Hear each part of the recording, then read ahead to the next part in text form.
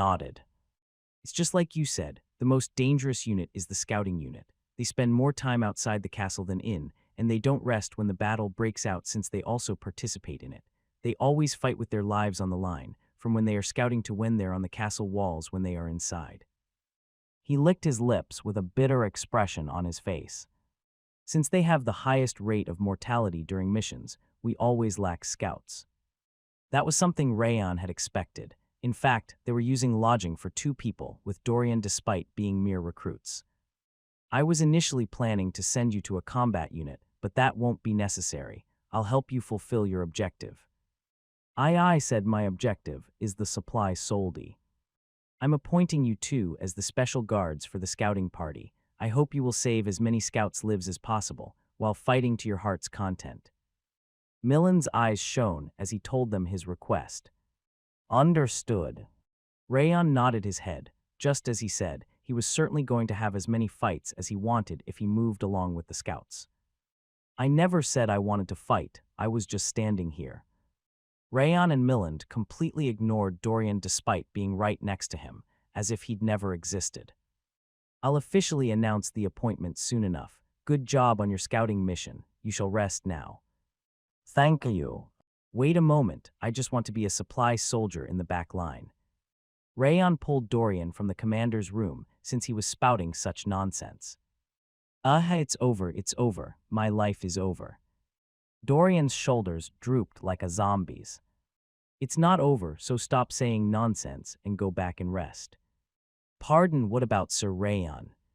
He was munching on a round snack. When he'd taken it out, Rayon had no idea. I'll train a little before returning. Okay. Dorian told him to do his best, then returned to their lodgings. Wait. Just as Rayon was about to visit the soldiers' training center, Wrath's voice could be heard. This isn't what you promised. Wrath burst from the flower bracelet and frowned. Promise? Yes, you said you would eat the pizza after the match. That promise. Rayon raised his head to look at the sky. It wasn't exactly time for dinner yet. Let's eat it in the evening after training. Stop lying, I won't be tricked like that anymore. It's true this time, I'll even pick the pizza you want. Really? I'm telling you, yes, I just want to review the enlightenment I got. Rayon nodded with a serious expression, thinking that he managed to convince him. Whirr. The blade of Requiem also resonated, telling him to just trust him. Fine, the generous King of Essence will forgive you this time. Instead, you have to pick the pizza the King of Essence wants at all costs. Okay. Rayon smiled as if he was dealing with a child and went to the training center. Rayon left the training center after the moon rising over the western mountain moved about the distance of 3 finger knuckles. His expression was filled with satisfaction as he tapped the sheath of his sword. The fangs of Insanity's proficiency has increased a lot. He managed to completely engrave the enlightening he got through the match in his body and mind. He was still lacking, but it felt like he managed to break through another layer. Let's return and sleep. Rayon Zieghart. When he was about to return to the lodging, Wrath, who was hanging on his wrist like a parrot, started emanating terrifying coldness. How could you forget about the promise with the King of Essence again? I was just kidding, it was a joke. Rayon snickered. There was no way he would forget about such a ridiculous promise. He was just playing a prank. Since Wrath had been silently waiting for him during his training, he was planning to buy him a pizza like he wanted. Whirr! The blade of Requiem resounded, looking at the floundering Wrath. What are you telling me? The King of Essence is narrow-minded. What's narrow is your owner's brain. Whirr!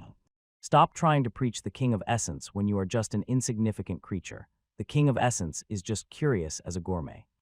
Rayon ignored the Demon King and the possessed dagger loudly chatting with each other, heading towards the branch of frost. However, the lights were off in the pub, and he couldn't feel anyone's presence. It looked like they closed down early. Did they close down? It looks like it. Wrath didn't say anything, blue flame trembling. The thin coldness coming from him started wavering like a tsunami. That's why the King of Essence said we should go there earlier.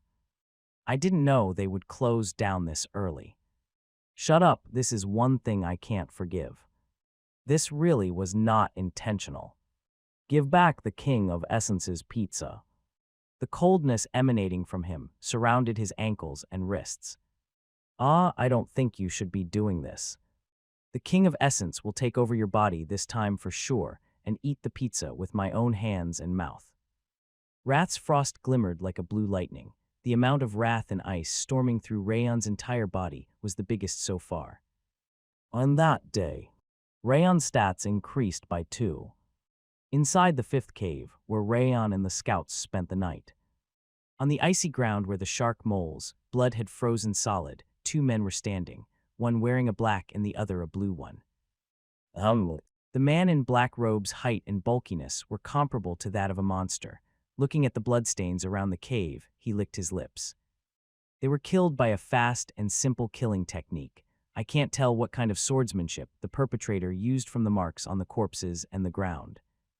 He scratched his chin, looking at the hole created by Rayon's blade of Requiem. How was this hole created? I don't think it was made by a sword. Was it a spear? No, this is. Why are you so curious about that? The man wearing the blue robe snorted, kicking the shark mole's corpses that had been buried by the scouts. They are all going to die anyway.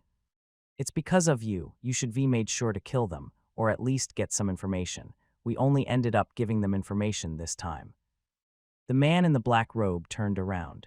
It was difficult to see because of the robe, but it seemed like he was scowling. I didn't do that on purpose. It couldn't be helped. They were out of control. Stop your nonsense. Why are you so worried? Nothing can possibly go wrong as long as we proceed as planned.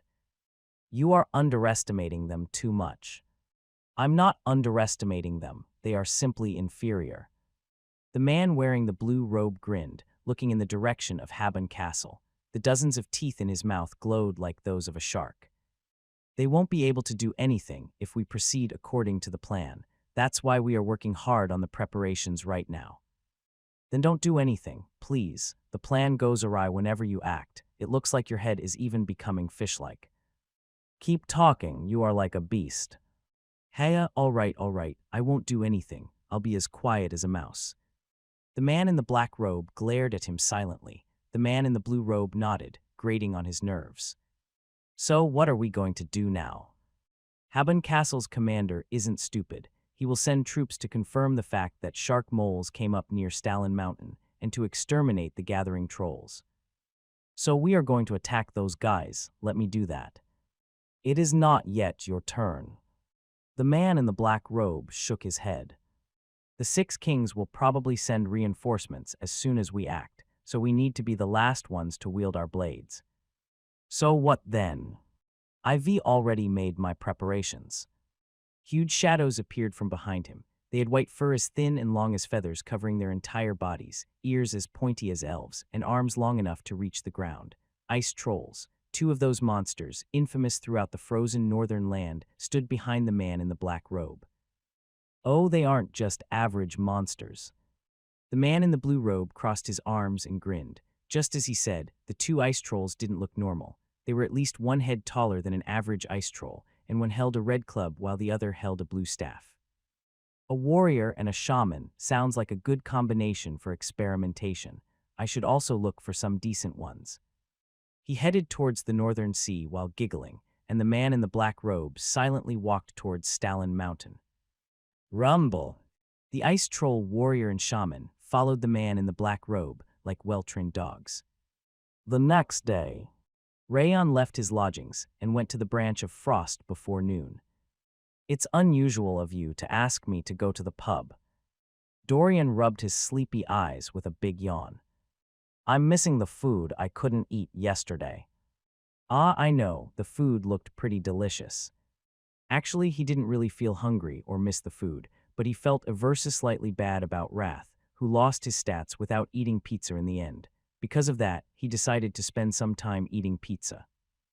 Don't pretend you are being considerate to the King of Essence. The promise was supposed to be for yesterday in the first place. Wrath complained, sticking to his wrist like a cicada on a tree. He'd become significantly smaller compared to the day before because he'd spent a lot of his power. Okay. As he nodded and kept walking, he could feel probing gazes form the surroundings. That's him, the sword demon that killed 6 shark moles on his own and even defeated the wolf mercenary corps, including their vice-captain, Cliff. Are you sure? But he is just a pretty boy. I can only feel a weak pressure from him. I lost all my salary from betting against him yesterday. There's no way I would forget. How did he become strong enough to defeat that terrible mantis at such a young age? The swordsmen and the knights swallowed harshly upon seeing Rayon pass them by. Hey, sword demon, you were awesome yesterday. It has been a long time since the last time our mercenary corps was defeated that badly. Thank you for beating up Turka, who's been playing the goat. I felt so happy when the vice-captain got beaten up. Unlike the swordsmen that were probing him, the wolf mercenaries waved their hands with cheers. They are seriously crazy. They just like fighting, and they like strong people. Yellow madness could still be seen in their eyes. It was truly behavior befitting the demons of battlefields that went looking for fights. Whatever, just go faster. Okay. Rayon snickered and opened the pub's door. The inside was completely empty since it was an awkward time for a meal. Welcome. They sat at the table in the center, and a cheerful voice could be heard from the kitchen. A girl in her early teens wearing her rosy hair in 2 braids walked out soon enough. She was someone they hadn't seen the day before. Are you going to eat, huh? After putting the menu down on the table, the girl tilted her head as she looked at Rayon. You are the swordsman that fought against the wolf uncles yesterday, right? Yes. Wow, the girl said your appearance was more attractive than your swordsmanship, but it was true. The waitress stared at Rayon with a broad smile. What are you doing? Stop making me wait and open the menu. The king of essence will order everything. Huh. First is pizza. I even saw the pizza from yesterday in my dream. He looked at the pizza on the menu. As he was pondering over which one to order since there were 5 different kinds, the girl came up next to him. Do you want my recommendation? This beef pizza and the chicken pizza are the most popular ones, and this spicy pepper pizza is a delicacy. And the waitress also recommended the grilled meats, chickens, and stews. The way she was increasing the sales after approaching him and telling him he was handsome showed that she was a proper merchant. Order this chicken pizza and the pineapple pizza down there for now. We didn't see the pineapple pizza yesterday. The one we had back then was beef. It doesn't matter. The king of essence wants that pineapple pizza. Pineapple is a bit. Pineapple was a tropical fruit from the southern regions. Since it had a sweet and sour taste, Rayon didn't feel like it would harmonize with pizza, which had cheese. Was you an odd eater rather than a gourmet? Silence, you said you would do what the king of essence desires for today. Keep your promise, Rayon Sieghart. Wrath's voice was dignified, as if he were pledging an oath or something when he was just ordering a pizza. The Demon King seemed pettier the more he learned about him. Give me the chicken pizza and pineapple pizza and a beef stew. I'm sorry, we don't have the ingredients for the pineapple right now. The waitress shook his head, saying that some food on the menu was unavailable because of the lack of ingredients. I was looking forward to it the most. It's a relief. Pineapple. As Rayon was breathing a sigh of relief because he didn't have to eat the pineapple pizza, Dorian, who'd been blankly staring at the menu, stood up. Wait. Rayon had an awful premonition and tried to stop him, but Dorian's hand was as fast as lightning. He took out a pineapple from his belly pocket in the blink of an eye. Here you go. The waitress' eyes widened. How did you? It's pretty common to carry around a pineapple or two. Dorian shrugged, saying it was nothing special. It's not. Why do you have something like that? Rayon barely managed to suppress the impulse to smack the back of his head. As expected of the King of Essence's first subordinate. Wrath murmured, saying that he did a great job of making him his subordinate, and patted Dorian's head with his frost. Thank you, then we will buy this pineapple and use it. That's fine, I have more. Dorian grinned, taking out another pineapple. Isn't it great, young master? You can eat the pineapple pizza you wanted.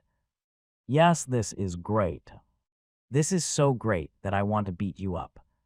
Oh. Rayon scowled and ordered the other food that was recommended to him. Thank you, we will prepare a tasty meal. With a refreshing smile, the waitress brought the pineapple to the kitchen. While Rayon was chatting with Dorian, who looked hateful for some reason, the waitress and a fear-looking old man with silver hair came out of the kitchen with the food. They displayed the steaming food on the table. This is the leftover pineapple after cooking. The old man placed the remaining half of the pineapple on the table, despite the impression that he gave that suggested he had experience killing several people. His voice was soft.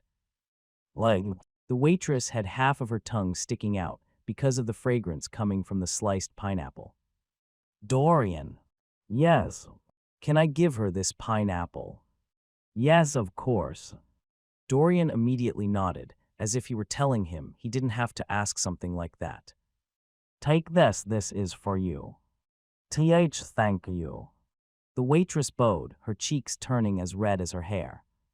Thank you. The old man also bowed slightly and went back to the kitchen. His attitude was also nice, unlike his appearance. Stop pretending to be kind and start eating already. Eat it when it's still hot. Stop whining. Rayon sighed lightly and picked up the pineapple pizza. He closed his eyes and took a big bite. There wasn't really a sour taste like he was expecting. On the other hand, the strong, sweet taste stimulated his tongue. It felt like the salty and sweet taste were discordant as they poked his tongue. It wasn't exactly disgusting, but he felt like there was no reason to heat up the fruit like that. This isn't too good. Dorian scowled after eating the pineapple pizza. On the other hand, how could this taste even exist? The king of essence has been so ignorant of the world. A demon king was moved by the pineapple pizza. This golden ratio between the sweet and salty taste is softly surrounding the king of essence's tongue. Like silk, this is gastronomy, and this is happiness. The monarch of devildom felt like he was in heaven from eating a single piece of pineapple pizza, and he was on the verge of tears. Keep eating, you shall never stop. Arg. Rayon frowned but still kept eating the pineapple pizza. It was certainly not too bad, but he still didn't know why he would preferred eating a cold pineapple separately. Wow, I'll never get bored of this taste, no matter how much I eat it. The king of essence is naming this pizza the Saltasweet pizza. Wrath kept telling him to only eat the pineapple pizza, falling completely in love with it. The young master really has a peculiar taste. Dorian wrinkled his nose, looking at Rayon as he picked up the fourth pineapple pizza. That's not the case. What are you talking about? You can't hide your taste. You are part of the mint chocolate squad, and you even like the pineapple pizza. You are the most peculiar person I've ever seen. I'm telling you I'm not. He barely managed to suppress the urge to smack the back of his head once again. I'm satisfied. A forest of pineapple shall be created in devildom in the future. The guy looked so happy. Rayon realized it was the time for him to put his plan into action. Eating another piece of pineapple pizza, he looked at Wrath. Wrath? What? His voice was cheerful, to the point that it was difficult to believe he'd exploded the day before. I had a feeling while using Glacier, but there are more ways to use it, right? Oh, did you actually notice that? You are right. Wrath nodded in satisfaction. It is similar to the cultivation techniques that humans use. Glacier is the method of using frost with the utmost efficiency and the highest amount of output. Does that mean I can also attack or defend with it? Of course. It doesn't only have that excellent scouting ability, but can also attack and defend. It's really amazing. Indeed, it's truly an incredible ability that even your inferior self managed to notice. Wrath's voice became even louder. It seemed he was feeling like a worshipped demon king once again, all thanks to the sweet taste of the pineapple pizza and Rayon's blatant flattery. So how do you use that? Can you even block ice with ice? What a pathetic guy. Remember what the King of Essence told you before. It's all about image. Nothing is impossible as long as you can picture the image. Then if I picture blocking the ice, can I block all the ice coming from both outside and inside. Of course, flaws don't exist in an ability created by the King of Essence. Chant the spell the King of Essence taught you and draw the image you need. The same goes when attacking. Wrath completely forgot about the bet and the fact that his main way of attacking was frost, giving Rayon advice on the image. I see. Rayon slightly lowered his head, putting the last piece of pineapple pizza in his mouth. It was an expression of gratitude to the monarch of Wrath, giving him his daily bread. Thank you. The pineapple pizza was awkward and obscure, but the other food was certainly delicious. Even Wrath, who was a fussy eater, was murmuring about making him his personal cook or something. This place is great. I didn't expect the northern land to have such a restaurant. Dorian smiled in satisfaction, patting his swollen belly. I'd agree. Rayon smiled widely and stood up. He went to the kitchen to pay, and the waitress came out with something in her hand. Please take this. They were nicely baked, steaming brown cookies. They were made with the pineapple she took with her earlier in the center. I made them because you seemed to like pineapples. Well, it was a misunderstanding, a complete misunderstanding. Another worshipper of the King of Essence has appeared in such a place. That girl shall be appointed as the King of Essence's pineapple girl from today onward. Rayon pushed away Wrath, who was spreading ice, and accepted the cookies. Thank you, I'm Yua. I see Yua, thank you. Rayon accepted the cookies with a smile. The old man bowed at him from the kitchen. Rayon bowed back and finished paying. Have a nice day, please come again. Yua kept waving her hand until Rayon and Dorian left the pub. This is pretty good. Eating the pineapple cookie, Dorian murmured that it was different from the pineapple pizza. Let's see. Rayon licked his lips and took a bite. The taste of gooey pineapple inside the crunchy cookie wasn't bad at all. Oh, it's gooey. This is also a delicacy. The King of Essence's pineapple girl is so talented. Today was a great harvest. I know, right? I gained more than you today. Rayon grinned, putting the rest of the cookies in his mouth as he thought that part separately. Rayon Dorian's. As he was thinking about the image he would make, Raiden was running up to them while waving his hand. Leader, what's up? Huff, there's an urgent matter. Raiden grabbed his knees with his hands to catch his breath before standing up. We've got a mission for the third scouting party. His nervous eyes subsided into darkness. It's your first mission. The night before. Haban Castle headquarters. Miland, Tyrion, and the strategic officers were gathered around a round table. The second scouting party found a group of ice trolls near the fourth cave. Their number is 13. We should attack first, before more of them gather. Vice Commander Tyrion pointed to a forest under Stalin Mountain on the map. The fourth cave isn't that far away from the fifth cave. Yes, we should check to see if other ocean monsters came up around Stalin Forest while we eliminate the trolls. Trolls are one thing, but we also need to investigate shark moles. Miland's gaze was directed at the map, then turned to look at the shark mole's fins that Raiden had brought back. This is an unusual matter, so the vice commander should act personally. Affirmative. Tyrion nodded immediately, as if he knew that would happen. Bring the Snow Strikers and the Wolf Mercenary Corps. Eliminate the trolls and investigate up to the area around the Northern Sea before returning. As for the scouting parties, I'll bring the second and the third. The third? Yes. Miland expressed his doubts slightly, but Tyrion firmly shut his mouth. He clearly had no intention of changing his mind. Fine, you will depart in 2 days, at daybreak. Keep that in mind and prepare yourselves. Yes. The strategic officers left to develop the plan in more detail, leaving the father and the son as the only people in the commander's room. The second party has to go because they were the ones that found the trolls. Why did you pick the third party when they only recently returned? The fourth and the fifth party haven't done anything in a while. I felt something after witnessing Rayon's matches. You felt something? Yes, Rayon's prowess is certainly astonishing, but I'm sure there are similar people among the young geniuses of the 6 kings and 5 demons. Miland nodded in agreement. However, the boy's spirit surpasses his might. The fierce will to defeat his opponent was powerful enough to overwhelm even me. The rough wolf mercenary corps accepted their defeat as well, even giving him a thumbs up. So you want to see if that spirit of his is the real deal or not? Yes, that is the case. Fine, he also wanted to fight, so there shouldn't be any problem. Miland tapped the map and nodded. You can go. Yes. However, his eyes grew serious as he folded the map and stood up. Be careful, the most dangerous moment is when change occurs. Understood. Tyrion smiled, telling him to not worry.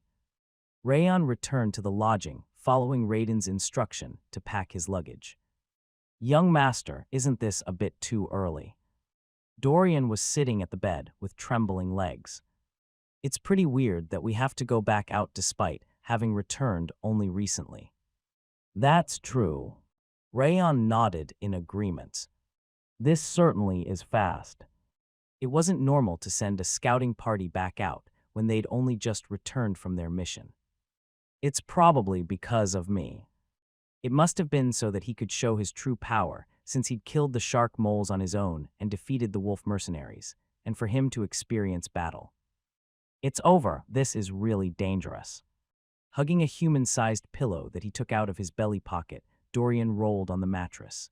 Rayon thought that it was a seriously strange thing to be carrying around. This should be enough.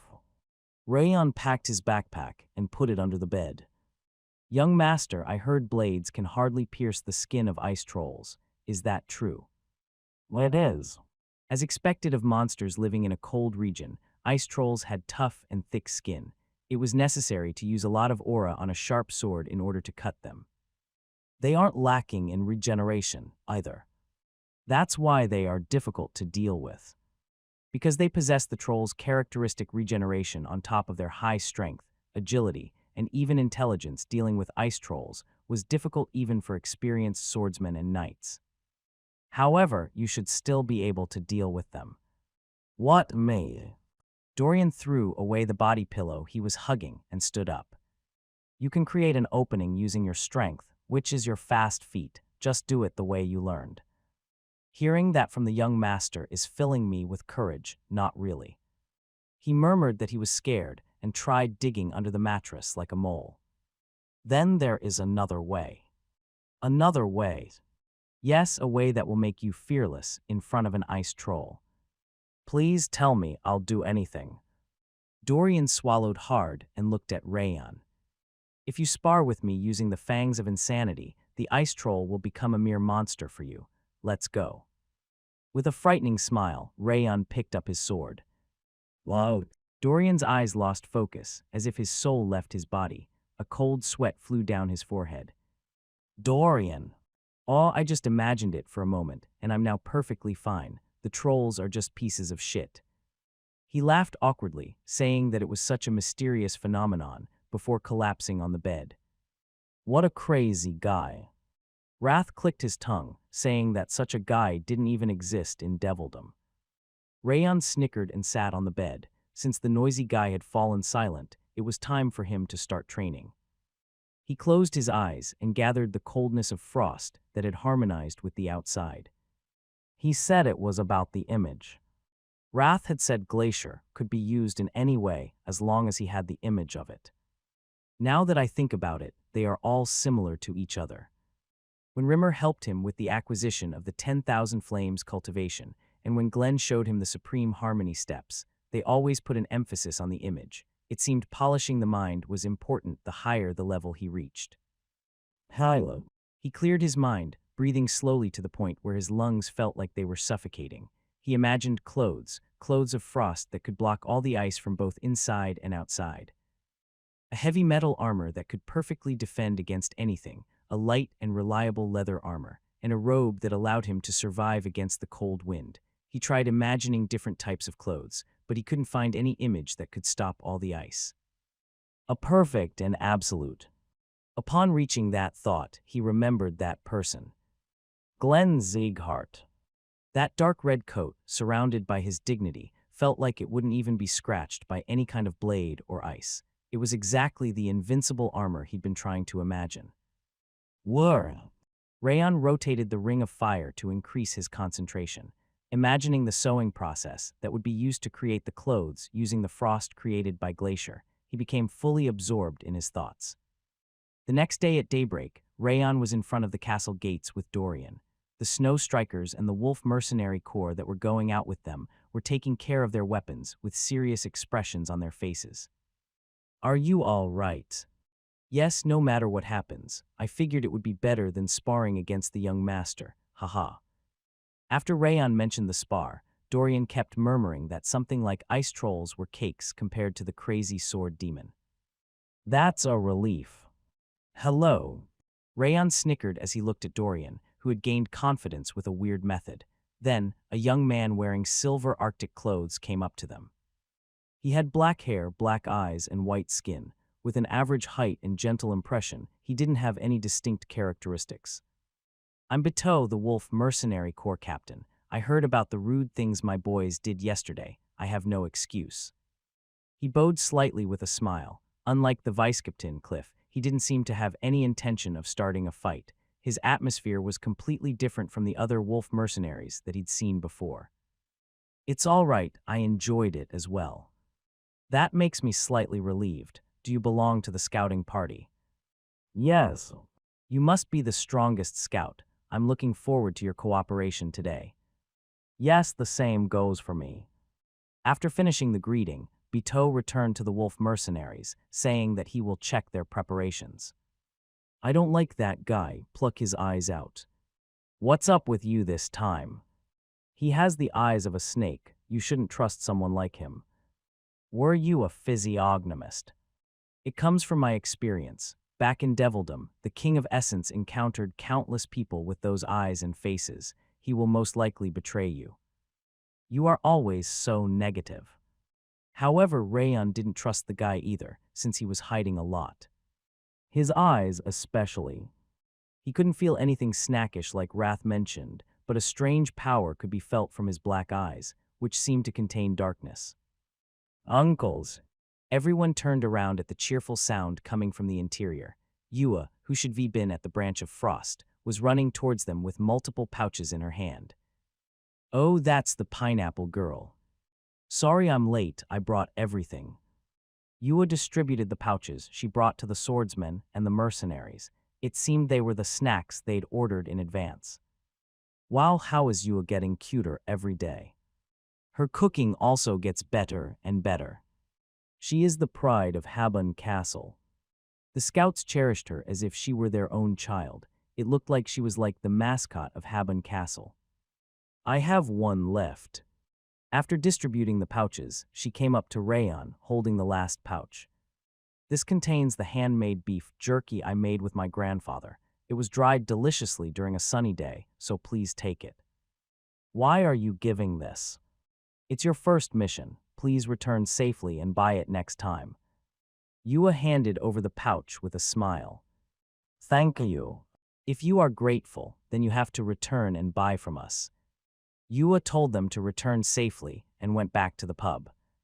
"What about me's?" Dorian pouted, looking at his empty hand. "She gave it to us to share. You should hold on to it." "Oh, yes." Dorian put the beef jerky pouch in his belly pocket with a smile. "Everyone line up. We are doing the final inspection before departing." Around 30 minutes before it was time for departure, Vice Commander Tyrion came up to the main gate. He personally checked the supplies and people before finally nodding his head. "He is completely different from that shit years." "I know, right?" His personality was completely different from Rimmer, who usually arrived right before the appointed time and half-assed when checking on their preparations. Tyrion looked down on the soldiers, standing on the platform in front of the main gate. His fierce presence made everyone's gazes fixate on him. "There are two objectives for this mission: elimination of the gathering ice trolls and scouting from the entrance of Stalin mountain up to the northern sea. I hope we can stay together until the end, without a single straggler." "Yes." Since they were already aware of the mission's objective, the swordsmen, soldiers, and mercenaries answered loud and clear.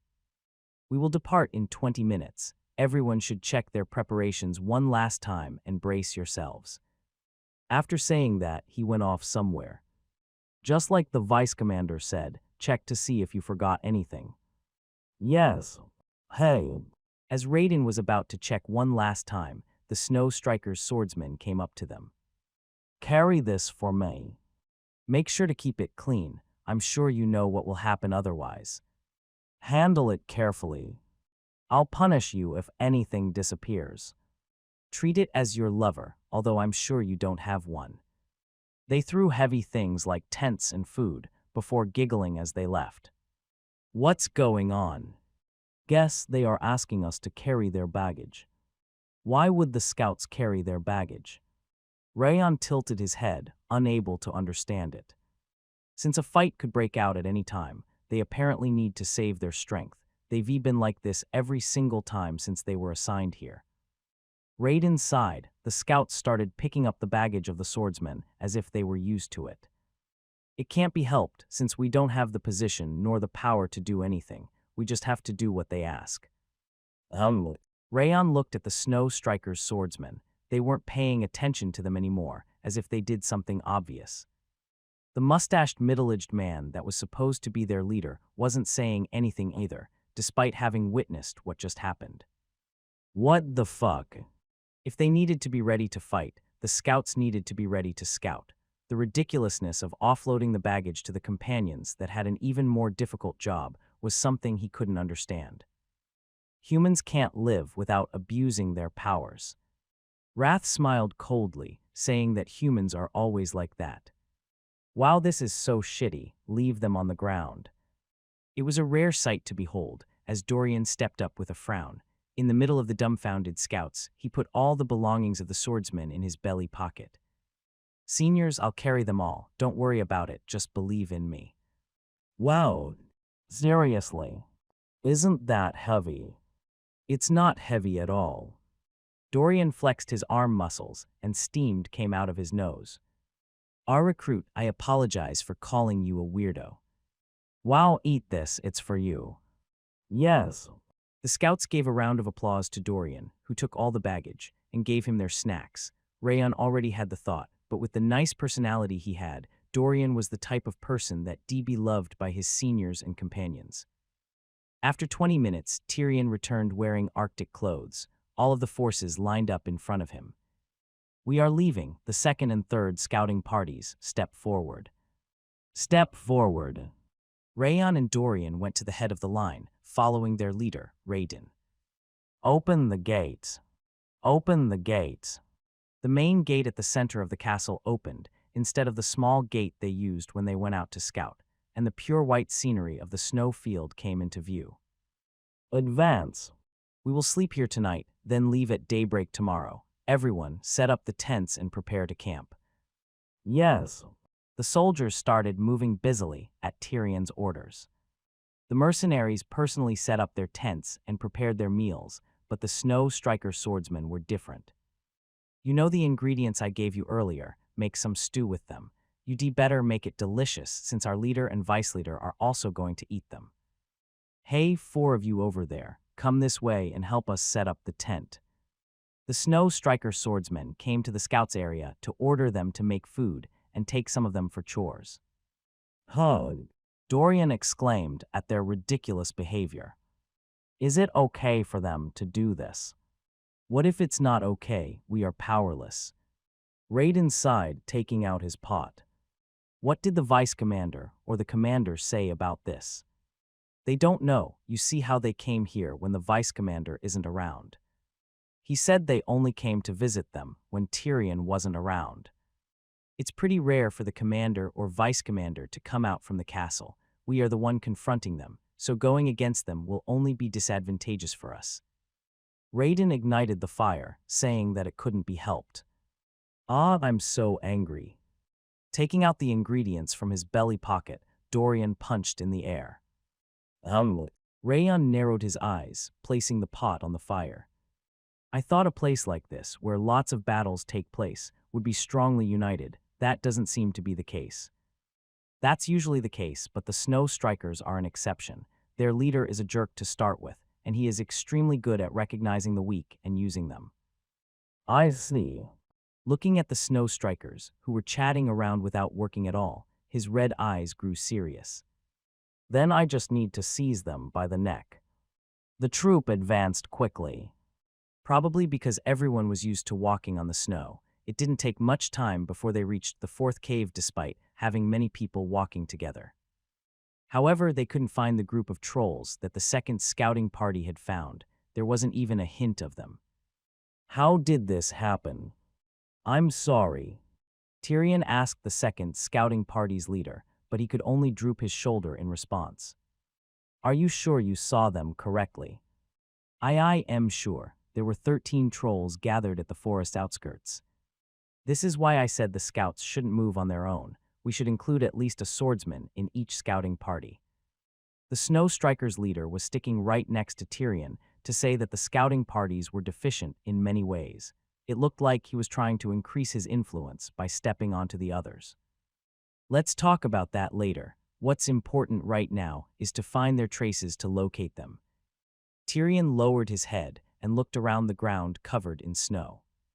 Even though the ice trolls move like wild animals on snow, it's impossible for them to leave no trace at all. Find the ice trolls' remnants, everyone. If we don't eliminate them right here, they will return to us as a huge casualty. Yes, understood.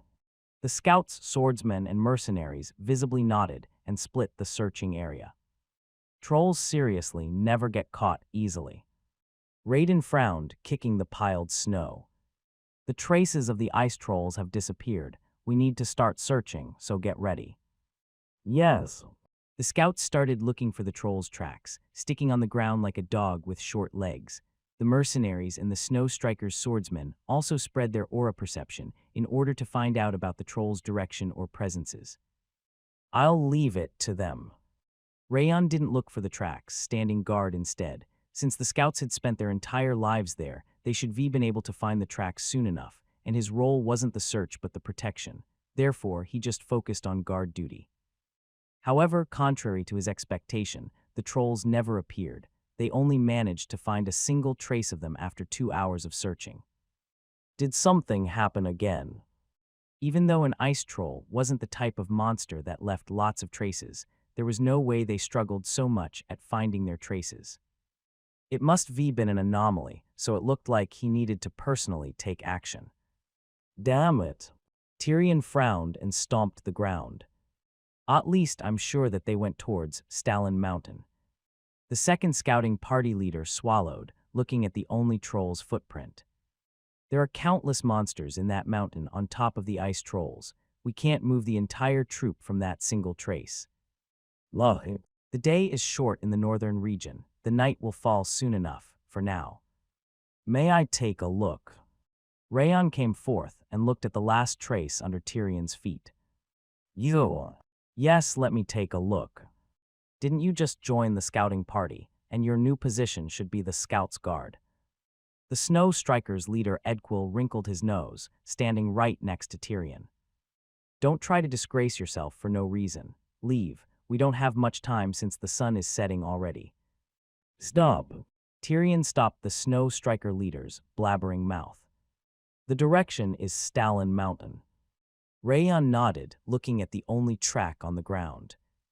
Everyone knows that. The problem is that we can't find out the exact location. The Snow Striker leader shouted, annoyed by the fact that Rayon was stepping up despite being part of the scouting party. I'll figure that out. Ha, are you some young master from somewhere? You are really childish, contrary to your rumored abilities. Do you realize you're wasting everyone's time right now? I want to deep fry that insect and his mustache in a volcano after freezing him from head to toe. I really hate how he keeps blabbering in his mouth. That's a bit cruel, but I agree. Rayon ignored the Snow Strikers leader, who kept talking endlessly, and closed his eyes. Since it was also his opportunity to get stronger, he focused his mind. He used Glacier and opened the ocean of perception made with his mental image. It had become wider and was now at a size that could be called a spring. He spread the ocean out thinly, but he couldn't find any trace of the troll's presence. He would be normally stopped there, but because of the Snow Striker leader and swordsman that were annoying in multiple ways, he definitely wanted to locate their positions. But how? It was also about image. Opening the confined ocean would allow him to reach further with Glacier's perception. Rayon opened the dam, blocking the ocean like a lake. Splash! The sound of flowing water that shouldn't exist resounded throughout his head, and the black water surged from the ocean. This way. He directed the stream up towards the destination of the troll's footprint. Just like a salmon going up a river, the ocean of perception, mixed with the icy frost of the land, dashed towards Stalin Mountain. He searched through the predictable locations by controlling the stream of perception bending like a whip, but he could only feel the presence of multiple monsters, not finding any gathering of trolls. Then, perhaps, he changed direction. Instead of the snowy forest that ice trolls preferred, he let the stream of perception flow towards the bottom of the mountain and valleys. He even used the perception of the snow flower and focused, finally finding a wild presence around a ravine. Their numbers were higher than he'd heard, but they were the ice trolls surrounded by frost for sure. Huh. He exhaled a murky breath and stood up. The scouts were looking at him full of expectation, while the Snow Striker's leader and swordsman were sneering at him. Your expression makes it obvious. We've just wasted our time. Vice Commander, let's prepare to camp. I found them, though. What? I said I found them. Rayon's mouth curved into a smile, looking at the Snow Striker leader, who used to sneer at him. What is this crazy bastard saying? The Snow Striker's leader Edquil glared at Rayon with his brown eyes. Are you saying that you discovered the troll's location from crouching there and looking at a footprint?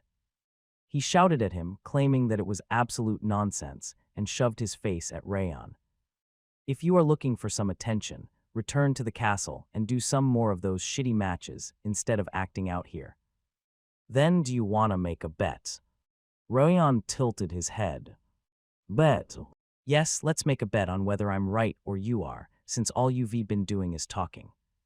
You are insane. How are we going to even bet when no one's going to trust you? Are you scared? Rayon snickered and raised the corners of his mouth. Edquil started grinding his teeth. Stop saying nonsense when you are just a moron that's come from nowhere, and why have you been talking to me so casually? That's how you've been talking to me. I'm not your subordinate. Even if you aren't, my position is. The commander personally assigned me as the scout party's guard. I'm actually directly affiliated to the commander, so there's no reason to show you courtesy.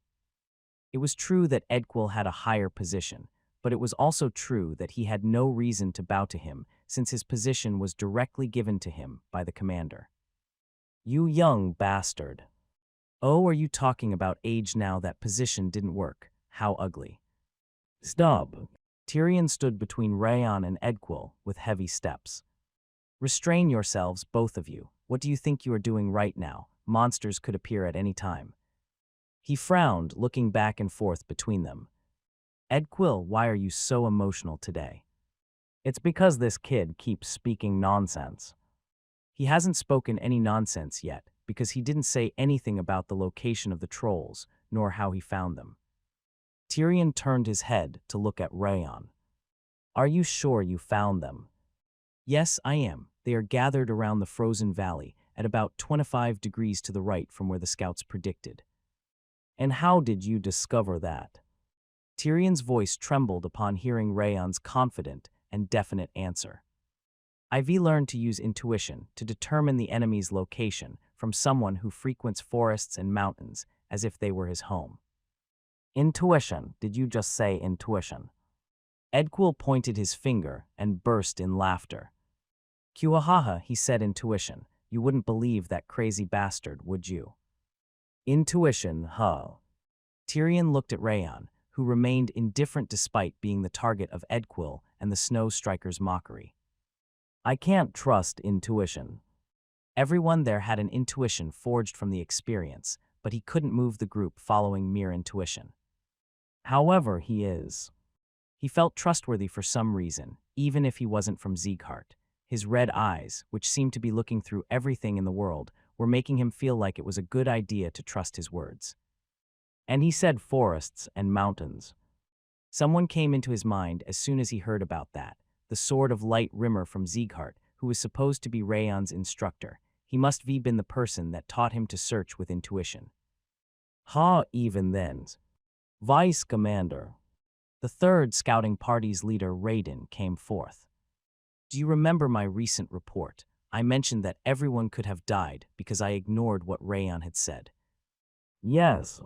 Terrain nodded. It was only a few days ago that he heard that they fell into the danger of annihilation from ignoring Rayon's warning. His eyes were exactly the same back then. Try trusting him once. Sensing shark moles isn't a big deal. How are you asking him to make a decision following a mere intuition? Do all the scouts have a hole in their head or something? Edquil tapped Rayon's head with his finger. If you have time for stupid shit like that, you should be educating that idiot instead. Edquil stopped right there. PH. Tyrion stopped him and Edquil crossed his arms, turning around. I'm also interested. Beto, the wolf mercenary corps captain, also stepped up. Swordsman Rayon. Yes. How long does it take to get there? It takes 30 minutes normally, but it will take 10 more minutes if we want to reach their backs. Back, did you even find a spot for a surprise attack? Yes. He exclaimed, raising his head to look up at the sky. Vice Commander, 30 minutes isn't even long enough to reach the mountainside. We can return before it's too late, so let's try going there. Beto, why are you saying that? We're bribed by that idiot or something. Edquil frowned and stomped the ground, as even Beto took Rayon's side. He feels trustworthy for some reason. I wonder, is it because he defeated my troublemakers? Tyrion sighed and turned around. Get ready, everyone. We are climbing Stalin Mountain. Vice Commander, are we seriously going? Yes, it would be even more dangerous if the trolls attack us after nightfall. It's better to eliminate them as soon as possible if we can. But how are we supposed to trust this insane bastard? I will not allow any further objections. Edquil wanted to keep talking, but he had no choice but to step back as Tyrion gave his definite answer. So we decided to check the location. Rayon smiled coldly and approached Edquil. And we should continue the bet. What bet are you talking about? If I manage to find the trolls, you should speak to the scouts respectfully from now on, carry your own baggage and the scouts' baggage, and do the chores for them as well. What if you didn't? Then I'll grant any of your wishes. Fine, you'd better be ready, since you will never be able to shoot your mouth off ever again. Edquil gave a deadly frown and walked towards the snow strikers. What an idiot, this guy always has a trick up his sleeve, so you always have to be careful to avoid being tricked by his words. I know, right? Rayon smiled, looking at Wrath as he called Edquil an idiot. But you also get tricked all the time. The man in the black robe groaned, looking down from the midpoint of Stalin Mountain. What? He frowned, looking at Habun Castle's troops as they climbed Stalin Mountain. Why are they climbing? Climbing that mountain after seeing a single trace was an incomprehensible behavior, considering the personality of Habun Castle's commanders, who tended to double-check on everything. The plan is going wrong. The initial plan was to perform a surprise attack with the ice trolls after Habun Castle's troops fell asleep in their camp, so their actions were messing up his plan. I need to withdraw for now. The man in black robe went up slightly higher just in case, along with the ice troll warrior and shaman. Since the other ice trolls were hidden inside the frozen valley, there was no way they would be found out. In fact, Habun Castle's troops were moving in a slightly different direction than the valley. Let's observe for now. The man in the black robe licked his lips, watching the climbing troops. It wasn't difficult to deal with them, but he couldn't kill all of them.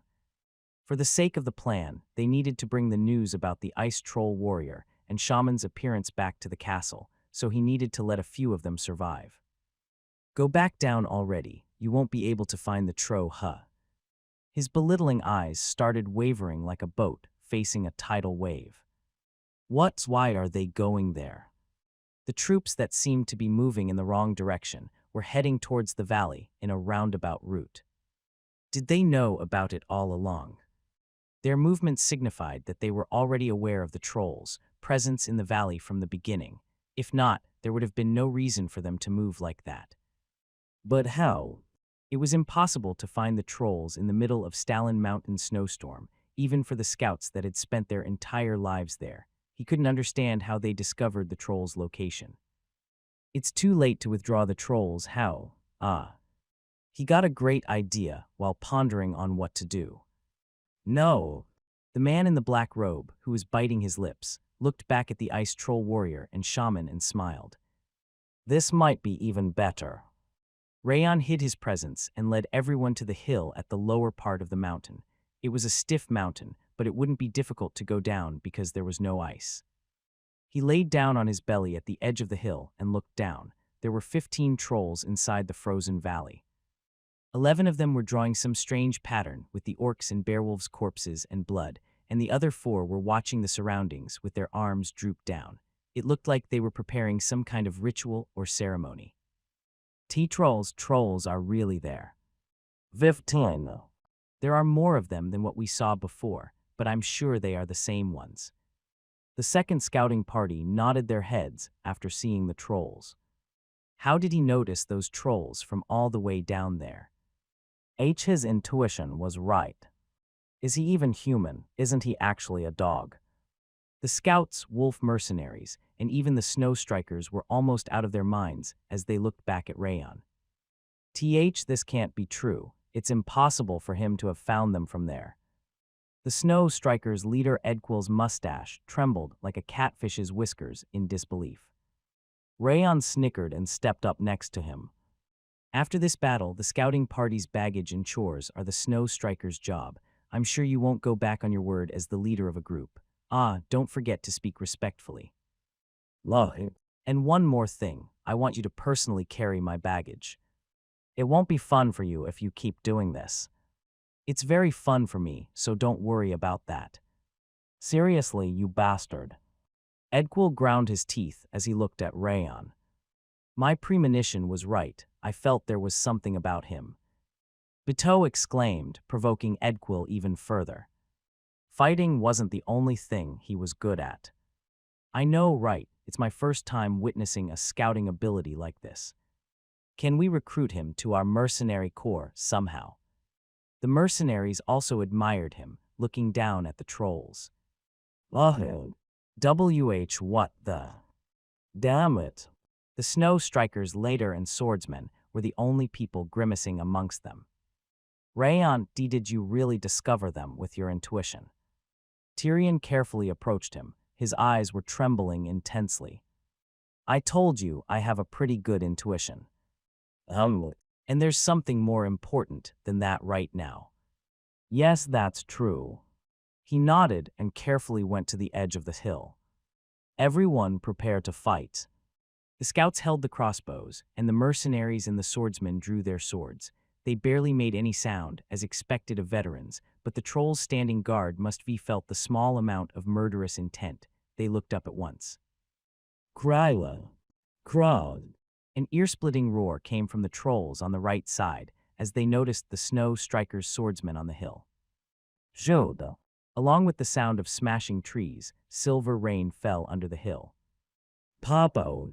Each of the ice trolls were hit by at least 5 bolts, but only a few of them managed to pierce through their thick skin into their flesh. Kryla. Kalua. The trolls plucked away the bolts stuck on their bodies and roared in anger, mouths red. Charge. Leah. Tyrion brandished his aura blade to run ahead like an excellent horse, and the snow strikers and the mercenary corps followed him. Let's go. The scouts jumped down as well, holding crossbows in one hand and shields in the other.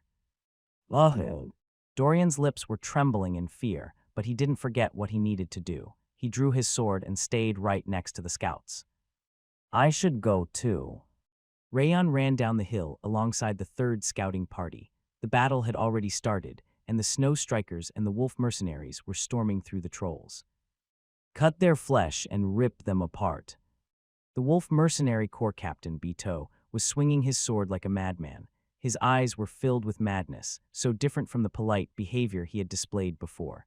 The deadly energy surrounding his blade savagely cut through the ice troll's upper body. Surround them from 4 directions and attack. Aim for the neck and heart. Despite their ugly personalities, the Snow Strikers had excellent abilities.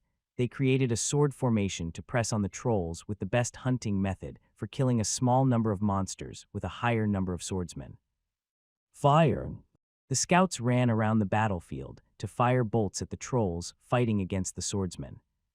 There were more bolts piercing through their skins as they shot from a closer distance, but the damage wasn't significant. However, the fact that they were distracting the trolls was creating a better situation for the swordsmen and the mercenaries. There were almost 10 swordsmen and scouts per troll, so despite the fact that it looked like a messy battle, it was actually advantageous for the humans. Cue young master. After pushing away the ice troll that was trying to attack the scouts, Dorian breathed out roughly. Why are you so quiet today? You would be normally already started fighting by now. Our mission is the protection of the scouts, and my opponent is something else. No one else had felt it, but 2 monsters strong enough to be the troll's leader were running towards them. They are almost here. Rayon smiled coldly and raised his head. Welcome, my food. Never approach them, our goal is distraction. Raiden shouted at the scouts. If you manage to distract the troll, step back immediately. We don't need to fight them ourselves. He ran ahead quickly and shot the crossbow towards the shoulder of the troll that was about to grab a Snow Striker's swordsman. Pow! The bolt barely managed to pierce the troll's skin, but that was enough. The swordsman used that opportunity to dodge and started counterattacking. Stay back if you run out of stamina. Raiden notched another bolt. It was difficult to believe he was using a crossbow that was slow to load. It was proof that he'd practiced it more than anyone else in that place.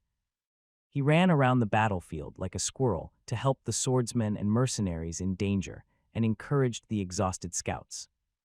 Hog. Raiden caught his breath under the hill they came down from. This is the best-case scenario. The advantage they got from the surprise attack was continuing. A few people were injured, but no one had died, and there were only a few trolls remaining.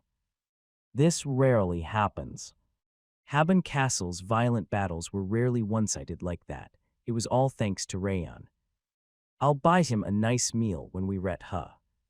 A terrible murderous intent that made his hair stand on their ends cut off his line of thought. Gulp! He swallowed and raised his head. At the top of the hill, 2 trolls around 1 head taller than the ice trolls could be seen, one holding a club and the other a staff. A W warrior and a shaman. Krrr. He felt like he was stark naked from the icy chill, coming from the intense, murderous intent the 2 monsters possessed. Slam! The ice troll warrior crushed the hill and jumped down at the scouts. He could feel the incredible strength coming from the blood-covered club. Kyo! He couldn't breathe anymore. Death was the only thing he could think about. There was no way he could survive. The other scouts next to him also closed their eyes, sensing the end of their lives. Damn it! It was as he was biting his lip, looking at the club getting bigger and bigger. In the midst of frozen time, 1 swordsman was moving. Thud! He pushed Raiden and the scouts back with an invisible strength and stood alone in front of the ice troll warrior. He thrust his thin sword towards the troll's club, which contained a tremendous amount of strength. The crimson flower blooming from the end of his blade fluttered beautifully. Wham!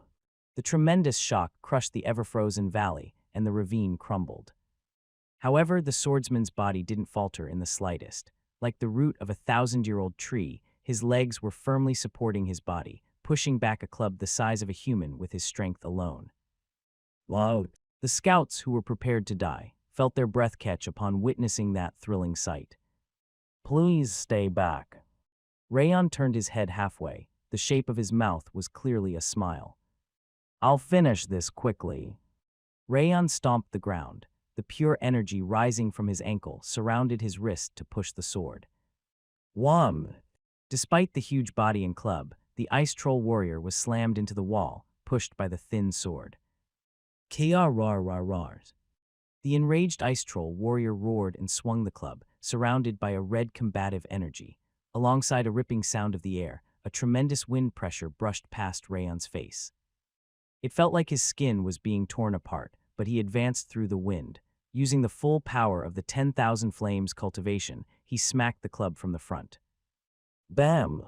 The collision between the aura-covered sword and the club that was incorporating combative energy created a shockwave, sweeping away all the snow and ice in the surrounding area. Kai! The ice troll warrior's body was sturdier than he thought. It withstood the tremendous shockwave with its body and pummeled its club. His regenerative ability is certainly insane. Its body was ripped apart by the shockwave, yet it had already started regenerating. It wasn't just the strength and the agility, but it also had an incomparable regeneration compared to the normal ice trolls. Huff! Rayon bent his knees. He swung up with his sword, aiming at the red combative energy that was falling down like a waterfall. The ice troll warrior's combative energy was powerful, but the 10,000 Flames cultivation's fire had enough power to melt it down. Wham! The crimson flame, fierce enough to melt steel, slashed through the combative energy and crashed like a tidal wave. It looked like a salmon going up a valley. Krr. The ice troll warrior groaned upon seeing its combative energy being split apart. Its yellow eyes, which used to look down on him, were filled with panic. I'll end you right away. There was no point in wasting time. It was as he was about to slice its neck, after cutting through the combative energy. Wham! The lump of ice thrown from the right deflected the sword's trajectory. PSSH. Instead of the troll warrior's neck, the sword cut through its chest. Despite receiving a huge injury, displaying his ribs to the outside, he still managed to jump back to gain distance. Rayon narrowed his eyes and raised his head. The ice troll shaman was shaking its staff on the hill. What deflected his sword earlier was the frost drop shot by the troll shaman. That's cheap. Why is it interfering with a one-and-on fight? Dorian pointed his finger at the ice troll shaman and stomped the ground, but naturally, he didn't do anything in return. I'll take care of the shaman. The Snow Striker's leader Edquil turned quickly. If you don't manage to kill it by the time I finish the troll warrior, I'll get the shaman myself. That won't happen. Edquil frowned and climbed up the hill, the Snow Strikers following him in a hurry. Krr. Rayon looked ahead, hearing the growl of a wounded beast. The ice troll warrior, who had already recovered, was raising its club. I'm sorry, but the fight is over. Rayon lowered his sword and smiled coldly. He finished analyzing the ice troll warrior's movements by using the Ring of Fire and the Fangs of Insanity. The only thing left was to take its life with a single strike. Krr. The ice troll warrior shattered the ground and rushed at him. With his sight filled with the monster, Rayon brandished his sword. Instead of stepping back, he ran ahead. 10,000 Flames cultivation, 10 flames. Thawing flame. A crimson flame blossomed on the silver blade, as if spring had arrived. The flower blossom looked like the sun as it spread out in 4 directions, announcing the end of the cold winter. Greika. The dancing crimson flame subsided, and the frozen ground melted. The ice troll warrior's head and club fell above it. Heir. Rayon lowered his sword and exhaled an exhausted breath. The 10,000 Flames cultivation's techniques were definitely powerful and flashy, but they consumed too much aura and willpower. He felt like his mind was going numb. However, the power and sharpness that cut the ice troll warrior apart in a single slash was satisfying. Rayon caught his breath and looked up the hill. The troll shaman was spreading its magic and leading the trolls to fight against the Snow Strikers. They are not done yet. Rayon fed the extinguishing flame of his blade the firewood called aura and brandished his sword. Then that's mine. Defeating a monster powerful enough to use combative energy would result in an increase of stats and level. There was no reason to give away such delicious food to a stranger, and a bastard like him on top of that. He felt people staring at him as he was about to climb the hill. When he looked back, Tyrion, the mercenaries, and even the scouts were all staring at him dumbfounded.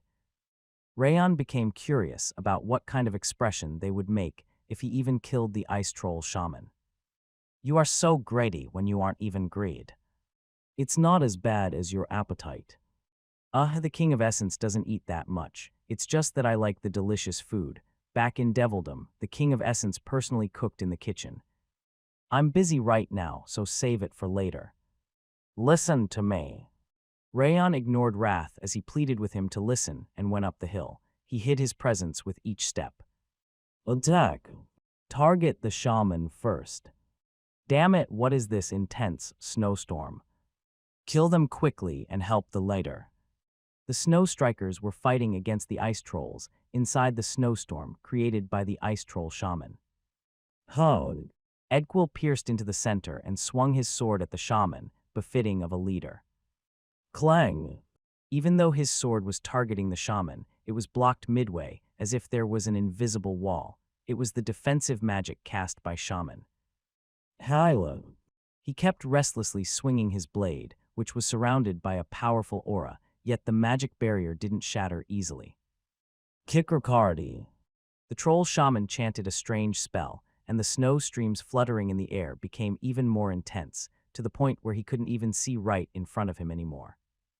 This isn't enough to stop me. Edquil grit his teeth and swung his sword. The white storm was split apart, and the shaman's body came into his sight. I have to kill it at all costs. If he got the achievement of killing the shaman on his own, he could probably cancel the bet he made against that damned kid. He couldn't allow them to carry the baggage of the lowly worms, the scouts. He needed to kill that monster at all costs and cancel the bet. Yeah.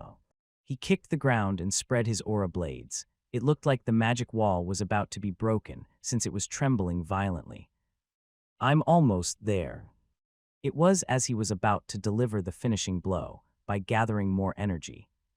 Slam! Shaman's body faltered significantly, and a red stream appeared from the left side of its chest, where its heart was located. What is this? While he was standing still, unable to understand the situation, the troll shaman's body was scattered into pieces along with an explosive sound. Whoosh! Behind the fluttering crimson smoke, the blonde kid that he hated the most was standing there, holding a dagger emanating evil energy. You bastard! Edquil pointed his finger while trembling his chin. Why are you here? I told you I'd kill it myself if you didn't manage to finish it before I killed the troll warrior. Shut up, it was just a surprise attack from the back. I could finished it on my own even if you weren't here. Just a surprise attack or whatever, take this corpse for now. Rayon sneered and pointed at the shaman's corpse. His face was so hateful that Edquil wanted to insult him. After all, you are my scout party's baggage carrier from now on. Gulp! The man in the black robe swallowed, looking at the ice troll corpses piled up in the valley. How did this happen? That wasn't supposed to happen. Habon Castle's troops should be lost half their soldiers to the surprise attack from the ice troll warrior and shaman, and the rest should be desperately fled. Then Commander Miland should be personally come out with the troops because of the dangerous monster's appearance. However, his entire plan went awry because of one thing. And the reason was a single guy. Great. The man in the black robe grit his teeth. He looked at the blonde swordsman standing on the hill. He noticed the ice troll warrior's surprise attack, beheaded the troll warrior, and burst the heart of the troll shaman as it cast its magic. His prowess was one thing, but he was perfectly aware of the way he could finish his opponent's life. The man in the black robe fiddled with the mask in his hand. It was a blue mask like an ice troll, with long ears and a wrinkled forehead. Huff, what shall I do? He pondered on whether he should kill them right then or devise another plan. Besides that guy, he could sense an ominous aura from the young boy that killed the warrior and shaman on his own, to the point where he was making his hair stand on ends. It was the danger detection ability from the mask. Which means he is a dangerous guy. More than Habon's castellan in some way. The man in the black robe turned around. He climbed the mountain and clenched his fist. Do I have to take that out? When Rayon killed the last troll, a message appeared in front of his eyes. Agility has increased by 1. Energy has increased by 1. Rayon smiled in satisfaction after reading the message. They were the stats he got as a reward for killing the ice troll warrior and shaman. And that's not everything. His soul's level must be also increased from killing the monster using combative energy on his own. He didn't kill the shaman on his own, but there was no problem since he made the finishing blow.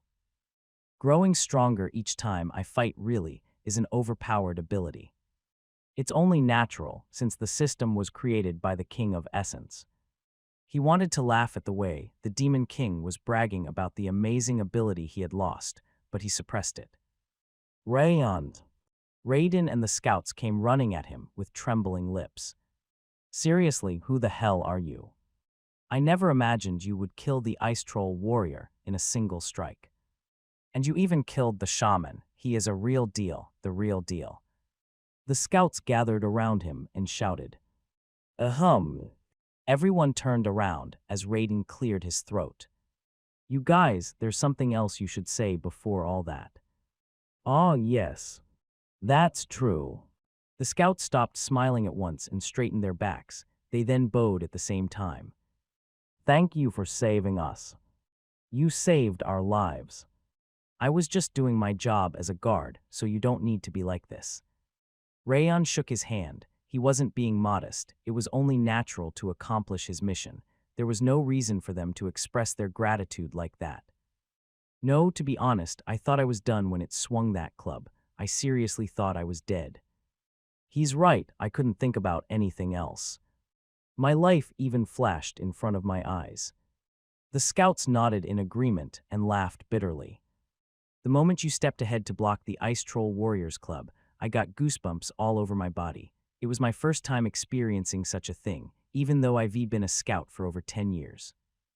There were tear marks around Raiden's eyes. Even though he was currently smiling, it seemed he really had been prepared to die. You didn't just do your job, you also saved all of us. Saying thanks isn't enough to express our gratitude. He's right. He turned his head around, hearing a low voice. Tyrion was standing there wearing a smile for the first time since Rayon had met him. Countless people run away from their roles, whether it was because of the mission or in order to save people. Standing alone in front of that club isn't an easy feat to achieve. Tyrion bowed his head and smiled even more vividly. Thank you for saving our soldiers. Yes. Rayon slowly nodded his head. My heart tickles for some reason. He'd always been busy running away after a battle or assassination. There had never been an expression of gratitude, and he'd always started preparing for the next mission right away, so it was still awkward for him to be thanked like that. However, he didn't dislike it. He felt happy, as if a soft and warm fabric was caressing his heart. The mixture of a powerful aura, an excellent swordsmanship, and appropriate timing resulted in an unimaginable power. The Wolf Mercenary Corps Captain, Bateau, walked up to him while clapping his hands. You are outstanding in many ways, to have exercised a power surpassing your might. His eyes were shining like a man that had found the product he liked. I want to find out more about you, but since none of our guys died thanks to you in good conscience, I guess I should stop here, right? He shrugged his shoulders and smiled widely. Ah, of course, not investigating others' background is the mercenary's unwritten law. By the way, the guy that named him the Sword Demon did a really great job. His sword is seriously insane. I've never seen anyone looking so happy when swinging their swords. How the hell did he push back a troll warrior with strength? Is he an ogre or something? What do you need to eat to get that strong at that age? The mercenaries gave a thumbs up, telling him that he was amazing without any ulterior motive at all. They were the classic behavior of warriors that worshipped power and fighting. Listening to the scouts and the mercenaries' cheers, he walked up to the snow strikers, who were standing as still as corpses. He stopped in front of Edquil, whose chin was trembling, and put down his bag. I told you right, you should carry my stuff, take it. Are you serious? Edquil flicked his finger, as if he were going to draw his sword at any moment. But you promised, everyone here heard your promise. Are you going back on your word? Are you trying to be my enemy for some scouts? His eyes became wide open, because he didn't expect him to actually hand over his bag.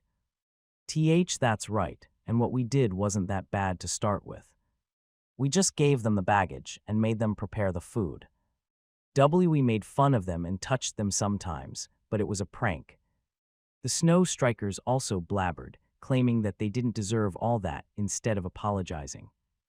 I knew it, this isn't good enough to punish them. It was a prank, or it wasn't that bad weren't things they should be been saying. Just as he thought, their mindset itself was unacceptable. Well, I guess I don't want to do anything harsh to the companions that fought alongside me. Rayon nodded, hiding his true intention. However, we can't reverse the bet we've already made, either. That's why I have a suggestion. What is that? Edquil and the Snow Strikers' eyes glittered. They looked like they would do anything to get out of that situation. Tusk, those are the eyes of men about to lose everything they have and be chased out naked. Wrath lightly clicked his tongue, looking at Edquil's eyes. We can make another bet on top of the previous bet. If you win, you won't have to be my bag carrier, and if I win, you will get another penalty. Rayon smiled widely. His eyes were sinking into darkness, as if they had engulfed the night. What do you think? What is the bet? Edquil raised his eyebrows. He couldn't hide his impatience because he thought he could avoid becoming a bag carrier. Naturally, the bet has to be about this. Rayon tapped the sheath of his sword. A spar. Yes, since we live by our swords, both conversation and the bet should be performed with this. That's such a simple way of viewing the world, befitting a child. Edquil's mouth curved like a wet twig. Do you really believe that I'm at the same level as those monsters or mercenaries? If you are that confident, you just need to accept the bet. He didn't respond immediately, taking his time as he bit his lip. I have a condition. Condition, I don't think you are in a position to suggest something like that. The words were oppressive from the start. Rayon knew exactly who had the upper hand in the situation. Let's fight using only our personal prowess. What do you mean by that? I mean to say that we should fight using swordsmanship and aura, without any special equipment. Rayon took a glance at the blade of Requiem hanging behind his waist and narrowed his eyes. I got him. He used the blade of Requiem on purpose when killing the troll shaman, and it was already bearing its fruit. Just as he thought, Edquil believed that he'd killed the shaman in a single strike thanks to the blade of Requiem's special power, rather than his own strength. Let's do that, then. Stopping himself from smiling, Rayon nodded nonchalantly. Then what's the penalty you are going to add? It's simple, you will become the scouts. Oh, what? I'm telling you to stop being swordsmen and become scouts at the lowest rank. About 3 months should be enough. People like Edquil and the Snow Strikers, who were so self-centered and arrogant, needed to be put in others' shoes to learn their lesson. Even if they were chased away from Habon Castle, Rayon wanted to teach them the error of their ways before chasing them away. Are you serious? Edquil shouted, pointing his finger at Raiden and the scouts. They are nothing but dregs that can't even use aura. Why do you even care about them? There's no way the commander would allow such a condition. Kyo, Lohi.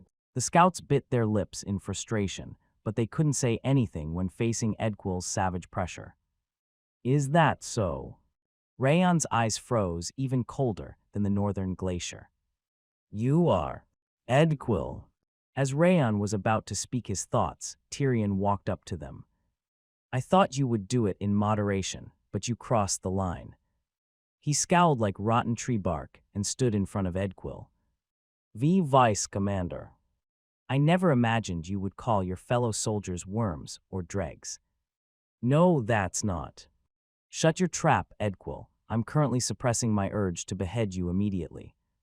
Tyrion made Edquil step back, then turned to look at Rayon. I'll allow it. I'll be the notary of the duel between you two. Vice Commander. It doesn't matter if you are weak, since you can become stronger. However, I won't allow anyone to be trash that treats his companions like that when you should be able to entrust your back to them. There will be various problems in Habon Castle if all of us become scouts. The castle might end up collapsing. If the castle was going to collapse just because you weren't there, it would be collapsed already. Don't overestimate yourself, Edquil. Lohi. Edquil's lips trembled. However, I can't endanger everyone here because of your duel. Tyrion narrowed his eyes and pointed under the mountain. The duel will take place once we reach the safe place.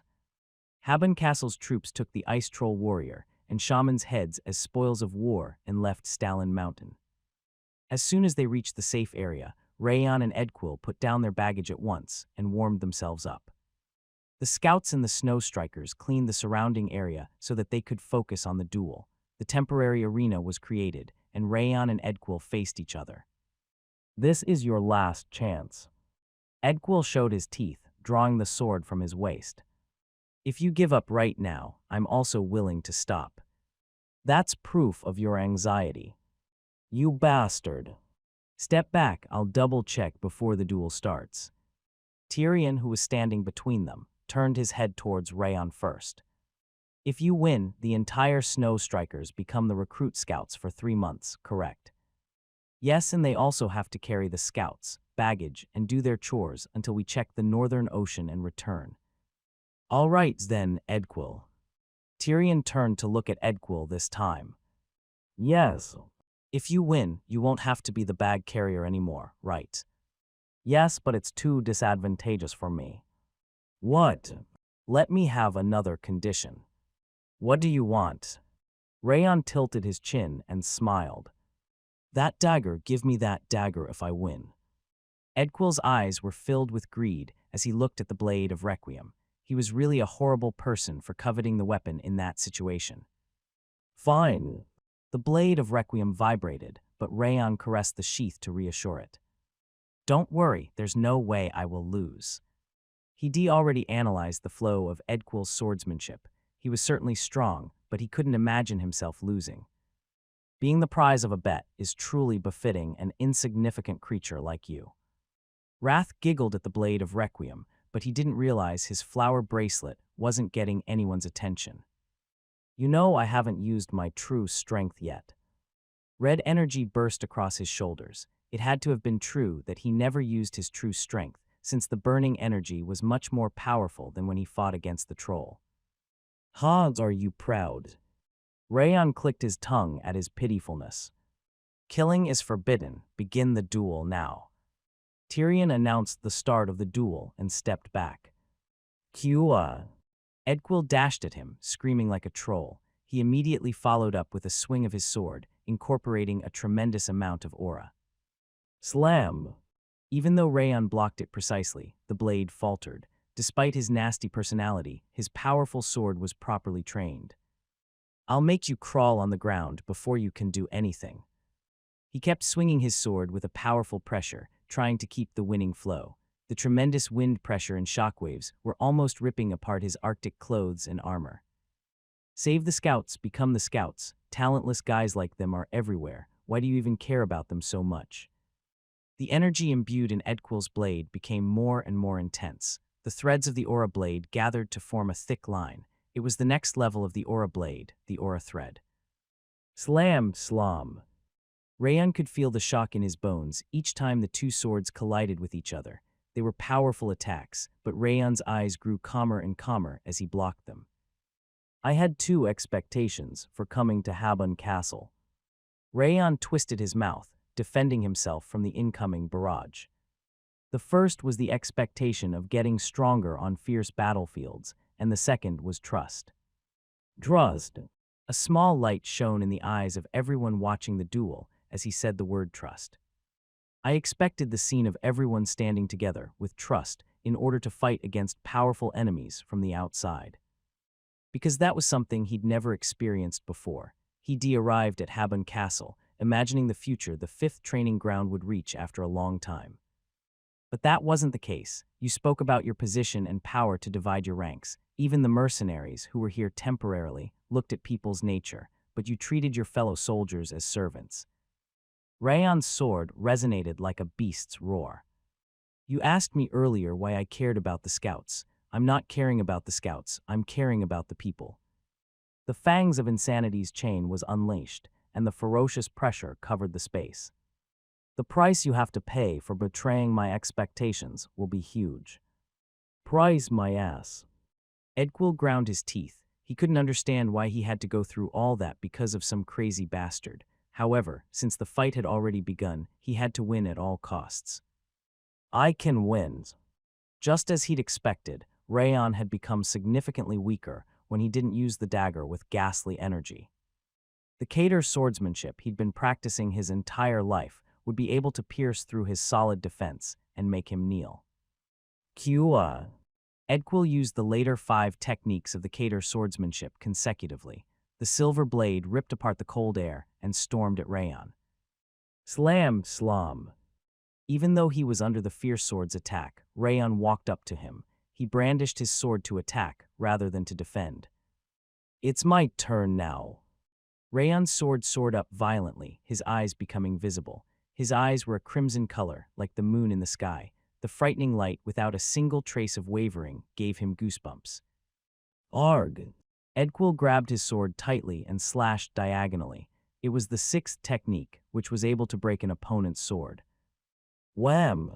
When the tremendous power incorporated in the blade was about to swallow the space, Rayon rotated his wrist. His sword shone like a ray of light and smacked the flat of his sword. Clang! The blade wavered violently, and Edquil was pushed back to the right. The aura he had created with all of his might had already disappeared. Q, you bastard, what was that just now? Edquil's mustache was trembling. That powerful sword, twisting the trajectory. Rayon looked down on him with cold eyes. I've already finished analyzing your swordsmanship. Bullshit. Edquil screamed and rushed at him. He held his breath and thrust his way through the 7th, 8th, and 9th techniques of the Cater's swordsmanship consecutively.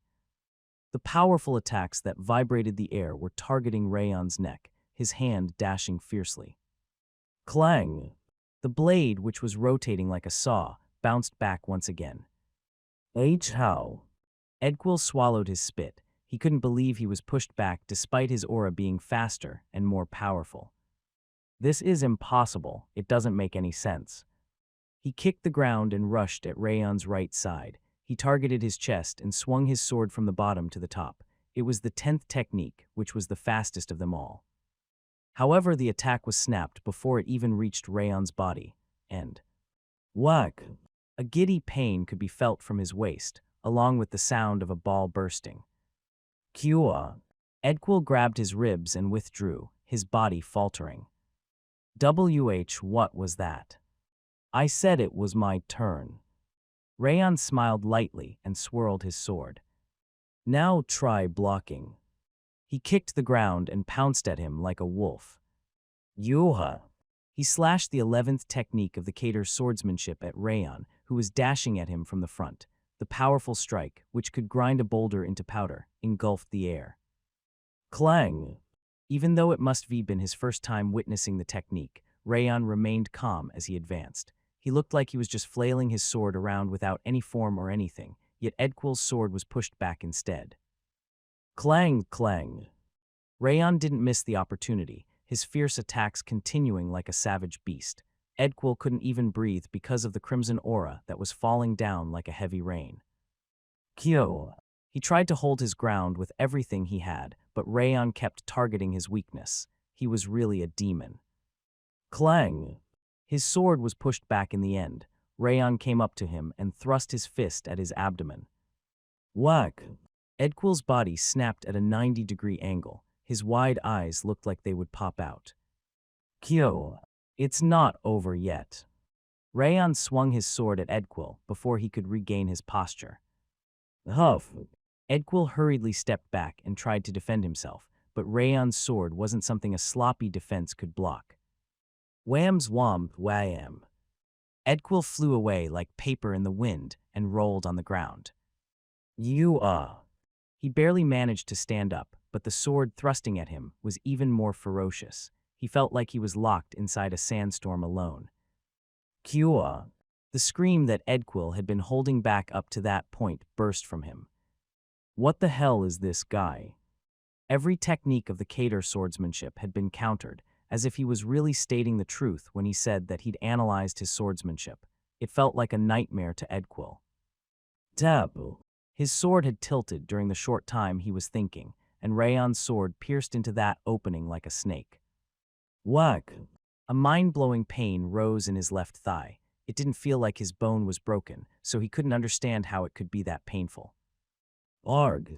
Edquil dragged his unmoving leg and stepped back. However, Rayon had no intention of letting him go. He followed him like a shadow and smacked him with his sword. Whack! His heart tightened each time he crossed swords with Rayon. His teeth clattered in fear that surpassed the pain. He wanted to give up, but there were too many things at stake and too many people watching. You were. Edquil let his aura explode and held his sword with two hands. Using all of his remaining aura, he swung the sword he was holding up to the sky. It was the Cater swordsmanship's final technique, Moonbreaker.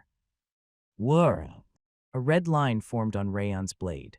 The lines that were tangled up in a disorderly manner spread out at once, radiating with the red light of the evening glow. Great! The moment it faced that powerful light, his Moonbreaker was crushed and the blade was shattered. Kyo! The sword flew away, tearing his skin as it slammed into the ground. Wow! Edquil looked ahead while his chin trembled. Rayon was standing in exactly the same way he had been in the beginning. Low's huff. As he was about to admit his defeat, Rayon covered his mouth. There's no way I can tell what others are thinking, however.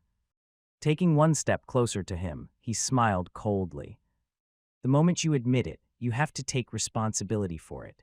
Belittling the fellow soldiers that have fought alongside you with their lives on the line was a no-go, even from a recruit's perspective.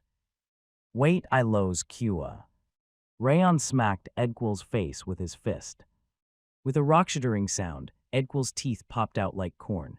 His blank face slowly turned with unfocused eyes before he collapsed on his back. Rayon walked in front of the Snow Strikers, holding his sword as it radiated a deadly light. If you have any complaints, step forward now. I'll listen to you.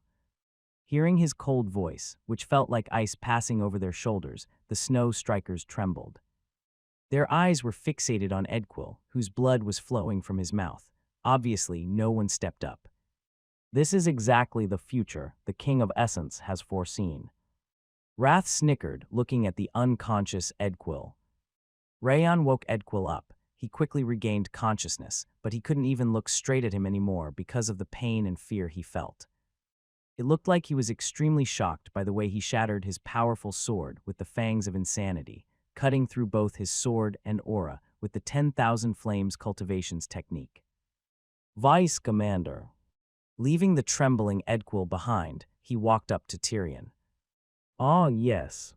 Tyrion's eyes were trembling violently, as he hadn't expected such a one-sided victory. Is that really okay? It was a bet, and the terms have to be upheld. Having people like them ruining the mood will only spoil the morale. Habon Castle won't be ruined just because the Snow Strikers become scouts, so you don't need to worry about it. I see. Listen, everyone. Tyrion went inside the temporary arena to gather everyone's attention. The duel has ended with Rayon's victory, and the Snow Strikers will be demoted to the scout recruits in accordance with the terms of the bet. I hope no one has any complaints, as those were the terms everyone agreed upon.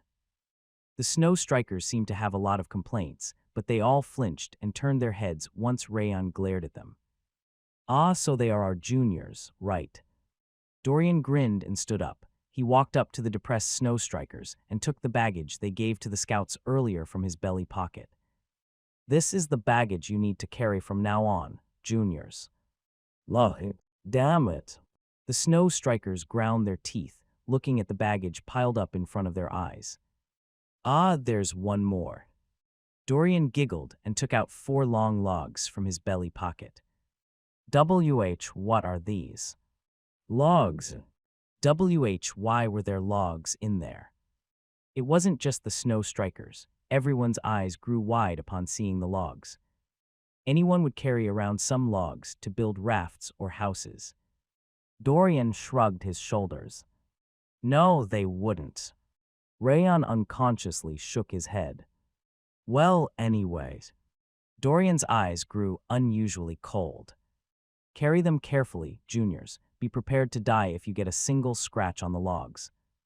Returning the Snow Strikers' warning right back at them, Dorian came back with a refreshed expression. Ah, this feels great. You look happy. Well, I did go easy on them. I initially planned to take out some boulders. Dorian snorted, murmuring that he went easy on them. Do you have boulders? He also has boulders. So what is this? Dorian pointed at the footprint, at the size of a human forearm on the ground. ORC. An orc footprint. The Snow Striker's swordsmen looked like shit as they answered. Orc or RC. It's an orc. He only nodded his head after they spoke the full sentence. Hey guys, how about this one? He pointed at the claw mark on the tree this time. That is a bearwa. You don't know. That is a bearwolf's mark of territory. Seriously, you need to learn all about this in order to become an excellent scout. Dorian cut the Snow Strikers off when they were about to give the correct answer, then started blabbering his lecture. He was using the exact same information he had learned a few days before. Arg. The Snow Strikers either looked up into the sky, clenching their fists or biting their lips to suppress their anger. The fun part was the fact that their leader, Edquil, stood with them with a corpse-pale face. His shoulders trembled, sensing Rayon's gaze from behind him. I never thought I'd witness such a scene in my life. Tyrion laughed bitterly, looking at the Snow Strikers as they carried logs and followed Dorian like ducklings. I'll tell the commander about the incident if it's going to be an issue. Rayon bowed at Tyrion in apology. No, I agree with you that we can't just let them treat their fellow soldiers as porters. They need to realize how much hardship the scouts have gone through. 3 months should be enough time for them to learn that, so I'd rather compliment your idea. Tyrion smiled, displaying his hand to show his honesty. By the way, I have something I want to ask you.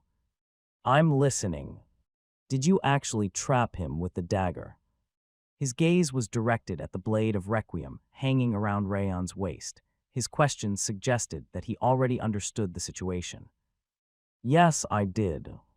There was no reason to hide something he already knew. Rayon nodded slowly.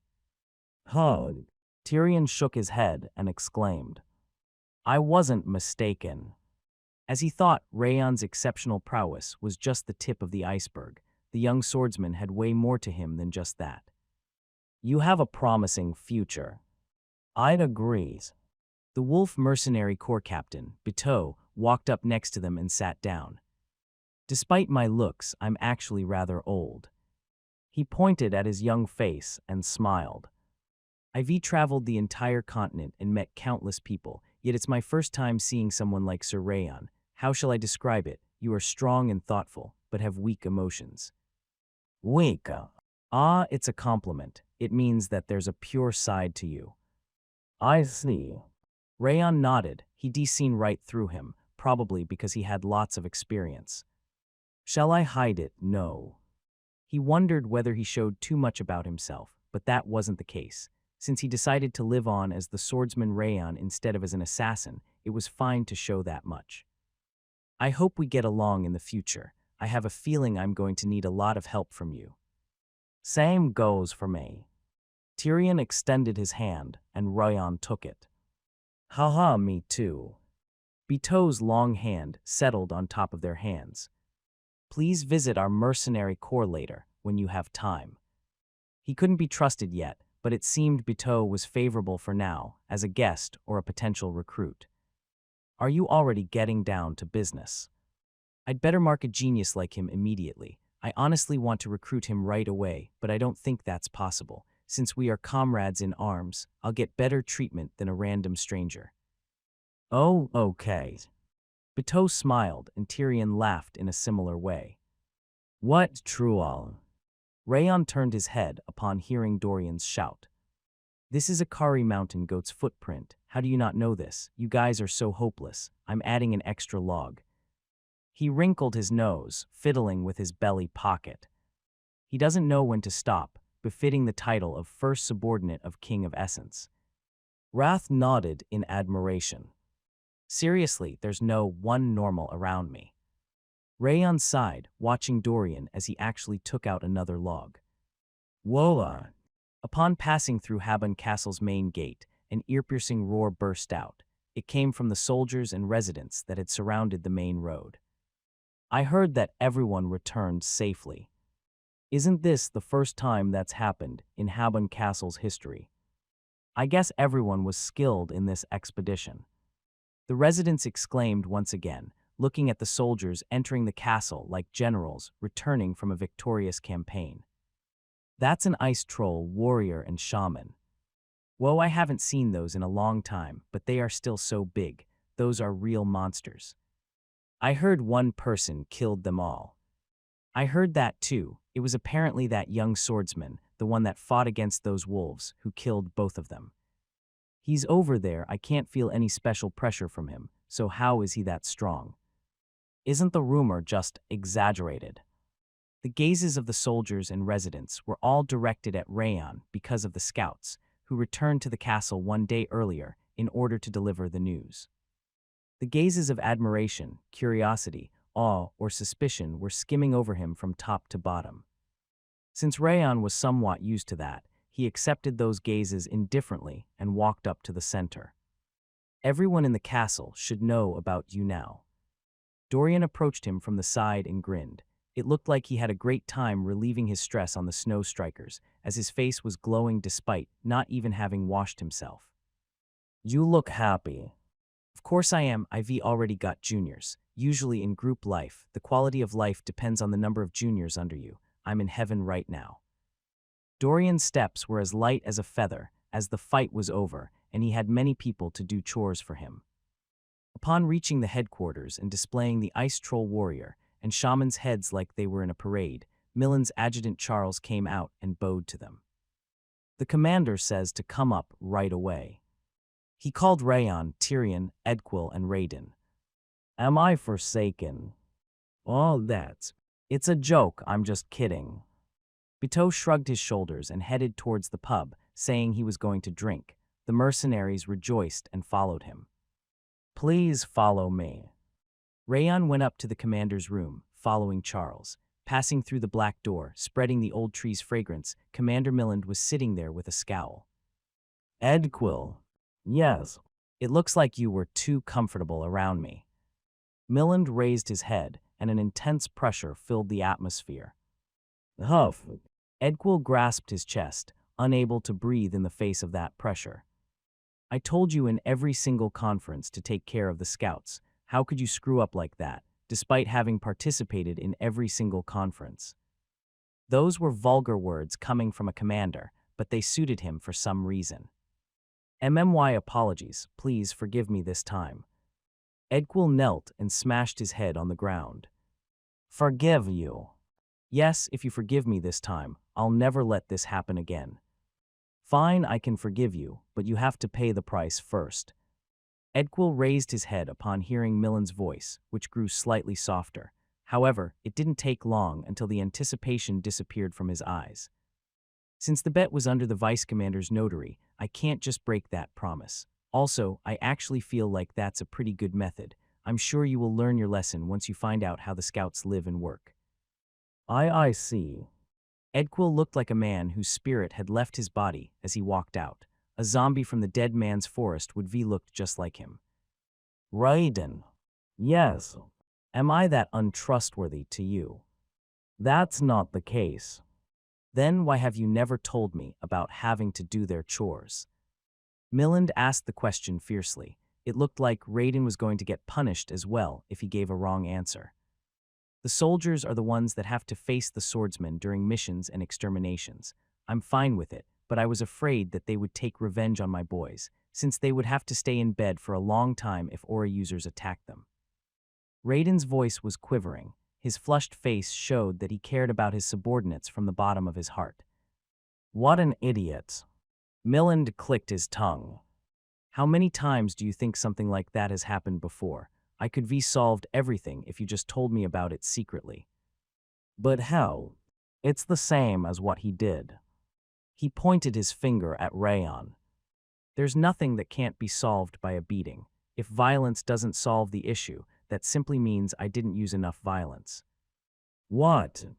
Father. Tyrion and Raiden's eyes widened. Anyway, you also need to be punished. You will be on probation for a week, starting tomorrow.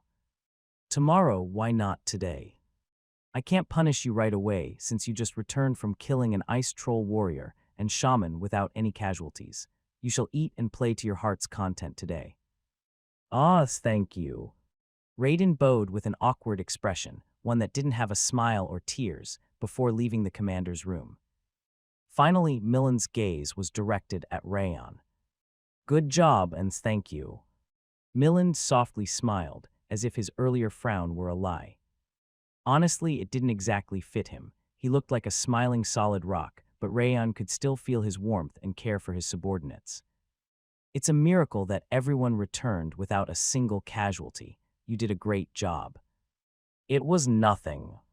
Did you say your graduation exam was to survive here for 1 year? Yes. I'll report this incident to Sieghart without missing a single detail. I'll also prepare handsome rewards, so you should take them later. Thank you. Rayon nodded lightly, and Miland's smile grew wider. You finally look like a kid. He laughed and shook his hand. You can return. You should also enjoy this day. There won't be any room left for you if you are too late. Yes. Rayon bowed, then left. Miland gestured with his hand to call Tyrion, who was standing there blankly. How was it? Sorry. Didn't you say you wanted to see his true abilities? What kind of guy is he? I couldn't see it. You couldn't. He isn't a boy that I can dare to judge. I thought he was still a lump of metal that needed to go through tempering, but he was already a blade nearing completion. That's what I told you. He is different. Miland nodded, as if he already knew that would happen. He is also good-natured. He doesn't even show his power as long as no one offends him. It doesn't exactly match Sieghart, but it actually does somehow.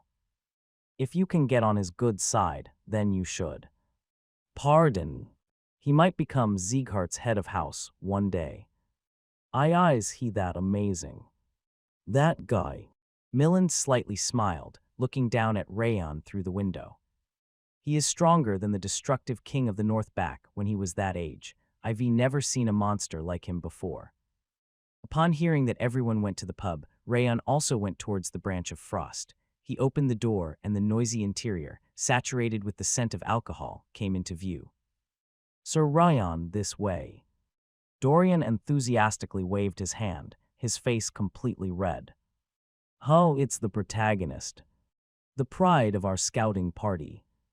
Rayon, Rayon, Rayon. The scouts shouted his name, slamming the table with their beer glasses. Wola! Sword demon, sword demon. We are here also. The mercenaries did the same thing and shouted. Rayon snickered, sitting next to Dorian. Since he had gotten pretty close to them on their return, he didn't really dislike them shouting his name. I'll pay today, Yua. Bring every drink and meal you have. What are you talking about? I'm going to pay today. No, the third scouting party is paying. The scouts and the mercenaries started fighting because they wanted to pay. They were all excited about the fact that no one had died during the expedition. Ahem. After serving the ordered food and liquor, Yua cleared her throat, standing adorably at the center of the pub. Since everyone has returned safely from the expedition, I'll sing a song for the first time in a long time. Yua raised her small hand and smiled brightly. Wow, seriously. How long has it been since the last time I heard Yua sing? What a great occasion, created by the sword demon. Everyone inside the pub turned to look at Yua. It didn't look like they were just flattering her. Well then. Yua fluttered her twin tails and closed her eyes. Inside the frozen forest, the blue wave billows. Once she started singing, her hands brought together, the pub fell silent. The fairies of the night missed the daylight. Rayon was unsure how to describe it, but it touched his heart. She wasn't just good at singing, her talent was on an entirely different level. It was his first time seeing a girl as good at singing in both his previous life and current life combined. He wasn't talking about good technique or clear sound, either. Her voice felt like she was offering comfort to people's emotions. She is really good. She has a special talent. Are you complimenting her because she gave you pineapple? The King of Essence is strict about talent. What she is doing is already similar to magic. Didn't she touch your heart? Rayon nodded in agreement. She will succeed greatly if she becomes a singer. It would be a shame for her to keep serving food in this place. She shall be appointed as the King of Essence's personal singer and chef. There you go again. Rayon ignored Wrath's rambling and focused on Yua's voice. Just as he said, her singing felt special. And faced the rising sun. Woa, Yua. As soon as Yua finished her song, the pub was filled with cheers. The mercenaries and scouts patted Rayon's shoulders, telling him it was all thanks to him that they heard Yua's song. The inside of the pub had become a small festival, and the soldiers and mercenaries laughed and clamored together, talking about the memories of their expedition. Yes, this is it. The scene of growing companionship after a difficult battle was what he looked forward to at Habon Castle. It was a bit rough, but the warm emotion throbbed in his heart. I still have a lot to learn in the world. Rayon smiled lightly, looking at everyone rejoicing together. On top of a tree at the midpoint of the North Grave Mountain, where Sieghart's annex building could be seen, Glenn Sieghart was standing on a branch that was thin enough to fit nothing more than a small bird. His red eyes were directed at Sylvia, who was checking the high-quality beef placed in front of the annex building. She would like it even more if you gave it to her personally. Rimmer licked his lips, sitting on the branch right below him. I never realized she liked beef. Glenn opened his mouth, watching Sylvia until she went back to the building and closed the door. I don't know what she likes, nor what she dislikes, because I've been a bystander instead of a father. A bystander like me has no right to approach her. But that wasn't what the head of house desired. It was what I wanted. I wanted to get stronger, and this was the consequence. The only things I remember about Sylvia are her moment of birth and when she ran away, back to this place. Glenn's bitter voice was similar to a late-blooming flower, remaining alone under the cold wind. Then now isn't too late to fill those missed moments. Rimmer. Yes. What do you think would happen if I scattered feathers from a bag here? They would fly away. Yes, they would spread out in all directions, and you wouldn't be able to catch them. My actions and words are the same. What has been done cannot be undone. I don't think so. Rimmer pouted. What are you talking about? Watch this. He took out a race ticket from his pocket and ripped it into pieces before scattering them into the air. The paper rode the cold wind and dispersed in all directions. And now, Rimmer swung his hand like a claw. The green wind formed, collecting the scattered race ticket pieces and returning them to his hand. It worked. He grinned and showed him the race ticket in his hand. I never should talk to you. Glenn ground his teeth and jumped down from the tree. Head of house, are you mad?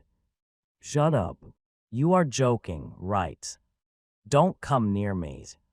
Ha ha ha, my ears felt itchy recently. Was it you that's been insulting me behind my back? I don't even want to talk about you. Glenn and Rimmer quarreled and walked towards the Lord's manor, a cold wind brushing past their heads. Since the wind is getting colder, it's going to start soon. Yes, once the wave starts, he will also realize why Habon Castle is called Hell. How you just answered. Tusk. Glenn clicked his tongue and turned around. I heard Rayon did some great things at Habon Castle. Why don't you tell me about them? I don't know anything. PFF, what are you talking about? You are getting the regular reports every 2 weeks. How am I supposed to believe that when you can't even sleep comfortably at night because of your worries for your grand's Hyla. Yellow light sparked in Glenn's hand. Head of house. I'll make you unable to open your trap for a while. Wait, I'm going to die if that falls down on me. Yes, die. A huge bolt of lightning struck in the middle of North Grave Mountain that day. Habon Castle headquarters. The first scouting party leader, Barty, was standing straight in front of Commander Miland. Was there nothing again? Yes, we've done 2 round trips between Stalin Mountain and the Northern Ocean, but we didn't find any ocean monsters coming up to the mountain or the forest. Barty raised his gaze and responded. That means the shark moles were the first and the last of them. Miland slowly closed his eyes. I had an ominous feeling, but was it a mistake? He sent a scouting party every week to check on the situation after Rayon killed the ice troll warrior and shaman, but he hadn't discovered anything new. Considering the fact that nothing had happened for over a month, it must have been a coincidence. Good job, you can retu.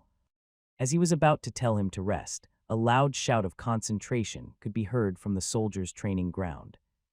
That's a nice shout of concentration. Barty smiled, glancing out the window. What's nice about that? It's just noisy. Even though he was saying it was noisy, Miland's mouth was smiling in satisfaction. Did you also visit them? Yes, I go there often. He must be good at teaching. I can definitely feel that I'm getting stronger each time Rayon checks my posture. There is a good reason the soldiers frequent it. Some of my guys even went to the training ground as soon as they returned from the mission today. Oh, wow. Miland snickered and turned around. He is really eccentric. At some point, Rayon had started teaching a better training method to the soldiers, correcting their postures with their swords and spears. He wasn't really teaching them some special technique, he was just helping them with the martial arts they had already learned, but that was super effective, and many soldiers were following him. Looking at the training ground as it filled with vigor, despite the fact that it used to be completely empty, because the soldiers were exhausted from the repeated battles and missions, Miland felt like his body and mind were being reinvigorated. How shall I describe it? I think Rayon has the power to change his surroundings on top of himself. He isn't exactly cheerful, but Habon Castle has become lively since he came here. I see. Miland's eyes sparkled. The qualities of a king. Earning everyone's favor in a single month on such a cruel battlefield wasn't something an average man could achieve. Just as he thought, Rayon had the qualifications to reign over the others. Since I'm feeling under the weather, I'll also participate in training. Oh, wait. As Barty turned around and was about to leave, Miland raised his hand. The wave period is coming soon, remember. Of course. Barty's expression, which had been a smile, stiffened in an instant. Since they can swarm in at any moment, properly announce it to the recruits. Miland's gaze was directed at Stalin Mountain, hidden behind a gray mist. The reason that Habon Castle is called the hell of the battlefield is coming soon. The soldier training ground, which used to be filled with only a cold wind a month ago, was now filled with scouts tempering their bodies. That change was caused by a single person. Rayon. Shocked by the sight of a powerful guy like him, who killed the ice troll warrior and shaman on his own, training from daybreak to night, the other scouts started coming to the training ground one by one. Rayon fixed their postures whenever he had the time and told them how to train, and the rumor spread about its effect. As a result, the training ground was now completely filled with the soldiers. Wow, it's true. I can use my sword a lot more easily by bending my knee a little bit more. How does he know everything? He has godly eyes. He can tell what we are lacking at a single glance. He pointed out my problem without even looking at me, and he was right. It was actually scary. The scouts laughed, chatting about what they learned and how they changed. Tusk, they are so noisy. Wrath clicked his tongue in dissatisfaction. I used to like how silent it was, but now my ears are hurting because of those guys. It can't be worse than your chatter. Rayon snickered after performing the star-connecting sword from the start to the end. The King of Essence's experience is Devildom's treasure, one that you can't buy with a mountain of gold ingots. You should be honored you get to hear it. I don't know about honor, but Devildom feels more and more familiar. He heard too much about back in Devildom and the King of Essence in Devildom, to the point that he now felt like Devildom was his homeland. The King of Essence can't understand you. Why? Why do you even care about those humans? You won't even meet them ever again after a year passes. I don't particularly care about them. You are fixing their postures one by one, of course you do. Checking their postures is part of my training. It helps you with your training when they are that sloppy. Yes. Rayon smiled. They are very helpful. He'd been watching the scouts' movements with Glacier instead of his eyes. Because he'd been analyzing many people's movements with the ocean of perception, The ocean was getting larger and larger, as if rain was falling into it. And that was all thanks to the monarch of devildom that had sold him the principle of image being important for a pineapple pizza. And there's another reason. Rayon turned around. The eyes of the soldiers that were swinging their swords and tempering their bodies in order to survive were similar to his previous life. He remembered those times when he wanted to survive and get stronger, yet he couldn't do anything. That was why he couldn't just leave them alone. What is that? It's a secret. Not finishing what you were saying is one of devildom's sins. I'll imprison your soul inside a glacier as soon as I get your body. Do it if you can. Rayon ignored Wrath's curse and looked at the scout behind him. His sword wasn't moving properly because of his rounded shoulder. Straightening your shoulder will help. Shoulder, I see. He bowed as if he'd heard a god's voice and immediately straightened his shoulder. His movement got better, and his expression became brighter by the same amount. Hey! As he was about to check the soldier next to him, Dorian's voice could be heard from the training ground's outer border. Not like that, run faster. Dorian was running around the training ground along with the Snow Striker's swordsmen, who were still at the lowest rank of the scouts. Since he couldn't teach them swordsmanship, he was just training their stamina. He has great strength and legs, after all. Since Dorian had been running every day from when he became a trainee until now, his stamina was better than that of a decent swordsman. Who just made the sound of someone using aura. Dorian's eyes sparkled as he looked back. Just like Rimmer taught him, he forbade the use of aura and nagged the Snow Strikers to run with their body and stamina. They are running well. Rayon narrowed his eyes, looking at the Snow Strikers' leader Edquil running right behind Dorian. Even though his eyes were full of complaints, he was still properly following the orders. It seemed the commander was a good deterrent for him. Okay, stop. Dorian stopped running and caught his breath.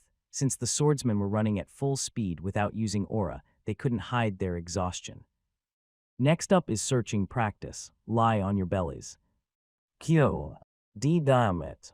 I hate this the most. The Snow Striker's swordsmen laid face down on all fours until their noses reached the ground. Run around the training ground like that. This is a practice for finding traces on the ground, so do your best. Huff. The Snow Striker's swordsmen started crawling around the other border like turtles. It looked like he was bullying them, but that was actually the searching practice the scouts did. But why is he teaching them about scouting? He himself can't even scout properly.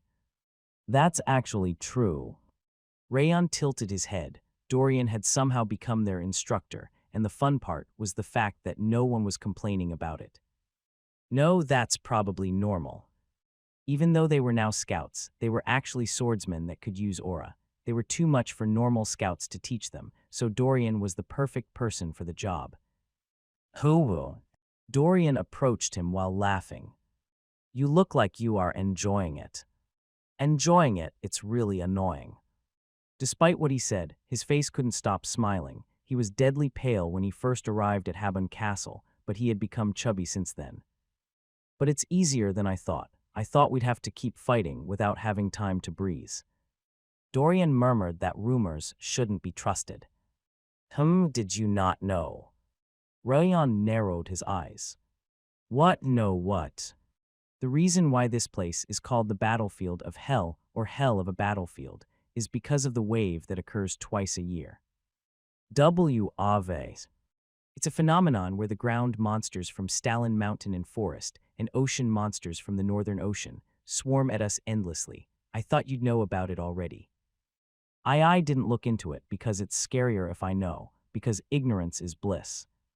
Dorian violently shook his head like a dog soaked with water. What the hell is a wave? That's scary. The sign is going to appear soon. You are pretty much going to be unable to sleep for 3 to 5 days once it starts. Are you telling me I won't sleep because I'll be too busy fighting? Arg.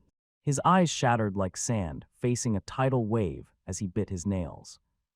It's okay, you will be fine as long as you do as you've learned. Is that so? I guess that would be the ka, of course it wouldn't be.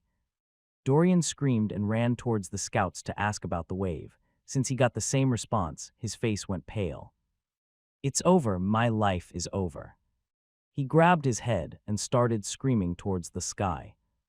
Your first subordinate is really funny. Rayon snickered and tapped on Wrath, who was floating in the air. The King of Essence doesn't know him. You crazy bastard, are you telling me you let them go, just like that? The man in the blue robe showed his teeth. Cold air came from his teeth, which were as sharp as a sawtooth. I had no choice, since attacking them again would have been a bad decision. The man in the black robe sighed lightly.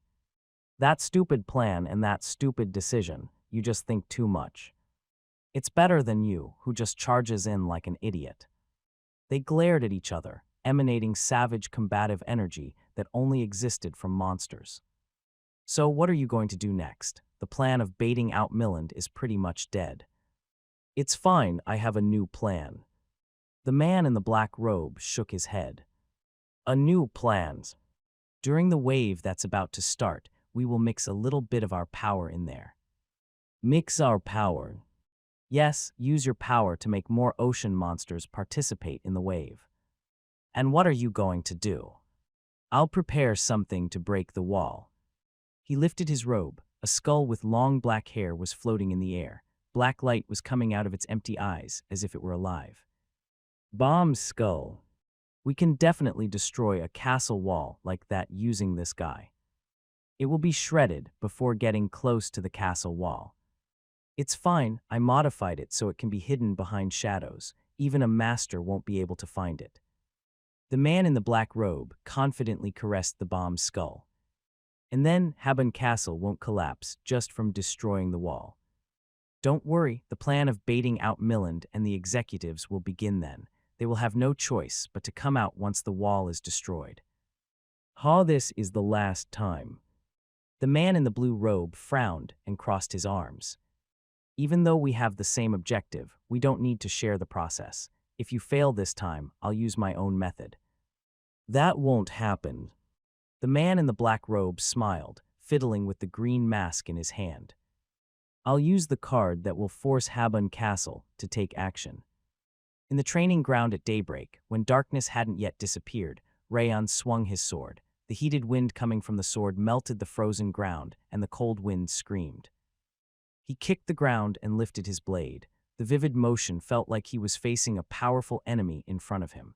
He was in the middle of a life and death battle against an imaginary enemy. Hyla. Ice came from Rayon's mouth. His eyes froze, and the heat on the blade cooled down. The glowing blue blade was thrust fiercely, like a beast's fang. The melted ground froze like a rock, and a flower of frost bloomed in the air. The flower of ice dancing on the silver blade fluttered to the wind, spinning around him. Clang! Each one of the flower petals of frost became a sharp blade of ice, ripping apart Rayon's imaginary enemy. It was only after they finished their job that they melted down like the morning dew. Rayon eased the frost and caught his breath. Wrath groaned in dissatisfaction. What's up? You are growing abnormally fast. Rayon was dumbfounded as he stared at Wrath. That was a strange reaction to have when it was him that told him to practice with image. It looked like he forgot everything other than the taste of the pineapple pizza. Wow! While he was confused by Wrath's reaction, Dorian, who'd been standing at the outer border of the training ground, approached him. You can bloom 6 ice flowers now. It's insane how much it changes every time I see it. Dorian was amazed by the rate he was getting stronger. I'm indeed growing faster than I thought. The combination of Wrath's advice and the experience from the mission allowed him to develop Glacier and the fangs of insanity at an extraordinary pace. The speed, which surpassed his expectations, even surprised himself. You can also get stronger quickly if you train from daybreak to night. Daybreak to night, the young master never changes, even though you are now 16 years old. There's no reason to change. Nothing changed even though he was away from home, and he was 16 years old now. He just needed to train as much as possible using the time he had. Did you also train? I didn't exactly train, but I ran around the castle. Dorian nodded with a grin. Did you bring the snow strikers again? Yes, it's my daily routine. You don't even have a month left now. Is that a shame? Yes, Hala. The Snow Strikers wouldn't be scouts anymore in less than a month. Dorian looked sad about it. But that's okay, since I have other juniors. Dorian seemed to think he was a scout, rather than a guard for the scouts. Despite how he struggled in the beginning, he was now completely used to their new life. You look like you're used to it now. But the same goes for the young master. Well, I suppose. Like he said, he grew attached to the scouts because he saw them every day in the training ground, sharing hardships and joy during missions. It would have been great if those shitty waves didn't exist. Ah, I just spoke that ominous word, damn it. Dorian tore his hair out, since he didn't even want to think about it. Stop it, let's go eat. Yes. Dorian went limp and nodded. Let's go to the branch of Frost. The food from the soldier cafeteria is truly the worst. Wrath waved his hand of ice, pleading with him to go to the branch of Frost. Isn't the soldier cafeteria fine? I liked it. How can you like that hard piece of bread and soup? I had the feeling already, but your tongue isn't normal. I'm sure the stats that should have been in your tongue all went to your willpower. Maybe. Rayon snickered. In his previous life's childhood, he only got a piece of bread for completing a mission. Since he was now given a meal 3 times a day, it was pretty much a heaven compared to that. However, he didn't want to hear that from a guy that went crazy for mint chocolate and pineapple pizza. Maybe I should go there since it's been a long time. Really? Yes, I guess I should listen to you once in a while. Are you sure you don't have an ulterior motive? I don't. Rayon snickered and turned around. Since he felt satisfied about the growth of his swordsmanship, aura, and frost, he decided to satisfy Wrath's taste as well. Dorian, let's go to the branch of Frost this morning. I'll pay for you. What happened to you? I figured we should eat something special once in a while. Oh, I see. He entered the branch of Frost with Dorian, who was feeling better. Since it was time for breakfast, the tables were all occupied except for one. Oh, instructor. My greetings, instructors. Did you come here to eat? I'll pay for the instructor's meal. The soldiers that were eating breakfast stood up at once and bowed at Rayon. I told you I'm not an instructor. Since you are checking our postures every day, you are the instructor. Yes, you are my master. That's enough, please keep eating. Rayon waved his hand and sat at the table in the center. He was almost annoyed, since so many people started calling him instructor and greeted him. You made a great decision by visiting us today. Yua ran out from the kitchen, swaying her twin tails. We got a new menu item. Will you try it? Yua smiled brightly and pointed at the newly added line on the menu. Apple meat pie. Yes, it's a moist and sweet meat pie with ground apples in it. It didn't sound that great. Rayon would have preferred just meat or just fruit. He didn't exactly like having a mixture of the two. Eat it, pick it, choose it. Wrath's ice surged like a flame pillar. The King of Essence is interested in the apple meat pie. His voice sounded like he was drooling. Then I'll take that pie. What about you, Dorian? Since I don't like experimenting, I'll just take the normal scout set menu and pineapple cookie. Yes. He took out a pineapple from his belly pocket. Ewer accepted the pineapple with an accustomed movement. Add a pineapple cookie. The King of Essence also wants to feel that chewy sensation. I'll also take a pineapple cookie. Yes. Yua smiled cheerfully and went to the kitchen. How many pineapples do you even have? I don't have that many left now. He rubbed his belly pocket with a saddened expression. It was pretty scary how he said there weren't that many left. That perfect preparedness is the King of Essence's first subordinate indeed. Order him to thoroughly pack the ingredients. But you said you didn't know him last time. Wrath turned his head, pretending he didn't hear Rayon. It didn't take long for Yua to come out with hot food, while Rayon was chatting with Dorian. Oh, that's a nice fragrance. It's not just the fragrance, but it also tastes great. Why don't you taste it? Yua placed her hand on her waist and nodded firmly. All right. Rayon smiled lightly and picked up the knife. He cut the pie, and the apple's sourness and the meat's strong fragrance spread out in a perfect harmony, making his mouth water. F fast, eat it already. Stop whining. As he was about to help himself, it became noisy from the outside of the pub. Slam! The door opened and Raiden entered, his face completely red. It looked like there was an emergency since his gaze was urgent. Rayon, you were here. Rayon was the person he was looking for. What's the matter? The commander summoned you. At this hour. It's an emergency. Rayon realized what was going on after hearing what he said. The sign of the wave has appeared. Wave. Rayon frowned and stood up.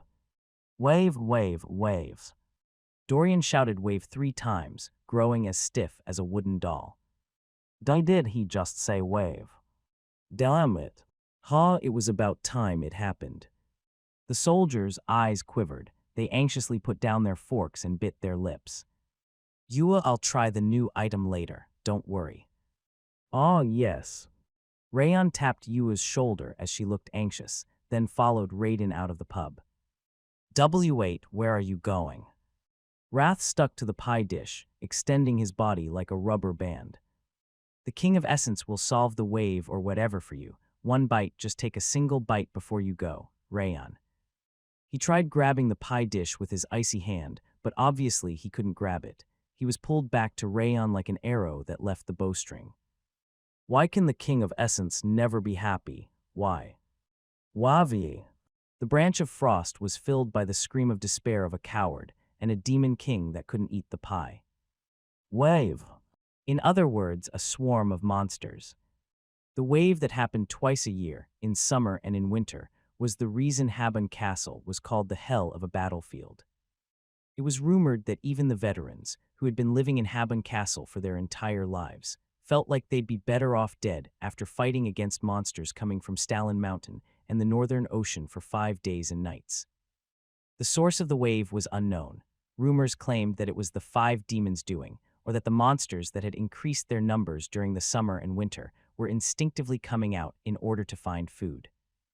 Rayon was inside the commander's room to work on a countermeasure against the wave. What's the number? There were sightings of at least tens of thousands. It's just my feeling, but I think there are more than last year. I don't understand where so many of them come from each year. Miland frowned, crumpling the paper in his hand. When is their estimated time of arrival?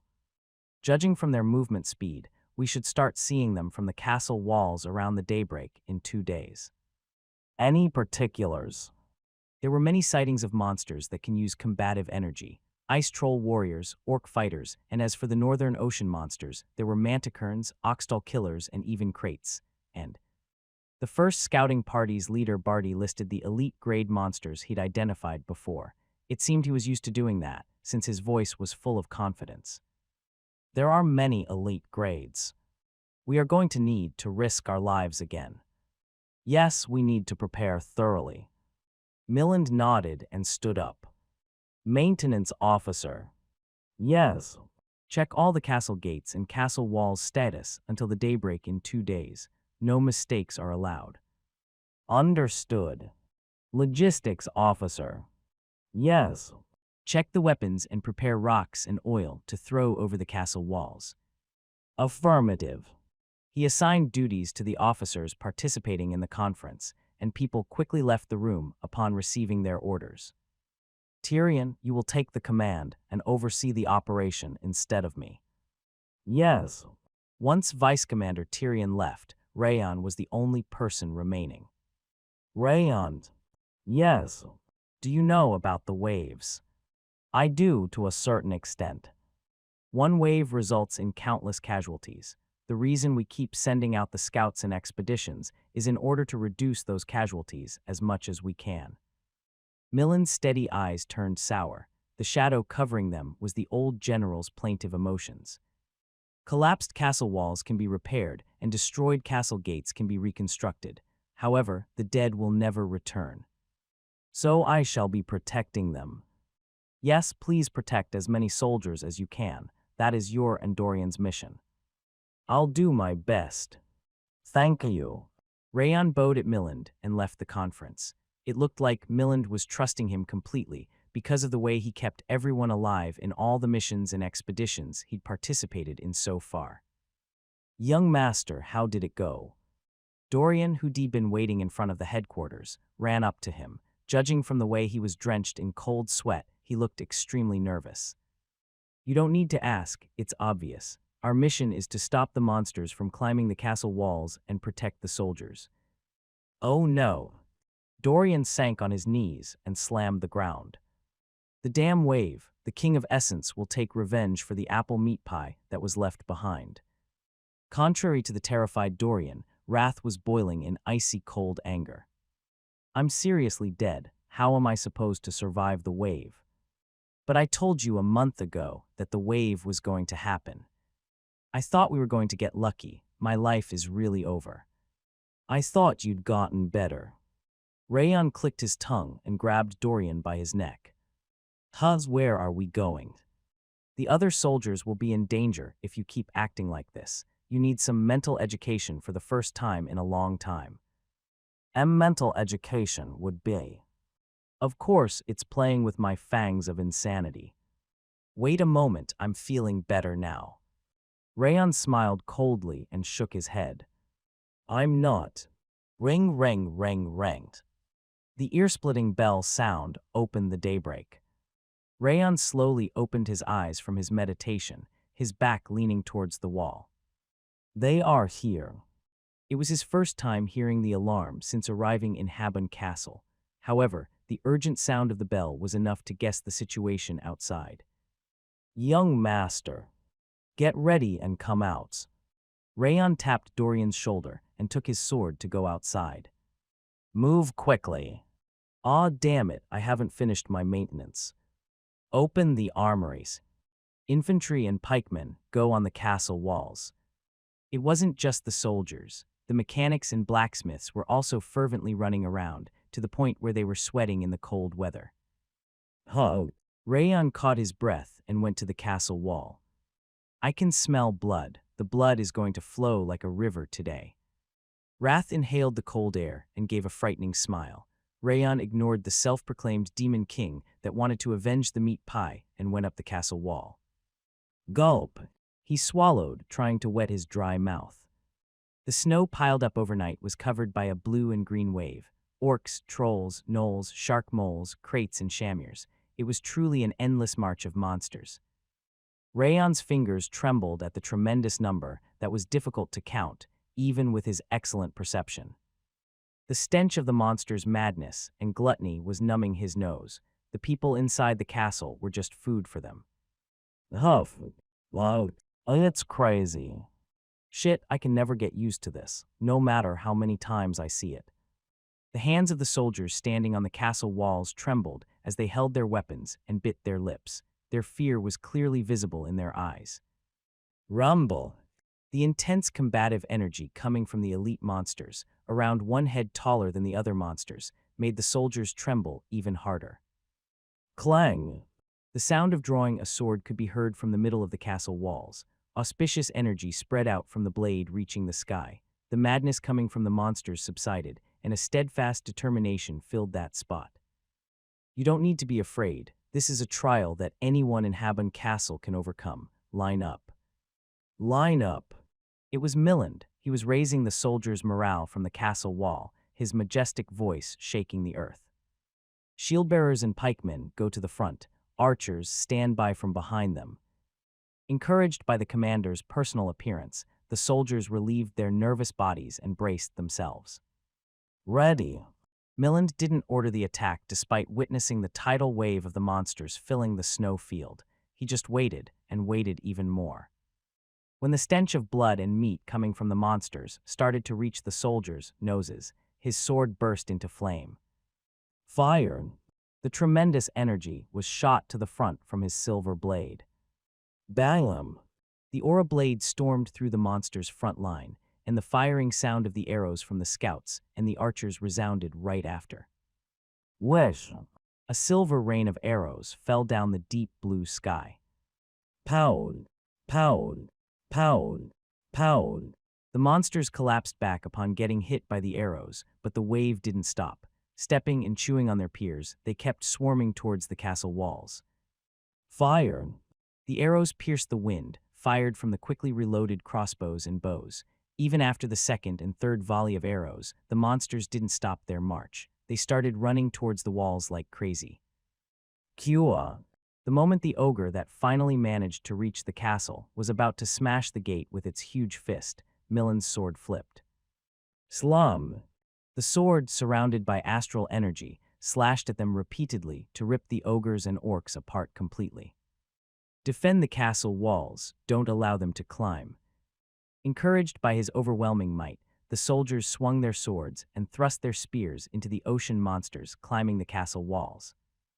Everyone kept swinging their weapons and firing their arrows until their fingers ached, but the monsters' madness didn't stop. They climbed the frozen castle walls like a flatland and swung their gluttonous claws. Gasp! When the troll that jumped up the castle wall was about to tear the soldier's head, Rayon started moving. Slash! He used the fangs of insanity to cut the troll's ankle and pushed it under the wall. He tried making the soldier stand, but a gnoll climbed up using a hook right next to him. Kai! He cut the gnoll's head as it was about to thrust its spear, then moved to the right and sliced the chest of an orc that was holding an axe. Boom! An exploding sound could be heard. When he looked around, a brown smoke was rising on the castle walls. It was the poison mist of the ocean monster swellfish. Arg! Kua! Upon contacting the poison mist, the soldiers covered their heads and stepped back. Slam! Rayon ran into the poison mist and swung his sword. The crimson wind coming from the sword pushed back the poison mist towards the orcs. Kua! Krrra. The orcs that inhaled the poison mist started scratching their skin, falling down the castle walls. Thank you. Rayon nodded his head to the soldier, expressing his gratitude, then ran towards another place where a scream was coming from. He had a feeling there was a very long day ahead of him.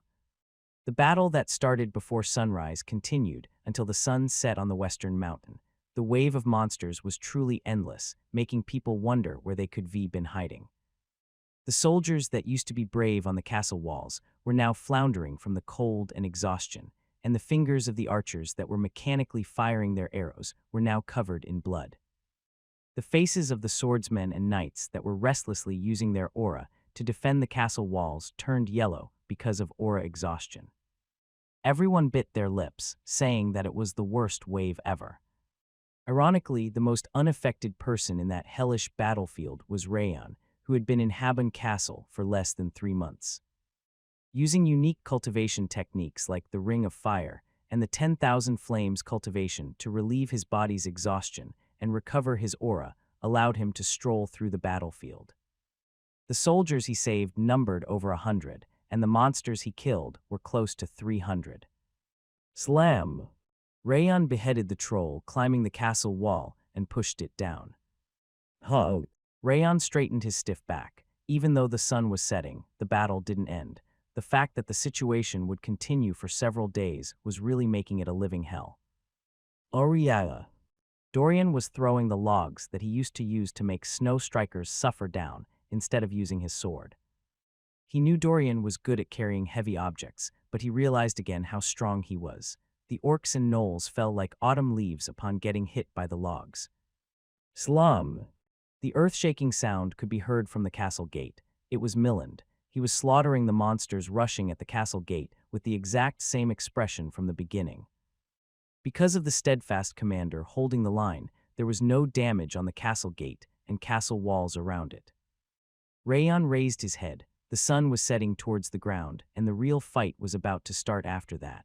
He hoped that everyone would manage to hold out, then shook off the blood from his sword. Hug! He slowly caught his breath and used the Ring of Fire. As he was about to move once again, a brand new presence could be felt from his ocean of perception. Only the scouts and a few swordsmen remained in the right outer border, as the knights had withdrawn temporarily to maintain their weapons and armor, and a dark object was flying towards it. What is that? It was a monster with a strange appearance, covered by black hair and the size of a troll's head. It was running towards the castle wall, as if reaching it was the sole goal of its life. No one else was paying attention to it, as if they didn't even feel its movement. I have a bad feeling about this. The fact that it was a monster he had never seen before, and the fact that it was running towards the current weakest spot, gave him a bad premonition. Thud. Rayon kicked the ground and ran towards the castle walls on the right side. He shot his aura blade towards the black monster. Bomb! Even though he managed to cut it before it reached the castle wall, it was apparently too late. An ominous energy coming out from its divided body exploded right after. Rumble! The crack spreading like a spider web exploded, and the castle wall collapsed from the center. Arg! Ahel! Around 30 soldiers and swordsmen that used to be on the wall started screaming as they fell down to the ground filled with the monster's flesh. Daoya! MMY leg, my leg. Znev! Save me, my arm got stuck, I can't move my body. Bloody screams came out from the soldiers that had fallen under the collapsed castle walls, those that missed their landing. Kyo! Don't go down. When Rayon was about to move, Miland's voice could be heard. The castle wall hasn't been destroyed yet. Defend the castle wall. Chasing a smaller goal will result in a bigger loss. He chewed his lip, looking at the soldiers fallen under the walls. It was the decision he made as a commander, rather than a mere swordsman or soldier. He was right, trying to protect them would result in the half-collapsed castle wall being destroyed completely. But looking at the monsters showing their teeth, Rayon brandished his sword. All of them were his comrades of war, who'd been on a mission with him before, and companions he'd personally checked the postures of. Their stories he happened to hear, and their objectives they declared with pride were throbbing his heart. I'm not a commander.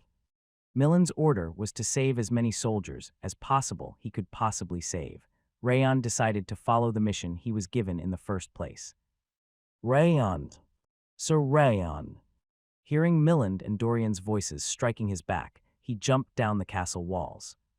What a crazy bastard. Wrath's shrill voice sneered. I have a plan.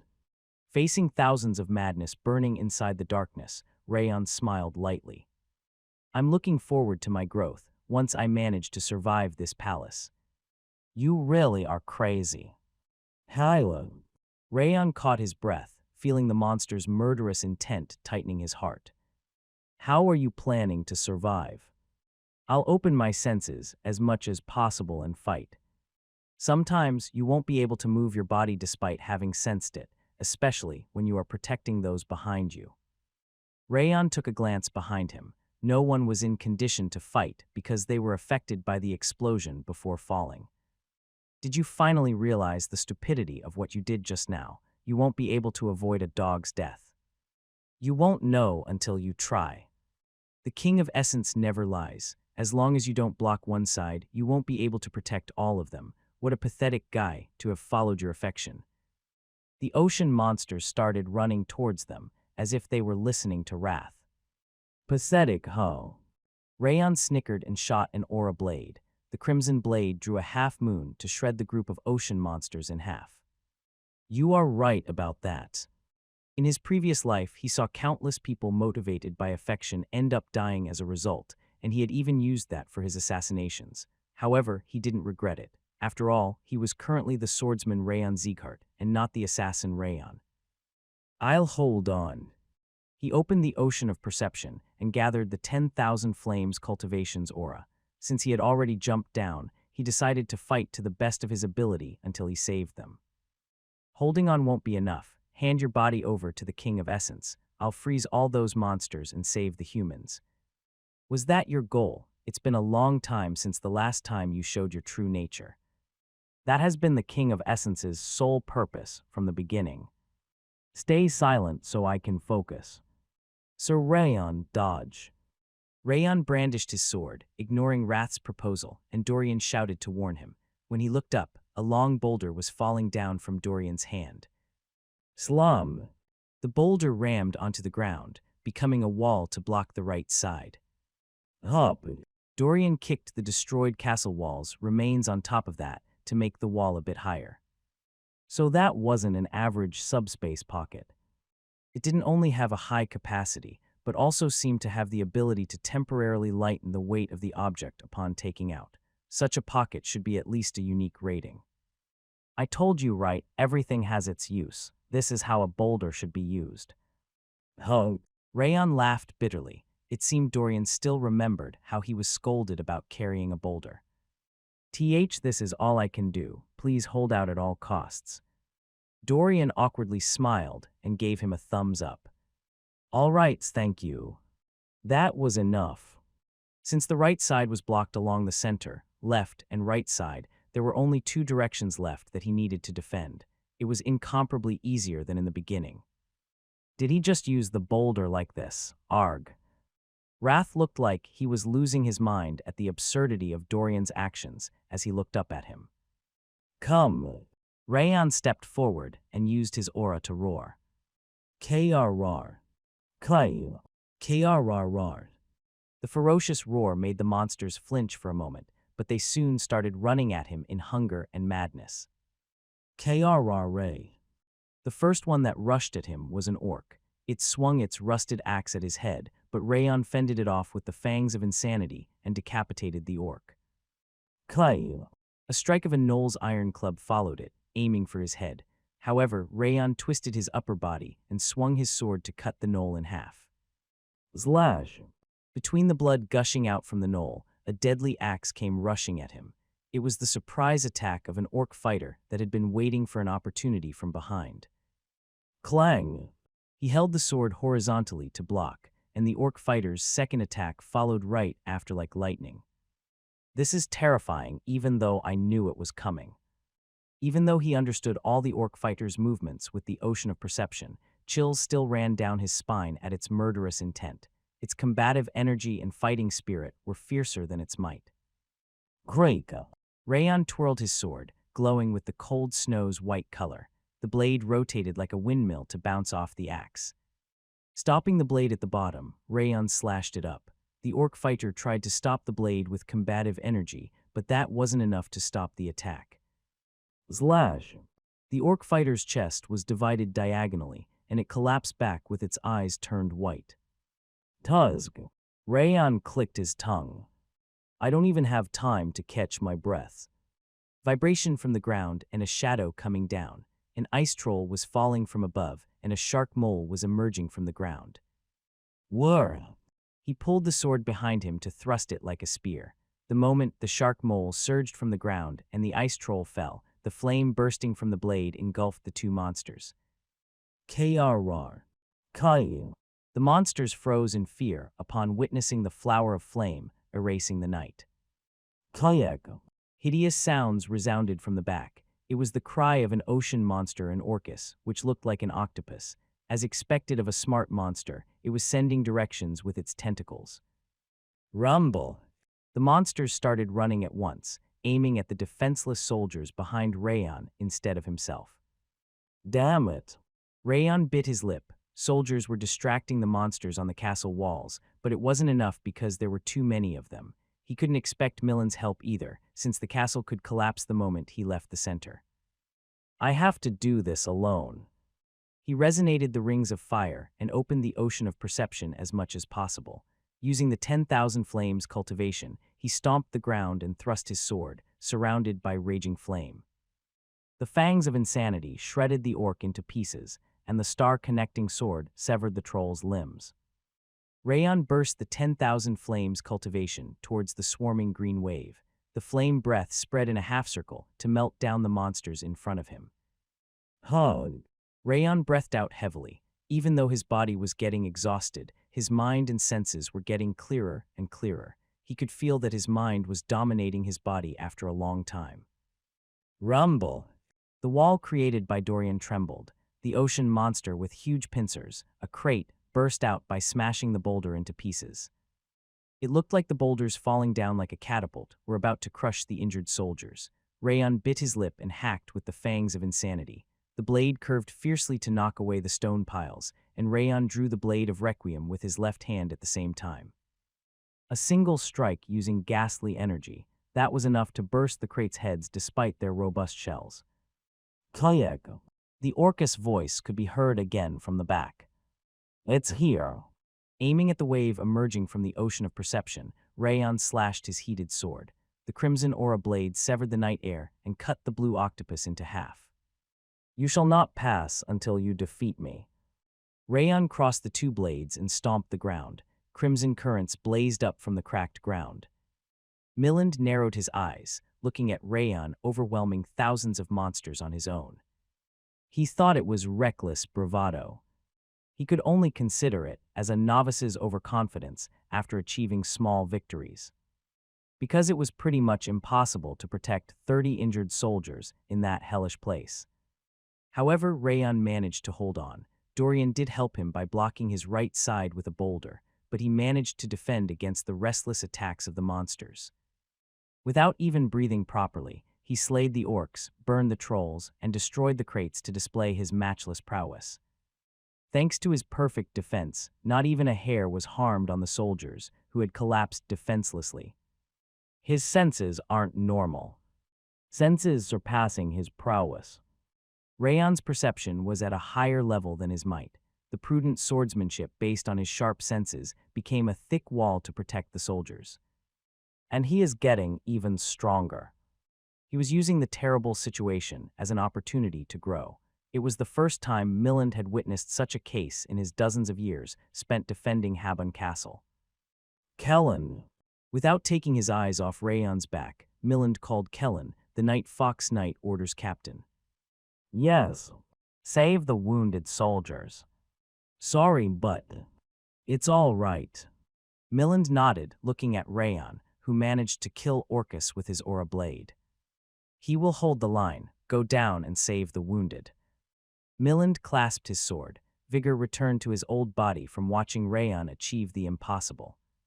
Bomb! The powerful attack coming from his sword wiped out all the monsters in front of him. Hold your ground. A powerful heat emerged from his blade, piercing towards the sky.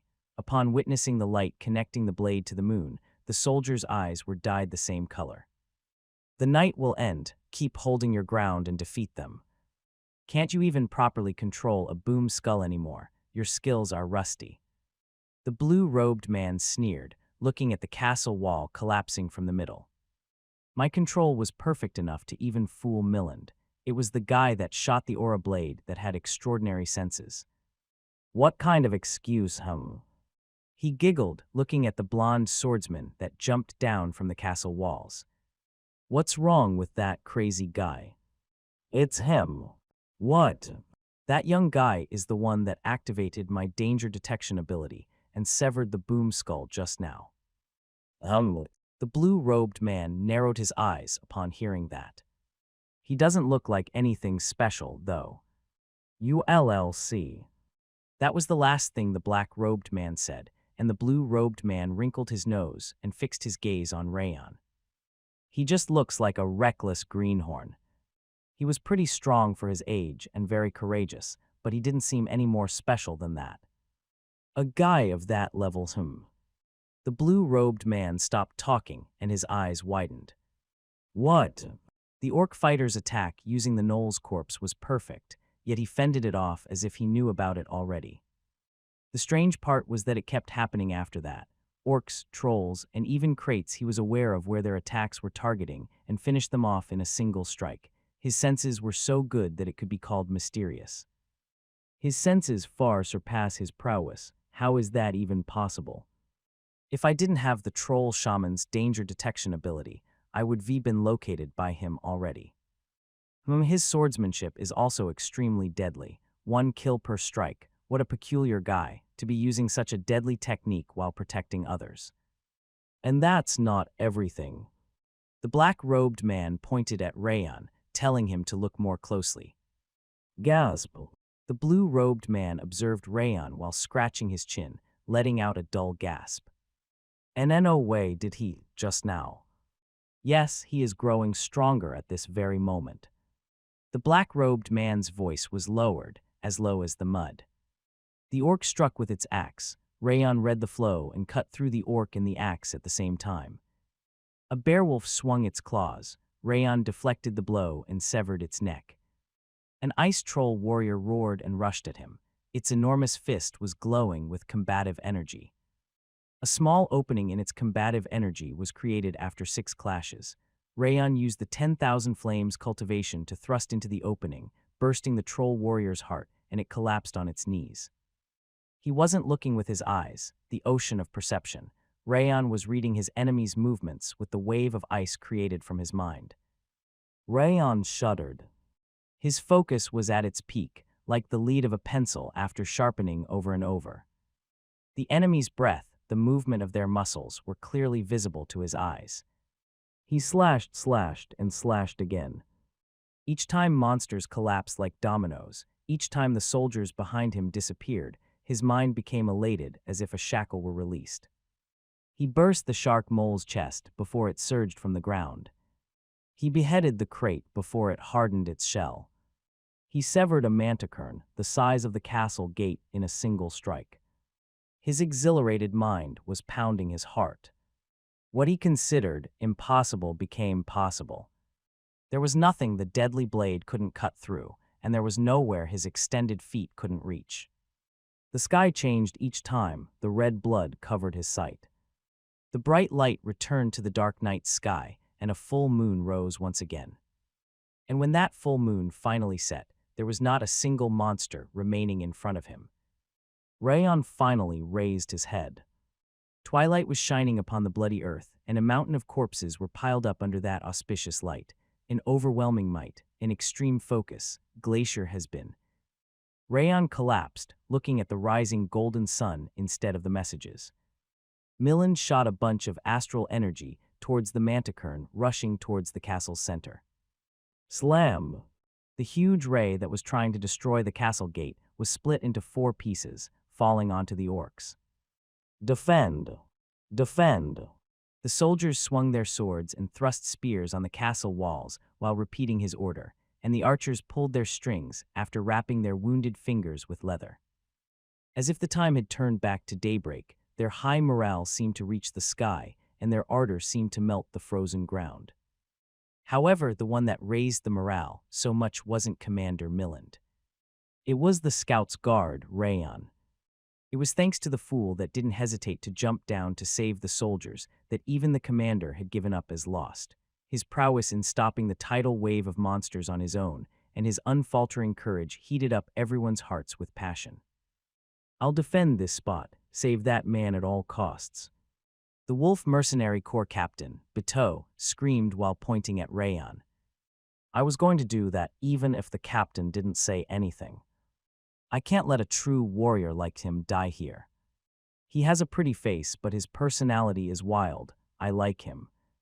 The Wolf Mercenary Corps were weirdos that worshipped power and enjoyed battles. That was why Rayon, who jumped down into the sea of monsters in order to save the wounded, was a complete nut just like them. The decently favorable impression they had of him before was soaring into the sky.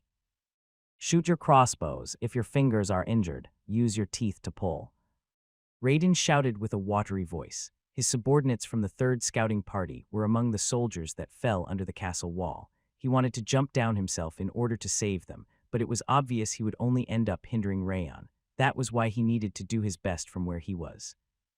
Assist Rayon, aim for the ones coming from the back line. Yes, I know. The scouts became one in mind and pulled the crossbows that were screaming from the strain. Huh. Edquil, who temporarily returned to the Snow Strikers' leader's position for the emergency, breathed heavily and turned his head. He could see the blonde boy facing the endless wave of blue and green monsters on his own. That guy. He had realized that Rayon was the son of some great family because of his prowess and systematic martial arts. He thought his innocent view of the world came from the fact that he was raised as a sheltered child of the family. He thought he pretended to care for the scouts for self-satisfaction since he was going to leave anyway. However, Rayon was the real deal. He personally went down to hell in order to save the soldiers that were certainly going to die, unlike himself, who hesitated despite having his direct subordinates among the ones that fell. Rayon didn't show any hesitation at all. A shiver ran down his spine. He was ashamed of himself for believing that his actions were just the result of a rich boy's outing. This shame is unbearable. Edquil resolved that he would apologize to him after the battle and swung his sword towards the monsters that kept climbing. Bomb slam! A flash of light burst from Miland's sword like sunlight. He used the energy he'd been saving up to defend the castle walls on the left side, at the top of the center. Even though the consumption was huge, he didn't mind it since helping Rayon was of the highest priority. We've saved everyone that fell outside the castle walls. Some of them are severely wounded, but they are all alive. The Night Fox Knight Order's leader Kellen ran up to him and shouted. His face was completely red in excitement. Rayon is the only one left now. We will defend the front. Take him in the meantime. We won't save him. Miland shook his head, looking at Rayon's back. Sorry. What does that mean? Commander. Every soldier and officer looked at Miland upon hearing that he wouldn't save Rayon. He stood alone against the army of monsters in order to save the soldiers. We can't abandon him. Commander, I don't think that's a good decision. Father, what are you saying right now? Raiden grit his teeth, Beto furrowed his brows, and Tyrion came up from leading the soldiers underneath. It looked like they were all about to jump at him. Calm down, look at him closely. Miland raised his finger to point at Rayon's back. Even though he'd finished rescuing the wounded, he kept swinging his sword without withdrawing. Instead of getting exhausted, it looked like he was being invigorated as his strikes became sharper and his movements became smoother. Eyes that. Did he just enter a trance right there? Wait, how is that even possible? They swallowed, watching Rayon swinging his sword like a possessed man. They couldn't understand how he went into a trance in that hellish situation. He has the chance of his lifetime right now. Make sure to not bother him. Focus on clearing the surrounding area. Understood. Let's go. Move. Knights, swordsmen, and the soldiers returned to their positions. They defended their spot, praying for the young hero to get even stronger and grasp the opportunity he had received. As such, 2 days passed, and once the third sun rose, the ceaseless wave of monsters finally came to an end. The corpses were piled up into a hill at the base of the castle walls. Woa! We won. The wave is over. The soldiers on the castle walls raised their weapons and burst into a roar that they'd been holding back. In response to that explosive roar, Rayon's sword finally stopped. As he tried to raise his head, he finally lost consciousness and collapsed. Oh no! Rayon! Catch him! People all ran down from the castle walls towards the collapsing Rayon. They must have been exhausted, but they were running like the wind as if their strength had returned. Rayon! And Commander Miland was one of them. He ran faster than anyone else and caught Rayon. How is he? Did he get seriously injured? Commander. Everyone's gaze was fixated on Miland's mouth swordsmen, knights, and soldiers alike. He is just exhausted. There's not a single shred of stamina or aura left in him. It's my first time seeing someone fight to this extent. Miland laughed bitterly and clasped Rayon's shoulder. Oh, it's a relief. Seriously. People breathed out a sigh of relief and looked at Rayon. Astonishment and admiration could be seen in their relieved eyes. Rayon is safe, resumed the shouts of victory. Why? The monsters have run away. Haban Castle has won. Realizing that Rayon was safe, the soldiers and knights started to shout once again. Their hoarse voices were exhausted, but their joy and delight were more intense than ever. Rayon, Rayon, Rayon. Woa! The snow strikers that used to hate Rayon were also shouting their throats off. Starting with their leader Edquil, every member of the snow strikers burst into a roar. Oh, wow!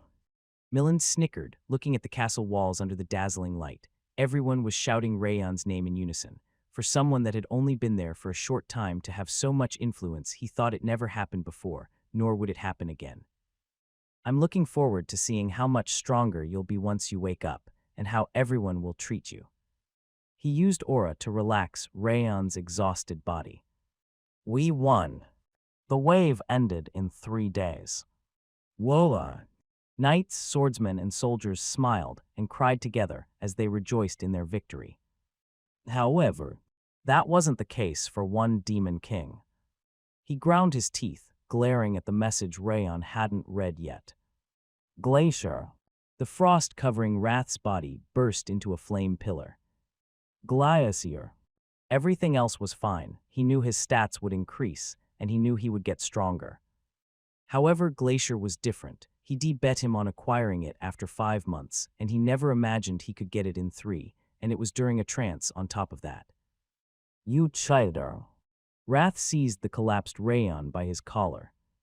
Wake up, you must be cheated against the King of Essence once again. He screamed and started spreading ice everywhere.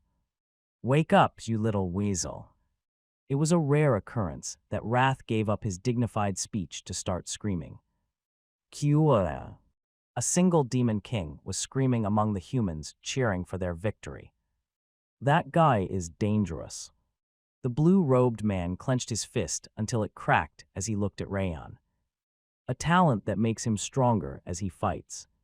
Such a talent was a rare occurrence even in the vast continent. His hair stood on end, watching as that monster grew over the past 3 days of his trance. I told you, I had a bad feeling the moment I saw him. The black-robed man's mouth twisted. He shouldn't be left alone, let's kill him. Considering his speed of growth and his personality that led him to risk his life for others, he wasn't going to stay in Habon Castle forever. He had a premonition that he would get in Eden's way one day. That's a matter for another time. The black-robed man slowly shook his head. There are only 2 missions we have, the magic stone of the Green King and the Siren's incarnation. As you can see, he isn't one of them. We might have to fight him one day. No, we will for sure. The 6 kings are pretty much the only ones that can raise a guy like him. But now is not the time. Since our plan hasn't been completely derailed yet, you shall keep following it, voracious ice demon. It's about time you tell me what that great plan of yours is. How long are you planning to keep it to yourself? The man called the voracious ice demon gave the black-robed man a death glare. I was about to tell you anyway. The black-robed man took out a staff from his robe and pounded the ground. At that moment, strange letters appeared, and a huge ice troll emerged from the ground. Oh! The voracious ice demon's eyes widened upon seeing the troll. It was bigger than a troll warrior, but its white fur meant that it hadn't finished growing yet. It had a horn in the middle of its forehead, which doesn't exist on a normal troll. And in no way is it a lord. Yes, an ice troll lord. I brainwashed this guy, who was born in a valley at the upper part of Stalin Mountain. I was lucky with the timing, since I would have been devoured if I was any slower. The black-robed man nodded, looking at the ice troll lord. A lord inevitably gathers monsters around it and makes them obey. Once Miland finds out about the lord's appearance, he won't be able to keep hiding anymore. He'll come out with the troops, and that's the moment. We will attack. Yes, since the castle walls have collapsed and countless soldiers have died, I'm sure he will attempt a surprise attack before the Lord starts its all-out attack. We will use that opportunity to take the Green King's magic stone and the Siren's incarnation. I can understand why you came up with that plan. The voracious ice demon nodded, looking at the ice troll lord with the unfocused eyes. By the way, did you say that you brought him from the valley at the upper part of the mountain? Yes. Then what's at the top of the mountain? I couldn't go there because I was too scared. What? All my senses were screaming at me, telling me to never climb there. What exists there must surpass our imagination. A drop of sweat flowed down the black-robed man's cheek. HMPH, what a coward. I'll personally climb there to confirm once we are done with this mission. I don't care whether you decide to die or not after the plan, but follow the plan for now. You don't need to tell me that. Voracious Ice Demon snorted and shrugged his shoulders. But it's a shame, I wanted to kill that guy earlier. The plan takes priority, but... The black-robed man narrowed his eyes, looking at the castle wall Rayon managed to defend until the end. It wouldn't be a bad idea to kill him if we get an opportunity. Rayon opened his eyes. An old and familiar ceiling he was in the Scout's quarters. How long have I been sleeping? He remembered swinging his sword while maintaining his senses to the extreme, but what happened afterwards was blank. The last thing he remembered was the golden sunlight. 3 days. The answer came from Wrath inside the flower bracelet. His voice was as cold as the northern wind. Was I asleep for that long? Wrath creeped up and shoved his blue face against him without saying anything. He was glaring at him with his eyes boiling in anger. I saw that you tricked the King of Essence once again. Oh, what? Rayon leaned his body back. He couldn't tell what he was talking about, as he had tricked him too many times. You tempted the King of Essence with pineapple and took the information about Glacier, you shameless and dirty human. Wow. Rayon understood why he was so angry. You used food to shift the bet in your favor. Do you have any conscience? A demon king talking about conscience was quite fresh and new. I told you before that there's a saying, you don't bother a Cerberus when they are eating. Someone as evil as you doesn't even exist in Deviled. Ah, wait a moment. Rayon raised his hand before he finished talking. The bet is still not over. Why are you angry already? It's over. What? The bet is already over, with your victory. Wrath's frost exploded like a bomb. The icy anger engulfed the entire room. It's over. Rayon's jaw dropped. He softly shook off Wrath's frost and checked his messages. UV displayed an overwhelming might. All stats have increased by 3. 3 points. The stats inevitably increased slower the higher they were. The fact that he got 3 points in all stats was an unexpected level of reward. UV maintained an extreme focus. Trait has been created. A new trait on top of that, focus 1 star. It takes less time to enter a focus state, and the focus state can be maintained for a longer duration. Wow. It didn't look like much, but it was an amazing trait that would be helpful for both battles and training. He could probably enter that extremely focused state he'd gotten to during the castle defense once it grew enough. Kyo. Wrath trembled like a volcano nearing its eruption. Rayon licked his lips and read the last message. Glacier has been acquired. Water resistance has reached 5 stars. Oh. Rayon's eyes widened upon reading that last message. I acquired Glacier. When did that happen? He knew that his swordsmanship, aura, and senses had grown a lot, but he didn't even imagine he would acquire Glacier like that. And water resistance has also increased. Water resistance had reached 5 stars, probably thanks to constantly using the frost. Did you finally realize the reason the King of Essence is angry? Wrath's ice started to condense into a sphere, like a puffer fish puffing up. You tried to win the bet by using the King of Essence's only weakness. Are you a devil or something? Being called devil by the King of Devils was also pretty refreshing.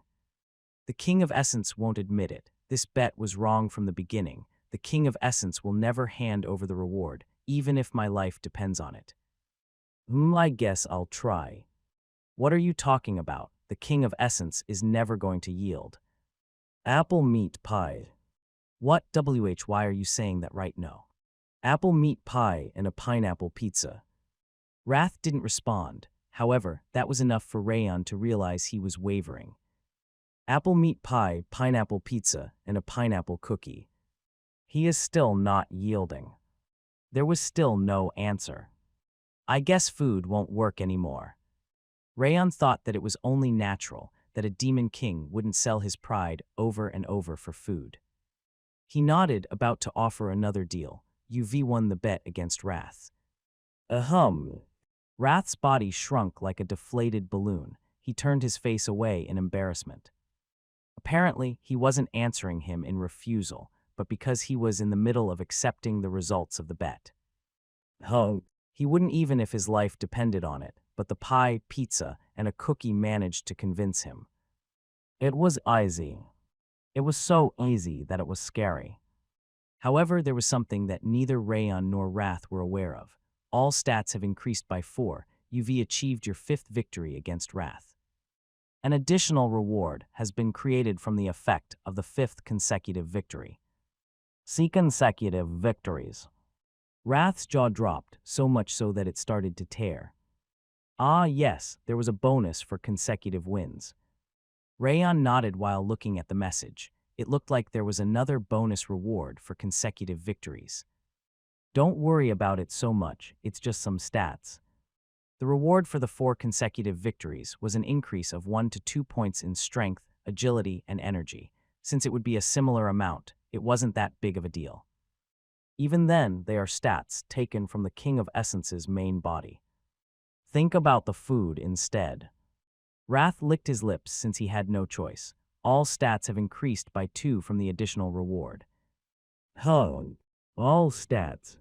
Both Rayon and Wrath's eyes widened when they read that all stats had increased instead of a few different stats. However, the message wasn't over yet. 2 traits' performances have increased from the additional reward. Apparently, he was getting 2 traits rank increases instead of 1. He could guess that the reward for the consecutive victories increased drastically every 5 wins. I like it. Rayon smiled faintly, looking at the fading message. Since it took a long time to increase a trait's performance despite having the system, increasing the ranks of 2 traits was a great reward. It surpassed his expectations by far. WHY is the trait. Wrath's head was trembling in confusion. Increasing all stats is outrageous on its own, so why is it increasing the trait ranks? You said it before. Rayon waved his hand to suppress Wrath's frost, which was bursting out like a flame. The perfect system does its best to make its owner stronger. This must be for the same reason. He repeated the sentence Wrath boasted with before. But this can't be happening. If I knew there was such an additional reward, I wouldn't have admitted my defeat so easily. Well, that's your problem for forgetting about it. After all, we already knew that there was a reward for consecutive victories. Wrath ground his teeth, unable to say anything. Rayon's mouth was curved with anticipation as waited for the next message. Backstab's rank has increased. Glacier's rank has increased. Rayon swallowed. Backstab was fine, but he never imagined that Glacier's rank would increase despite having just acquired it. He immediately closed his eyes and opened the ocean of perception. It's crazy. The ocean of perception's range was much bigger than the last time he'd done that, and the wave's purity had increased. He could now feel what people were doing outside the scouts' quarters, not just inside. Tremble. A huge wave soared right in front of him. It was obvious who was doing that. KRR. He opened his eyes and saw a tremendous amount of frost and anger coming from Wrath. Whoosh. The coldness erupted like a volcano, its waves coiling around Rayon's entire body like a snake. I'll definitely finish you off today. You'd better give up. You will only end up donating more stats. It was Rayon's sincere advice. Even though his body hadn't completely recovered, his energy center was almost empty, his head was hazy, and his bones were hurting. There was still no way he would lose to the Wrath the way they currently stood. Shut up, I can easily swallow you right now, as empty as you are. Wrath snapped, then struck him with the tidal wave of ice and wrath. The terrible cold poured down on Rayon's head to press upon his body and mind. Rayon frowned. Even though his water resistance had increased, he still felt like his skin was getting torn apart. Wrath was certainly getting stronger over time. However, he was getting stronger at a faster rate, and he even had an invincible shield now. There was no way he would lose. Rayon caught his breath and used Glacier, which had reached 2 stars. He made walls of ice with his mental image to block his mana circuit and defend against Wrath's ice. The flesh-grinding pain quickly subsided as he blocked the ice with ice. The mental stress also decreased because the physical pain wasn't there anymore. It was at a level that he could endure for an entire day, no, his entire life. Freeze, you cheating weasel. Wrath should have been aware of that fact, but he was taken over by his anger and kept pouring ice over him. Is it not over yet? Since Rayon felt slightly guilty, he suppressed his yawn and pretended to endure. He was planning to persuade him after putting up with it for a bit, but it didn't even take a few minutes before the message appeared. All my stats have increased. Is it true? Wrath shrunk down and anxiously trembled, his stats taken away once again. Yes, I keep my promise. Rayon nodded. Since he benefited a lot from Wrath, fulfilling the promise of eating food wasn't an issue. I'm getting hungry, too. Since he didn't eat anything for 3 days, he was really hungry even if Wrath didn't say anything. He put on his outerwear and left the room. Huh, young master. Dorian's eyes grew wide on his way back from bringing water and a wet towel. When did you wake up? Just now. How is your body? You've been asleep for 3 whole days. My head feels a bit hazy, but I'm fine. He nodded and twirled his arm. That's a relief. I went to the commander and the medics, but they only said that you were fine and that I should never disturb you. Dorian wiped his tears with his sleeve and murmured that he could finally sleep comfortably. It looked like he'd been worried the entire time Rayon was unconscious. Since he was a bit embarrassed to express his gratitude, he simply patted his shoulder. But where are you going right after waking up? I need to eat something. I'm starving right now. Let's go together. I need to eat as well. He put down the water and walked next to him. And don't be surprised once we are outside. About what? You will find out soon enough, hoo-hoo. What are you talking about? Just ignore that guy, move faster and keep your promise with the King of Essence. Rayon tilted his head because he couldn't understand what he meant, and Wrath stuck to him like a leech and waved his arm. I got it, so stop whining. Rayon sighed a little and left the scouts' quarters. The defense hasn't been so easy for a long time. I love the part where we can sleep longer. I wish every day was like this. Now we just need him to wake up. The castle was busier than usual. It looked like the fever still remained after riding out the wave. So cheese. As they were walking towards the branch of frost while listening to the soldiers' laughter, the noisy street fell silent as if they were grasped by a hand. People were all looking at Rayon with their mouths tightly shut. So Rayon, did you finally wake up? He finally woke up, this hero of the wave. Whoa! Everyone ran up to Rayon and started shouting, soldiers, knights, and swordsmen alike. Their eyes and mouth were moving at the same time into true smiles. They were all rejoicing his awakening from the bottom of their hearts. Why are they acting like this?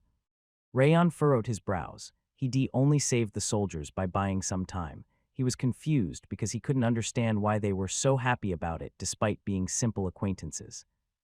Rayon is still a patient. Step back, everyone. A familiar voice could be heard between the ear-splitting cheers. It was Tyrion. He pulled Rayon's arm and made the soldiers back off. Oh, you understood. Sir Rayon, please recover quickly and drink with me. Thank you for saving my companions. I'll repay this gratitude one day. The soldiers spoke while backing off. They were all worried about him, expressing their gratitude and wishing him a quick recovery. You are still the same. Tyrion smiled broadly, looking at Rayon's furrowed brows. Pardon. Are you unable to understand why the soldiers, knights, and swordsmen that you aren't intimate with are worried about you and are cheering for you? Rayon nodded, as he thought it wasn't a big deal that he blocked the path to save the soldiers. There were a lot of scouts among those who fell down, but they were mostly unrelated to you, and there were also snow strikers that looked down on you among them. He continued, looking at the soldiers that were shouting Rayon's name. And yet you still didn't disregard any of them. You wielded your sword for them and created a wall. You are the hero that risked your life to block the path for the soldiers that even the commander gave up on. If they aren't attached to a man like that, they don't deserve to stay in Habon Castle. Tyrion's eyes were sparkling with a blue light. It looked like he was one of the warriors of Habon Castle that were attached to the hero. This is the vice commander's expression of gratitude. He slowly bowed his head. Rayon, thank you for saving our soldiers. I'll repay this favor in the future whenever you desire. Rayon met Tyrion's eyes as he raised his head. His determined smile came from his heart. Me too, I'll also help you. Please call me whenever. Rayon, I'll help you too. I'll come whether I can help or not. I'll come too if I can help you. The soldiers, knights, and scouts raised their hands, telling him to call them whenever. Even the snow striker swordsman did the same. Rayon breathed out in excitement. His heart was feeling scorching hot. It was the scene he had wanted to witness when he first came to the castle, the scene of everyone being united during or after a fight. His heart was pounding fiercely as he stood in the middle of that scene. He felt a new emotion, the driving force to keep on living in the world. He smiled faintly, looking at the soldiers and the knights shouting out his name. "When are you going to keep moving?" Because wrath was urging him, Rayon entered the branch of frost and left the people's cheers behind him. Inside the pub was also an uproar, with people telling him that they would buy his meal, or they would offer him a drink, or the food would be free for the rest of his life. "Is this what you were talking about earlier?" "Yes, although this is worse than I expected." Dorian sighed, using his hand to fan himself. "Dear swordsman, are you okay now?" Yua ran out from the kitchen, fluttering her twin tails. "Yes. That's a relief. I went to visit you." "You came to visit me." "Yes, I brought some soup, but you couldn't eat it." "I ate that once." Dorian smiled and raised his hand. "Thank you anyway." "No problem. It's important to look out for the regular customers." Yua smiled brightly and put down the menu. Whether she was serious or not, the way she said it was pretty cute. "What are you ordering today?" "The apple meat pie I couldn't eat last time." Wrath inhaled deeply the moment he said apple meat pie. His inhale was full of anticipation. "Ah, I'm sorry." Yua furrowed her brows. "The apple meat pie is currently sold out because we are out of apples." "You don't have them." "No, because there were a lot of customers after the wave ended." "Oh, what?" Wrath's eyes lost focus. It looked like he was about to explode again, with his lips trembling intensely. "What about the pineapple pizza?" "That's not up to me, but..." Yua looked at Dorian instead. Ask him already. The first subordinate of the King of Essence must have a pineapple and an apple." "Unfortunately, I don't have either of them." Dorian shrugged his shoulders. "We gave away the pineapple cookies to celebrate the end of the wave, so I ran out of them." "What about the apples?" "I gave them to the scouts and Sir Rayon a long time ago as snacks." Rayon remembered the yellow apple he gave him before. He used to tell him that the morning apple was good for health each time. "It doesn't make any sense if apples and pineapples infinitely come out from a pocket." Dorian scratched his belly pocket and laughed. It was ridiculous that he was talking about his pocket as if it made any sense at all. "Then how about boulders and logs?" "Those are useful objects. They are must-haves." "Oh." Rayon went speechless. There was a huge problem with Dorian's common sense. "What a mysterious. What a useless guy." Wrath grit his teeth, glaring at Dorian. Although he called him his first subordinate, he was abandoned in an instant. "Apple meat pie, pineapple pizza, and pineapple cookie. Are you telling me there's none of those three? This can't be happening. This can't be reality." Wrath's scream was filled with despair. "What are you going to do about this?" "It can't be helped. What can I do when we don't have the ingredients?" "That's none of the King of Essence's business. Keep your promise." "Calm down for a moment." Rayon pushed Wrath back as he kept screaming in his ear and looked at Yua. "Then what's available right now?" "The Knight set menu, Swordsman set menu, and Scout set menu. The basic barbecue is also available." "Then I'll order a Scout set menu." "Bread, stew, roasted meat, and scrambled egg. It's so average that it's boring. A set menu is what the King of Essence hates the most." Wrath screamed and puffed up like a pointy puffer fish. Rayon wouldn't normally care about what he did, but Rayon felt bad about him because he looked like a baby puffer fish who had his stats and traits taken away that day. "It can't be helped."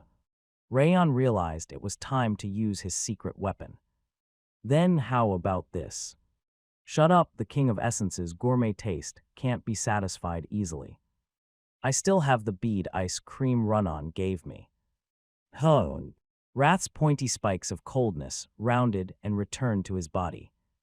"You know, run-on gave me the ice creams when we left. I still have them." "Bead ice cream." Wrath's madness-filled eyes regained focus. "If I remember correctly, there's also mint chocolate." "Mint chocolate." As soon as he said mint chocolate, Coldness soared from Wrath's mouth like a bamboo. The speed of his reaction could be called a reflex at that point. Hum. Wrath covered his mouth to keep from drooling, awkwardly clearing his throat. Lord, you will eat at least 2, right? He raised 2 fingers with a refreshed voice, containing no trace of anger. What is a gourmet? Rayon started pondering about it. Miland and the officers were reviewing the situation after the wave inside the commander's room. Since Rayon woke up, how about we hold a festival for a day? I agree, since they've never had a good rest, it would be nice to give them a break for a day. We will be able to raise the morale to the max by rewarding Rayon on that day. After all, he is without a doubt Haben Castle's hero right now. The officers kept talking about Rayon with soft voices that were filled with favor. Festival, I guess one day would be okay. Miland nodded. The monsters don't attack for a while once the wave ended. Since Rayon woke up, holding a festival for a day seemed to be a good idea. Then Charles takes care of the festival, about the award for Rayon. As he was about to discuss the next issue, the door burst open. It was the second scouting party's leader, Kaizen, who returned from his scouting mission. See, Commander. Kaizen was grabbing onto the door with a trembling chin. It was the first time they saw him acting like that, as he was the bravest person among the scouts. What did you even say? Lord, an ice troll lord, has appeared. That frightening sentence made the cheerful atmosphere fall into a heavy silence. Rimmer looked completely dissatisfied as he entered the audience chamber of the Lord's manor, nose wrinkled. Like always, Glenn didn't even take a glance at Rimmer, his eyes closed as he supported his chin with his hand. My lord, how could you do that? What nonsense did you come to spout now? If Rayon achieved something so great, you should have told me immediately. Why are you keeping it to yourself like a treasure? Roans. Glenn sighed lightly and turned his gaze towards Roan, who was standing on his right side. It wasn't me. Roan quickly shook his hand, telling him he wasn't involved this time. Then how did he learn about it, unless he straight up overheard the shadow agents? Oh, correct, I hid in their ceiling to read the report about Rayon. Rimmer smiled cheerfully while spinning his finger. In addition, he murmured that the shadow agents had a lot of openings. I'd better send the heavenly blade to the shadow agents tomorrow, since a red worm is crawling in their ceiling. Worm? What kind of worm lives in this weather? I'm talking about you. No way I'm a butterfly. Look at me, I'm flying. There's no way I'm a worm. Whatever. Arguing with you is only giving me a headache. Glenn clicked his tongue and closed his eyes. Let's think about Rayon instead of me for now. Doesn't he seriously surpass our imaginations? Rimmer was super excited, a bright smile on his face. He stood in front of thousands of monsters in order to save people that fell from the castle walls. He is the craziest of the crazy guys in the world. Glenn licked his lips slightly, his eyes closed. But he isn't just crazy. He held out for 3 days and nights to save everyone and lead the wave to victory. Wow, I wonder whose student he is. I really want to meet his teacher. Rimmer blabbered that he must be handsome and kind-hearted. I don't know how you will take it, but the way Rayon achieves the impossible reminds me of the head of house in his youth. No, he is actually even better than the head of house. Better? Not really. Even though he replied bluntly, he opened his eyes with his mouth slightly curved into a smile. He seemed satisfied by the compliment that his grandson was better than himself. Instead of bothering with stuff like politics, the warriors in Haben Castle love battles. They are full of solidarity. Rimmer grinned, locking his fingers together to cover his head. Since Rayon is currently called the hero of Haben Castle, they might take his side in the future. Did you actually allow Rayon's exam because you knew this would happen? Of course not. Glenn shook his head. A slight amount of fervor appeared in his empty eyes. I just figured he would do well wherever he went. I didn't even think about who would take his side or whatever. Did you just acknowledge Rayon's abilities? The sun is going to rise from the west tomorrow. Rimmer made a fuss, covering his mouth with his hand. Silence. I picked Haben Castle for him to gain lots of experience there, but I was honestly surprised when I heard he jumped down for the soldiers. Rimmer's eyes became serious. The mischievous atmosphere was replaced by a solemn light. I felt emotional because it sounded like Rayon's humanity has grown, rather than his might. He used to be so cold and cynical. Glenn didn't say anything, but slowly nodded in agreement. I've never raised my own child, but I was overwhelmed with pride. It felt like my own child had grown up nicely. There's not many children that keep advancing without even causing problems. And he twisted his mouth and looked down on Rimmer. He is walking a different path than me, but he is my grandson, not yours. Huh, you just admitted it. Sir Roan, did you hear him just now? He just called him his grandson. That. I've heard it. It was a rare occasion that Roan shouted loudly, but he did as he nodded. I wonder if the North Grave Mountain is going to collapse tomorrow, or maybe the sky will. Silence. Glenn yelled and Rimmer smirked at him. The audience chamber was full of affection once again upon receiving Rayon's news. Contrary to the kind of friendly audience chamber, Habon Castle's atmosphere was completely serious. The first scouting party and the fourth scouting party have confirmed it again. The first scouting party's leader, Barty, bit his lip, reading the document he wrote in a hurry. A size similar to an ogre, the king's crest on its chest, and a single horn on its forehead. All are the characteristics of an ice troll lord. It's certain that a lord has appeared. Damn it, why did a troll lord? It has only been a few days since the wave ended.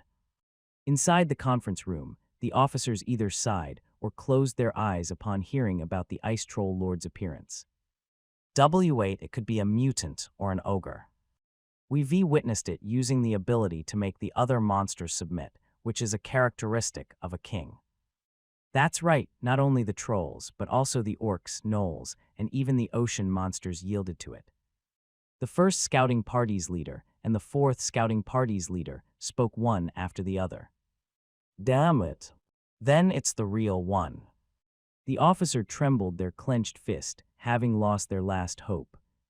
If we let it happen, the monsters gathering under the Lord will cause a second wave. No, a tidal wave even worse than a wave will storm upon us. The conference room fell speechless. Gulping sounds were the only things that could be heard. But we have one single piece of good news. Good news, what can good news do in this situation? It will be beneficial to us. Barty nodded and held up the second document. The ice troll lord's fur didn't have the characteristic blue color of the ice trolls. Instead, they were white. That means it isn't an adult yet. It is incomplete. Then. We need to finish it off before it becomes complete. Miland stamped his finger on the spot where the lord was found on the map. The intense pressure crushed the desk. We will attack tomorrow. Tomorrow. It's too early, preparing the soldiers will.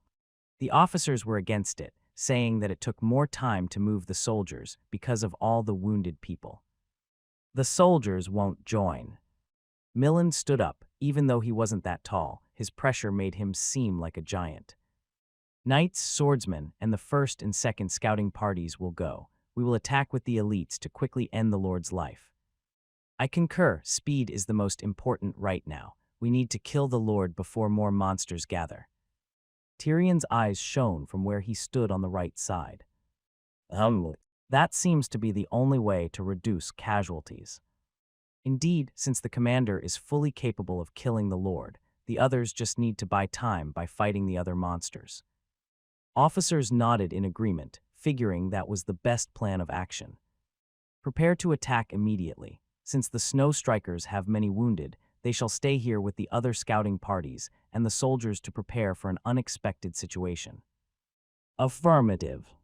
Understood. May I have a word? When the officers stood up to leave the conference room, Rayon, who remained silent so far, raised his hand. I'd like to join. Rayon opened his mouth, looking into Miland's serious eyes. You haven't recovered from your injuries yet. Your mind and body aren't in a condition to fight. But I'm still going to be helpful. Yes, your prowess is going to be helpful for sure, but I can't strain you anymore. Commander. Everyone understood your feelings that day we could feel it more than enough. You shall rest this time. Miland slowly shook his head. Yes, leave the Lord to us. We will kill it for sure, then return. Just wait here. I'll fight to the best of my abilities in Sir Rayon's place. As Rayon expressed his willingness to fight, the officer's eyes were filled with fervor. That's not the only reason we are leaving you behind. Please take care of the castle while I'm gone. Please defend it if anything happens. Miland smiled lightly and patted his shoulder. Please. Understood. Rayon had no choice but to agree and left the conference room. Damn it, I missed a great prey. It was a shame, since killing the Lord was surely going to increase his soul level and stats. What an idiot, you won't get a chance anyway. It's obvious that the old man will take care of it. That's true. Just as Wrath said, it was a given that Commander Miland would fight the Lord. It might actually be better to recover his body instead of standing by after joining the fight. Are you a pig or something? I don't understand how you are so greedy. It's not as bad as your gluttony. What are you talking about? The King of Essence has no such thing as gluttony. I just love the delicacies. Oh sure, Mr. Demon King, whose saliva glands start malfunctioning as soon as he hears the words mint chocolate. Rayon returned to the scouts' quarters while making fun of Wrath. The next day at daybreak, the attack force led by Miland ran out the castle, aiming for the Lord's head at the end of the snowfield. Since they consisted of the uninjured elites, their speed was way faster than a normal expedition team. Rayon watched them create a white storm in their path before coming down from the castle walls. Ah, it's really a shame. I should have been the one killing the Lord. Dorian shook his hand in the air, spouting some nonsense. It was funny that he was saying that despite having shouted his joy as soon as he heard he wasn't part of the attack force. Your first subordinate is really amazing. The King of Essence doesn't know him. Whenever Dorian acted like that, Wrath pretended he didn't know him. What's your plan today? I'm going to cultivate, since I need to recover as soon as possible. May I help you? I'm fine, so mind your own business. Yes. As if he was waiting for permission, Dorian saluted and hurriedly ran to the other side of the scouts' quarters. It looked like he was planning to play with Yua in the branch of frost. It looks like they got pretty close. He has the same mental age as the pineapple girl. No, honestly, he is more childish. Wrath clicked his tongue at his pathetic behavior. That's true. And you too. Rayon didn't say that out loud, since Wrath would definitely have a seizure if he heard that. The mention of mental age reminds me, back in Devildom, the King of Essence was famous for his aloof mind. Even when the other demon kings were corrupted, the King of Essence has always been elegant. I should hurry and start cultivating already. Listen, it will be a life lesson. I've heard you boast so much that my ears are bleeding. I keep telling you, but you will definitely die a painful death. Rayon ignored the self-proclaimed elegant demon king's curse and returned to the scouts' quarters to sit down. He caught his breath and closed his eyes. Accepting the pure energy of nature, he rotated the ring of fire. Once the rotating ring enhanced his body, he used the 10,000 flames cultivation. The heat that was similar to magma burst from his energy center to dash through his mana circuit, starting to melt the remnant of the battle. Probably because of the trait focus, or his enhanced stats, the flow of his aura dashing through his mana circuit could be felt in detail as if it were in the palm of his hand. A little bit more should be possible. Rayon absorbed more mana than usual. The increased amount made his shoulders shiver slightly, but he controlled the flow using his elevated martial arts and senses. The change of mana raised his focus. He rotated the ring of fire and used the 10,000 flames cultivation as naturally as breathing. The sunlight outside the window subsided, and once the moon reached the center of the sky, Rayon finally opened his eyes. His burning red eyes gave off the impression that the sun had risen once again. Unlike the dawn, his eyes were filled with power. My aura should be fully recovered by tomorrow. Rayon smiled, caressing his energy center. The recovery speed didn't disappoint him, thanks to his increased stats and his proficiency in martial arts. It looked like he could return to his perfect state earlier than he thought. It's all thanks to the King of Essence's great abilities. Make sure to repay the favor. Okay. Rayon snickered, looking at Wrath acting dignified by extending his chin. Let's try using Glacier, too. Since he had recovered decently, he decided to keep practicing with Glacier. He closed his eyes once again and opened the ocean of perception, which was now wider than a lake. Rayon dove deeper into the ocean of perception and even used the perception of the snow flower to expand his range. It was easier and faster to expend his perception now, probably thanks to the trait focus. Whirr! He shaped the flow of perception that was spreading in circles into tentacles to look around the castle. He was training to use Glacier through image. In the midst of checking the 4 directions by using the flow of perception, Rayon suddenly stopped. Multiple waves had appeared in his ocean of perception. It was the presence of monsters running towards him fiercely. That's not all. 3 huge tidal waves were soaring in between the monsters. They were incomparably more powerful existences than the other normal monsters. Thud. As Rayon was trying to confirm the presence once again, the door flew open and Dorian entered. Wow, you're still doing this. Dorian whispered while carefully closing the door. When he walked towards his bed on a tiptoe, Rayon's eyes suddenly opened. Oh, uninvited guests are here. Uninvited guest, that's too mean. I returned late on purpose. I'm not talking about you. What? No, I should call them prey, rather than uninvited guests. Rayon stood up and grabbed his sword. Why, young master, why are you taking your sword at this hour? Deliver this message. A blue flame sparkled in Rayon's eyes. Enemies are coming. When the moon reached the center of the sky, the black-robed man stood up. Voracious ice demon, the time has come. The voracious ice demon opened his eyes. The thin, vertical pupils of a beast were trembling in his eyes.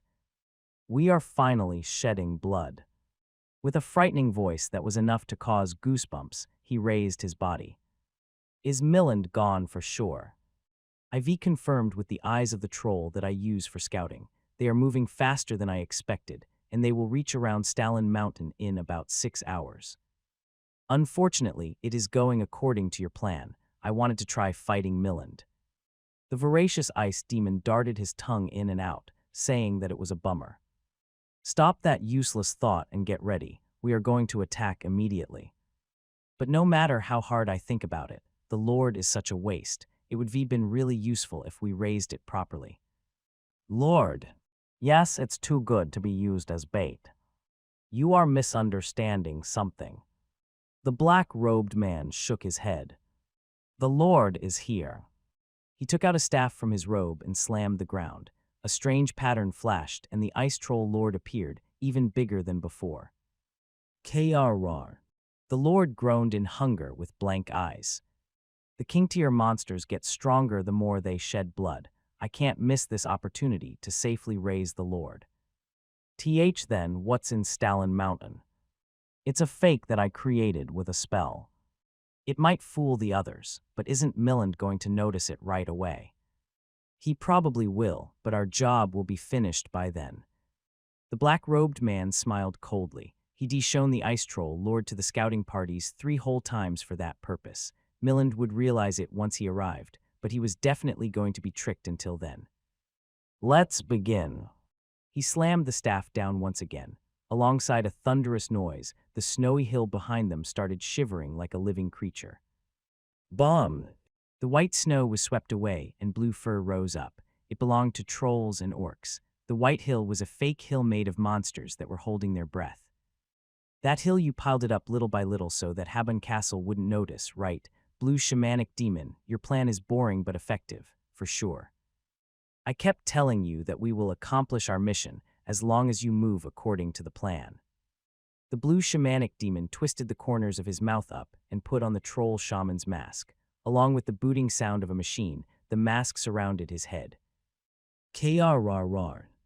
A beast's roar came from the blue shamanic demon's mouth. The glow of his eyes was even more brutal than a monster, and an ominous energy was creeping out from the staff he was holding. Hell yeah, I'm looking forward to Miland's expression when he finds Habon Castle full of corpses. The voracious ice demon grinned and wore the shark helmet on his head. Krang! The blue wave flowing down from the helmet surrounded his body. A blade-like fin came out from his back and shoulders, blue spikes emerging from his limbs. It was armor that was filled with spikes that were sharp enough to tear skin on contact. The shark sting's armor, which was the most violent among the ocean monsters. Let's go. Kryla. Krrr. The blue shamanic demon raised his dark green staff, and the monsters that were deadly quiet before started screaming as they dashed towards Habon Castle. Their ferocity was multiple times more intense than the wave. Since they shouldn't be vigilant nor prepared right now, break through the destroyed castle wall at once. Slaughter the opponents with feeble resistance, just the way I like it. The green shamanic demon kept scheming until the end, and the voracious ice demon's evil eyes flared. We can see the castle, but... what is happening? The two monster men's eyes widened upon finding the castle walls full of soldiers, ready to fight them. There was even a flare fired up to the sky as they confirmed their presence. Is this a trap? It's not a trap, IV confirmed Miland's position, so how? Not only the voracious ice demon, but also the blue shamanic demon's eyes trembled in confusion. Each how did they? Don't panic, green shamanic demon. Only weaklings remained in the castle anyway. We can simply bulldoze them with sheer power. You are right this time. The blue shamanic demon raised his staff and spoke out some strange words one after another. Kaya. Kryla. Upon receiving the light flowing out from the staff, the monsters became faster and fiercer as they dashed towards the castle walls. Go to the castle walls, destroy them in one fell swoop. Kuhaha, I'll be going first this time, As the monsters were about to slam their bodies into the castle walls, a man jumped down from the castle. With fluttering blonde hair, the hero that stopped thousands of monsters on his own a few days ago was standing there. It's a relief that I didn't go. Rayon brandished his deadly blade and smiled in excitement. Because the prey came to me on their own. Dorian immediately ran out of the scouts' quarters to climb the central tower, which was the tallest building in Habon Castle. Dorian. Why did you come here? The eyes of the guards, who were keeping watch at the highest floor of the tower, widened. We don't have time for that. Dorian shook his head and ran towards the alarming bell to strike it. Ding, ding, dings, ding, ding. The bell rang 5 times in no time, and the highest level of alert was activated, which was the same level as the waves. Are you crazy? God damn it. The guards tried to pull Dorian's arm, but it was already too late. The soldiers that were resting or sleeping came running towards the central tower. What's going on? Why did you ring the alarm? What's happening? 5 times means that it's a wave. That's Dorian, why are you over there? The soldiers' eyes widened upon finding Dorian, ringing the alarming bell. The monsters are swarming from the west. Dorian repeated what Rayon told him as he kept ringing the bell. Monsters, what kind of nonsense is that? Why the hell would there be monsters in the west? You idiot, all the monsters in the surroundings submitted to the Lord. Did you have a nightmare or something? Come down from there already. The snow strikers and the soldiers gestured for him to come down while cursing at him. Dorian, stop it right now. Sir Rayon. While the guards were trying to stop him, Dorian opened his mouth once again. Sir Rayon said it. He said the monsters are coming from the west. There aren't as many as the wave, but there are a lot of them. Gasp, Sir Rayon did.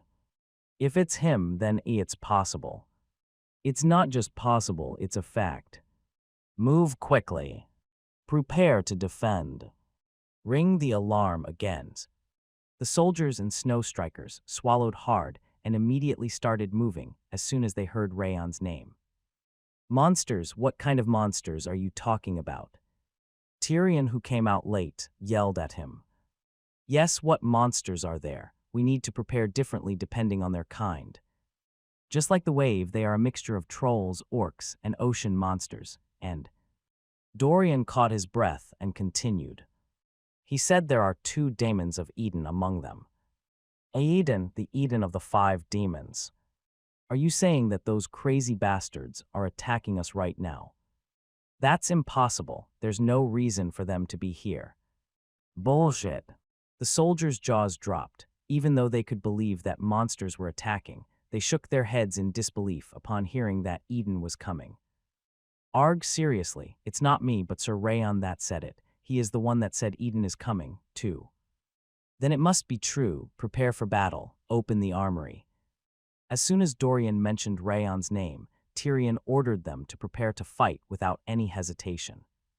If Rayon said it, then it must be true. Move quickly. Eden is coming. Prepare the defenses faster. Take the spears and swords. Line them up on the castle walls. Boil the oil. Prepare boulders and logs. Lay out the arrows on the ground. The soldiers also started moving quickly, no longer doubting him upon hearing that it was Rayon that said it. Dorian wrinkled his nose as he watched the soldiers and swordsmen spreading out in all directions. I wanna go home. It was irritating to see people that didn't trust him at all start moving as soon as he mentioned Rayon's name. It can't be helped. Hiding his sorrow, he climbed the castle walls. Rayon's pressure felt like flowing water as he glared towards the west. Dorian swallowed harshly. Watching Rayon standing on the castle gate made his anxiousness disappear, just like when Miland was holding the ground. Is he a real monster? Even his weak self could feel it. Rayon had progressed once again. Dorian's breath was unconsciously filled with surprise. Thanks to Rayon's quick instruction, Habon Castle was ready to fight before the enemies arrived. The infantry and pikemen were on the castle walls with the archers and the snow strikers behind them, just like during the wave.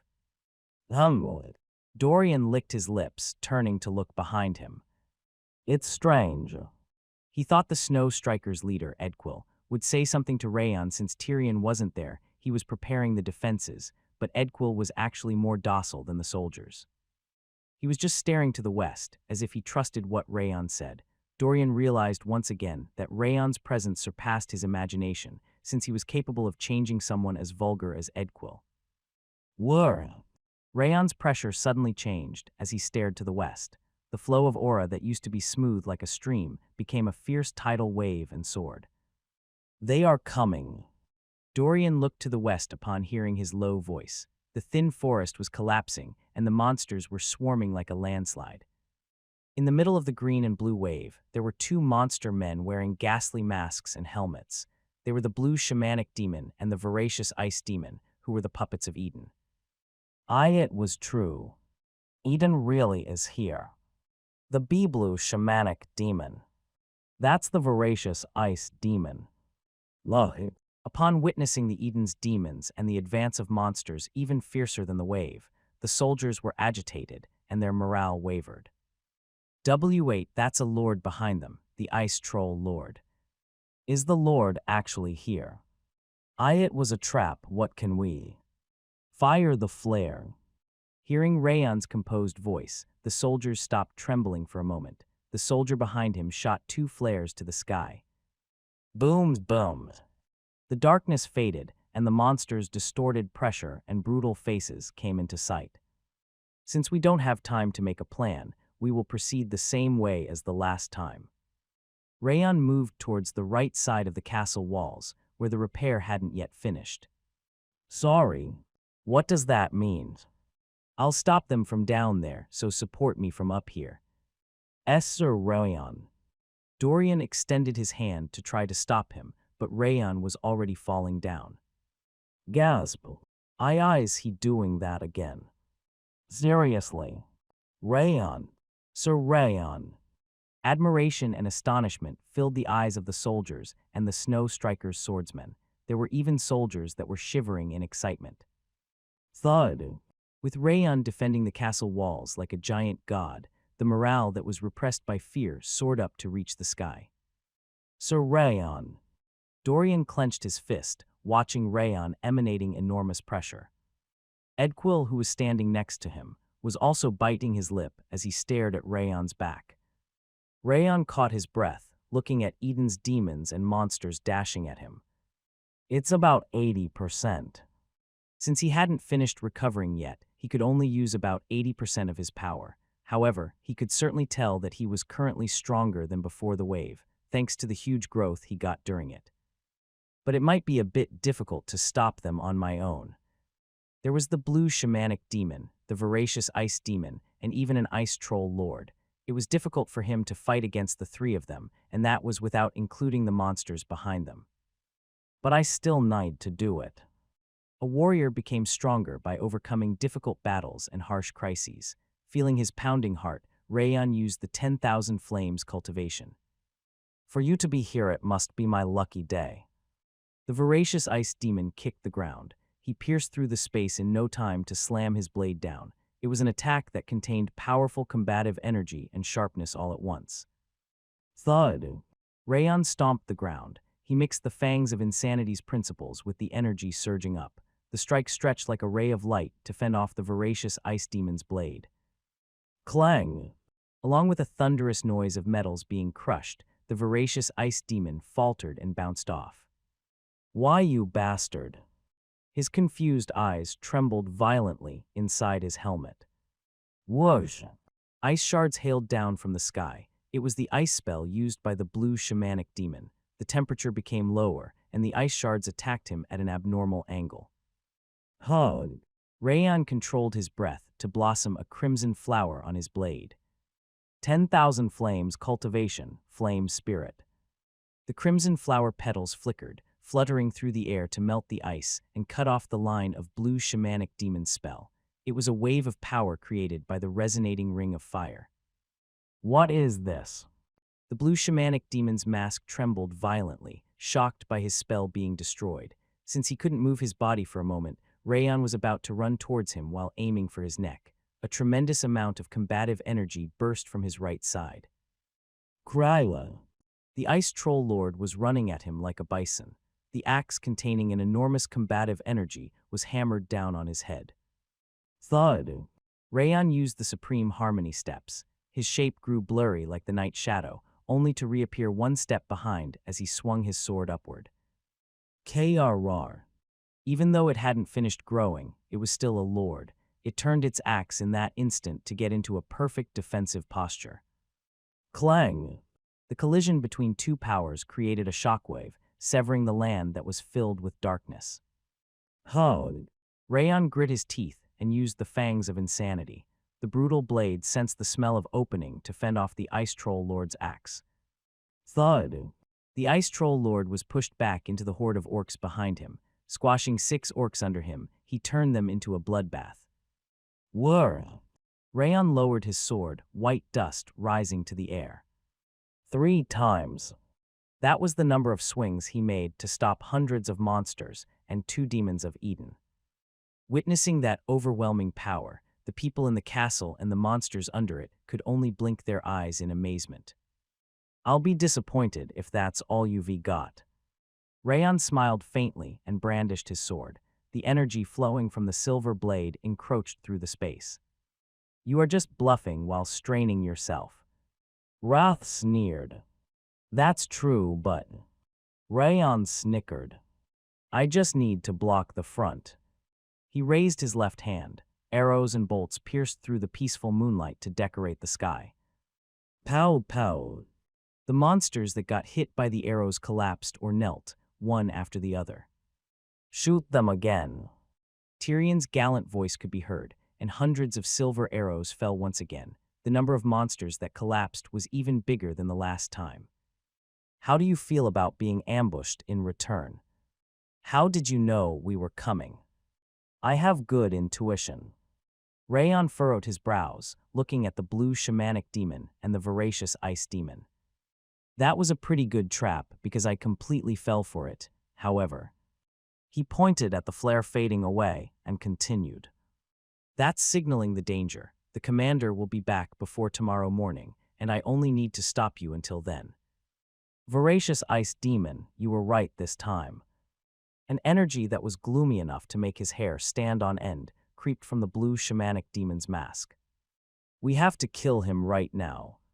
Kill, you aren't capable of that. La Tia. The blue shamanic demon slammed his staff down and chanted, Krrrrs. Kai. The monsters that were on death's door after getting hit by the arrows stood back up, their eyes shining red. They showed off their yellow teeth, flesh stuck between them, with a pressure even more brutal than before. The plan is changed. He is our highest priority. Kill him. Oh, wow. The voracious ice demon walked up to him, giggling, upon hearing the blue shamanic demon's order. I can't believe you got even stronger than the last time. You are a real monster, huh? Combative energy surrounded him as his deadly eyes glared at him. It looked like the northern sea's rough and cold waves were encircling him.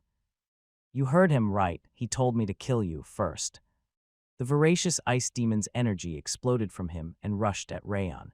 The shark sting helmet grew bigger in an instant, making him overwhelmingly faster than before. Rayon used Glacier in return. Reading his movement through the ocean of perception, he swung his sword. Clang! The collision between the fin blade and the sword created a thunderous noise, trembling the ground at the base. The voracious ice demon forced his way through with power. It was a tremendous power that felt like facing the great ocean's tidal wave with a naked body. Slam! Rayon used the 10,000 flames cultivation to the extreme and hacked with the fangs of insanity. The moment he fended off the voracious ice demon's blade, he twisted his body like a shark to target Rayon's neck with its spike. Die. You die. Right before the spike reached his neck, Rayon's left hand moved like lightning. He drew the blade of Requiem from behind his waist to slash him right away. Slash. The blade of ghastly energy cut through the armor and tasted red blood. This wound is nothing. The voracious ice demon didn't withdraw. As expected of a demon with the ferocious shark sting's characteristic, he showed his teeth to rush at him once again. I'll cut you as it is. Rayon's eyes shone with a frightening light and he pulled his sword back. As he was about to flash his sword, his sight was filled with white fur. It was the ice troll lord who had recovered from its injuries. Huge snowballs were falling from his right side, enough to cover his sight. They were the snowstorm created by the blue shamanic demon. Unlike the ice troll shaman's spell, it looked powerful enough for a single snowball to break his bones. Slam! In the midst of a pouring snowstorm, Rayon dodged the ice troll lord's attack and deflected the voracious ice demon's blade. Since the voracious ice demon and the blue shamanic demon both possessed power surpassing an advanced level expert, adding the ice troll lord with overwhelming physical abilities on top of them was making him feel like death. A cold sweat ran down his spine. You deserve it after the way you ran in like an idiot. Shut up.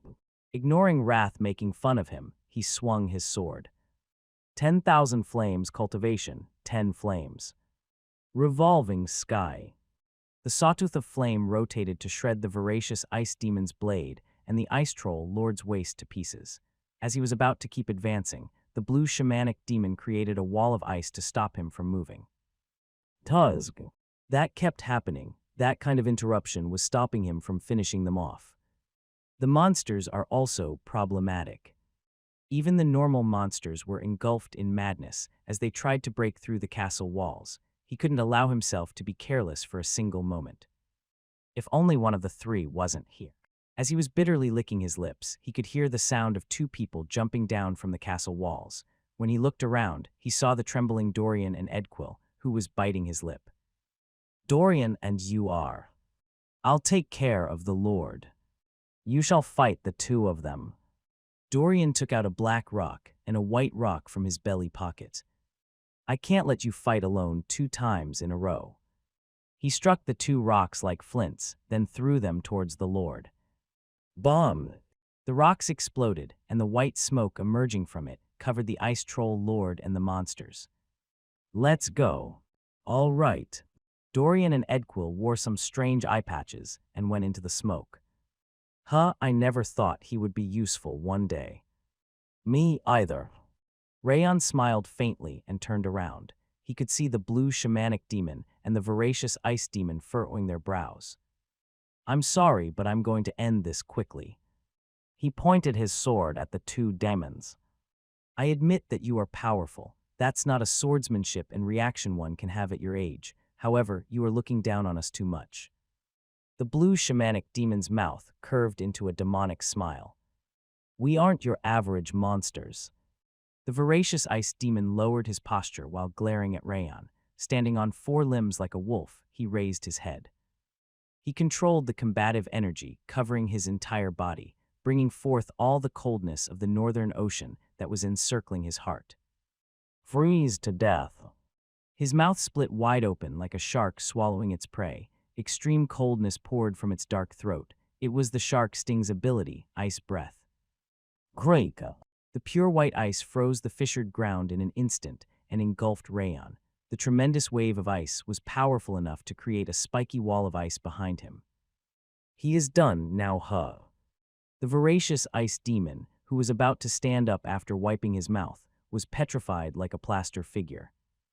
Rayon was reflected in his trembling pupil. He couldn't believe his eyes. It was impossible to stay uninjured like that after facing ice breath head-on. What? The voracious ice demon's entire body started trembling, as if he were having a stroke. "How did you survive the ice breath?" The ice breath was a special technique that combined combative energy and ice. Since it was impossible to endure it by normal means, he couldn't understand how he remained spotless like that. "Move aside, I'll do it, Cardararton." The blue shamanic demon slammed down his staff and chanted. The snowstorm around Habon Castle was reduced in range to focus on Rayon, and the color changed to an ominous yellow. It was the snowflake of the yellow lotus, a spell that targeted the mind. Since it inflicted frostbite on the mind instead of the body, it was impossible to endure even with a strong resistance to ice. Even though it was a brutal storm curse, the man standing inside was standing confidently, pointing his blade towards the sky. "Bomb!" The crimson blade fell like lightning, ripping the cursed snowstorm in half. Looking like he was wearing a silver coat, Rayon walked over the fluttering snowflakes as his mouth curled into a smile. "I am possible, how could a cursed spell be?" The snowflake of the yellow lotus was a mental attack that he'd prepared to use against Miland. He never imagined it could be broken by someone like him. "Eyes a curse." Crimson flame burst from Rayon's blade, melting the darkness around him. "I've experienced that my whole life. From someone way worse than you." The attack force that left Habon Castle to kill the Lord had arrived near Stalin Mountain. "Rest for 10 minutes. Miland ordered the group to rest, standing on the hill where he could vaguely see Stalin Mountain. Since fights could break out at any time, they needed to be ready for battle at all times as they moved past that point. "Where's the place the Lord was located last time?" "It's the rocking stone at the midpoint of Stalin Mountain. We should be able to find it before the sun rises tomorrow." Barty, the first scouting party leader, bowed to him and replied. "I see." Miland furrowed his brows, looking at Stalin Mountain. It gave off an eerie feeling, covered with darkness and snow. "It's ominous." He started moving immediately because it was an urgent matter, but it was a strange situation in many ways. The ocean monsters coming out to the mountain from the northern ocean, the ice troll shaman and warrior that targeted the scouts from behind, and the Lord's appearance after the wave. They were all abnormal incidents. Miland clasped the sword equipped around his waist. "But I have no other choice right now." Since there were 3 sightings in total, it was undeniable that an ice troll lord had appeared. Even if it was a trap, the lord needed to be killed for sure. "Let's set off, huh?" It was as he was about to give the order, silently sighing, that he saw it. A small spark rose from the direction of Habon Castle. "Oh, that's a flare." Eyes widened all around as they saw the flare. "Oh, a second one. That means..." The swordsmen and knights swallowed harshly as they witnessed the second flare. Consecutive flares signified emergency. It meant that Habon Castle was in danger. "Didio, we need to return. We should kill the Lord first before we do." "Are you insane? That means the castle is in danger right now. But we can't return empty-handed after coming this far, and even if we run at full speed right now, it will take too long." There were different opinions among the swordsmen and knights. People that were arguing eventually turned to look at Miland, who had the authority to decide. Tyrion, Rayon, and Edquil are at Habon Castle. Miland twisted his mouth, looking at the flare as it faded. There's no way they shot the flare for a trivial matter. Tyrion trusted Rayon completely. The fact that he sent the danger signal despite having Rayon there meant that it was a serious matter. However, Miland's decision wasn't only based on that. The way Rayon prioritized the soldiers rather than himself as he jumped down the castle walls, that heroic scene was still engraved in his brain, affecting his decision. Everyone turn around. Miland's eyes were shining as he turned around from Stalin Mountain. We are returning at full speed. Huh. Rayon snickered, looking at the blue flower bracelet hanging around his wrist. This is an interesting development. Thanks to fighting to death against Wrath every day, his resistance to frost and mental attacks were above a master's level. It might have been different if he had been attacked earlier, but since he had already acquired Glacier, the ice and curse were all pointless against him. It's all thanks to you, thank you. Rayon nodded his head at Wrath, who was protruding slightly from the bracelet. That wasn't the King of Essence's intention. Wrath narrowed his eyes and glared at him. But it's a fact that their attacks became meaningless thanks to you. Arg, you arrogant bastard. Wrath's arm of ice was trembling intensely. It seemed he took it as a mockery, murmuring that Rayon would receive divine punishment one day. He returned to the bracelet. Who the hell are you? The blue shamanic demon screamed, despite having maintained a low voice so far. How can a youngster's willpower be this? Confusion could be seen in the voracious ice demon's eyes as well. His long pupils, which resembled fish bones, expanded. The scouts guard. Rayon nonchalantly pointed at the scouts, firing arrows from the castle walls. Do you think that makes any sense? Why does it matter if it makes sense or not? I'm your enemy regardless. Rayon spun his sword. The crimson blade that contained the energy of the 10,000 flames cultivation severed the cold air. Come at me. Kyo. You damn bastard. Rayon crooked his finger, and the voracious ice demons and the blue shamanic demon's energies increased exponentially. It seemed they were using their full power, as the combative energy distorting the space soared up to reach the sky. Rashikma Bairatan, Jew. The blue shamanic demon waved his staff in the air, the snowstorm growing more intense as he did so. The snowballs falling like rain covered his entire line of sight. The storm contained a curse and coldness that was even more powerful than before. The voracious ice demon opened his arms. The fierce combative energy coiled around his body like a snake to create hundreds of spikes. Kryla. The voracious ice demon roared and kicked the ground. The moment Rayon was about to defend, he disappeared. It seemed he was hiding inside the storm for a surprise attack. Rayon didn't panic. He closed his eyes and opened the ocean of perception. A huge wave emerged from the back. It was the voracious ice demon's surprise attack. He planned on attacking by surging up from the ground. Rayon opened his eyes and swung his sword, following the flow of the fangs of insanity. Clang! It was difficult to believe that the blasting sound was made by a human being, and Rayon's sword was pushed back for the first time. You have a really great sense for sure, but this will be different from the last time. This snowstorm is my domain. He was right. The power and speed of his attacks were at a completely different level from before. He wasn't using power, he'd been hiding it. Looked like the snowstorm was enhancing his abilities. Dying. The voracious ice demon swung his fist and kicked him. The spikes and blades on his forearms and shins started rotating to create a wave of combative energy. Slum. Rayon used the 10,000 flames cultivation to the extreme. He slammed down with the blade covered in crimson flame. The crash between combative energy and aura created a tremendous wave, erasing all the snow covering the ground. However, the voracious ice demon that should have been in front of his eyes was nowhere to be seen. He was preparing another surprise attack, hiding inside the snowstorm like a shark catching its breath in front of its prey. How pointless. Rayon smiled coldly. He had already located the voracious ice demon using Glacier. Whoosh! The voracious ice demon approached him from the left, thrusting his fist at Rayon's heart.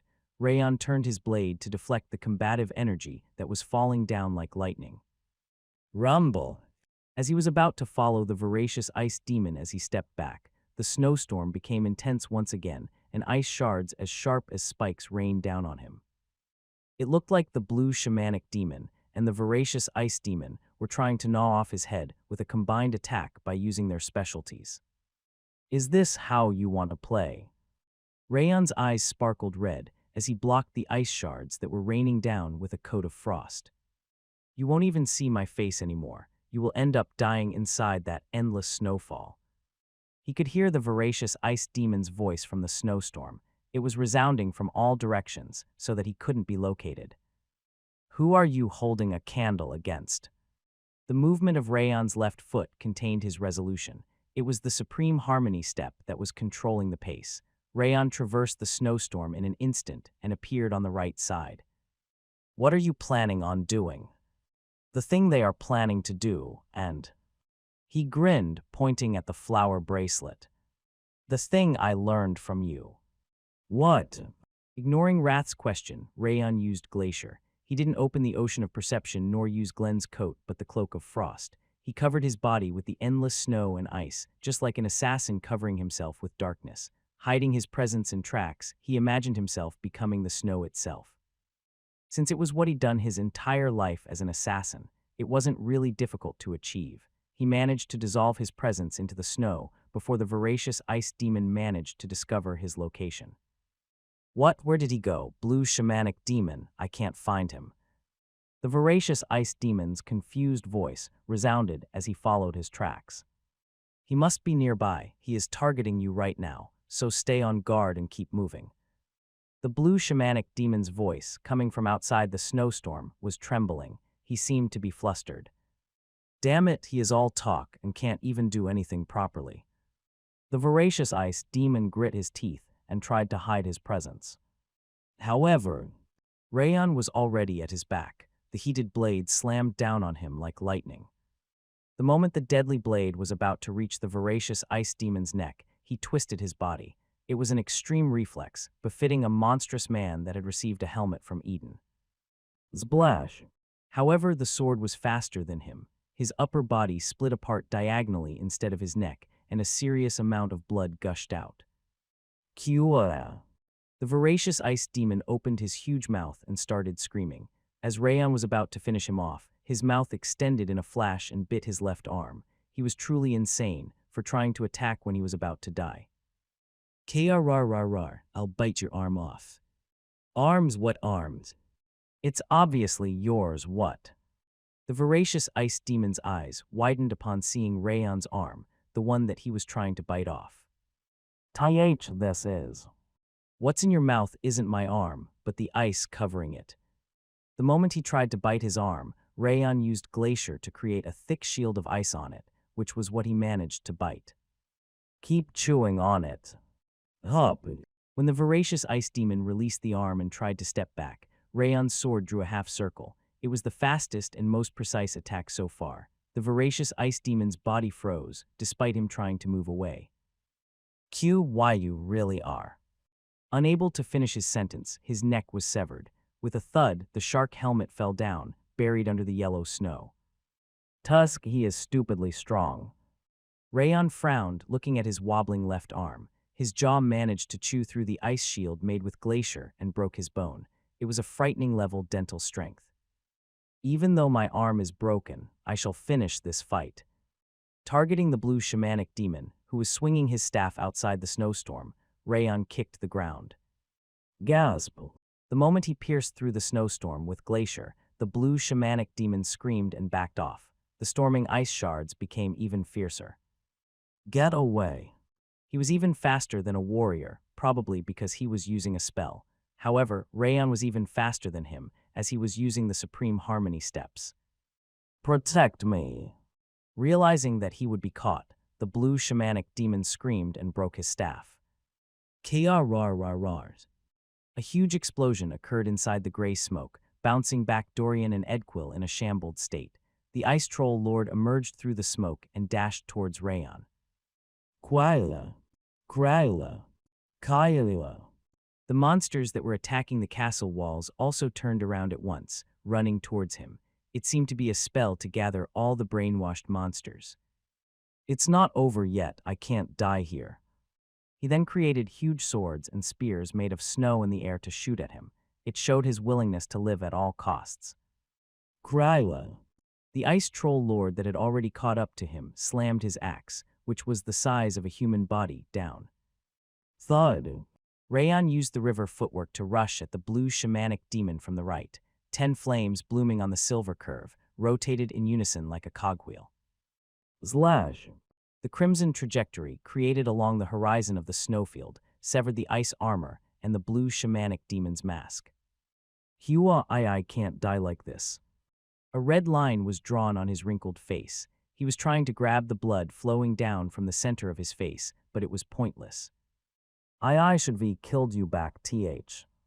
With that as his last word, he collapsed forward. The ghastly light disappeared from his eyes like a wick being snuffed out. Whoosh! The snowstorm that seemed endless finally stopped, and the monsters overflowing with madness stopped moving. KRR. Even the eyes of the ice troll lord, who was about to swing its axe, wavered violently in confusion. Rayon has defeated the enemy leader. Now is the time. Attack at once. Tyrion's feverish voice could be heard from the castle walls. The swords and spears, thrust by the spirited soldiers, ripped apart the monsters that had fallen into a state of confusion. However, Rayon didn't attack the ice troll lord standing right in front of him. His eyes were wavering like a sailboat riding a tidal wave. That confusion was similar to Rayon in his previous life. KRR.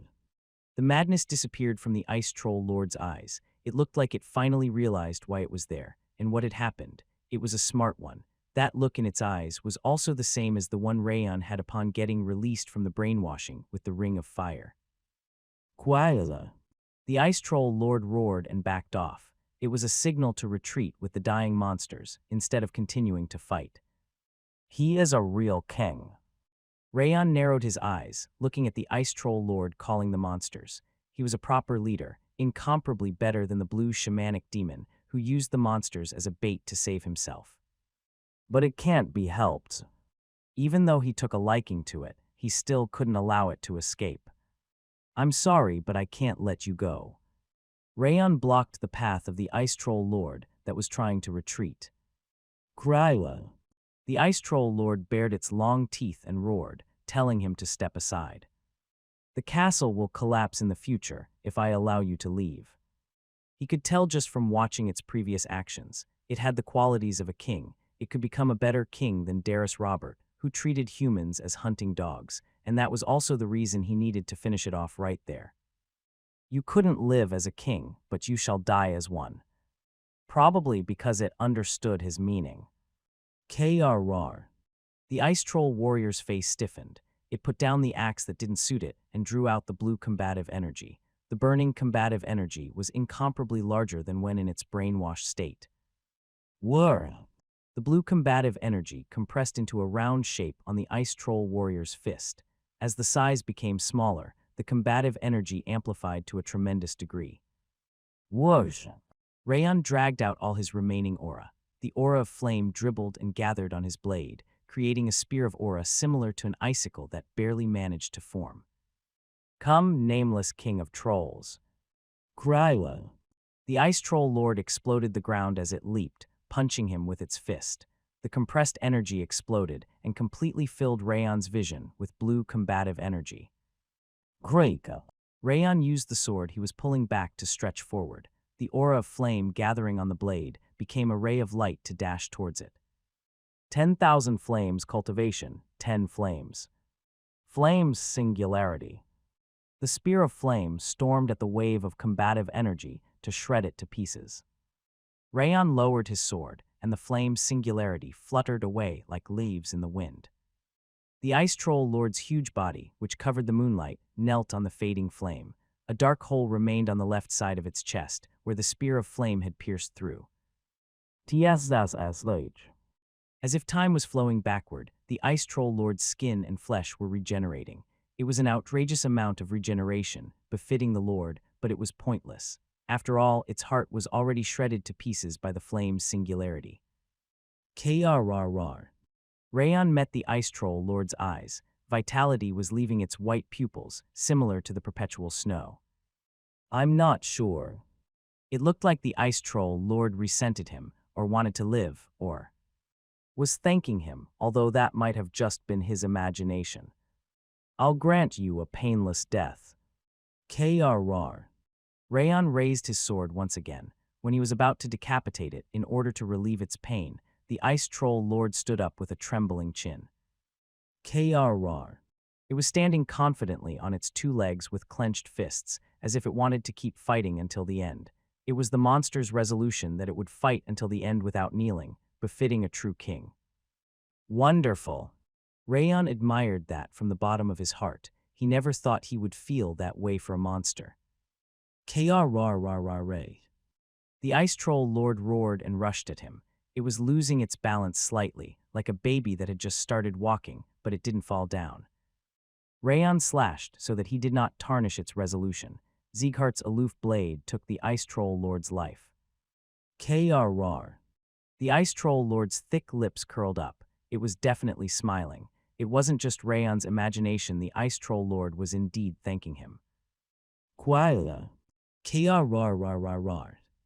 Kaya.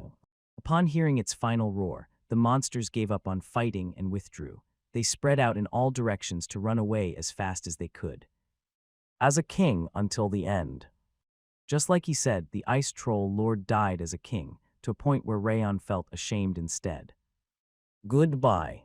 Rayon closed his eyes, wishing for it to reincarnate in a better place, just like he did. He was a true king, one that I haven't seen for a long while.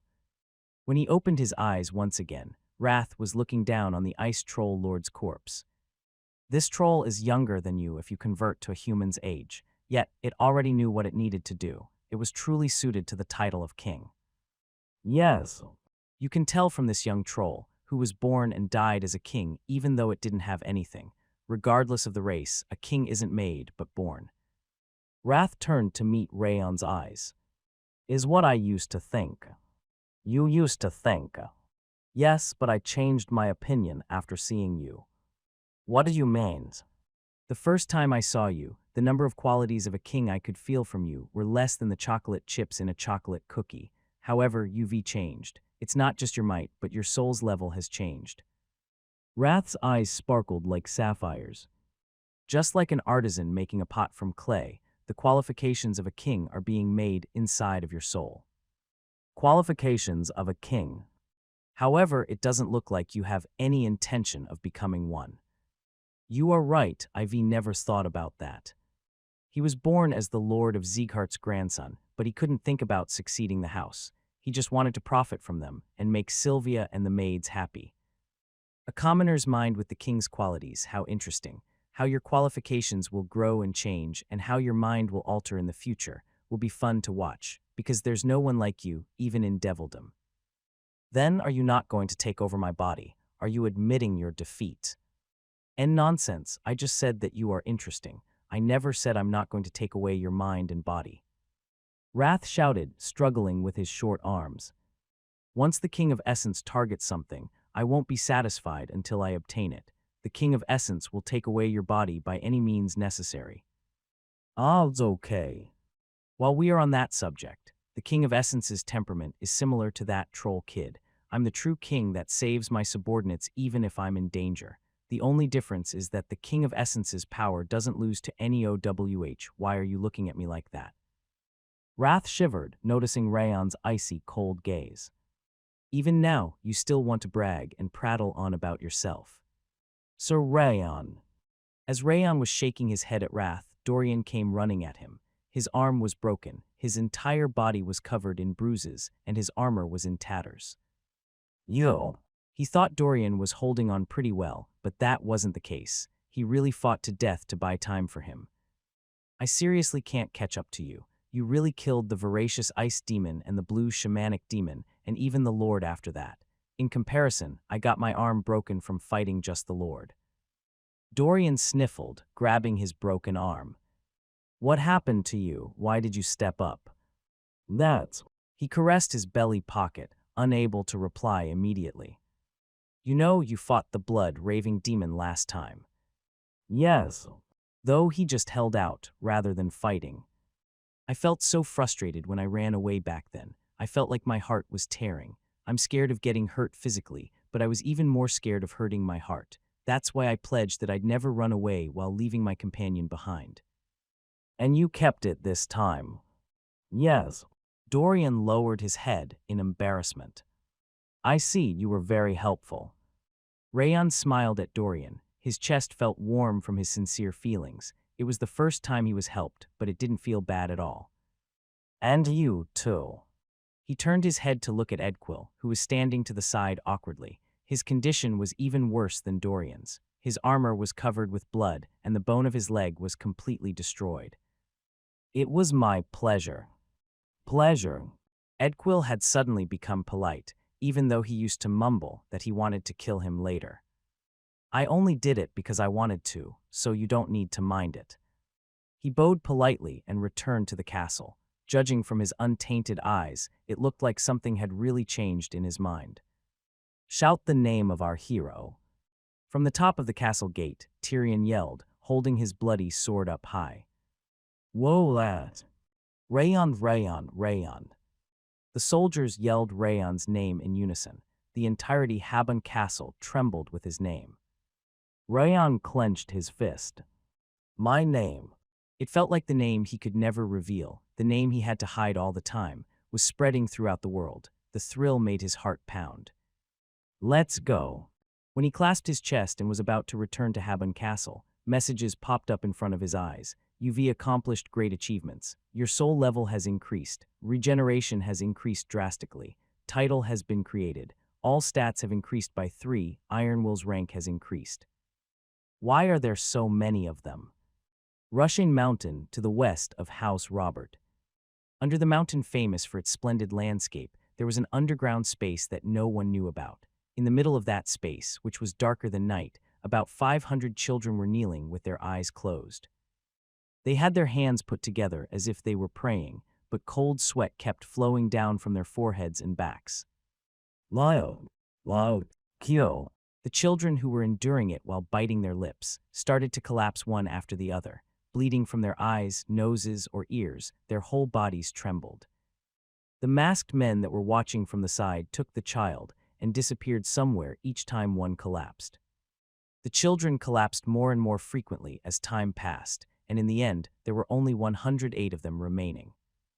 The tall masked man that was watching them from the center walked up to the upper floor, where he could look down on the entire space.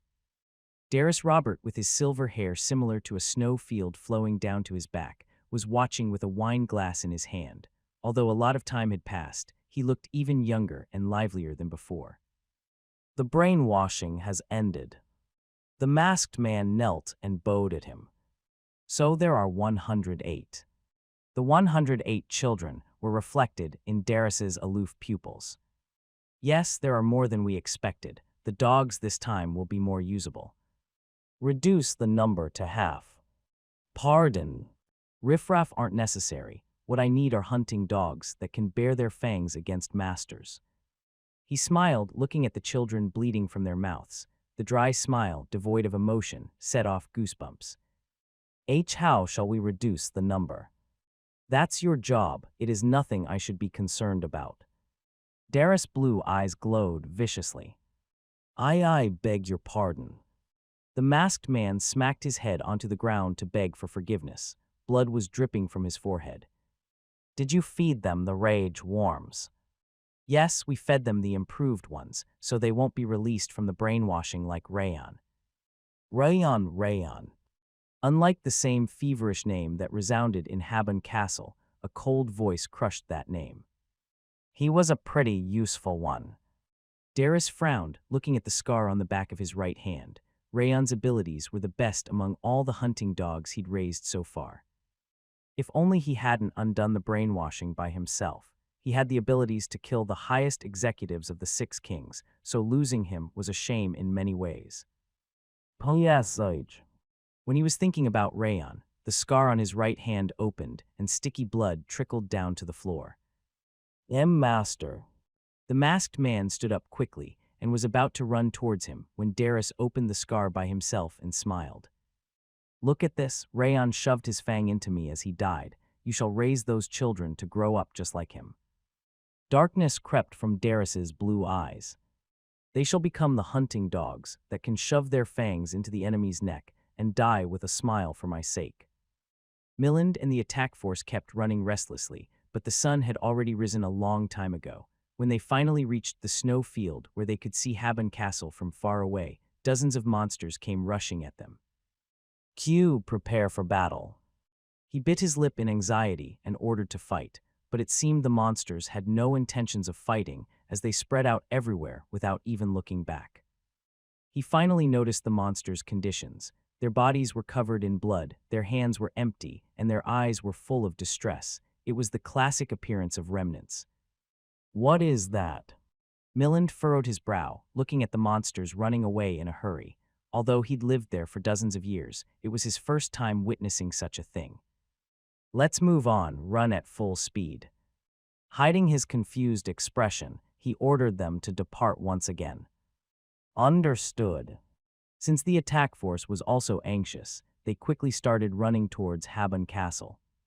Because the group consisted of elites, Miland and the attack force managed to reach Habon Castle before noon. However, the condition was completely different from what they'd imagined. The castle walls weren't destroyed, and countless monsters were dead under the castle walls. On the other hand, they couldn't find a single soldier's corpse. What is this? What happened here? What the hell happened this time? The attack force entered inside the castle with trembling legs. See, Commander, look this way. Barty, the first scouting party leader, shouted when Miland was walking while looking around. Upon following him, there was a monster's corpse that was 2 times bigger than an average ice troll. This is it. It's the ice troll lord. So it was a trap after all, but who could have? Commander, there's an Eden demon here. There's another one here. It's the voracious ice demon. The scout's eyes became wide open in astonishment upon finding the corpses of the voracious ice demon and the blue shamanic demon. An ice troll lord, the voracious ice demon, and the blue shamanic demon. Miland swallowed harshly, looking at the 3 monsters one after another. What happened here? There were corpses of 2 of Eden's demons, an ice troll lord, and countless monsters. Yet, the corpses or flesh of humans were nowhere to be seen. He could understand that it was Eden's trap, but he couldn't even begin to figure out how they managed to survive against them. Let's go for now. Miland caught his breath and walked towards the castle gate. Cheers and roars could be heard from the inside. When he tried to listen more closely, they were shouting someone's name. Rayon. It was Rayon. His name was resounding to reach the sky. After hearing what happened overnight, Miland and the officers sitting in the conference room went blank, eyes trembling. How could this happen in my lifetime? I know, right? Eden and an ice troll lord attacked, yet there were no casualties at all. It feels like a dream. This must be the war god's blessing. It's not the war god's blessing, but Rayon's blessing. He did everything on his own this time, again. Did he seriously get a single arm broken from killing the voracious ice demon, the blue shamanic demon, and the ice troll lord? He is a real monster. The officers praised Rayon's prowess and strategy in amazement. Regardless of what happened, we won in the end. Festival. It's time for a festival for 3 days and nights. Do you think 3 days and nights are enough? We should make it a whole week. That's right, we won't get another day like this for the rest of our lives. Since it was obvious that there would be no monster for a while, the officers raised their hands, saying that they should hold a festival right away. There's something we need to do before the festival. Miland silenced the conference room, the atmosphere having grown as loud as a marketplace's beforehand.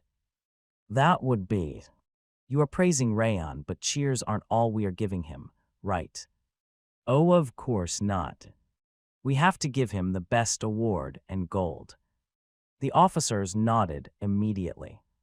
That's right, the reason I'm alive right now is thanks to Rayon.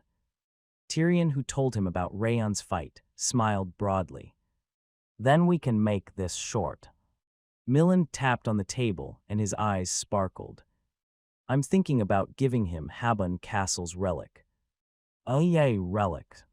By relics, you mean? Lord. The officers' gazes gathered to the snowbound blade hanging around Miland's waist, since that was the treasure passed down in Habon Castle. Are you trying to appoint Rayon as the next castellan? That's a bit. It should require more consideration. The snowbound blade was the symbol of Habon's castellan. Granting that sword pretty much meant that he acknowledged Rayon as his successor.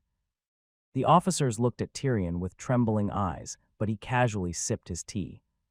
What nonsense are you spouting? Miland frowned, looking around at the officers. This sword isn't a relic but a symbol. I'm giving Rayon something else. Something else? This? He took out thin, snow-white armor and put it on the table.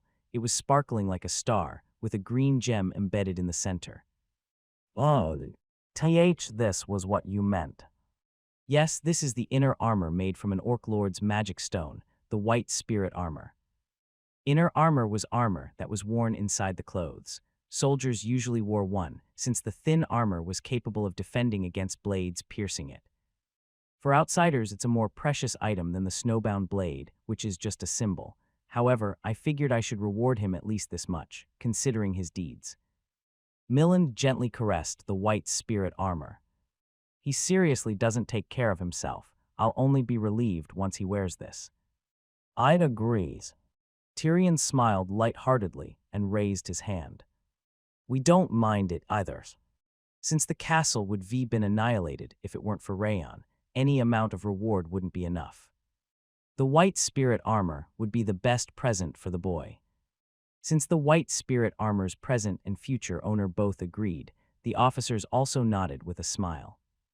Then that's decided, and I think it would be best to hold the festival for around 5 days. However, rather than starting it right now, we should wait for about 1 week. Can I say something? The Snow Strikers' leader, Edquil, raised his hand despite having remained silent. What is it? It's about Sir Rayon. Sir Rayon. Did he say Sir Rayon? Because he suddenly called him Sir, the officer's eyes widened. Didn't you say he was a mercenary? Yes, I did. It's possible that such a genius exists among the mercenaries, but the martial arts he used wasn't something ordinary. It was a swordsmanship developed over a long period of time, a martial art that a normal mercenary wouldn't be able to acquire. Are you questioning his identity? I'm saying that we should make it clear. Miland licked his lips and looked at Edquil. Judging from his peaceful eyes, he wasn't trying to attack him but just trying to confirm. I'm also pretty curious about that. The wolf mercenary Captain Biteau locked his fingers together on his hand to cover his head, then snickered. Because we all already know that Rayon isn't a mercenary. Well, that's true. I'm fine as long as he doesn't have a nasty origin, such as the 5 demons. Don't say that. There's no way that Rayon is from the 5 demons. With Edquil's prompting, people started making guesses about Rayon's identity one after the other. Silence. Miland tapped the desk to shut everyone's mouth. Just as you said, Rayon isn't your average mercenary. In fact, I can't hide it anymore after what he accomplished. What you know for sure is that he's always been sincere, ever since he's arrived here. The officers straightened their backs, realizing the meaning of his firm voice. He will reveal his identity himself one day, so just wait until then, and I can guarantee his identity that he isn't from the dark side. You don't need to worry about it. Miland looked at Edquil, who mentioned it first. His clear eyes were like when he was full of dreams and passion in the past. I see. Edquil smiled slightly, as if a heavy burden had been lifted. Even though Miland had known him for a long time, he still couldn't tell what he was thinking. Start the festival's preparation right away if you don't have any more questions. Miland vigorously hit the table and stood up. Let's hold a magnificent festival, enough to recover from the fatigue and pain so far. Inside a dim room, illuminated by a small lighting hanging down from the ceiling, 2 people were sitting at a grotesque table that looked like it was made from human skulls. The man sitting on the right was covering his body with thick robe of darkness, wearing a skull mask with blue flame burning in the eyes. A blonde staff was standing next to him on its own, with a dark and wicked light hovering around it. On the other hand, the woman with thin fingers sitting next to him was wearing a deep blue hat with a brim and an old woman's mask with a long nose. A wooden staff made of withered material was floating behind her. It's a failure. The woman wearing an old woman's mask clicked her tongue. Are you talking about Habun Castle? The man in the skull mask raised his chin. Yes, the blue shamanic demon and the voracious ice demon, those worthless scum died. How did they fail? Do you even need to ask? They must be just charged Habun's castellan without thinking. The voracious ice demon might be done that, but the blue shamanic demon isn't such a simpleton. The man shook his head and tapped the table made of skulls. Anyway, it's too late now. Since they discovered that we made our move, the Habun castellan won't move his heavy ass anymore, and the 6 kings will also send reinforcements. What are you thinking about so hard? The magic stone of the Green King has also appeared in the west, so it shouldn't matter that much. I wanted the Siren's vessel more than the magic stone, since such a talent isn't common even on a continental scale. The talent of powerful might and overflowing mana could be obtained anywhere. However, the quality of the Siren's embodiment that controlled people's bodies and minds couldn't be found so easily. It's an ability that can realize genocide and mass brainwashing. We have to obtain it at all costs. But it can't be helped. Now isn't the time. No, because we are in our current situation. We have to make our move. The man in the skull mask flicked his finger. Along with the thudding sound of bone hitting bone, a wriggling liquid similar to slime soared up onto the table. Its insides couldn't be seen because it had a cloudy gray color. Doppelganger, what are you planning to do with that idiot? Unless there's someone that can wear the doppelganger's helmet. I modified it myself. The man narrowed his eyes, looking at the doppelganger that was trying to swallow one of the table's skulls. This once can perfectly reproduce the words and actions of the human it swallows. Even family wouldn't be able to tell the difference. Oh. The eyes behind the old woman mask sparkled with a blue light. Is it absorbing the human's characteristics upon digestion? It looks like you've gone as far as modifying the cells. There's a time limit, but this one should be able to bring us the Siren's vessel. What's the possibility of Miland noticing it? None. The skull-masked man shook his head with a confident gaze. Unless it's a monster that can read into the human's temperament itself, no one will be able to discover it. A festival was held at Habun Castle. Simple festivals that lasted for one day after a wave had happened multiple times before, but because it was the first time a festival was held for 5 days in a row, the castle's mood was heated enough to melt the perpetual snow. The festival became more and more heated over time, and it reached its peak on the 5th day, when the awarding ceremony was held. Dorian and Edquil, who jumped down the castle to fight against the Ice Troll Lord, stepped forward. Yes. Dorian and Edquil walked up the platform, answering the call from Tyrion, who was conducting the ceremony. These 2 people, who put their lives on the line to defend Habun Castle against the Ice Troll Lord and the monsters, will be granted Habun Castle's excellent blade and some gold. Thank you. Thank you. Miland was standing on the platform to personally award them the sword and gold.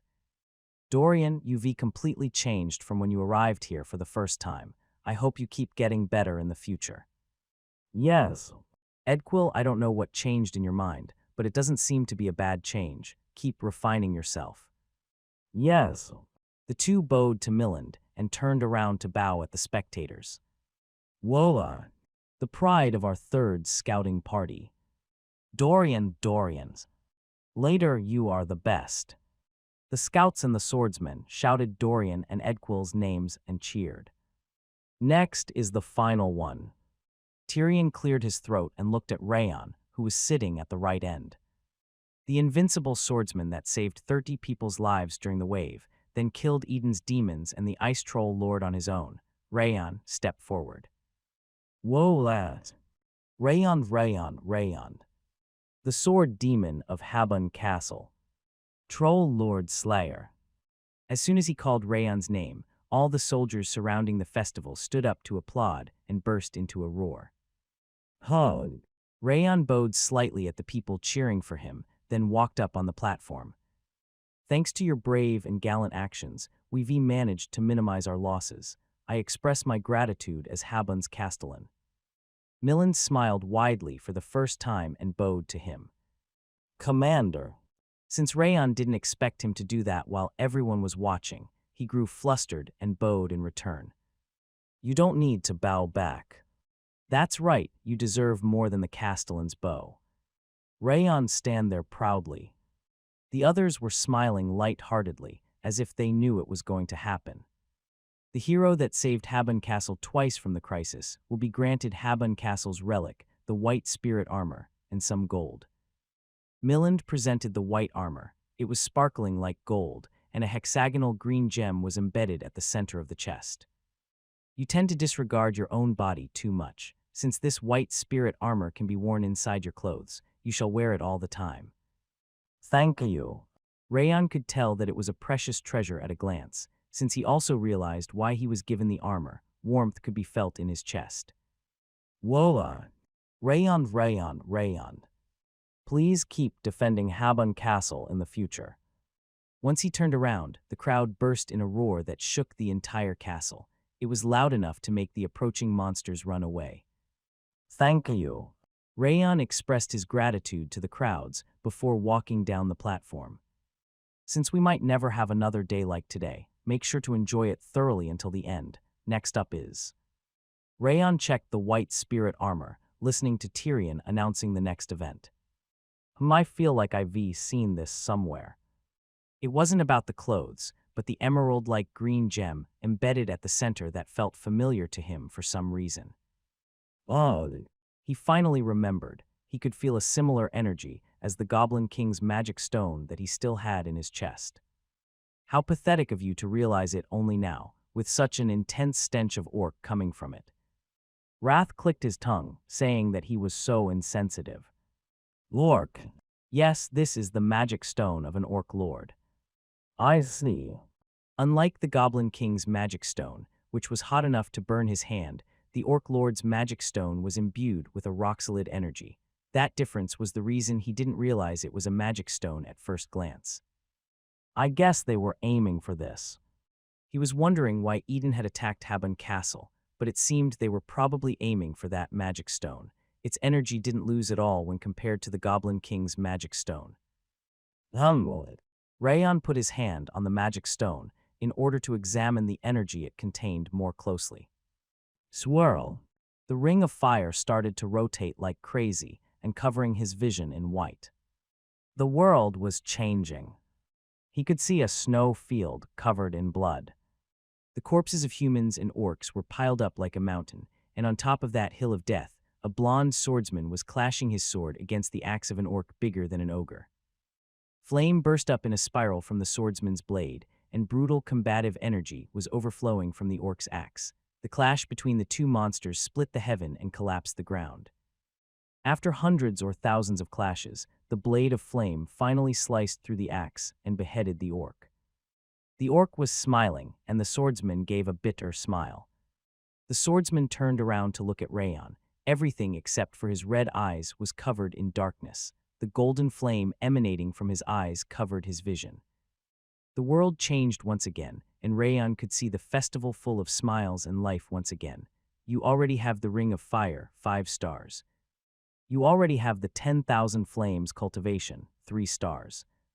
Not enough accomplishments. The message he saw at the first judgment ceremony appeared once again. Rayon swallowed hard. Did Sieghart's ancestor fight the Orc Lord here? He couldn't see it properly, but the flame imbued in his sword, and his unkempt blonde hair looked exactly like the man he saw during the judgment ceremony. Where did you go just now, and what did you see? Wrath's flustered eyes were trembling. What? Your soul left your body just now. It left. Yes, your body was an empty shell just now. Was it not just an illusion? As Rayon's eyes widened in confusion, the second set of messages appeared. You have faced. The proficiency of the Ring of Fire has increased drastically. The proficiency of the 10,000 Flames cultivation has increased drastically. Tuzg. Rayon licked his lips, watching Dorian sing a strange song on the platform. He was seriously bad at it, but that wasn't what he was thinking about. So Sieghart's ancestor could also use the Ring of Fire.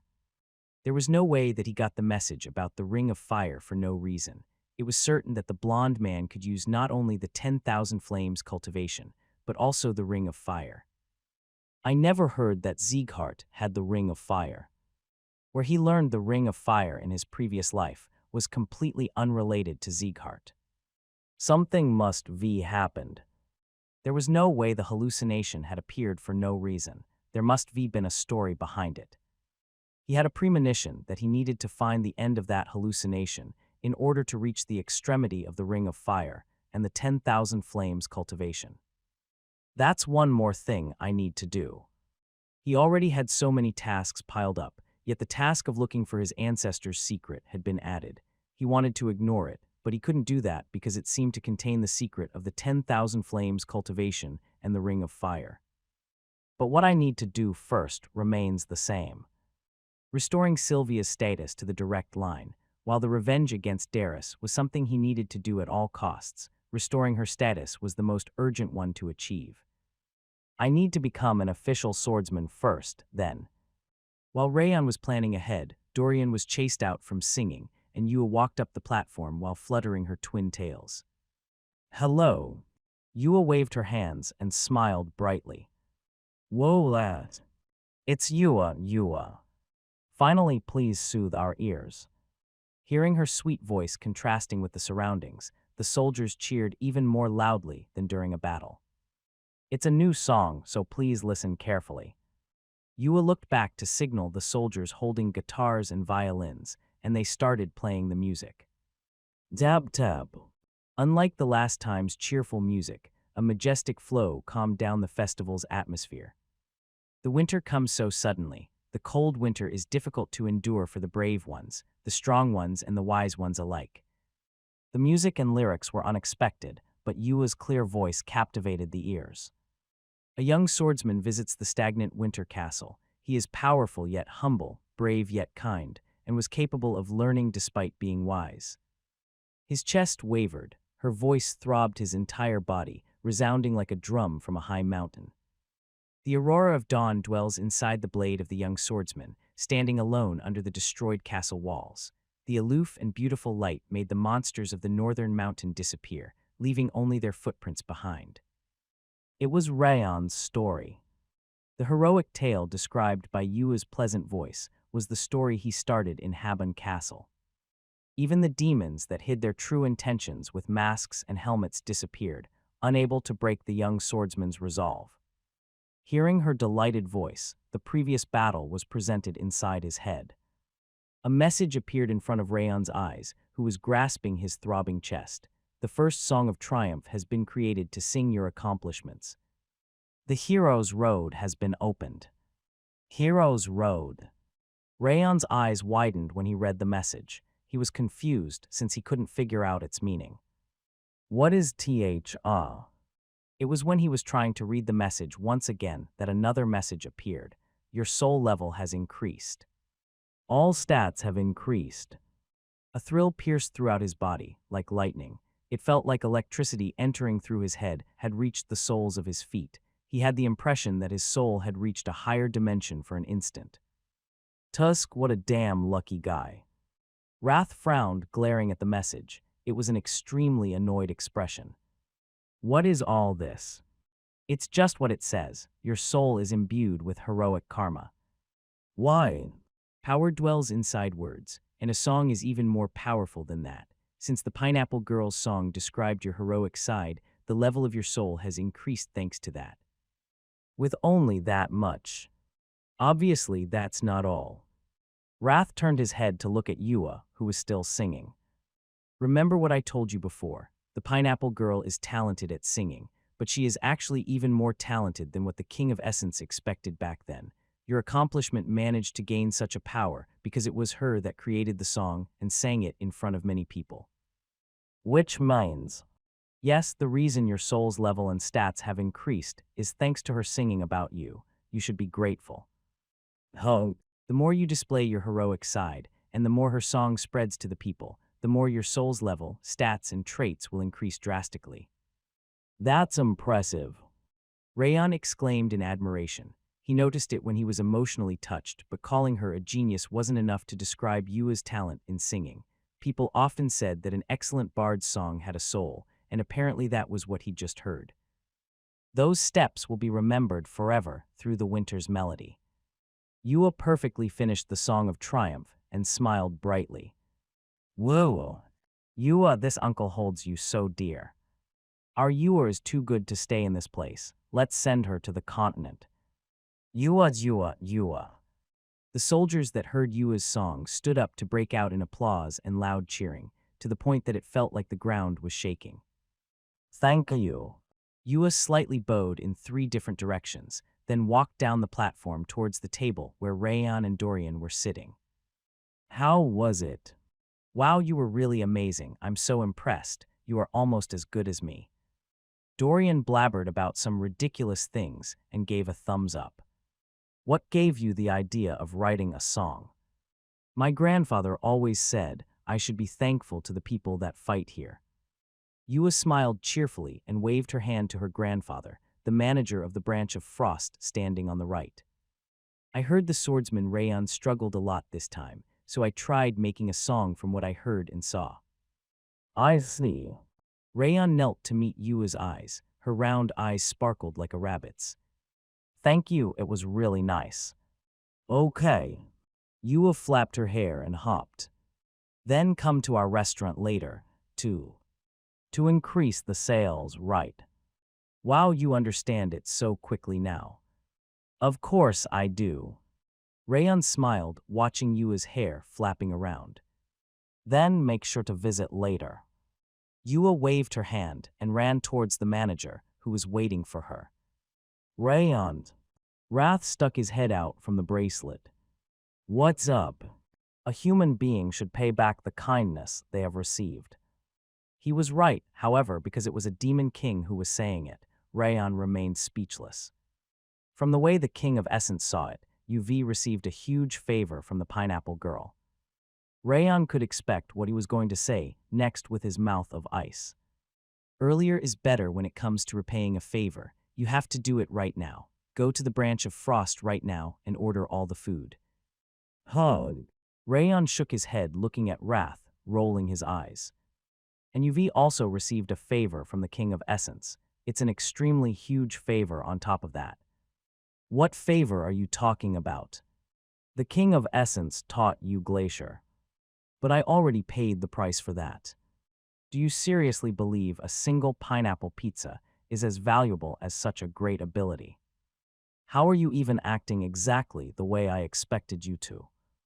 It felt like he really became the monarch of devildom through hopscotch, since he couldn't hide his intentions at all. I'm able to hide my intentions, I'm simply not hiding them. Demons are true to their desires. They don't tell any lies when they talk about them, and the King of Essence has never once lied, even in devildom. That was true. Wrath had never lied before, although he avoided speaking in some cases. The reason Rayon believed that he was actually a king was because he had never lied before. If you understand, let's get going. Since the branch of Frost has been full for 4 days straight, it should have free spaces today. All right. Rayon sighed softly. Since he was helped by both Wrath and Yua, it seemed to be a good idea to repay them adequately. Honestly, food was an extremely cheap price to pay for what he got. You made a great decision. Wrath giggled and surged into the bracelet. Where are you going? Once Rayon stood up, Dorian raised his head. I'm going to eat at the branch of Frost since it's been a while. Let's go together. Dorian tilted his head instead of standing up. Why? They are closed today since they've been open for 4 days. That's why Yua told you to visit later, you know. Is that so? Rayon blinked his eyes and looked at Wrath, who was dancing on the bracelet. They are closed today. What is this bullshit? Wrath started scratching the table like a cat, his hand made of coldness, and shouted. Are you plotting together to make the King of Essence starve? Why are you getting in the way of the King of Essence each time I try to eat? It's your destiny. Let's go to the soldiers' cafeteria instead. Rayon snickered and headed towards the soldiers' cafeteria. onion stew, dry and crumbling bread, overcooked chicken, and unsavory sauce. Today's set menu is the worst. How do you even know about today's menu? Wrath had memorized the entire cafeteria menu, which changed every day, as if he actually liked it despite what he said. He was truly a weirdo. Sayan Canyon was filled with ferocious and powerful monsters. A tremendous number of monsters were dashing between the plunging cliffs, like a river flooding through a broken dam. And on the opposite side of the canyon, where the monsters were flooding towards, there was a wall of humans. Stalwart warriors holding double-edged axes and thick greatswords were standing in a line, staring at the monsters charging towards them. Vrar. A majestic sound resounded from a horn, and the warriors brandished their weapons. Charge, kill them all. The gigantic middle-aged man, standing at the front, dashed into the wave of monsters, slamming down an axe the size of a human body. Wham!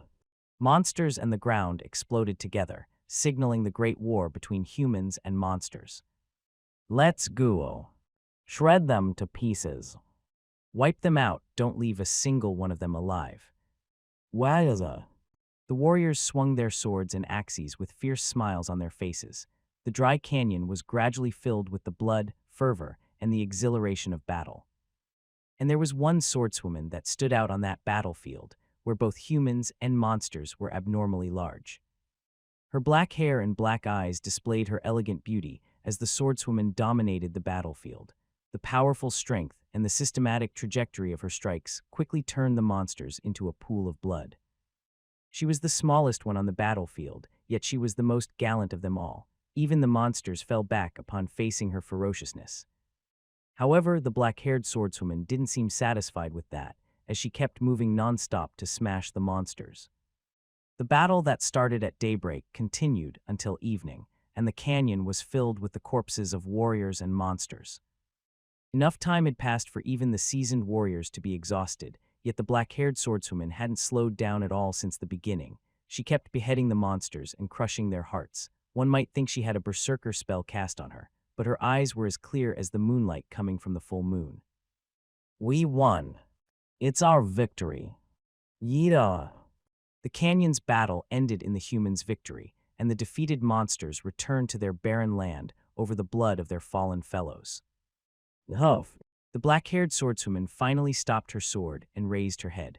Her blade spilled more blood than anyone else that day, and the number of corpses fallen under her was the biggest of them all. You look so excited, Martha. A middle-aged man, who seemed to be the leader of the warriors, walked towards her from behind as she was catching her breath. It was an overwhelming performance, enough to satisfy me. Are you trying to catch up to your head of house? The middle-aged man put his bloody axe on his shoulder and smiled broadly. He was the ruler of Sayan Canyon, Kamin's castellan and the strongest warrior Beruan. I shall catch up to him, but I have another mountain that I need to cross before that. Martha frowned, shaking off the blood that was on her sword. A mountain to be crossed. It's a damn fucking high mountain. Are you saying that there's someone stronger than you among your peers? Beruan's eyes widened. Martha was already a proper warrior when she arrived. He was wondering why she was desperately practicing, but it seemed she had a rival. 3 times no, I lost 4 times. Martha murmured that it was all she could say since she kept running after that. Don't worry. Beruan smiled and tapped Martha's shoulder. You've experienced countless battles since you arrived here and trained your body and mind harder than anyone else. No matter who that might be, he must be weaker than you are now. No. Martha adamantly shook her head. He is the real deal, the first that I've met. He is the true monster, different from the fakes people call geniuses or prodigies. I don't think I can catch up to him even if I train several times harder than what I'm doing right now. That much. Beruan narrowed his eyes. Martha was even more talented than his son. He became curious about the boy that made such a genius experience a sense of defeat. I can feel it with my skin. Martha grasped her arm, which had goosebumps on it. That bastard's breath as he gets stronger, even at this very moment. She did her best to train, but she didn't think she could win against Rayon. She wanted to win against him wonderfully and cancel the promise that made it so that she would obey his commands, yet she just couldn't imagine winning against him. Moreover, her true enemy, the white blood religion, was incomparably stronger than Rayon. It was impossible for her to destroy the white blood religion and find her mother if she couldn't even win against Rayon. What is his name?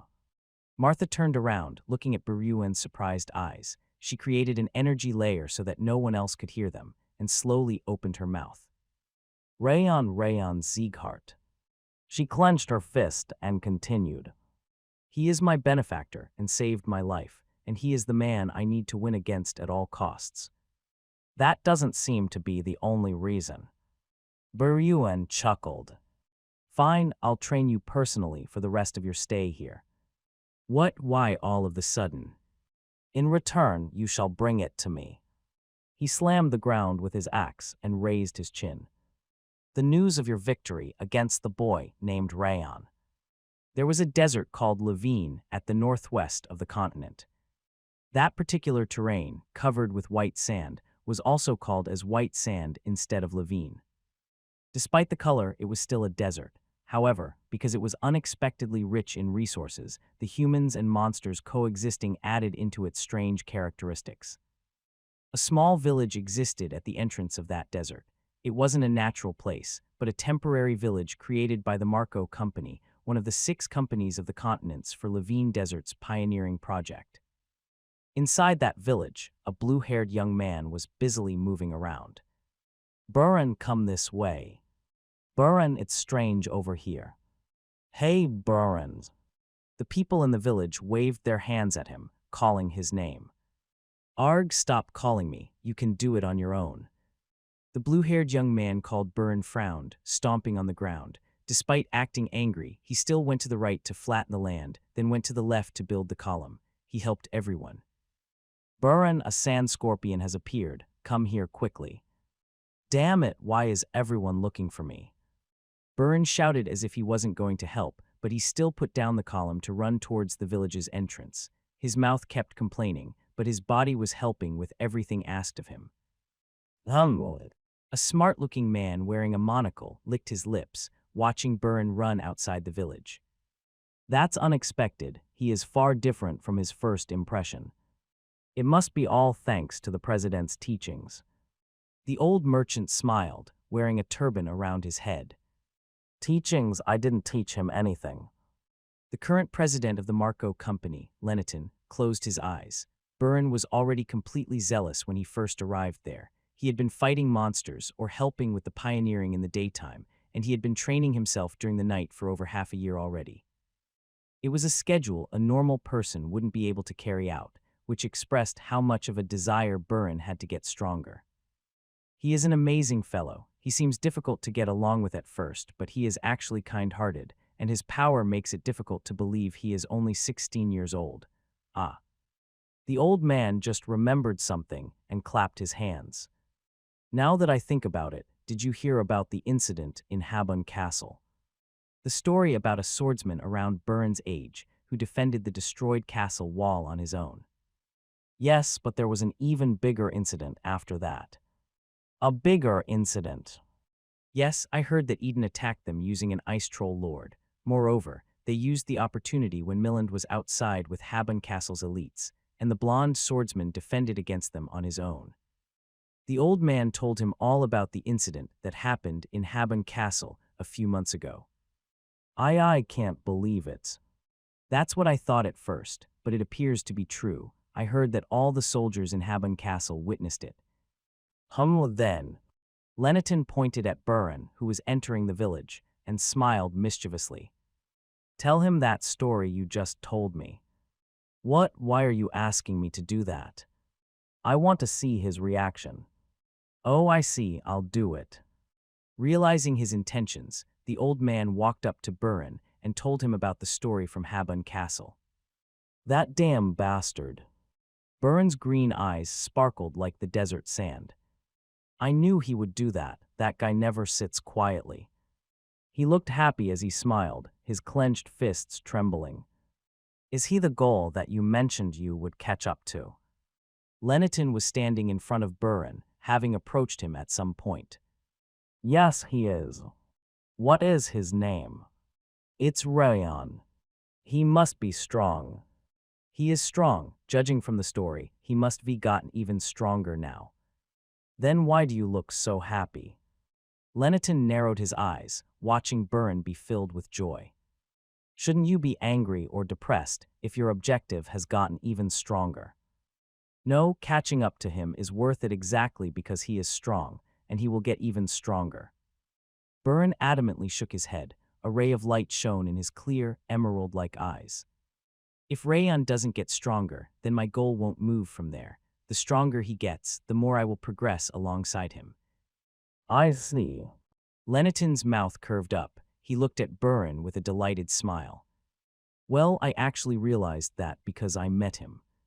You make me want to meet this Rayon boy. I'm sure you will be amazed. But I'm more interested in you. What? There's few people that truly know his weakness and praise his rival. If I had to make an investment, you would have been my target. Wow. Since it wasn't something he'd expected, Burin's eyes widened. But it looks like you are very close to Rayon. It's interesting that you are rivals and close friends at the same time. See close friends, not at all, we are just enemies. It doesn't look like it, though. You must be close friends from the way you smiled earlier. Lenneton raised his chin while smiling mischievously. I told you we aren't. Burin shouted loudly. I have no intentions of being friends with a guy like him. In a yellow forest where the sounds of bugs, reptiles, and monsters resounded throughout the place in disharmony, a purple-eyed swordswoman with her silver hair tied to the back was dashing through the jungle, twisted like a coiled snake.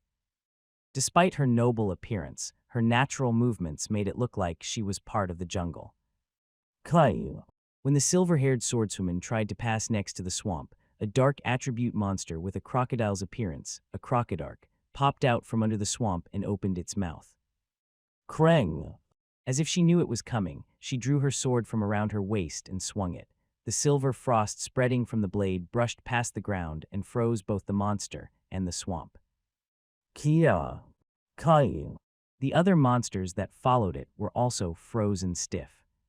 The silver-haired swordswoman stomped the ground, looking at the monsters crawling out the swamp one after another. Along with the sound of a thud that resounded throughout the earth, the silver frost spread from where she was standing to completely freeze the surrounding area. Huff! The silver-haired swordswoman turned around midair and dashed over the frozen swamp. Small birds and insects flocked over her head like a swarm of bees, but they were all pushed back before reaching her because of her frozen breath. As such, she kept running in a straight line until the village came into her sight. A warrior holding a spear and a shield, wearing a brown and red wooden mask, appeared in front of her. Kua! The warrior thrust his spear, surrounded by an intense red aura. When the powerful strike was rushing towards her, a wind of frost stormed over her blade. Siarara ring. The silver frost spread out in concentric circles and froze everything, including the warrior. Kyo! The masked warrior could only groan, his legs and arms completely frozen. The silver-haired swordswoman nodded slightly at him, then entered the village he was guarding. Wola! She didn't even take 6 hours to cross the jungle. You Ray in first place, run on. Even the adults don't usually have a record like that. It's not just the adults, they need to be at least at a warrior captain's level. Run on, you really are amazing. Instead of attacking her, the people at the village entrance surrounded her and cheered. Thank you. Run-On nodded at the villagers without showing any expression. I'm looking forward to the future if you've already reached this level. I know, right? Was there anyone that was this strong at 16 years of age? Wasn't our chief the only one? People smiled, telling her that she would become the most powerful woman. There is one. There's a boy that is way stronger than me.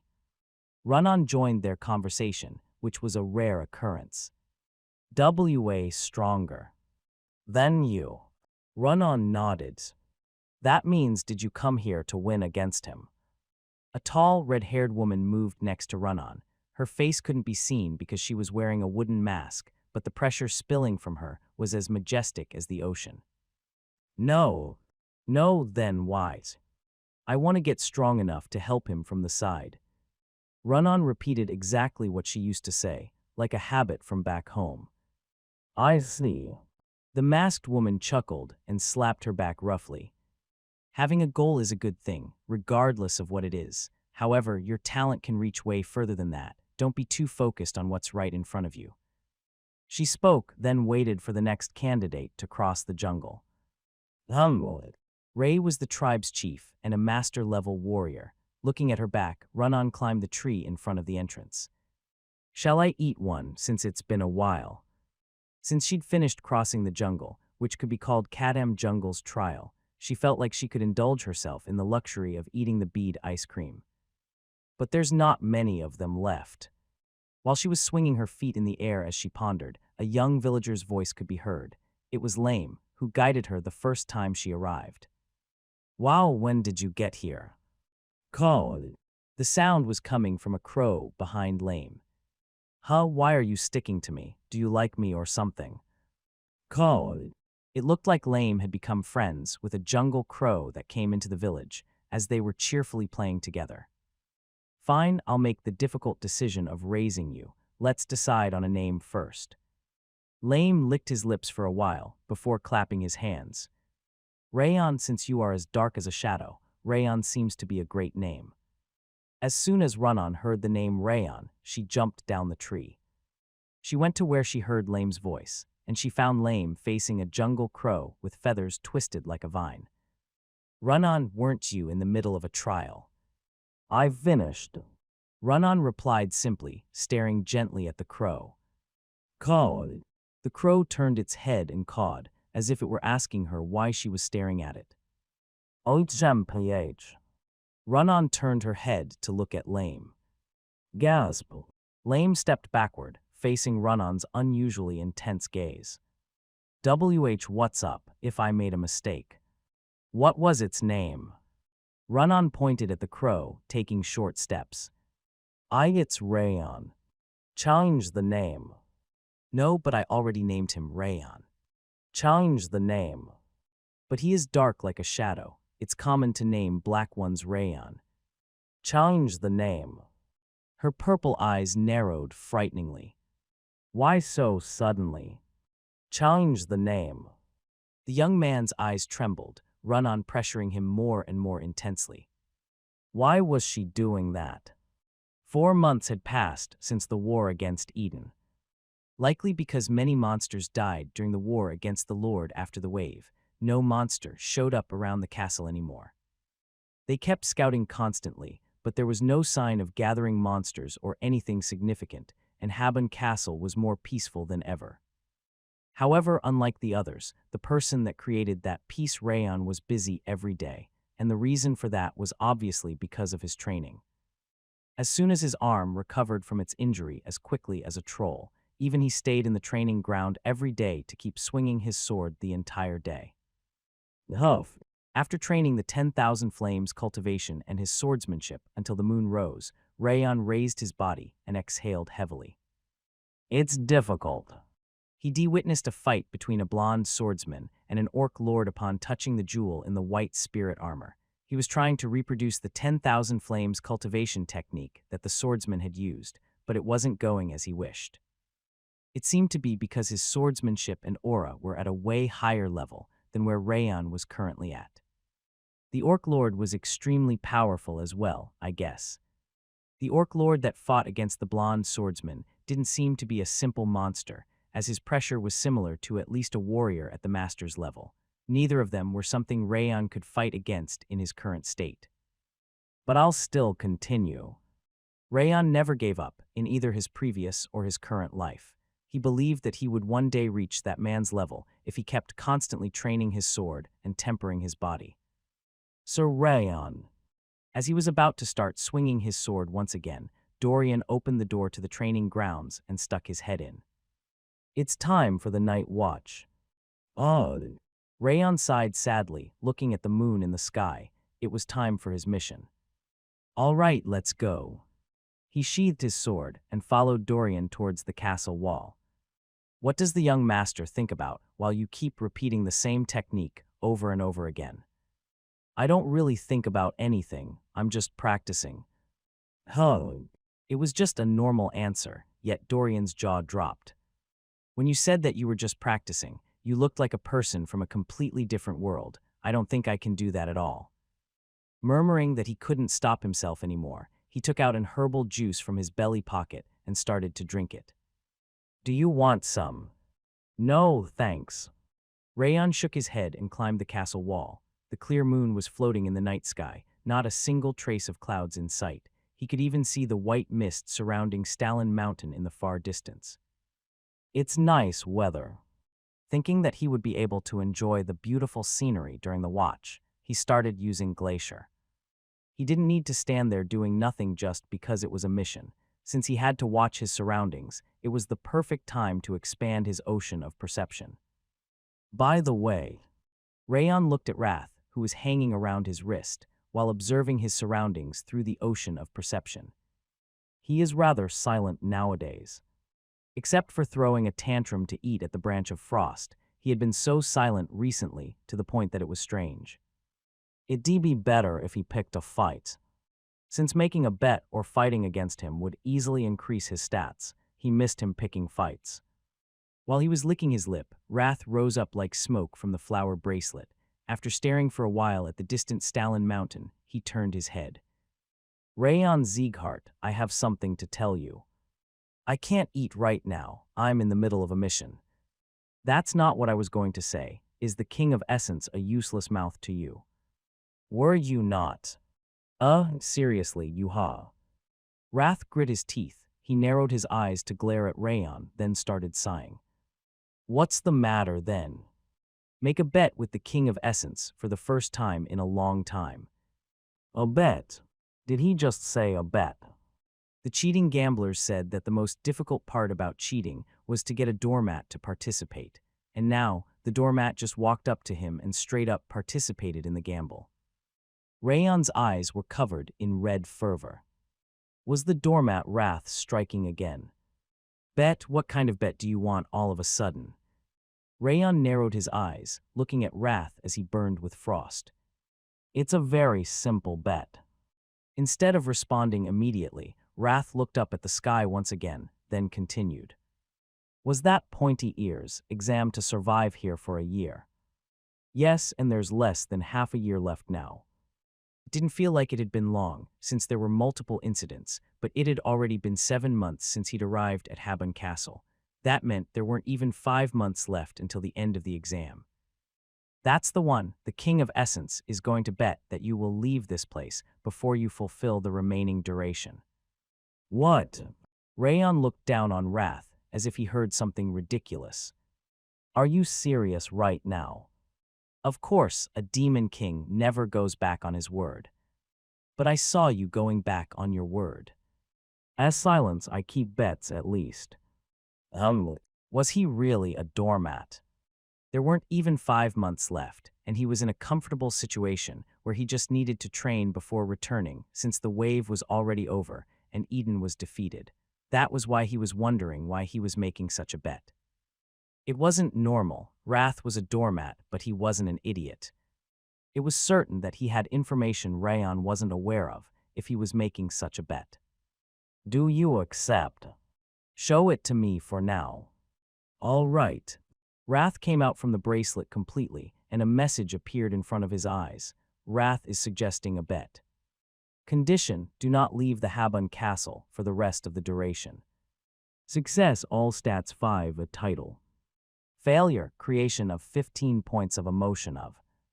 There was a significant increase of Wrath points on failure, but the reward was just as high. Considering you are making such a bet, I guess Eden is going to attack us or something, right? I wonder.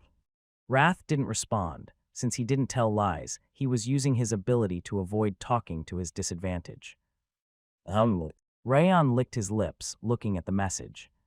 The probability of Eden returning isn't exactly high. After the information about Eden's demons targeting Habon Castle got around, the combat units of 2 of the 6 kings had come close. If Eden had common sense, there was no way they would start attacking Habon Castle for a while. No, they don't have such a thing. Rayon shook his head. Eden's demons were some of the craziest people on the continent. They were crazy enough to target the Orc Lord's magic stone he had, regardless of who was defending it. Well, that should be fine. Trials and hardships served as a basis for quick growth. If Eden attacked again, he just needed to rend them with power. Fine, I accept the bet. It's an excellent choice, more than you deserve. Rayon accepted the bet, and the message appeared to announce the establishment of it. The bet has been established. He raised his chin, looking at the message fading away. Since the bet is in place, the King of Essence shall give you a piece of advice. Advice? Yes, the King of Essence is giving you this advice because we ate all of those delicacies together. Delicacies, huh? It was such a trivial reason. What is the advice? You'd better leave this place right away, and you should bring everyone else that you care for along with you. Wrath's serious blue eyes shone in a deadly light. After all, the castle itself is going to disappear soon. Damn it. Wrath slammed the ground with his icy hand. Despite his confident statement, nothing happened for a month. It looked like his plan had completely failed, since he would sometimes sigh heavily while saying things like what, why is it going back to sleep, or how is this happening? That's why you shouldn't have started a bet. Rayon clicked his tongue. It seemed like Wrath really was a doormat, since he was going to gain the rewards without doing anything. The King of Essence didn't expect that lazy, good-for-nothing to go back to sleep. He is seriously a sleepyhead. Sleepyhead. Stop talking about him, it's frustrating. Wrath turned his head around, saying that it was irritating. Judging from his reaction, something dangerous surely existed in the surrounding area. It doesn't matter anymore, though. It seemed he could rest assured now, since Wrath's expression looked like he was chewing shit. Rayon casually warmed himself up and drew his sword. He touched the Orc Lord's magic stone on the white spirit armor and closed his eyes. Even though the hallucination hadn't appeared again, he wasn't disappointed since the trajectory of the sword, the blonde swordsman had shown him, still remained in his head. Imagining the technique in the head, Rayon opened his eyes. He calmly caught his breath and held his sword around chest height. Whir! The thrust looked like an arrow leaving a bowstring. The blade, imbued with flame, pierced through the cold air of daybreak. Slow. Rayon bit his lips. Even though the trajectory was similar, it was slower and less precise than the blonde swordsman's blade. Let's try again. He pulled his sword back, then thrust along the same trajectory. It seemed to be a bit faster, but it was still much slower than him. Again. Rayon repeated the thrust over and over before he had any amount of progress. Rayon caught his breath and straightened his back. He had been practicing nothing but the 10,000 Flames cultivation stab for about 2 hours. It got slightly better. Thanks to the repeated training, he got a little bit closer to his sword. The speed had increased, and he could imbue his sword with aura more meticulously. You are slow, really slow. The King of Essence would have already completed that technique. Wrath pouted, dissatisfied with Rayon's actions. Stop pointlessly venting your anger. If it's already over, how about giving up on the bet right now? Shut up, the King of Essence is a demon king that doesn't know the term giving up. The King of Essence will never drop out of the bet. What an indecisive demon king. Indecisive, did you just call the King of Essence indecisive? Wrath left the bracelet with a trembling hand of ice. Yes, I did. Back in Devildom, one of the King of Essence's aliases was the Resolute Demon King. The King of Essence was admired by the demons with his adamant judgment, which never went back on a decision.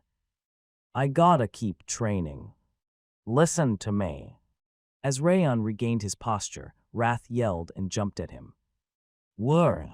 He surrounded his entire body while emanating a threatening amount of coldness. It looked like he was extremely angry because he was going to have to reward him for free. I think you'd better withdraw, self-proclaimed Resolute Demon King.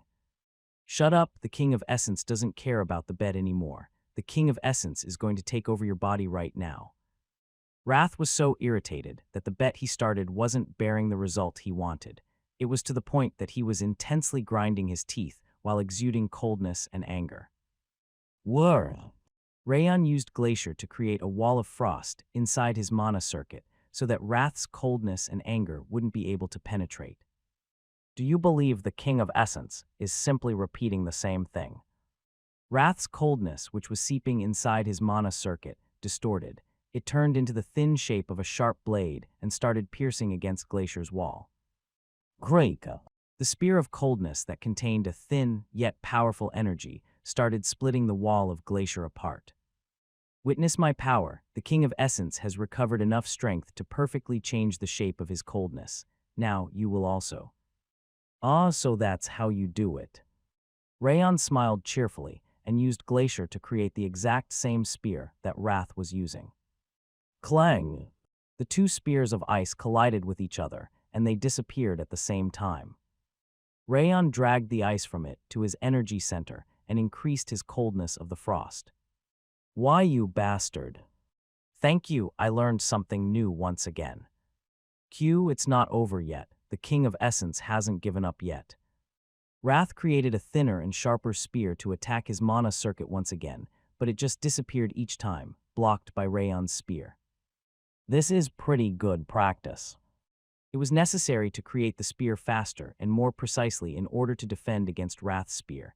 As he kept focusing on defense, messages appeared in front of his eyes. UV endured Wrath's interruption.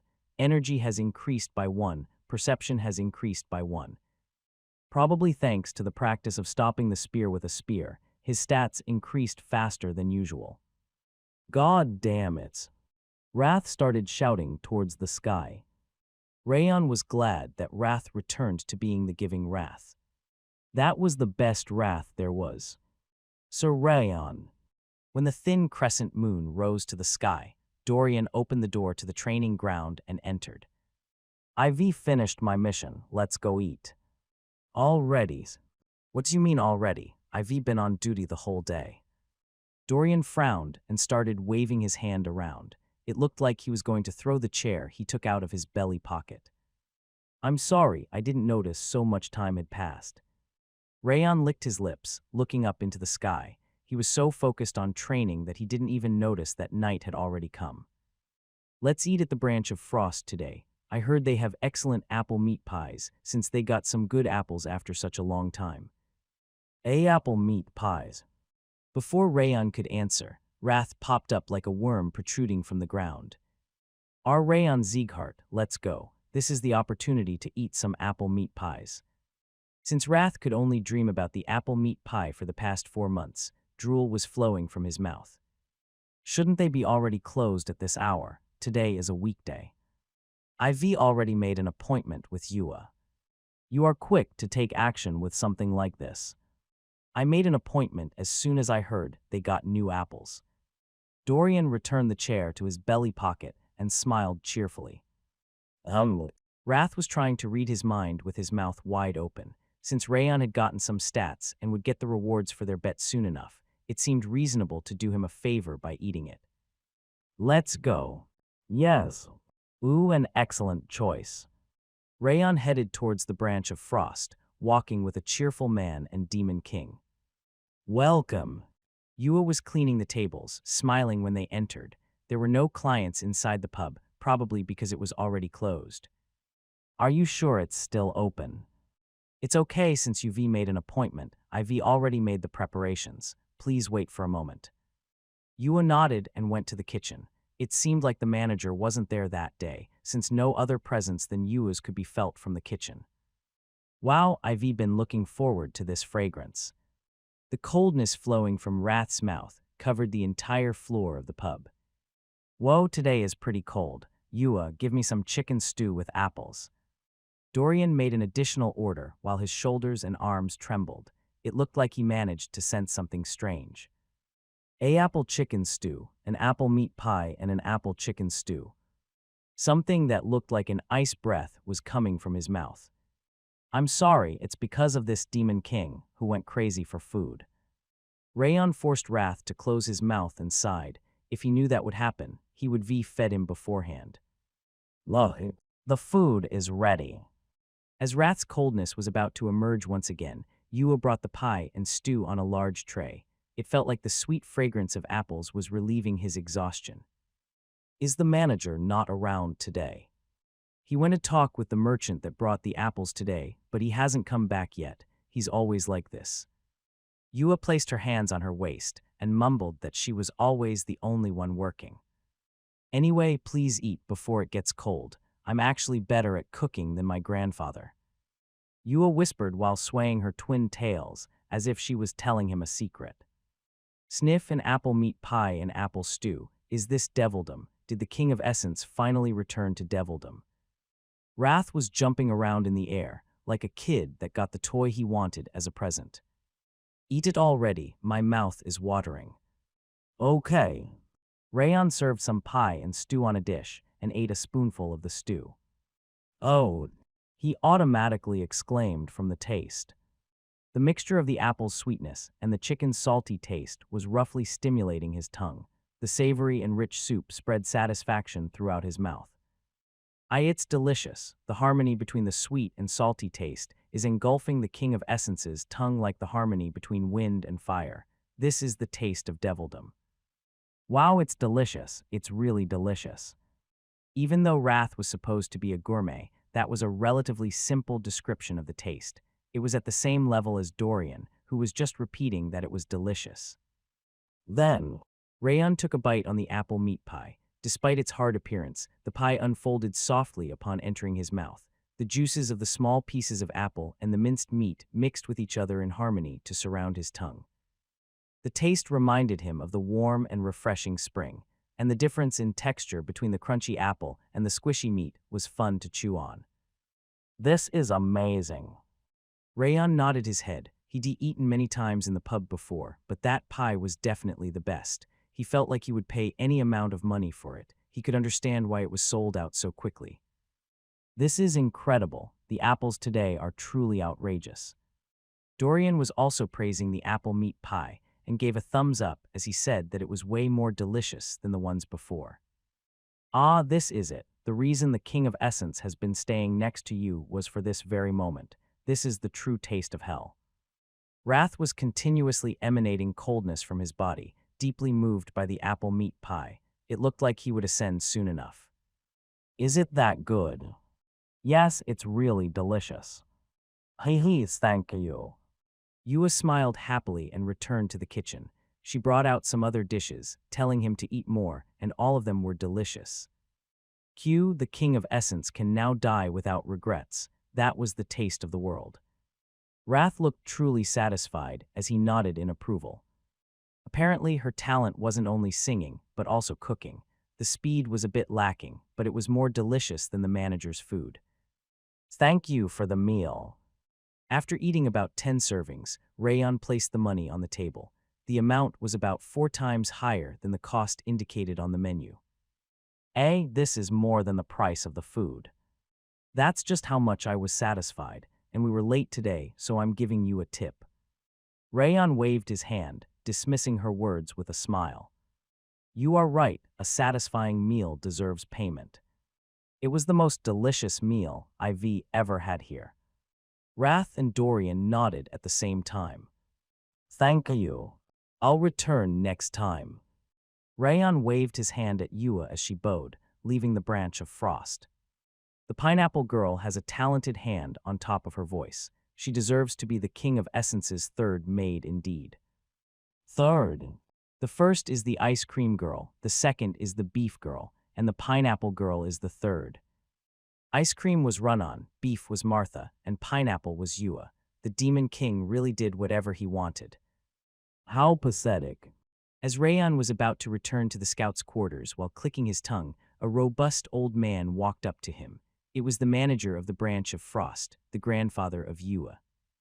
Why are you so late? Yua was extremely angry. Dorian made a fuss, telling him that he was in big trouble.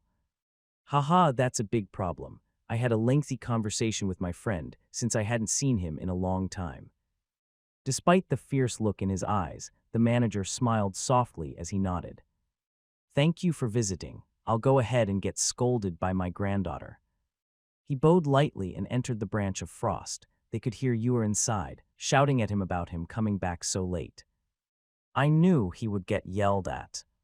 Dorian giggled, rubbing his belly pocket. Isn't he really different from his impression? I thought he was a scary person at first, but he is actually a really kind and gentle person. Didn't you feel anything strange just now? Strange. He titled his head, expressing his confusion. Rayon narrowed his eyes, looking at the branch of frost, where the manager just entered. It's strange.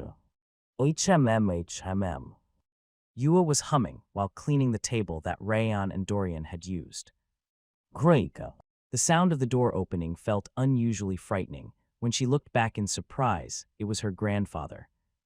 Grandfather, why did you return so late? Yua snorted, grabbing the dishcloth tightly. The time flew by while I was talking with him. The grandfather locked the door and closed the curtains with a gentle smile on his face. You are always like this. It must be been a busy day. That's because the rumor spread about the excellent apples. I wished I had more than 2 bodies. Haha, I'm sorry. You should go out and play tomorrow. Grandpa will work on his own. The manager awkwardly scratched his cheek and walked up to Yua to pat her head. Heh, it's okay. Moreover, I earned a lot today.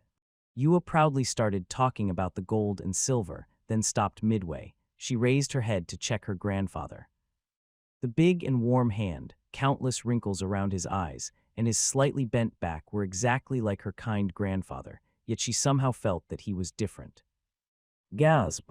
She realized it upon meeting his eyes. An ominous darkness was reciting inside his gentle eyes.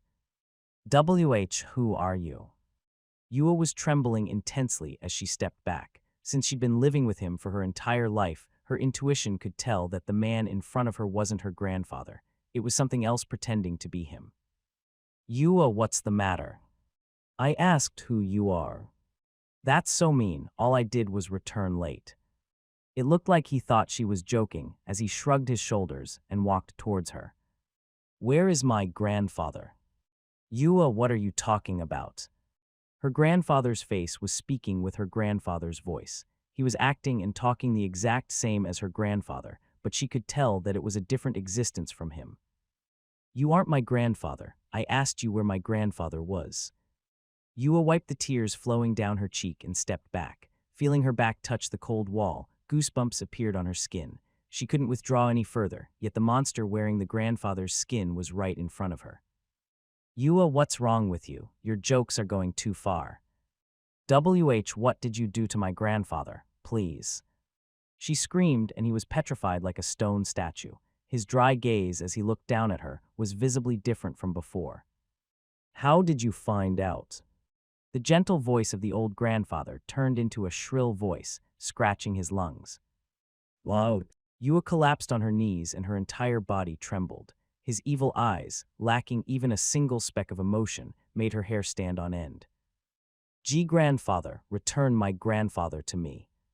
Even though she was filled with fear, she was still looking for her grandfather instead of caring for her own safety. However, the monster didn't have any intention of replying to her. How did you find out? How did you find out? How did you find out? How did you find out? How did you find out? How did you find out? How did you find out? How did you find out? His neck turned in a direction that was impossible for a normal human being. Yua started to hyperventilate from the fear caused by the repetition of his dry voice. What? The monster's head, which used to look like her grandfather, expanded before shrinking back. She felt like she was going crazy from witnessing the grotesque shape, similar to a mixture of clays of different colors. How did you find out? The monster opened its hand. The large hand grasped at her, and a black hole similar to a beast's mouth appeared. Some kind of gray clay was dripping from the hole. Yua. She could see her grandfather's appearance inside the black hole. He was waving at her with a gentle smile. Grandfather. As her grandfather approached her, the black hole was also getting closer to her. Yua closed her eyes tightly. How did you find out? The moment the grinning monster was about to swallow her up into the hole of its hand, the wall she was leaning against exploded. Bomb!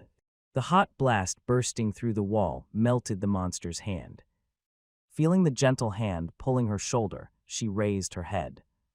Inside the ashen dust flying around, a blonde swordsman stood there, surrounded by a deadly aura. Cling! Crimson lightning sparkled in his eyes as he drew his sword. Who the hell are you? Rayon completely turned around. He tapped his scabbard while looking at the branch of frost, which had just been locked up. What was that just now? He got an ominous feeling from the manager he'd encountered just then. It wasn't from his normal sense, but his sixth sense was telling him about it. There was nothing strange about him, though. The manager's face, eyes, steps, and accent. There was nothing unusual about his behavior or speech. It was exactly the same manager he saw each time he visited the branch of frost. However, the insides were different. It felt like some unknown lump was wearing human skin. Was that my mistake? Maybe I've been too sensitive recently. Rayon frowned, pressing on his temple. It could be been his mistake since he was too focused on reproducing the blonde swordsman's technique recently. No, there's no way that was a mistake. There was no way his sixth sense was wrong, since he had the ring of fire. There was no way he would make a mistake at such a close distance. Wrath was glaring at the branch of frost, which confirmed his doubts. I see. Rayon used Glacier, and a small wave surged from the ocean of perception, spreading concentrically. It was the manager's presence that entered the branch of frost just now. It wasn't the kind splash he usually made, but a mechanical wave without any emotion. I knew it. Rayon clenched his fist. His intuition wasn't wrong, since it was an unknown existence wearing the manager's skin. So Rayon, why aren't you moving? Dorian, who was walking towards the scout's quarters, returned to him and tilted his head. Dorian followed the violent noise in a moment. What? Leaving a confused Dorian behind, Rayon ran to the back of the branch of frost. Why aren't you headed there directly?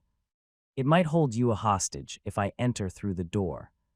Since he didn't know its identity, he couldn't move recklessly. He silently moved to the wall, which Yua was leaning her back against. One became the most careless at the moment of their attack. That was the timing Rayon was aiming for. Great.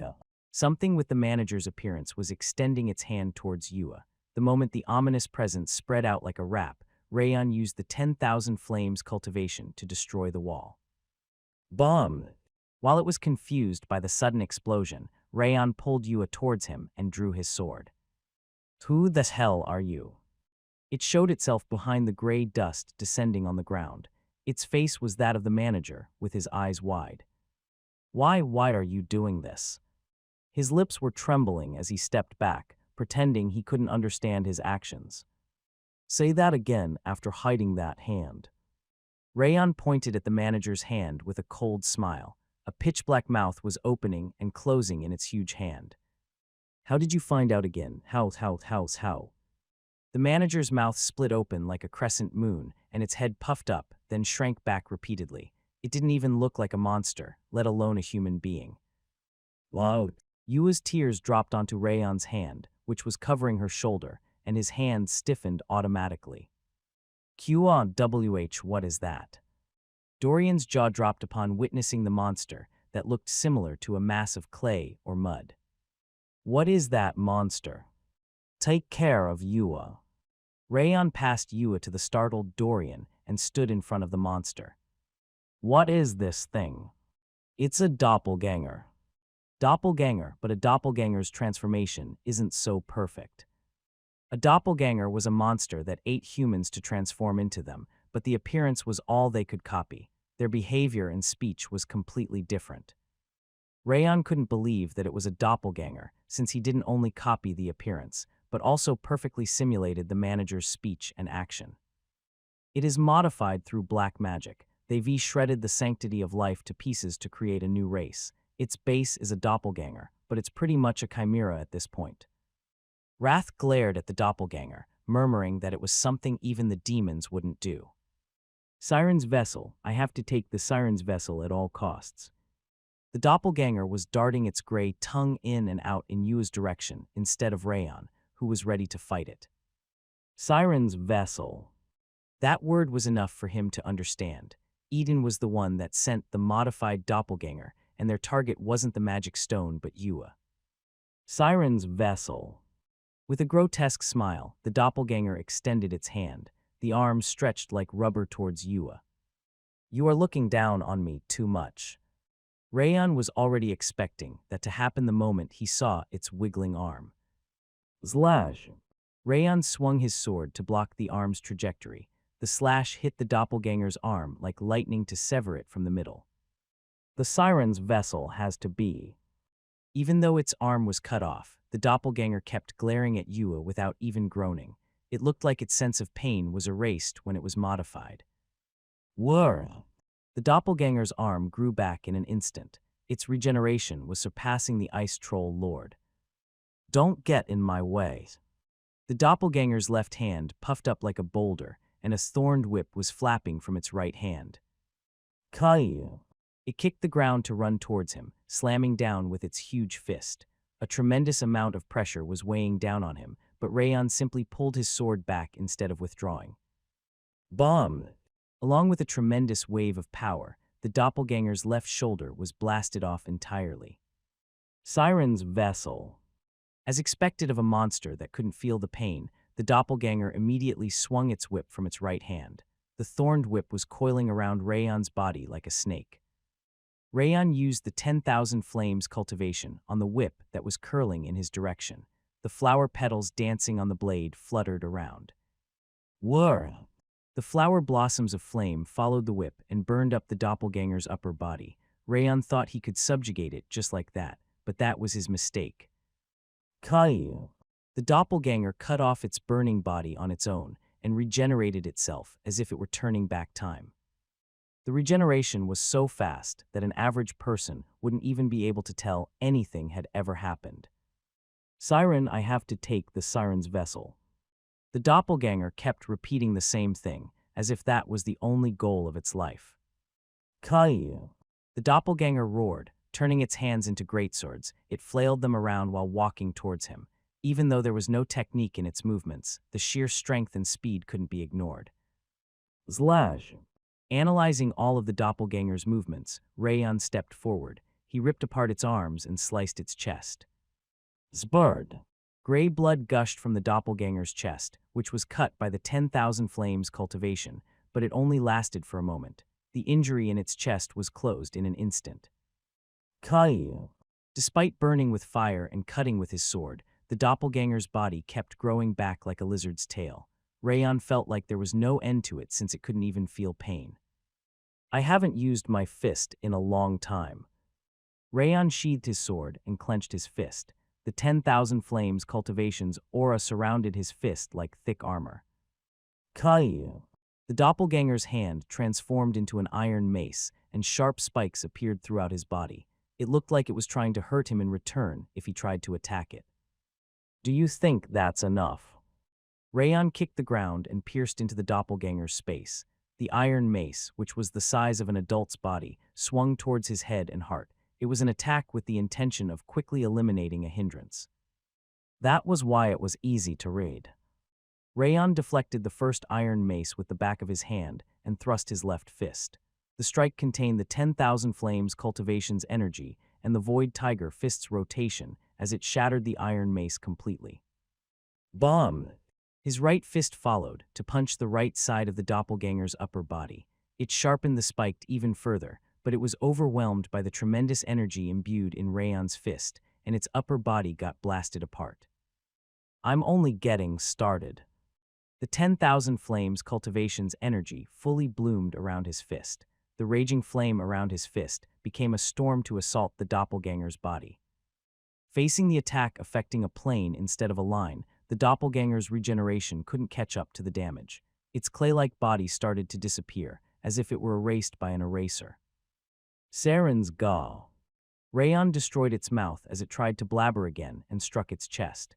It seemed the fear still remained in it despite the sense of pain being gone, as its eyes started to tremble. Stop doing that. Yua's scream could be heard right before the doppelganger's upper body was completely destroyed. My grandfather is still alive inside, please save him. Yua started crying on her knees. Mr. Swordsman. Caillou. The moment Rayon's gaze was distracted at Yua, the doppelganger's body, which was covering the ground, transformed into a long shape like a snake and leaped outside. Rayon didn't say anything. He simply met Yua's eyes to confirm her desperate wishes before running in the direction the doppelganger had left. You let it escape on purpose. I can't kill it in front of her. Even though it was a monster, it was taking her grandfather's shape. He didn't use any brutal moves because he couldn't kill it in front of Yua and even released it at the end. And there's no way it can escape. Rayon had already finished analyzing its patterns. He was confident that he could find it no matter what. Is it leaving the castle? The doppelganger was running outside the castle towards the north, where Stalin Mountain was located. Rayon climbed the castle wall. He could see the doppelganger running through the snow field like a wolf. You won't go anywhere. Rayon stomped heavily on the ground, creating a crack. His body leaped like a rock from a catapult to strike the doppelganger's back. Slam! Along with the sound of bursting flesh, the doppelganger was shoved into the snow. Kai! It stood back up immediately and started to regenerate its destroyed flesh, but its gray eyes were clearly telling him that it was in a panic. This is as far as you go. Rayon drew his sword once again. He lowered his posture while using the 10,000 flames cultivation to the extreme. He wanted to kill it right away, but he couldn't move his blade because he remembered Yua's eyes right before. Is it really impossible to save him? A doppelganger was an extremely rare monster. Since there weren't many people that encountered one, he'd never heard of anything about the precautions against it or how to save a person that was swallowed by one. How pathetic. Wrath sneered and popped out from the bracelet. The pineapple girl told you that the old man is inside. She is right about that. What? Use Glacier to look into it in detail. Focus on the inside rather than the outside. Rayon took a glance at Wrath before starting to use Glacier. He focused the entire ocean of perception, concentrating on the doppelganger lying in front of him. Kai! The doppelganger tried to punch him with a huge fist, one the size of a boulder. Rayon simply dodged it with river footwork and focused on the ocean of perception. He could feel its energy, nature, and liquid-like body in his grasp. What am I supposed to feel, huh? He could feel a weak energy inside the doppelganger's body, splashing like water inside a bottle. It didn't belong to the doppelganger. Even though it was as faint as a snuffed-out candle, it was certainly the vitality of a human being. Did you finally realize it? The pub's old man is still alive. It was pulling out his memory inside its body, just like a child sucking on a candy. How can I save him? Rayon adjusted his grip on the sword. Since he received a lot from Yua, he wanted to save him if it was possible. It's impossible for you right now. Wrath decisively shook his head. Your current level isn't good enough to only kill the doppelganger while leaving the old man alive. What level do I need? In humans' terms, your mind has to become one with the weapon. Unification with the blade. Yes, you need to become one with the sword to cut nothing but the doppelganger, which is impossible for you right now. If you make the slightest mistake, the old man is going to die. That's fine then. What? Even though that's impossible for me alone, I can do it with some help. Rayon sheathed his sword and drew the blade of Requiem from his waist. Lifting the crimson blade, which was emanating ghastly energy, he asked, I want to help the man in there. Can you help me? Whir! The blade of Requiem resonated clearly, telling him that he didn't need to ask the obvious. The ghastly energy was burning on the crimson blade like a haze. Kreng! The flame of 10,000 flames cultivation mixed with the ghastly energy, creating a bloody crimson energy that surrounded Rayon and the blade of Requiem. Just like the river merging into the ocean, the blade of Requiem's ghastly energy mixed into the 10,000 flames cultivation's aura. Huh, are you trying to achieve unity through the will of the blade instead of your level? Wrath exclaimed, witnessing the natural harmony between the aura and ghastly energy. I don't really like it, but it seems possible. Rayon nodded upon hearing Wrath's answer. Then all that's left is to decide what he needed to cut. Since he needed to slice nothing but the doppelganger's soul, the most important part was to decide where to cut. You only have a single chance. The old man's state isn't good enough to survive more hits. You'd better pick carefully which part to sever. I know. Rayon nodded. He could feel through Glacier that it wasn't impossible for the manager to die at any time. He needed to cut it in a single strike, without any impact. Kai. As Rayon was focused on checking the doppelganger's body, it started screaming and extended its arm. Slam! The doppelganger curled its splashing body, then started expanding like an unfolding rubber. It reached 6 meters in height in no time, punching him with a fist the size of a house. Ignoring the huge fist slamming down on him while covering the moonlight, Rayon resonated the rings of fires. The world became slower. Inside his apparently paused sight, his red eyes examined the doppelganger's insides. There! At the left side of the doppelganger's waist, there was a region smaller than a bean. No, a region smaller than a grain of rice was spurting the void energy like a fountain. That grain was the origin of the doppelganger's power. Greika. Rayon grasped the blade of Requiem in a reverse grip. The 10,000 flames, cultivation's aura, and the ghastly energy merged with each other in harmony, like paints of different colors poured into water, and the bloody crimson energy surged onto the blade. Unification with the blade was normally achieved by the swordsman's own power. However, Rayon had become one with the blade of Requiem, in the true sense of the word, by having the same will. Rayon stomped the ground and extended his hand. The blade of Requiem's natural movement felt like it was part of his hand. The doppelganger sensed the danger to its life and moved the core of its body, but Rayon's extreme perception didn't miss that slight movement. The crimson light born from the end of his blade pierced through the doppelganger's soul. Alongside the cutting sound of dozens of papers getting ripped apart at once, the doppelganger's body started to twist. Kai. Its body melted down like a lump of metal inside a furnace, and the manager appeared from the inside. The way he was covered by sticky mucus looked like he just hatched from an egg. Did I make it? Rayon lowered the blade of Requiem. The doppelganger wasn't moving anymore. It was simply flowing down like water along with a small groan. You hit right on the spot. The core was perfectly destroyed. That's a relief. I told you how to do it, but I didn't expect you to actually carry it out. Wrath narrowed his eyes while looking at him. It looked like he was also surprised by the improvised unification with the blade. Since the manager is still alive, it's Av.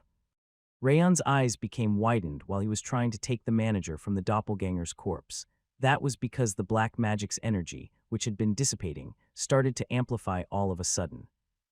Oh! Rayon forced the manager out of the doppelganger's mucus and pushed him behind his back. Whir!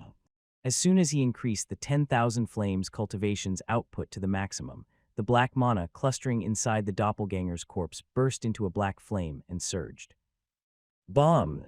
With a thunderous noise that resounded through heaven and earth, the condensed black energy exploded. The tremendous power was strong enough to twist Rayon's body, but his eyes had already seen its flow with the ring of fire. Rayon immediately slammed his sword down, slicing the darkness in half with the crimson trajectory. Wham! The sliced darkness brushed past Rayon and the manager, exploding on the snowfield. It was powerful enough to heavily injure him if he had taken it head-on, but he managed to perfectly defend against it thanks to his instant reaction and precise trajectory. Damn bastards! Rayon frowned, glaring at the depleted ground, which had turned black. It was Eden that had exploded the doppelganger so that they couldn't even investigate it. They were seriously far from being normal. It looks like Eden is full of crazy bastards. They don't lose to anyone in the continent in terms of lunacy. Even though he had only met them 3 times so far, Wrath also realized that Eden was full of lunatics. Rayon turned around to check the manager's condition. His skin was partially melted, and his vitality had decreased drastically, but fortunately his life wasn't in danger. I should heal him first, huh? As he was about to treat him with aura. Whir!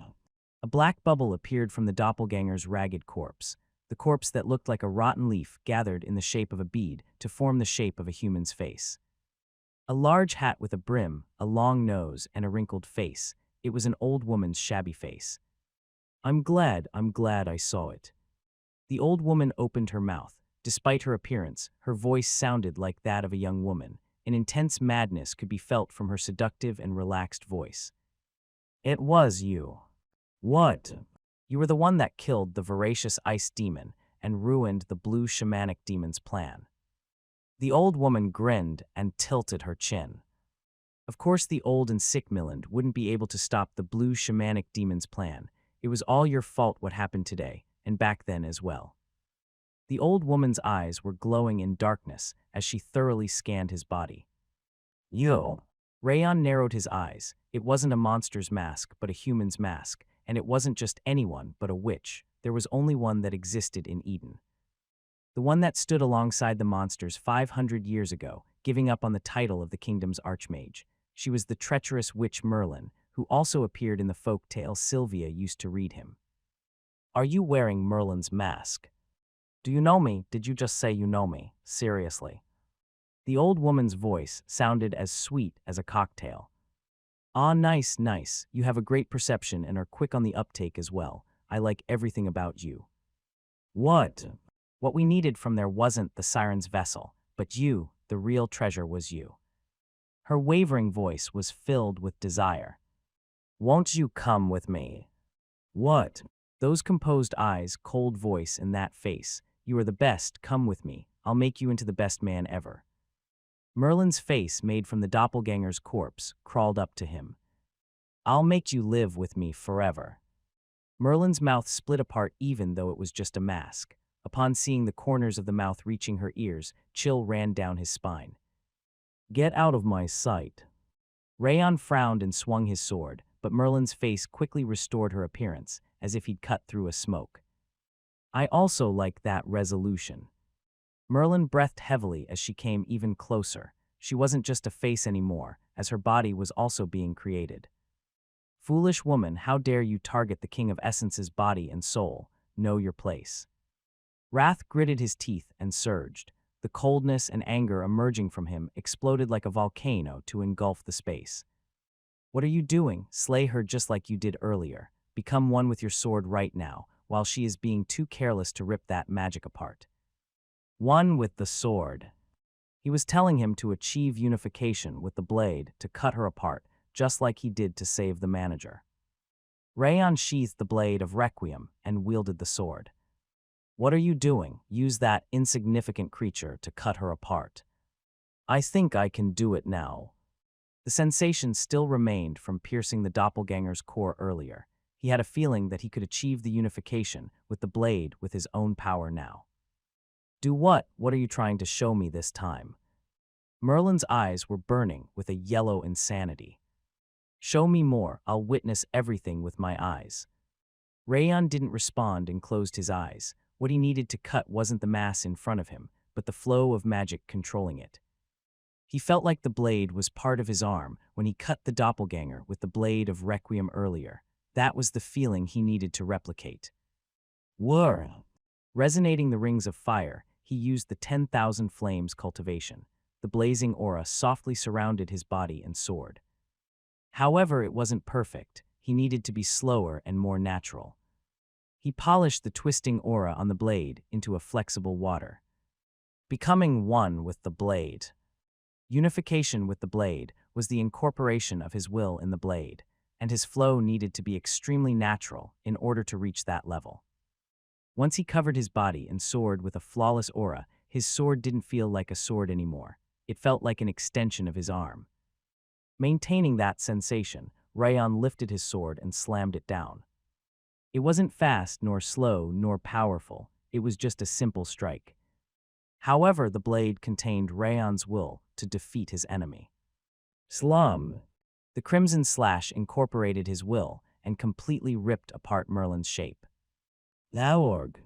Merlin started to scream for the first time. Blood was dripping under her mask. It looked like the unification with the blade managed to hurt her main body in addition to the magic. Did you manage to reach the unification with the blade without even using the possessed blade? Did you seriously grow in such a short amount of time? The scream didn't last for a long time. What followed was her voice, filled with praise and delight. Wow, we will meet each other again soon enough. You are mine. I won't hand you over to anyone else. Merlin turned into a smoke and dissipated, unable to finish her sentence. What a crazy bitch. Rayon lowered his sword and sighed. He was glad that he didn't need to hear her voice anymore, more than the fact that he'd achieved the unification with the blade. How dare she target the King of Essence's body? Her lunacy is special even among Eden. If only the King of Essence could move right now, I would be frozen her to the bone. Wrath shook his hand, gesturing that she stood no chance. I'm not your body, my body is mine. Rayon sighed, looking at Wrath as he boasted with his arms crossed. By the way, he looked around. He was currently outside Habon Castle, although the bet's condition about not leaving Habon Castle signified its surroundings instead of the castle itself. Wrath could nitpick on that if he wanted. However, Wrath wasn't doing anything about it. He was just glaring at Merlin's melted shape, yelling at her to stop targeting his belongings. HMPH, I have no intention to claim my victory over something like this, so stop staring at me like that. Who do you think the King of Essence is? You told me about the manager being inside the doppelganger, and even gave me the hint about the unification with the blade. What's wrong with you today? I heard people start doing unusual things before they die, so are you finally getting out of me now? You are such a crazy bastard. Wrath shook his head. I told you before that the King of Essence doesn't abandon his subordinates and servants. That old man was my third maid's grandfather. Of course he deserved to be saved. Oh. Since it was an unexpected reason, Rayon fell speechless. Now that he's thought about it, it was Wrath that informed him about Syria harassing Run-On. Was he serious? Apparently he wasn't joking when he called Run-On, Martha, and you his maids. Rayon thought the crazy one was the self-proclaimed Demon King, not himself. And Wrath smiled coldly, looking at the peak of Stalin Mountain. Even if the King of Essence doesn't force his way this time, I think the King of Essence will win the bet, or even take over your body this time. Inside a grotesque space decorated by human and monster flesh, an excited voice out of place in the scene came from the skull table in the center. Who will? It was the woman wearing the treacherous witch Merlin's mask. She groaned, blood dripping from her chin. However, that groan was an expression of delight rather than pain. Oh. The woman raised her mask slightly. She used her finger to collect the falling blood and tasted it with her tongue. She licked her red lips to savor the taste. I'll bring him to me no matter what, using any means necessary. That face, those eyes. I won't allow any other woman to have him. Her gathered hands were trembling. It looked like she couldn't control her excitement. Whirr! While she was pulling the flesh from her arm with her long nails, a skull mask appeared from the distortion of the space, blue flames raging in his eyes. What happened? Why did the doppelganger's life signal stop? It died. What? How is that possible? Miland became stronger than before. He noticed the doppelganger's presence and saved the Siren's vessel. The red lips twisted up under the slightly raised Merlin mask. She was mentioning Miland's name, which had nothing to do with the case. It looked like she had no intention of talking about Rayon. And what kind of shitty modification did you even do? It was found out like an idiot and even blabbered by itself about its target being the Siren's vessel. I believe your spell should have been able to stop it before it happened. I told you I would just spectate it this time. You damn bitch. We don't share the same objective, and I don't particularly care about the Siren's vessel either.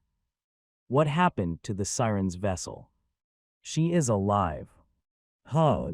The skull mask breathed out a sigh of relief, thinking that it was fine as long as she was alive. Crazy bitch, I shouldn't have left this matter to you. The flame in his eyes raged like hellfire as he glared at Merlin, then he turned into smoke to disappear. Who? The woman stuck the mask closer to her face, laughing in a way that sounded like a groan. That boy is mine. I won't give him to anyone else. Rayon erased the black magic in the manager's body with 10,000 flames cultivation's pure energy, filling him with vitality. Life gradually returned to his pale face. It's a relief that I managed to kill it quickly. It would have been irreversible if he was slower. He got lucky in many ways. Oh, Sir Rayon. Mr. Swordsman. When he gave a sigh of relief and carried the manager on his back, he could hear Dorian and Yua's voices from behind him. When he looked back, he could see that people were running towards him, including the astonished Miland, soldiers, and Dorian with Ewa on his back. Grandfather. Ewa jumped down from Dorian's back and hugged the manager's arm. Grandfather, wake up. I won't scold you for skipping work anymore, please. Ewa. Ewa looked up to Rayon, chin trembling. He is all right, you don't need to worry about him. Rayon nodded at her with a smile, and Ewa sank on her knees. Ewa. Upon hearing that the manager was safe, Ewa burst into tears that she could even repress against the doppelganger. Why Ewa? Apparently, her cry served as a stimulant, since the manager slowly opened his eyes even though Rayon thought he wouldn't wake up for a while. Grandfather. Yes, I'm sorry, Ewa. Rayon put the manager down, and Ewa jumped into the manager's arms and started crying even louder. The manager kept caressing Ewa's head with his powerless hand.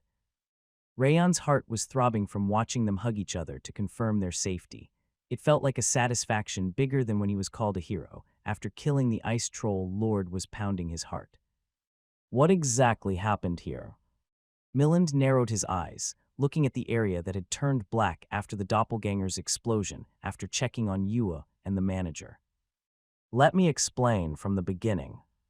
Rayon explained everything, from what happened in the branch of frost to what happened with the doppelganger where he was.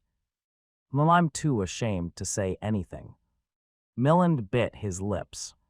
I didn't even notice anything like that. I'm too ashamed to show my face. It couldn't be helped. It was a pure coincidence that I noticed it as well. That can't be an excuse. I'm just sorry to you and the two of them. It was a doppelganger and one modified through black magic. Even though it was difficult for anyone to notice it, Miland considered it his mistake. After apologizing to Rayon, he personally apologized to Ewa and the manager as well and ordered an increase in security. Rayon clenched his fist as he witnessed a true leader's responsibility. 2 days passed after the doppelganger's attack. Rayon was holding his sword, alone in the training grounds. The vertical strike was incorporating his will of extreme speed. It was an extremely fast strike that couldn't even be seen with the eyes. However, Rayon wasn't satisfied with it. He sighed. This isn't right. He was unable to achieve the unification with the blade he had used to slash Merlin's mask. Apparently, it was nothing but a momentary enlightenment. Since you've done it once, you should be able to do it again soon enough. You don't need to be hasty. Wrath unusually gave him a piece of advice. What's wrong with you recently? The King of Essence has always been generous. It's even more the case right now, since your body will belong to the King of Essence soon enough. He had been like that ever since Rayon killed the doppelganger. It was like he'd seriously gone crazy. I don't understand. Rayon shook his head. When he started to swing his sword once again, the door opened, and Ewa's face poked out from it. Mr. Swordsman. Ewa sniffled. My grandfather woke up.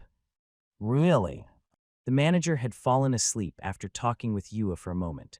Rayon was worried about him because he didn't wake up for a while, but it seemed he had finally woken up.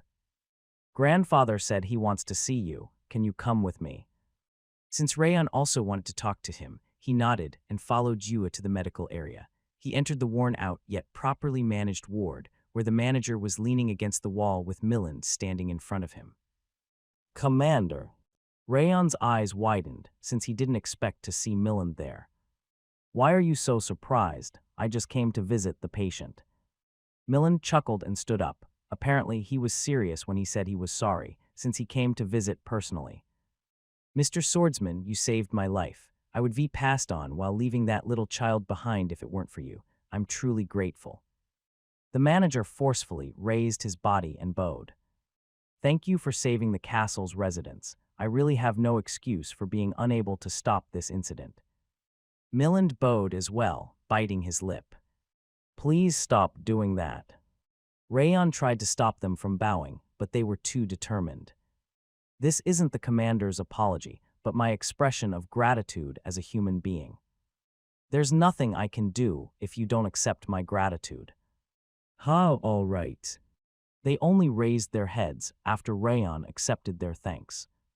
Swordsman Rayon, I might be adding an extra favor, but may I ask a question?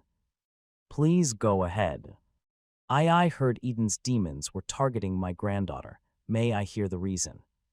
The manager was worrying about his granddaughter, although he barely managed to survive. I have something to tell you about that.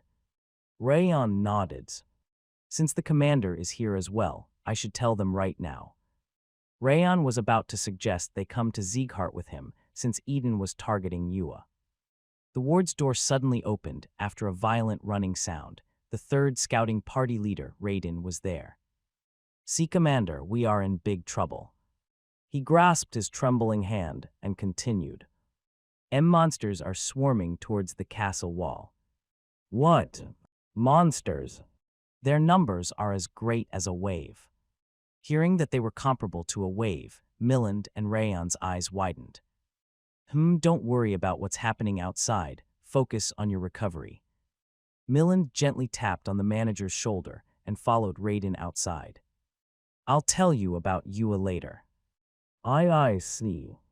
Yua, take care of your grandfather. Yes. Rayon pat Yua's head as she forced herself to reply cheerfully, then followed Miland to the castle wall. And he saw it. The wave of monsters was swarming towards them from afar like a white storm. Judging from the number of monsters, is it Eden's doing again? They are seriously tenacious. Rayon was biting his lip while watching the monsters, before his eyes widened further. What is this? The monsters dashing towards the castle looked completely different from before. They were filled with gluttony and madness last time, but this time, they were terrified with fear. They looked like they were being chased by something as they ran towards the castle walls, as if the walls were simply in the way of their escape. What is this? Rayon swallowed harshly. What the hell was happening? This is pretty much a second wave. Miland clenched his fist, watching the blue and yellow wave rushing towards Habon Castle. Issue the wave-grade combat alert. Gather all the swordsmen and soldiers on standby. His majestic voice resounded throughout the castle walls. Open the armory, prepare to fight. Upon receiving Miland's quick and precise orders, the scouts that had been staring at the monsters began to hurriedly run down the castle walls. Ding, ding, dings, ding, ding. The bell rang just like during the wave to alert the entire castle. What? What's going on now? Damn it, how many disasters are going to happen this year? Shut up and move, they are going to be here at any moment. The armory is open, take the weapons first. Upon hearing the alarm, the swordsmen and soldiers came out from their lodgings and training grounds to move into positions. Raiden. Miland waved his hand at Raiden, who was biting his lip. Were you the last one to scout? Yes, I went to scout 3 days ago. Was there any sign of this attack?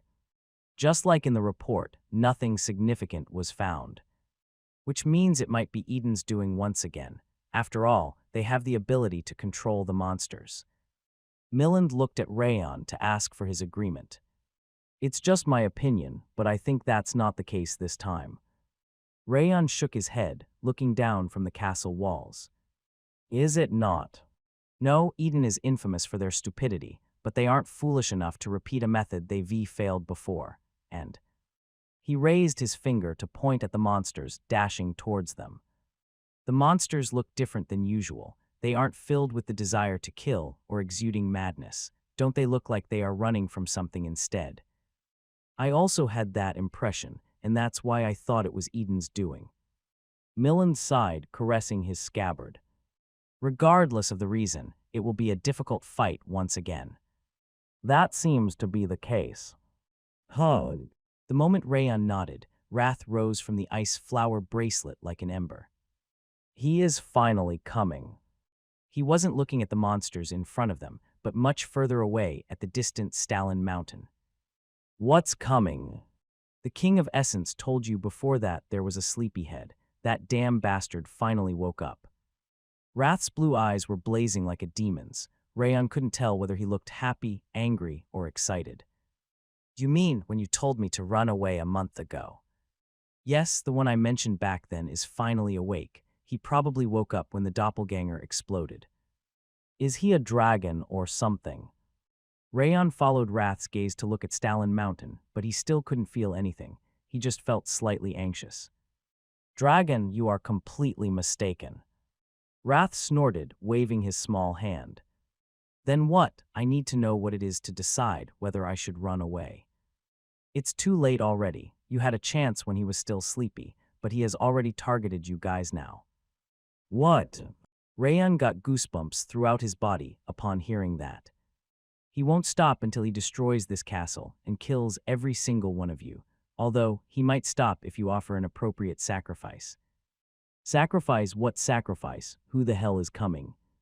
Rayon picked Wrath up by his head. His face was brimming with an unusually carefree smile.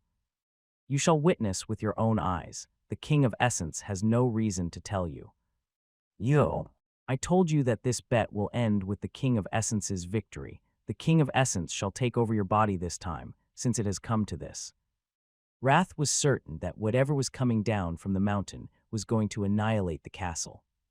Huh. Rayon exhaled deeply. There were a few existences he could guess from Wrath's reaction, but he didn't mention them since it didn't seem like Wrath was going to tell him. Line up. The pikemen and infantry shall line up in front of the castle walls. The archers that don't have places shall stand under the wall. The soldiers and swordsmen that managed to finish their preparations were standing in their positions, nervously watching the monsters swarming towards them. Oh, damn it. I heard this was my unlucky year. This is so shitty, holy shit. The soldiers' lips were trembling as they watched the monsters rushing forward like the brutal wind of the desert. Don't worry about them too much. We have the commander and Sir Rayon. I guess, after all, the casualties have decreased drastically since Sir Rayon has arrived. He was the Ice Troll Slayer, and now he is the Doppelganger Slayer. He is writing history right here. It's not just about might, he also has an admirable mentality.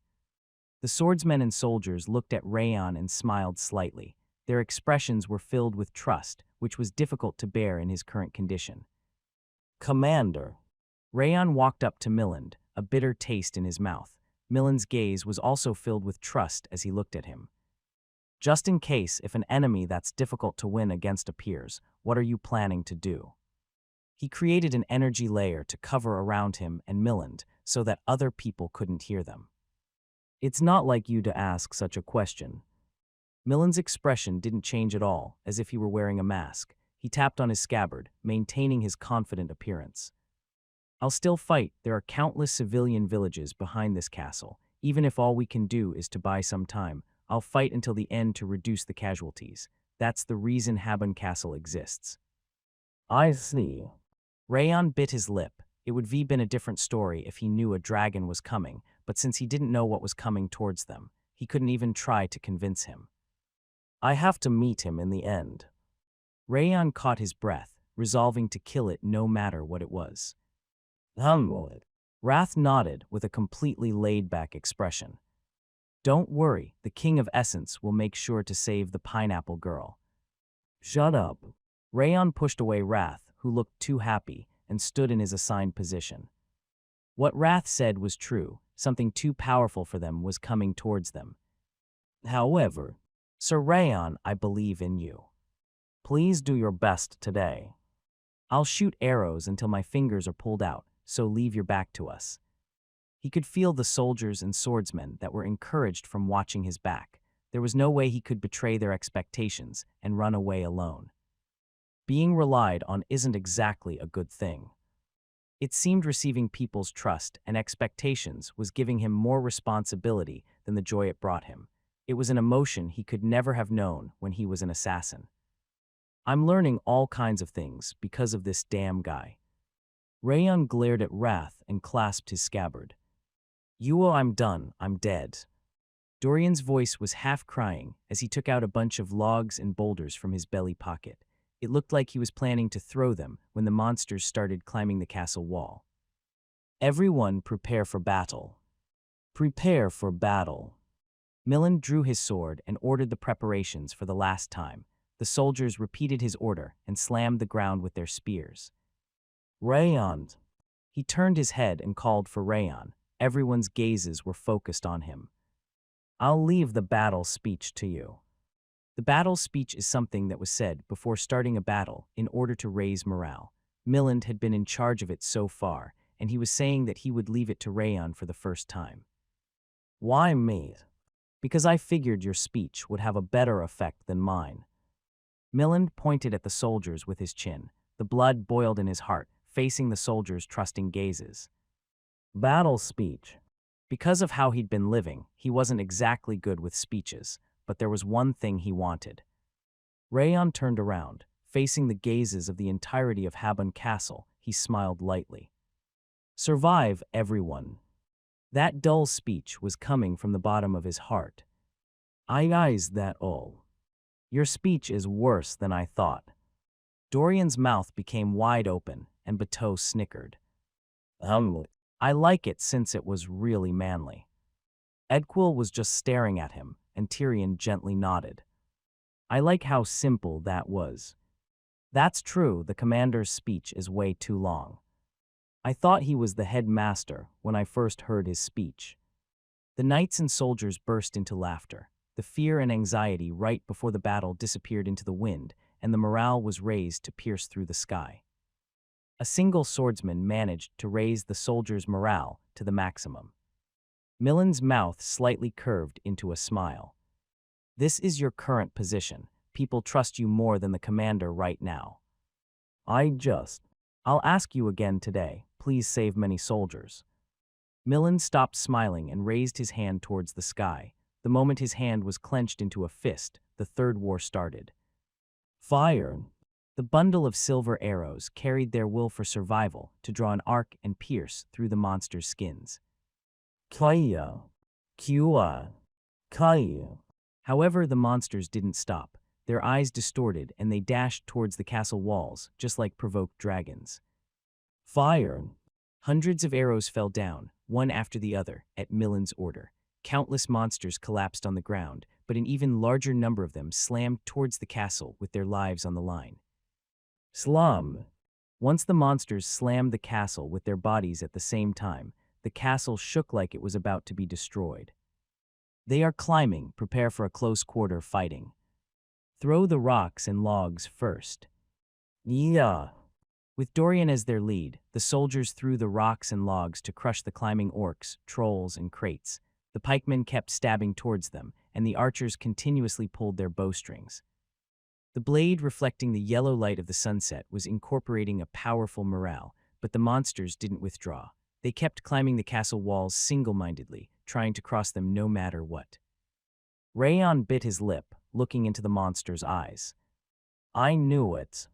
Their eyes were filled with terror. He wasn't mistaken about them. The monsters' goal wasn't to feast nor to attack, and they just wanted to cross the castle walls and run away. Kua. The first one to climb the wall was an ogre. With its tremendous jumping strength, it only leaped twice before landing on the castle wall. Lyco. Gasp. As the soldiers were stepping back, terrified by the ogre's roar and murderous intent, Rayon made his move. He cut off the ogre's arm in a single strike when it was trying to smash a soldier's head. Kua. The ogre didn't try to retaliate, kicking the ground once again. It was trying to jump down from the wall, but Rayon obviously didn't allow it to do so. The slash reached it like a ray of light, decapitating the ogre. Kua. Kaiu. The trolls and shark moles followed it to climb the castle like a swarm of ants. Rayon covered the walls with Glacier to help the soldiers in a crisis, slaying the monsters. Kaiu. A shark sting came up, destroying a portion of the castle wall. The spikes protruding from its entire body were trembling like arrows on a bowstring. Gasp. It's a shark sting. The spikes are coming. Hey.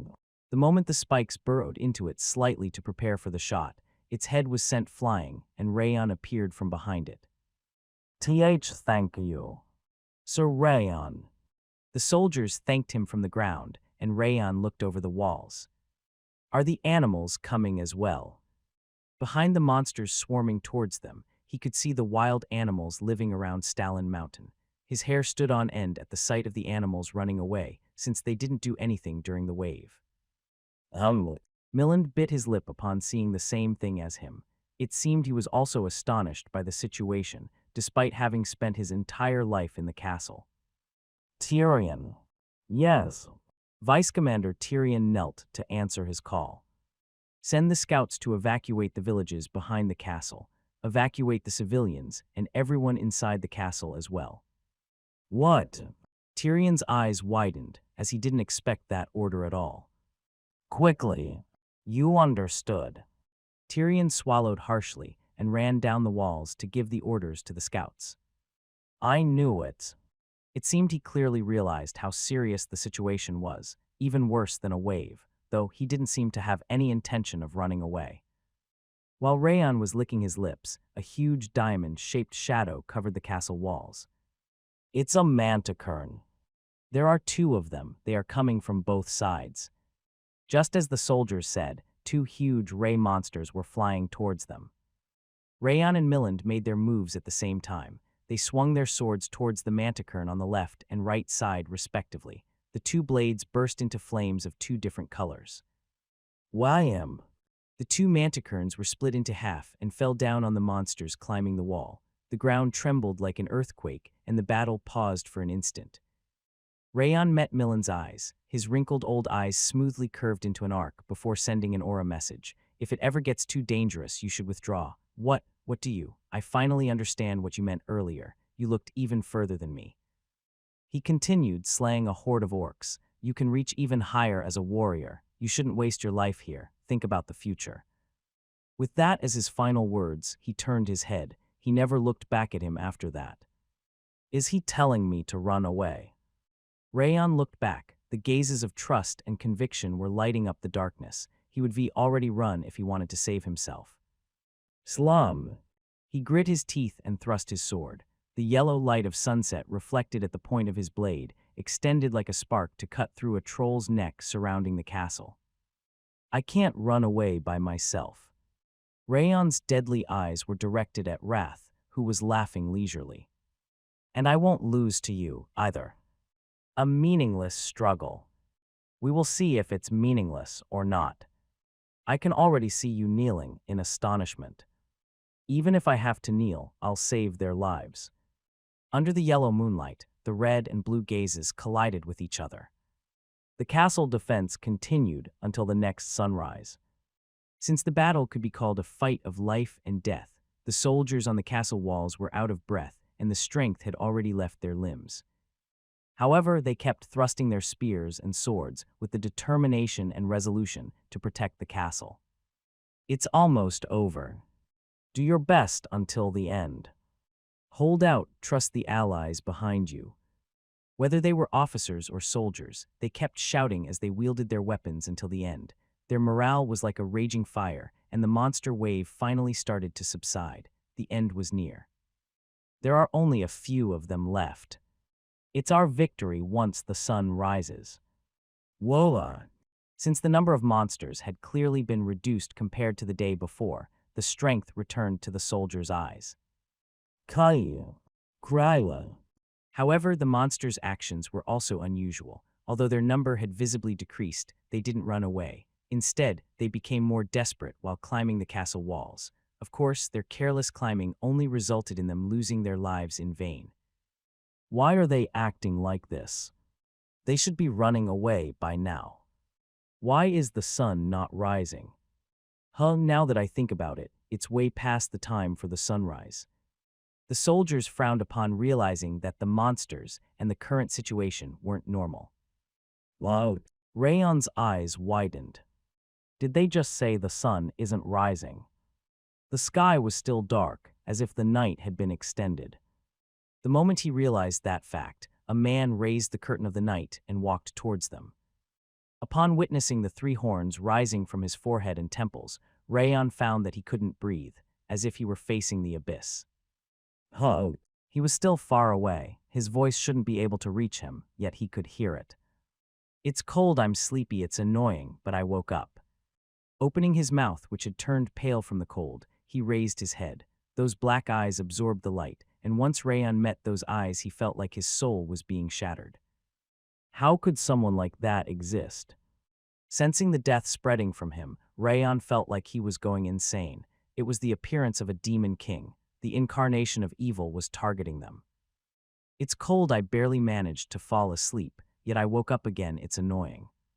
Murmuring something that he couldn't understand, he trampled on the white night. It looked like every light in the world was being devoured by him. Is that him, the sleepyhead that you were talking about? Rayon grit his teeth and looked down at the flower bracelet. You finally realized it. An eerie coldness was thrashing inside Wrath's eyes. That slug's name is the receiving one, Sloth. He twisted his lips, looking at the monster he called Sloth. He is the monarch of Sloth, who reached the same rank as the king of essence. Rayon swallowed, his mouth dry. Damn it. A real demon king had appeared. It was the assumption he had made after hearing Wrath's confident declaration, and it actually came true. The monster slowly walking towards them was a demon king at the same rank as Wrath, the monarch of Sloth. As if he were proving that he was a true monarch, the dark sky and ground distorted each time he took a step. The tremendous amount of demonic energy that was spreading around him naturally was shattering the space. What the hell is this? Miland's hand that was holding his sword was trembling as he noticed Sloth's presence. Even for a master like him, the existence of a demon king was literally shocking. No, he was even more shocked because he was powerful. His image as an iron man crumpled like tree bark. It's not as much as in devildom, but he managed to gather a fair amount of power. Looking down on the approaching Sloth, Wrath laughed in amusement. That's pretty good for a sleepyhead that does nothing but sleep. Why is there a demon king here? Weren't you the only one that came to the human world? Wrath did sometimes talk about the other demon kings, but he never said that they existed in their world. Rayon couldn't understand why Sloth was there. There's no reason for me to tell you why he is here, but it's also pointless to tell you. Pointless, you love to be condescending, don't you? It's true, you wouldn't understand even if I told you, not with your current abilities. Tuzg. Rayon clicked his tongue. Because Wrath never lied, that meant that he actually wouldn't understand even if he told him. Why is he coming here? Because you guys woke him up from his slumber. Wrath's frightening eyes skimmed over the soldiers that were standing on the castle walls.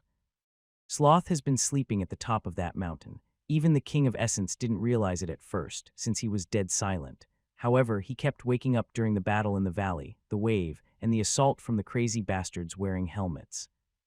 Then the sleepyhead that fell back asleep was.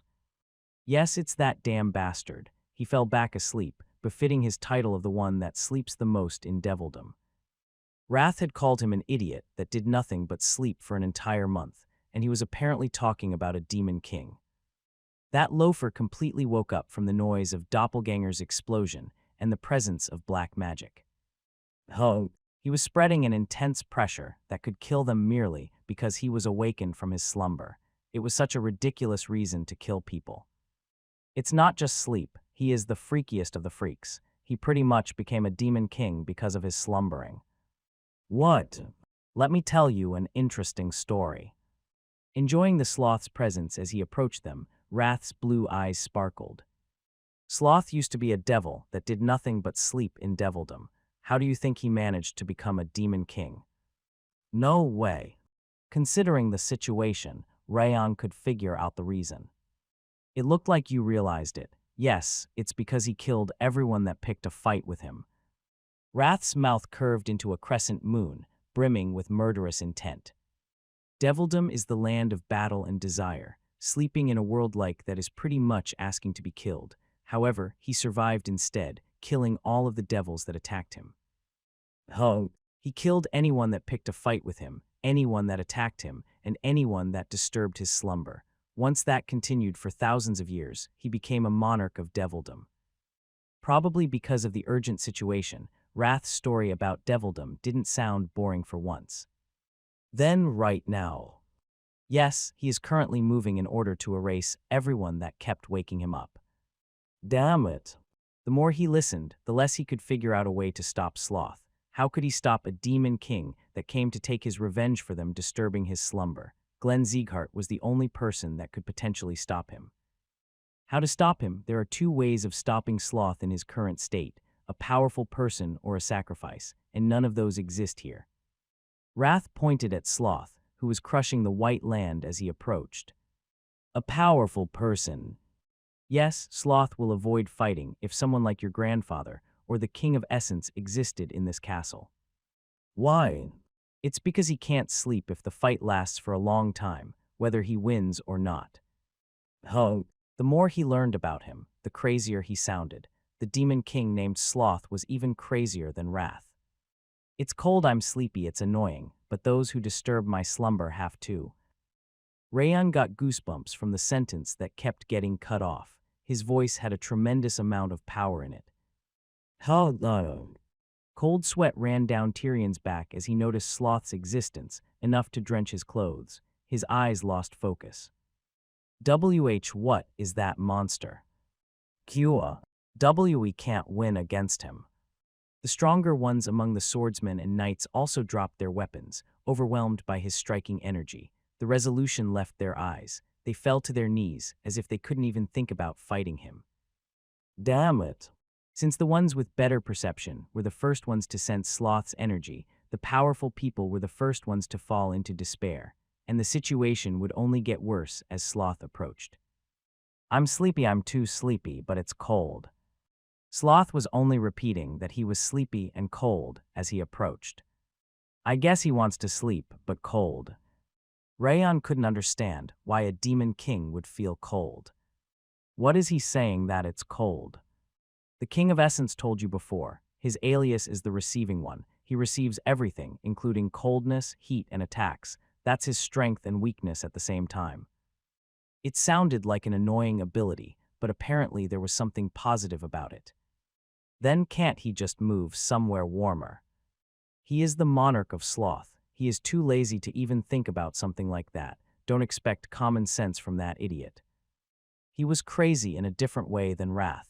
It seemed like being crazy was a requirement for becoming a demon king. It's a monster. It's crazy, how can we? The average knights and swordsmen also started to sense Sloth's pressure. They lost their will to fight and bowed down on the ground. Huff. Rayon breathed heavily and lowered his posture. The pressure he felt was increasing exponentially, and his mind was going hazy. There are two choices you can make right now. Do choices. Offer your body to the King of Essence to stop him, or be massacred without doing anything. A clear light wavered in Wrath's eyes. He was certain of his victory. There is no other way those humans can survive except with those two methods. I guarantee it. Rayon clenched his fist. Just as Wrath said, it was the worst possible situation. He couldn't find any way to get out of it. There's pretty much a barrier from that mountain up to the castle walls. A barrier? I didn't feel anything like that. It's a barrier of blood created by the monster and human blood, as well as the resentment that has piled up over hundreds of years. So what? The moment Sloth destroys the castle walls and takes a step inside the castle, the mediator lizards and those that surpass the boundaries like your old man will rush here. Wrath pointed at the castle wall, which was starting to fracture. And once the Great War ends, there won't be a single bone left of the average people. But if such a fight occurs, even Sloth will be unable to sleep. I told you already, he doesn't think about what will happen later. As long as there's no one as powerful as the King of Essence in the castle right now, he can't be stopped. Wrath smiled, telling him he'd better give away his body before it was too late. Where's the guarantee that they will survive just because I give you my body? I'll do my best. I'll be out of control at first, but I should be able to manage after that. Are you going out of control? I've spent a long time without a body, with my soul connected to you. Since I'm too far away from my body right now, it can't be helped that I'll go out of control at first. Damn it. He couldn't stop himself from swearing. Once Wrath went out of control to clash against the irritated Sloth, it was obvious that the whole castle would blow up. He couldn't do something crazy like that. I need to manage somehow. It was a matter he needed to solve with his own power. Arg. That thing over there, what is that? It's a monster. Even the soldiers could feel the Sloth's energy at that point. They either immediately fainted or started foaming from their mouths because of that tremendous power. Rayon. Miland was still standing at the front when he called him. His voice was trembling, but his mind was unwavering. "Come over here." "Yes." Rayon forcefully straightened his back and walked up to Miland, who was standing on the castle gate. "Thank you." "What?" "I managed to evacuate all the citizens thanks to your warning. You are the best lucky charm that has ever come to Habun Castle." He was smiling slightly. Despite the situation, he still had no intention of withdrawing. "Take the others and run away. I'll stay here to buy time." Miland raised his sword. The astral energy emanating from the blade became a blue torch to erase the darkness. It was a heat created by scorching his soul. "Commander, I've lived long enough and accomplished many things. However, it will be a waste if you and the others die here. Your era hasn't arrived yet." He was smiling despite knowing that his end was coming. He was a stubborn commander that had been living with a single purpose, and Rayon didn't want to let him die like that. "He is too much to handle on your own." Rayon raised his sword, remaining right next to Miland. He resonated the rings of fire and gathered the 10,000 flames cultivation's aura. The flower came into a full bloom on the silver blade, creating a flash of hope to burn away the darkness. "Why?" The blazing light bursting from the two blades began to sever the darkness. "This is Sea Commander Rayon." The two of them are pushing back the darkness. The collapsed people who were grasping their chests felt the auspicious light and stood back up. "Escape the castle now, it's the commander's order." Rayon shouted Milan's order, increasing the intensity of the light he was emanating. "What does that? We can't leave. We will stay until the end." "Who are you trying to help when you can't even stand? Leave already." Milan shouted without looking back. He was breathing heavily. Rayon was the only one that could see, as he was right next to him, that vitality was leaving his face. "We are escaping. Stand up and climb down the castle walls. Open the southern gate." Tyrion bit his lip and went down the walls. It was more difficult for him than anyone else to make that decision, but he understood Milan's feelings better than anyone. "Why, young master?" Dorian shouted young master for the first time in Habun Castle. "Dorian, you shall leave first. I'll follow you soon enough, so go ahead." "Are you really coming? Do you think I'd die in a place like this?" All right, you have to come. I'll kill you if you don't." He raised his clenched fist, then helped the scouts to climb down the wall. He was trustworthy at a time like this, despite the fact that he always complained about difficult situations. Even though the soldiers were told to escape, they couldn't easily make the decision to leave. They kept turning back to look at Rayon and Miland. "You should leave now as well. You can't stay here anymore." Miland pushed him with his shoulder, while his pale lips trembled. "I'll hold out a bit longer." Rayon forced his convulsing fingers to stop and shook his head. His senses were telling him to leave immediately, but he didn't want to. "It's already too late." Alongside Wrath's blunt voice, the pressure weighing down on him grew stronger. "It's cold and sleepy. It's because of you that I'm here." Rayon almost lost consciousness from the tremendous energy wave Sloth was emanating as he got close to the castle walls. The torch of aura that he barely managed to create was faltering like a candle in the wind. Rumble! The 10,000 flames cultivation's flame was extinguished first under the increasing pressure. Q. Rayon knelt, feeling like his legs were being crushed. He couldn't even raise his head anymore against the pressure, which was strong enough to rip apart his organs. Q. It didn't look like Miland would last long either. His legs were trembling like a leaf. Huff. Arg. I again. Once they started faltering, the escaping soldiers started to collapse once again. "I told you that you only have two choices. Make your decision now. Do you choose to die, or do you choose to give your body to the King of Essence?" "Two choices." Rayon shook his head, looking at Miland, who was holding out until the end. He couldn't yield to Wrath's temptation. The more difficult the situation was, the more important it was to keep his composure and think. He had enough information.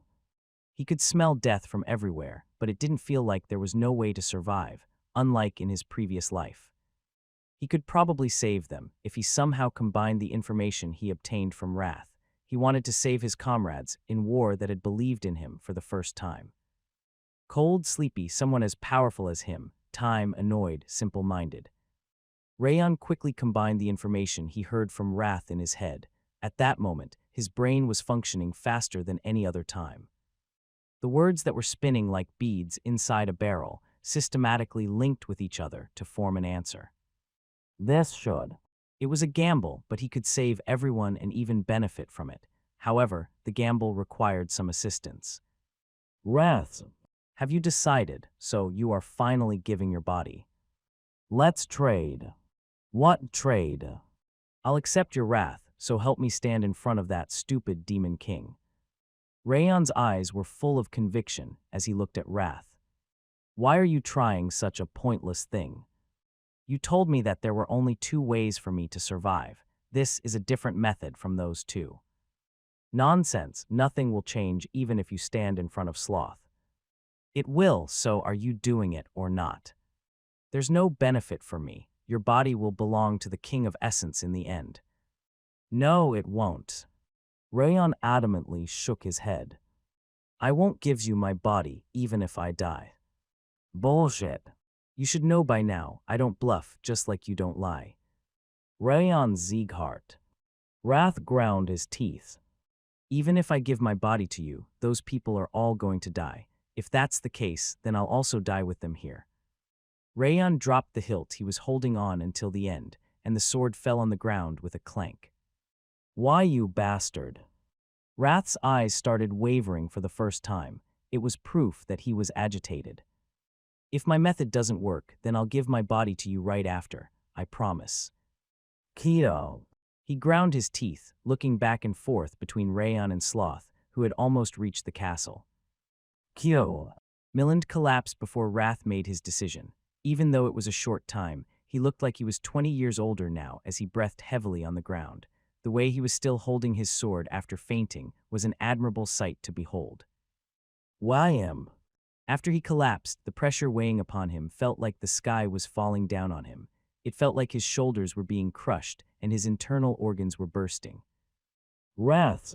Damn it, you will pay a huge price for this. Vitality returned to his powerless body. Energy was flowing from Wrath. At the same time, the emotion of wrath he received in return was seeping deep inside his soul. Huff. However, Wrath didn't give him that much energy. He had to give it his all and barely managed to stand. What a stingy guy. Rayon grit his teeth and resonated the rings of fire, used the 10,000 flames cultivation, and unleashed Glacier. He even called on the power of his previous life to stand up. His bones and muscles were screaming, and his heart and lungs were being crushed. He clenched his teeth. Kyo. Enduring the fear coursing through his soul and the pressure destroying his body, he stood on the castle wall. Why? He met the eyes of Sloth, who had finally reached the castle wall. A small ray of light was reflected in the Demon King's eyes, which used to be full of laziness. I did it. Those eyes convinced him that he could make use of the situation. King of Sloth, you must have felt it by now. Rayon twisted his bleeding lips. I'm the vessel of wrath that serves the wrath. Vessel of wrath, why would you be a vessel of wrath? What are you doing right now? What a stupid question. I'm trampling on your arrogance and getting a second doormat. Fighting against the urge to sink to his knees, Rayon straightened his back. He needed to hold out until the end for the sake of people behind him. Sloth, who was trying to destroy the castle, stopped moving for the first time. He halted his steps and stared at Rayon. This land belongs to the esteemed Wrath, the monarch of Wrath. This is no place for someone like you. Wrath. Sloth's eyes, which used to be pretty much closed, appeared like an evening moon. However, he didn't seem to completely believe him, as signs of distrust could be seen in his lazy eyes. Why would this gutter be the King of Essence's domain? I'm not done yet, so please shut up. Why, you damn bastard? Contrary to the respect he treated him with on the outside, he scolded Wrath on the inside. Just as Wrath managed to notice Sloth's existence from afar, Sloth should have also been able to feel Wrath's presence once he got angry. Are you the vessel of Wrath? Yes, the esteemed Wrath is currently angry at you who trespassed into his domain. He said you don't know your place when you are just a sleepyhead. Sloth shuddered as soon as he heard the word sleepyhead. It was a relief that Wrath had told him about Sloth.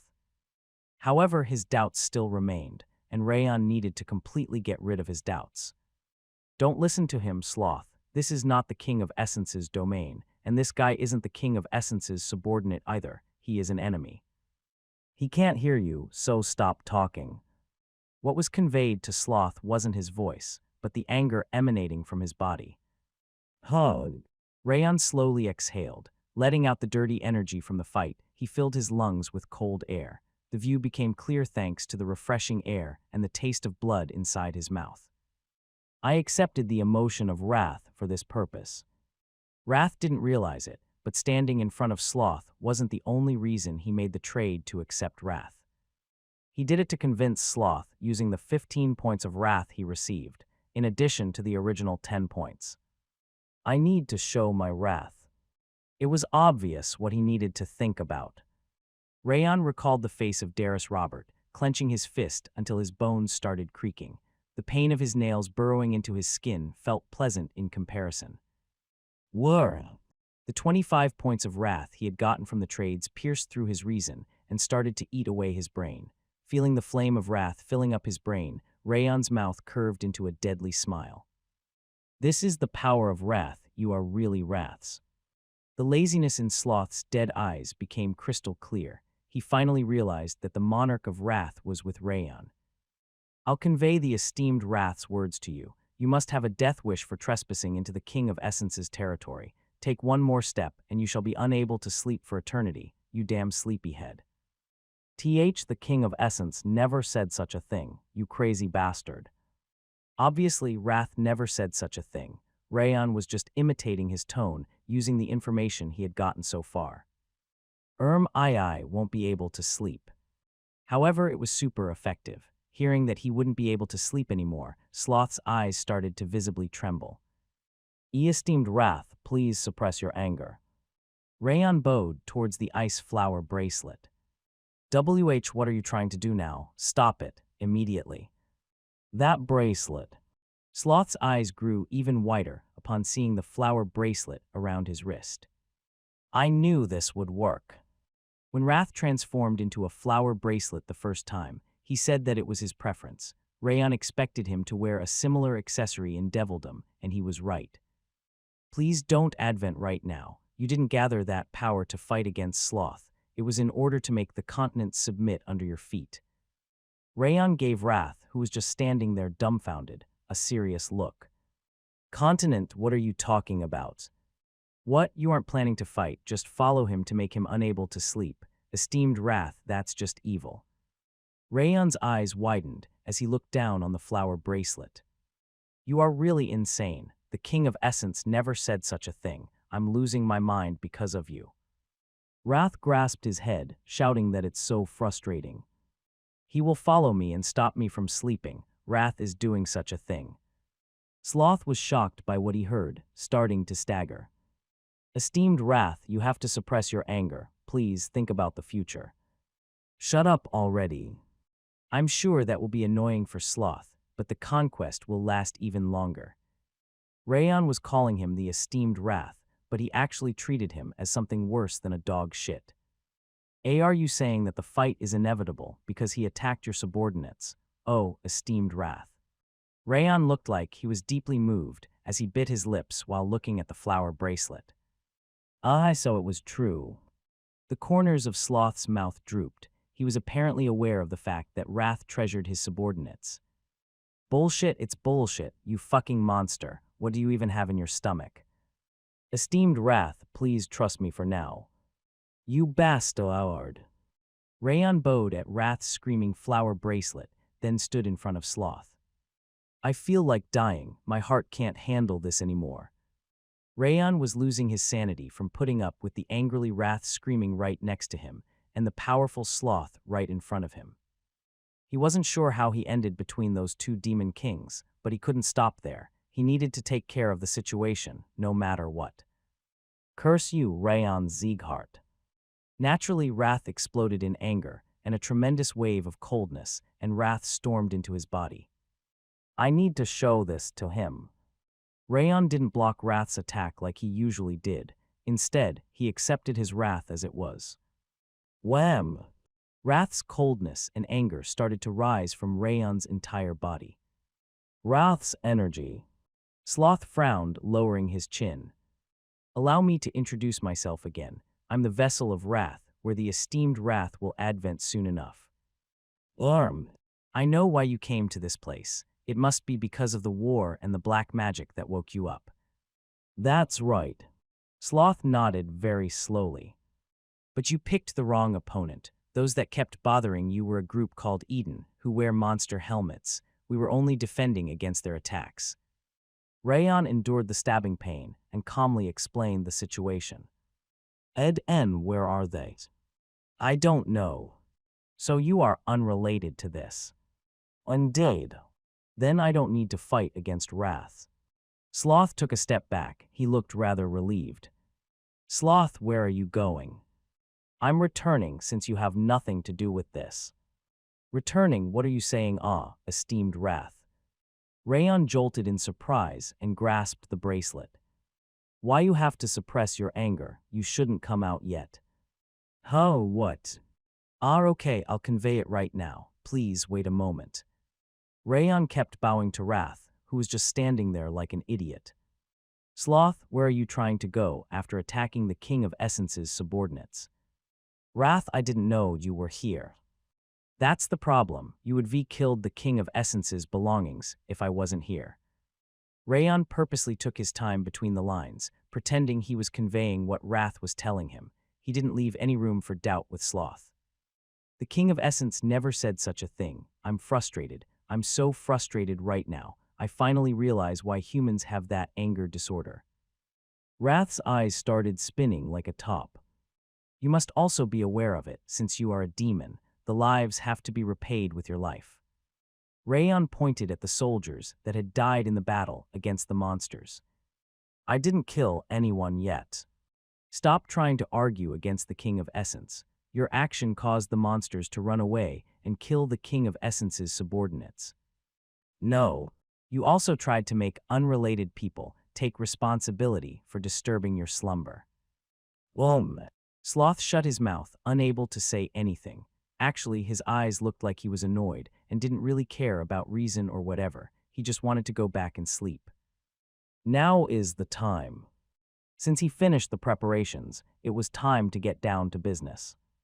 I know that taking your life in return would be unreasonable. Wrath. The great King of Essence, the monarch of devildom, is giving you a choice. You shall decide between giving up on the slumber you cherish so much or handing over your ability to this guy, since he will be the King of Essence's Rayon's mouth became wide open as he looked at the flower bracelet. Of course, Wrath wasn't even there, he was just floating in the air. Esteemed Wrath.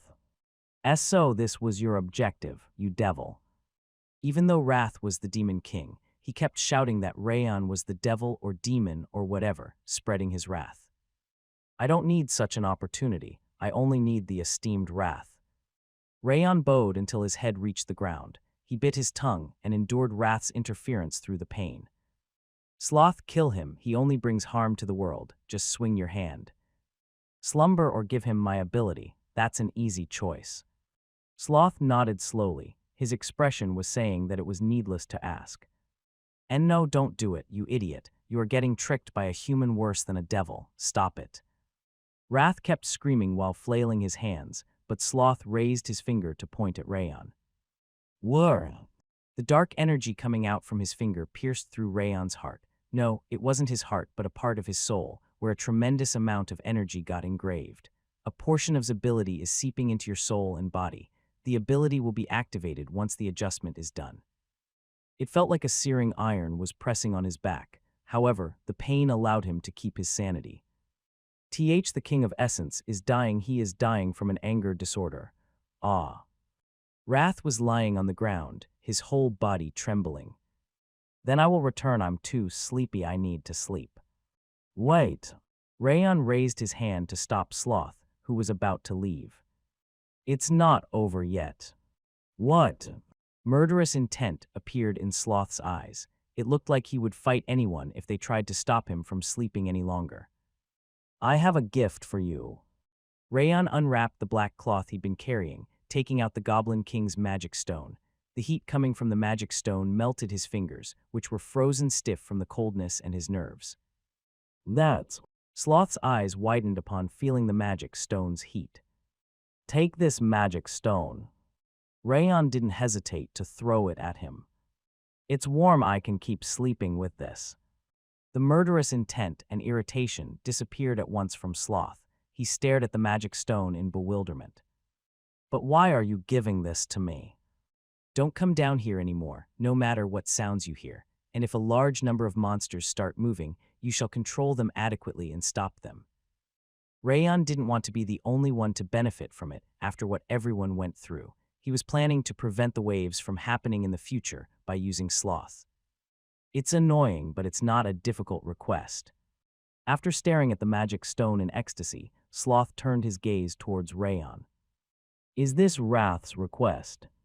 No, it's a trade unrelated to Wrath, so you won't come here again.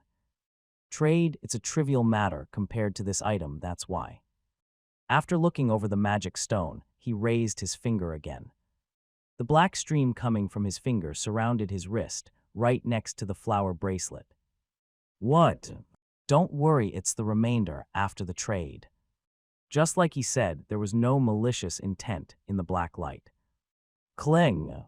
Along with the sound of metal colliding with each other, a black flower bracelet was created on his wrist, slightly different from the ice flower bracelet. What is this? It will help you in the future. But why is it a flower bracelet? I made it according to your master's preference, so that he won't bother me again. With those as his final words, he turned around and started walking towards the mountain.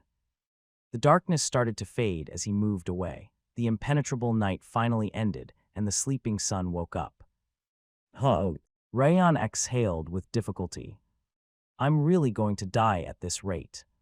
He wanted to collapse right away, but he couldn't do that yet. He needed to hold out until Sloth disappeared completely. The fortunate part of the situation was the fact that Sloth was walking way faster than before, pleased by the goblin's magic stone. It had to be a flower again, Wrath, this bracelet. Krrrr, Rayon, you son of a bit. Wrath was unconscious, probably because he really did develop an anger disorder. Foam was coming out from his mouth. Rayon laughed bitterly and swept his hair up, drenched in cold sweat. But it's now over somehow. That was really close. If he didn't have the information about Sloth, or if Wrath refused to trade with him, or if there was anyone conscious inside the castle, he wouldn't have been able to use the method he had just used. When Sloth's back started to become faintly visible, messages appeared. UV competed against a transcendental. Your soul level has increased. The 10,000 flames cultivations, coldness of frost and glacier, the trait Sloth upon sleeping. There were many messages, but he couldn't read them properly because his vision was blurry. Rayon closed the message and put every last ounce of his strength on his faltering legs.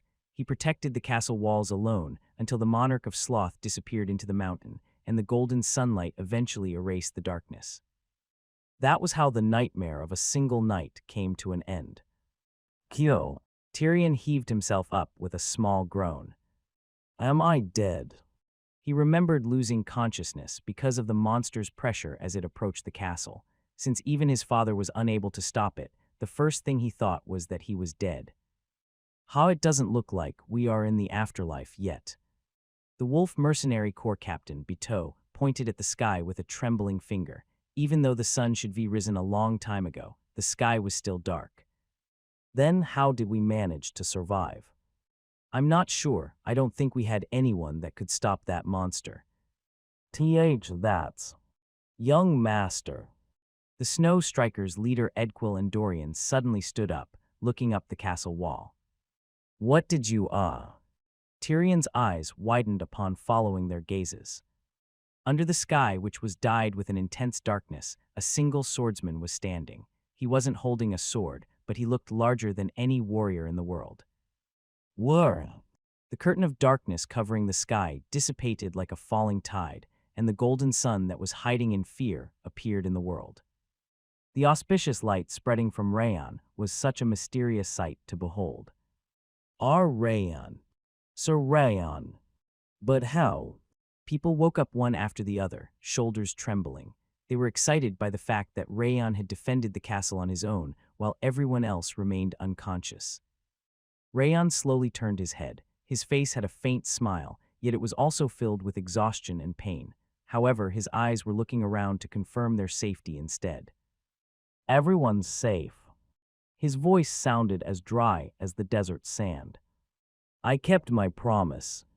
Rayon smiled brightly. P promise. What promise is he talking about?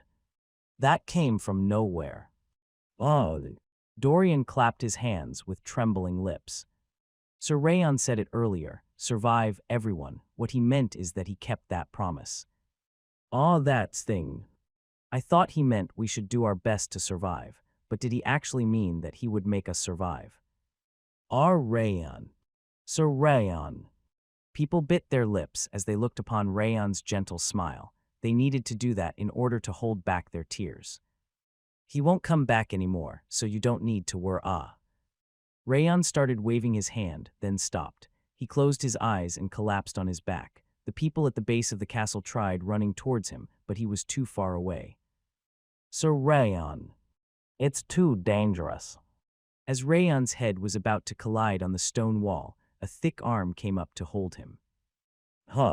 It was Miland. He regained his consciousness to stand up and pull Rayon towards him. Commander. Miland nodded, telling them that he was all right, and helped Rayon stand with his shoulder. The battle is over. He walked to the end of the castle wall with difficulty. Applaud and cheer for the hero. Miland's roaring voice struck hearts of those that were still confused about the situation. Woa! Rayon, Rayon, Rayon. The hero of Habun Castle. The cheers of his name that he couldn't hear kept resounding throughout Habun Castle's sky. 2 days passed after the disaster named Sloth dropped by. Rayon hadn't woken up yet, and the officers, including Miland and Tyrion, were gathered inside the conference room after a short rest. How is everyone's condition? Sitting at the center of the round table, Miland skimmed through the officers.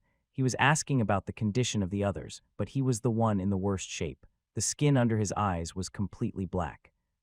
I got better after some rest. Vice Commander Tyrion nodded. I'm fine, too.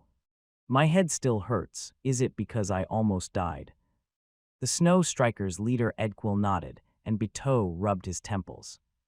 The knight captains and the leaders of the swordsman divisions also shook their heads, their faces pale from the remaining trauma.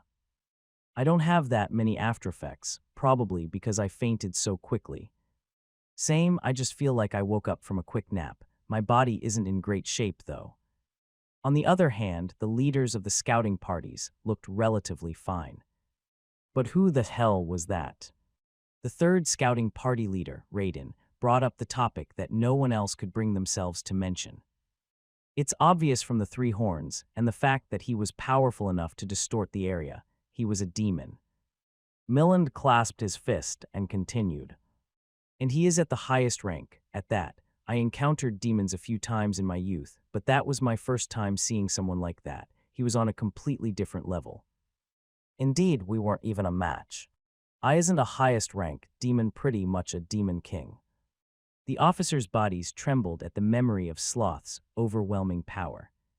He might be a demon king. What? Are you serious?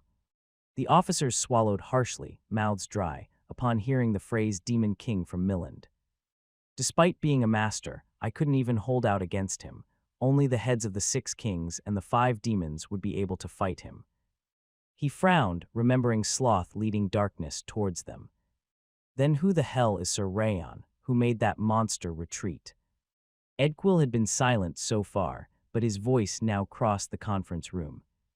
Everyone here was prepared to die. No, to be honest, we were certain that we would die when the commander collapsed. However, everyone survived.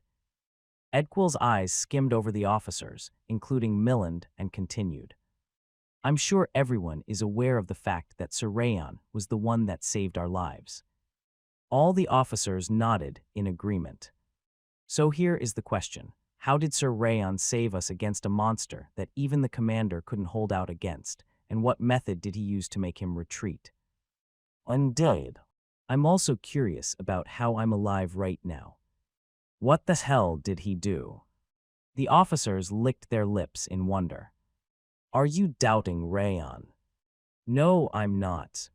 Tyrion frowned at Edquil. However, Edquil simply shook his head. I'm saying this because I feel like Sir Rayon has sacrificed something important to him. Sacrifice? There's no way Sir Rayon would V1 against that demon with power alone. The other possibility is a pact or a trade. In my opinion, Sir Rayon probably saved the people in the castle by putting his soul and body on the block. Edquil bit his lip. Blood dripped from his dry lips. The Rayon that I've seen is that kind of man. He wants to save others, even if he has to sacrifice himself in the process. He certainly has that side to him. Sir Rayon. Tyrion and the officers agreed with Edquil, sighing heavily. I heard Rayon mention a trade as I fell unconscious. Miland leaned forward and closed his eyes. Trade? Are you serious? Yes, I'm not sure about the rest, but I heard the word trade for sure. Then, damn it. Edquil frowned, and Tyrion covered his eyes with his hand. A trade between a demon and a human is usually about power. The demon gives power to the human and takes his soul in return. However, the trade Rayon made this time is obvious. Miland's hand trembled on the table in frustration. He must be sacrificed his soul to save everyone's lives. That must be the case. Damn it.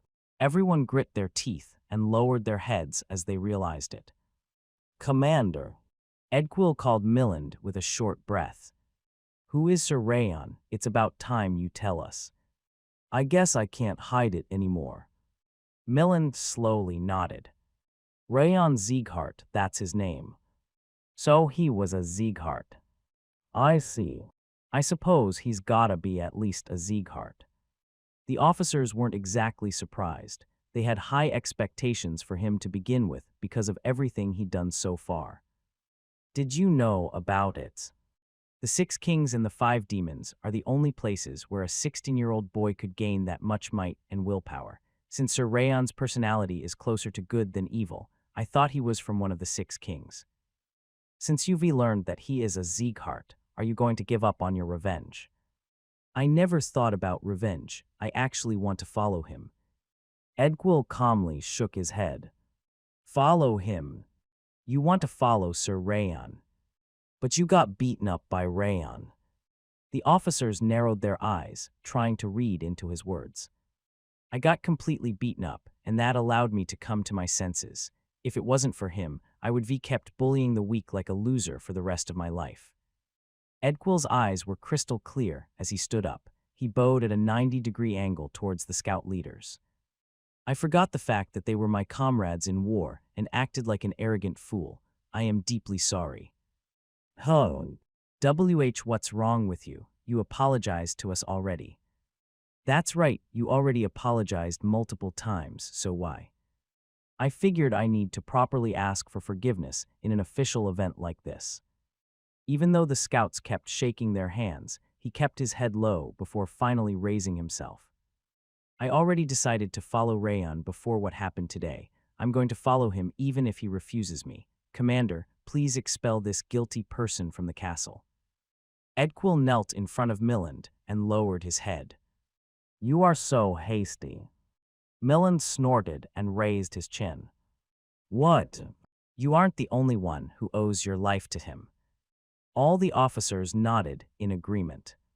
Rayon saved everyone's lives multiple times. It's only right for us to make up for what he lost. Miland smiled and made Edquil stand.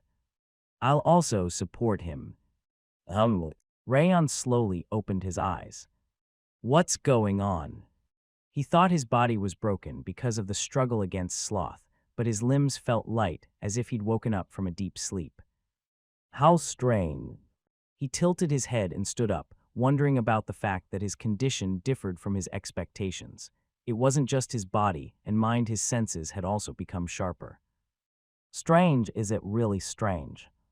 As he was about to conclude that it was because of the increase in stats, wrath surged like a flaming pillar. Your head is what's the strangest of them all, you dirty cheater.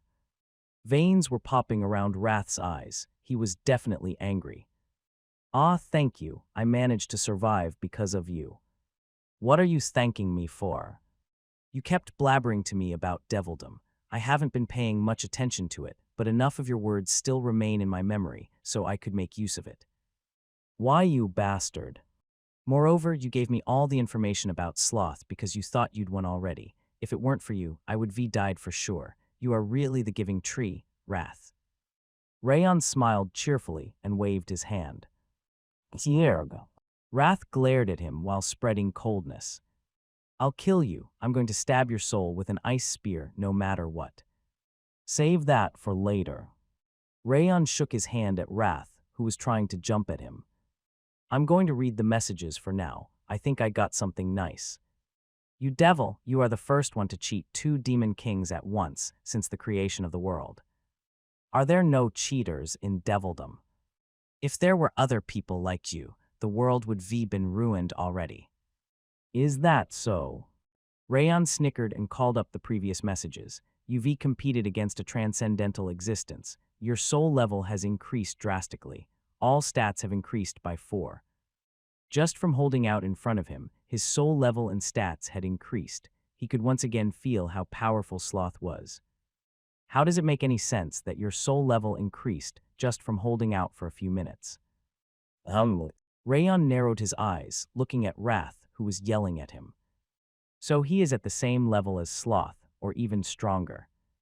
He couldn't believe that a doormat like him, who only cared about food and complained about anything and everything, was as powerful as Sloth. The 10,000 Flames cultivation's rank has increased. The 10,000 Flames cultivation has reached 4 stars. The 10,000 Flames cultivation that had been 3 stars had reached 4 stars. That was the result of using it to the limit in order to hold out against Sloth. He could feel that the hot sphere filling his energy center became bigger and more refined. Then maybe. He checked the next message. The coldness of Frost and Glacier have been combined. Glacier has reached 4 stars. I knew it. The Glacier that he used alongside the 10,000 Flames cultivation had combined with the coldness of Frost and reached 4 stars. The cold sphere located next to the 10,000 Flames cultivation's aura was also spreading more refined energy. The Ring of Fire didn't increase in rank, but it also had a huge amount of accomplishment. It seemed he would obtain another ring soon enough. After all, fighting against a strong person is the fastest way to get stronger. The skill levels had increased at once just from facing a powerful existence with everything he had. Actual battle was truly the best way of training. Huff. He could hear Wrath trying to hold his breath. He was probably trying to suppress his boiling anger. The trait Sloth has been created. Upon sleeping, you gain a small number of stats, and the recovery speed of stamina and aura is drastically increased. Upon reading that message, Rayon and Wrath's eyes both widened at the same time. This is crazy. I get stats from sleeping. Rayon tried reading the message again, thinking that it was a mistake. However, it wasn't a mistake. It was written that he gained stats from sleeping. Wow. His mind went numb. Since it was supposed to be a small amount, it would only amount to some decimal number, but that was still pretty good. He could pretty much train 24 hours a day now. Sloth, you idiot, I should have killed you earlier. Wrath screamed, saying that letting Sloth live was his worst mistake in his life. That's why my body feels light. It was apparently Sloth's stamina and aura recovery ability that had completely healed his body. It was a useful ability in many ways. However, the messages didn't end there. UV endured Wrath's severe interference. Water resistance has increased. Stamina has increased by 2. Perception has increased by 2. Agility has increased by 1. I was wondering why there were no message about that. It would have been sad if he didn't get those messages. Urug, the king of essences stats, are getting sucked out again. Wrath went limp on the corner of the bed, like clothes on the washing line. It was the classic appearance of a loser. That's why you shouldn't have interfered. Shut up, there's no way I can hold back with you cheating. using the King of Essence's name. He raised his head, grinding his teeth. You seriously scammed 2 demon kings at once. Even the hypocrites of the heavenly realm aren't as bad as you. Is that a compliment? You keep using that shitty ear's name in your favor, and now you even use the King of Essence. Your evil deeds have gone too far. Wrath raised his fist, saying something that a hero would say even though he was just a demon king. The King of Essence will stop your wrongdoings, no matter what. I don't care whether you stop me or not, however. Rayon gathered 4 fingers and flicked them with a smile. Give me the reward for the bet, right now. Our reward for the bet. The bet about whether I'd leave this castle or not. Wow. Wrath's eyes lost focus, finally remembering it. Sloth was the one you were counting on, right? Since he is now fast asleep while hugging the Goblin King's magic stone, he won't return here. Let's end the bet now. QW8. Wrath shook his hand and leaped back. Rayon. His voice became as soft as silk. Do you remember when you saved the manager? You went outside back then, but the King of Essence overlooked it with his generosity. I remember, but I hope you aren't trying to make it even with that. It would be disappointing if the King of Devildom was that petty. Rayon narrowed his eyes and shook his head. Of course he wouldn't be. The Monarch of Wrath is a generous and aloof being that loves his subordinates. There's no way he would say something like that. Kyo. Wrath wanted to say something, but he was just trembling his hand. It looked like what he was about to say had gone back into his throat. What's up? Tell me what you were going to say. Rayon smiled, urging him to continue with a nod. Q, you're a starving demon. Eat them all until your stomach bursts. Wrath's eyes were wavering, as if he were going to start crying at any moment. UV won the bet against Wrath. The blinking of the message window looked more beautiful than ever. As soon as Wrath acknowledged his defeat, the messages announcing his victory popped up, one after the other. All stats have increased by 5. As Rayon was smiling in excitement from the increased stats, the second message appeared. The unique title, The One Who Bamboozled the King, has been created. The second reward was a title with a great name. Who the hell created a title like that? Wrath frowned in irritation. I don't like it. I don't know who named it, but I can see why I got the title. Rayon snickered and called upon the title's explanation, The One Who Bamboozled the King. This title is given to those that bamboozled the king's dignity with a method other than power. Ability, upon conversing with someone in a higher position or with more strength, the other party's favor and trust is increased. A ray of light shone in Rayon's red eyes as he read the description. This is pretty good. It was really nice that the title made it easier to convince his opponents, as it wasn't always possible to settle conflicts with a fight. Since Wrath and Sloth had appeared, it was possible that he would encounter the other demon kings in the future. The title could make all the difference in crises like that. And it should work against the heads of houses as well. Since it should be also effective against the most powerful warriors like Glenn, the title was beneficial in many ways. OHMPH. Wrath snorted upon reading the title's description. Do you believe a mere title like that would work against the King of Essence? It's impossible for you to convince the King of Essence. But it was already possible. Convincing Wrath was a piece of cake, since he just needed to mention the apple meat pies or mint chocolate. The King of Essence is an aloof existence. He doesn't listen to what other people tell him. You'd be way better off with some stats instead of a title like TH. Oh, don't worry about that. What? The stats are coming now. With a small smile, Rayon pointed at the next group of messages. UV achieved the 6th victory against Wrath. UV gained additional stats with the effects of 6 consecutive victories. Strength has increased by 2, energy has increased by 2, stamina has increased by 2. He got 2 points in 3 stats, thanks to his 6 consecutive victories. What a great harvest. He got 9 in all of his stats and 23 points in several individual stats. It was the first time he had gotten that many stats at once since he obtained the system. How many stat points did you even get today? I don't know. I think it's about 11 points in terms of all stats. 11, did you just say 11? Wrath's hand was trembling like a leaf, coldness spreading from him. Damn it, those 11 points all came from the King of Essence's main body. I suppose. Rayon calmly nodded. You sucked them out from Sloth and extorted from the King of Essence. You are a damn spine breaker. By the way, what is this? Since he was talking about Sloth, Rayon raised his wrist and pointed at the black flower bracelet. Why do you think the King of Essence would tell you about it? Wrath snorted after staring at the bracelet for a while. You should discover what it is on your own, since the King of Essence has no reason to tell you about it. I guess you don't know either. Rayon snickered and shrugged his shoulders. Even though you are a demon king, you are still ignorant about so many things. What kind of bullshit are you spouting? There's nothing in the world that the King of Essence doesn't know. Then what is this? I'm not going to tell you.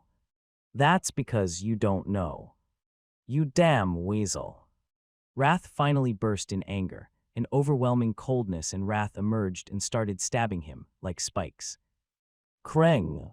The 25 points of wrath also awakened and started gnawing at his body and soul from the inside. This is rather. Rayon lowered his head, hand trembling. When Sloth came to you, the 15 points of wrath weren't properly merged with your soul. Not even 10 of them were effective back then. Wrath started pressuring Rayon's body, increasing the emotion of wrath even further. But now all 25 points of wrath are completely awakened. Your body shall become mine now. You are pretty delusional. Rayon grit his teeth to use the 10,000 flames cultivation and Glacier at the same time. The aura that contained the heat of a volcano dashed through his mana circuit to melt the coldness, and Glacier's wall of ice blocked the wrath trying to penetrate his brain. That wasn't all. His soul level, which had increased after enduring Sloth's power and Wrath's interruption, crushed the emerging emotion. How? I didn't just take your emotion of wrath without a plan. Rayon wiped the sweat flowing down his forehead and smiled. I was certain that it would allow me to grow stronger, even more than the wrath I received. He suggested the trade because he was confident that he could handle the 15 points of wrath he received. Wrath's attack weakened by the Ring of Fire, the 10,000 flames cultivation, and Glacier wasn't unbearable. He could endure it as much as he needed to. Impossible. Wrath didn't give up and poured even more power into it, but Rayon also increased the strength of his aura to protect his mind and body. Rumble. After the power struggle lasted for about 30 minutes, a blue window appeared in front of Rayon's eyes. UV endured Wrath's interference. Agility has increased by 1. The message was telling him that he managed to endure Wrath's interference. It was the second time he had received that message in one day. Is it my birthday? Damn it. As Rayon was laughing at salty Wrath, Dorian opened the door to the scout's quarters and entered. His jaw dropped upon finding Rayon in perfect shape, then he ran up to him. You woke up. Tears welled in his eyes as he placed his hand on the bed. How is your condition? I'm fine. Rayon nodded, rotating his shoulder. He wasn't just fine, he was in the best condition possible. Oh, that's a relief. How long have I been unconscious? It's been 4 days, including today. Dorian sighed and stood up. You should wash yourself for now. You also need to drink some water and eat some soup. He put his hand in his belly pocket as he spoke. He took out a wash bowl, a cup, and a soup bowl, then placed them on the round table. Why are you carrying a wash bowl, and how did you just take the soup out of there? I was prepared for when you woke up. Dorian smiled joyfully while pouring washing water into the wash bowl. He used a water bottle to fill the cup before putting it in Rayon's hand. Thank you. Rayon smiled slightly and approached the table. Realizing that Dorian had been carrying all that for his sake, he felt warmth in his heart. I'm going to report to the commander. Oh, wait. He wanted to stop him since it wasn't something worth reporting, but Dorian had already left the room. He is so impatient. Rayon clicked his tongue and finished washing his face. He washed his mouth with water, then started eating the soup, which had a variety of sliced vegetables. It had an excellent flavor, nutty and neat at the same time. He could also feel the texture of the vegetables from time to time, which made it fun to eat. "You must be made this one." It was a proper soup made with a recipe. It must be been Yua's work rather than Dorian's. "You are right, I can sense the pineapple girl's feelings in the taste." Even though wrath had been salty, he was now licking his lips right next to him. The Demon King really was easy to please. "It's a skill befitting the King of Essence's maid. What are you doing? Keep eating already." "Theo." Rayon shook his head at Wrath, who kept mumbling and kept eating the soup. The food went down effortlessly, not only because he was hungry, but also because it was really delicious. He finished the dish in no time. As he started drinking the water, Dorian opened the door and entered. "Did you already finish?" Dorian smiled, looking at the empty dish and cup. "I was hungry." And there was a glutton that kept urging him on. Rayon let out a small sigh over Wrath. No matter how he thought about it, Wrath wasn't a gourmet, he was a glutton that liked eating. "The commander said he wants to see you. Do you think you can come?" "I shall go if he calls me." He couldn't refuse the commander's summons. "And I have to explain the situation to him." Since it was obvious he would ask how he made Sloth leave, he had to explain it to him at some point. He had already thought about an excuse for that, so there was no problem meeting him right away. Humans naturally have lots of suspicion. I'm curious how they are going to deal with this matter. Wrath's grin looked like he was hoping for a devastating development as he patted his belly. "Your wish won't come true, so mind your own business." Rayon pushed Wrath, who tried sticking to him, away. He then put on his outerwear before standing up. "Let's go." "Huh, Sir Rayon." "He's up." "Sir Rayon, how is your condition?" As soon as Rayon left the scouts' quarters, the scouts flocked to him and asked about his condition. Their wet gazes were full of worry. "I'm fine, I'm completely recovered." "Huh, that's a relief. I was seriously worried." Rayon waved his hand with a smile, and the scouts breathed out sighs of relief. It wasn't just the scouts. Everyone that saw him on his way to the commander's room kept worrying about his body, to the point where he felt uncomfortable. "They are looking at me way differently than before." If they saw him as a hero before, they were now worshipping him as a god, although that was a bit embarrassing to admit. Moreover, people that used to speak to him casually were now addressing him as Sir. What's going on?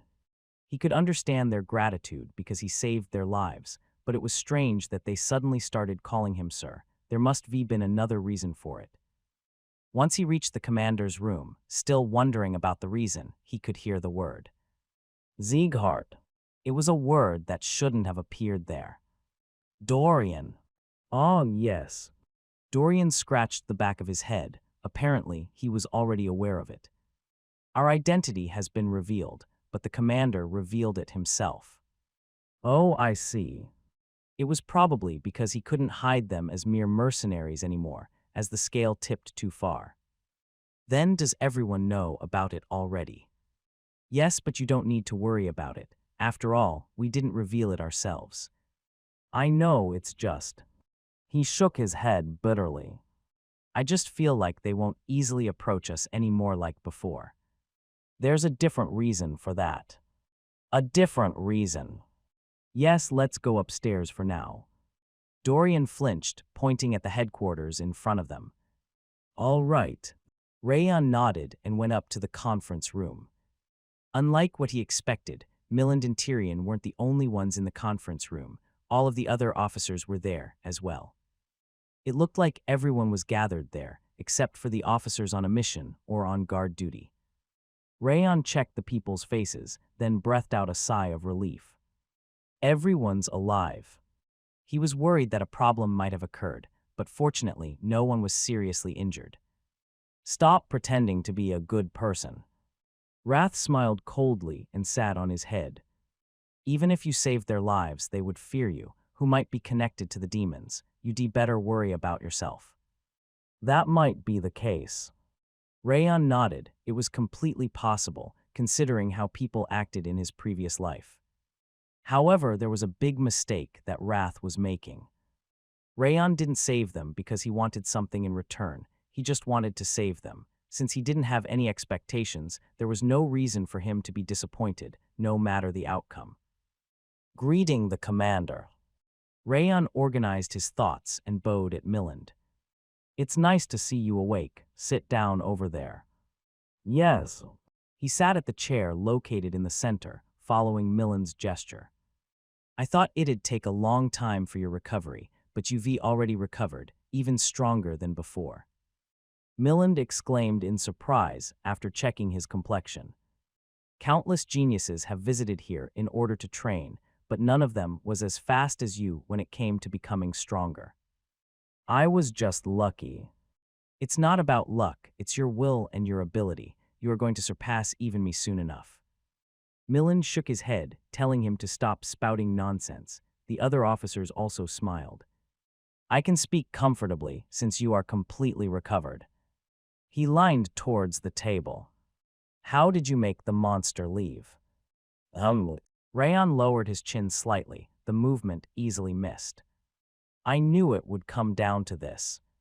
It was an obvious question, one that he knew he would be asked, and of course he had already prepared an answer.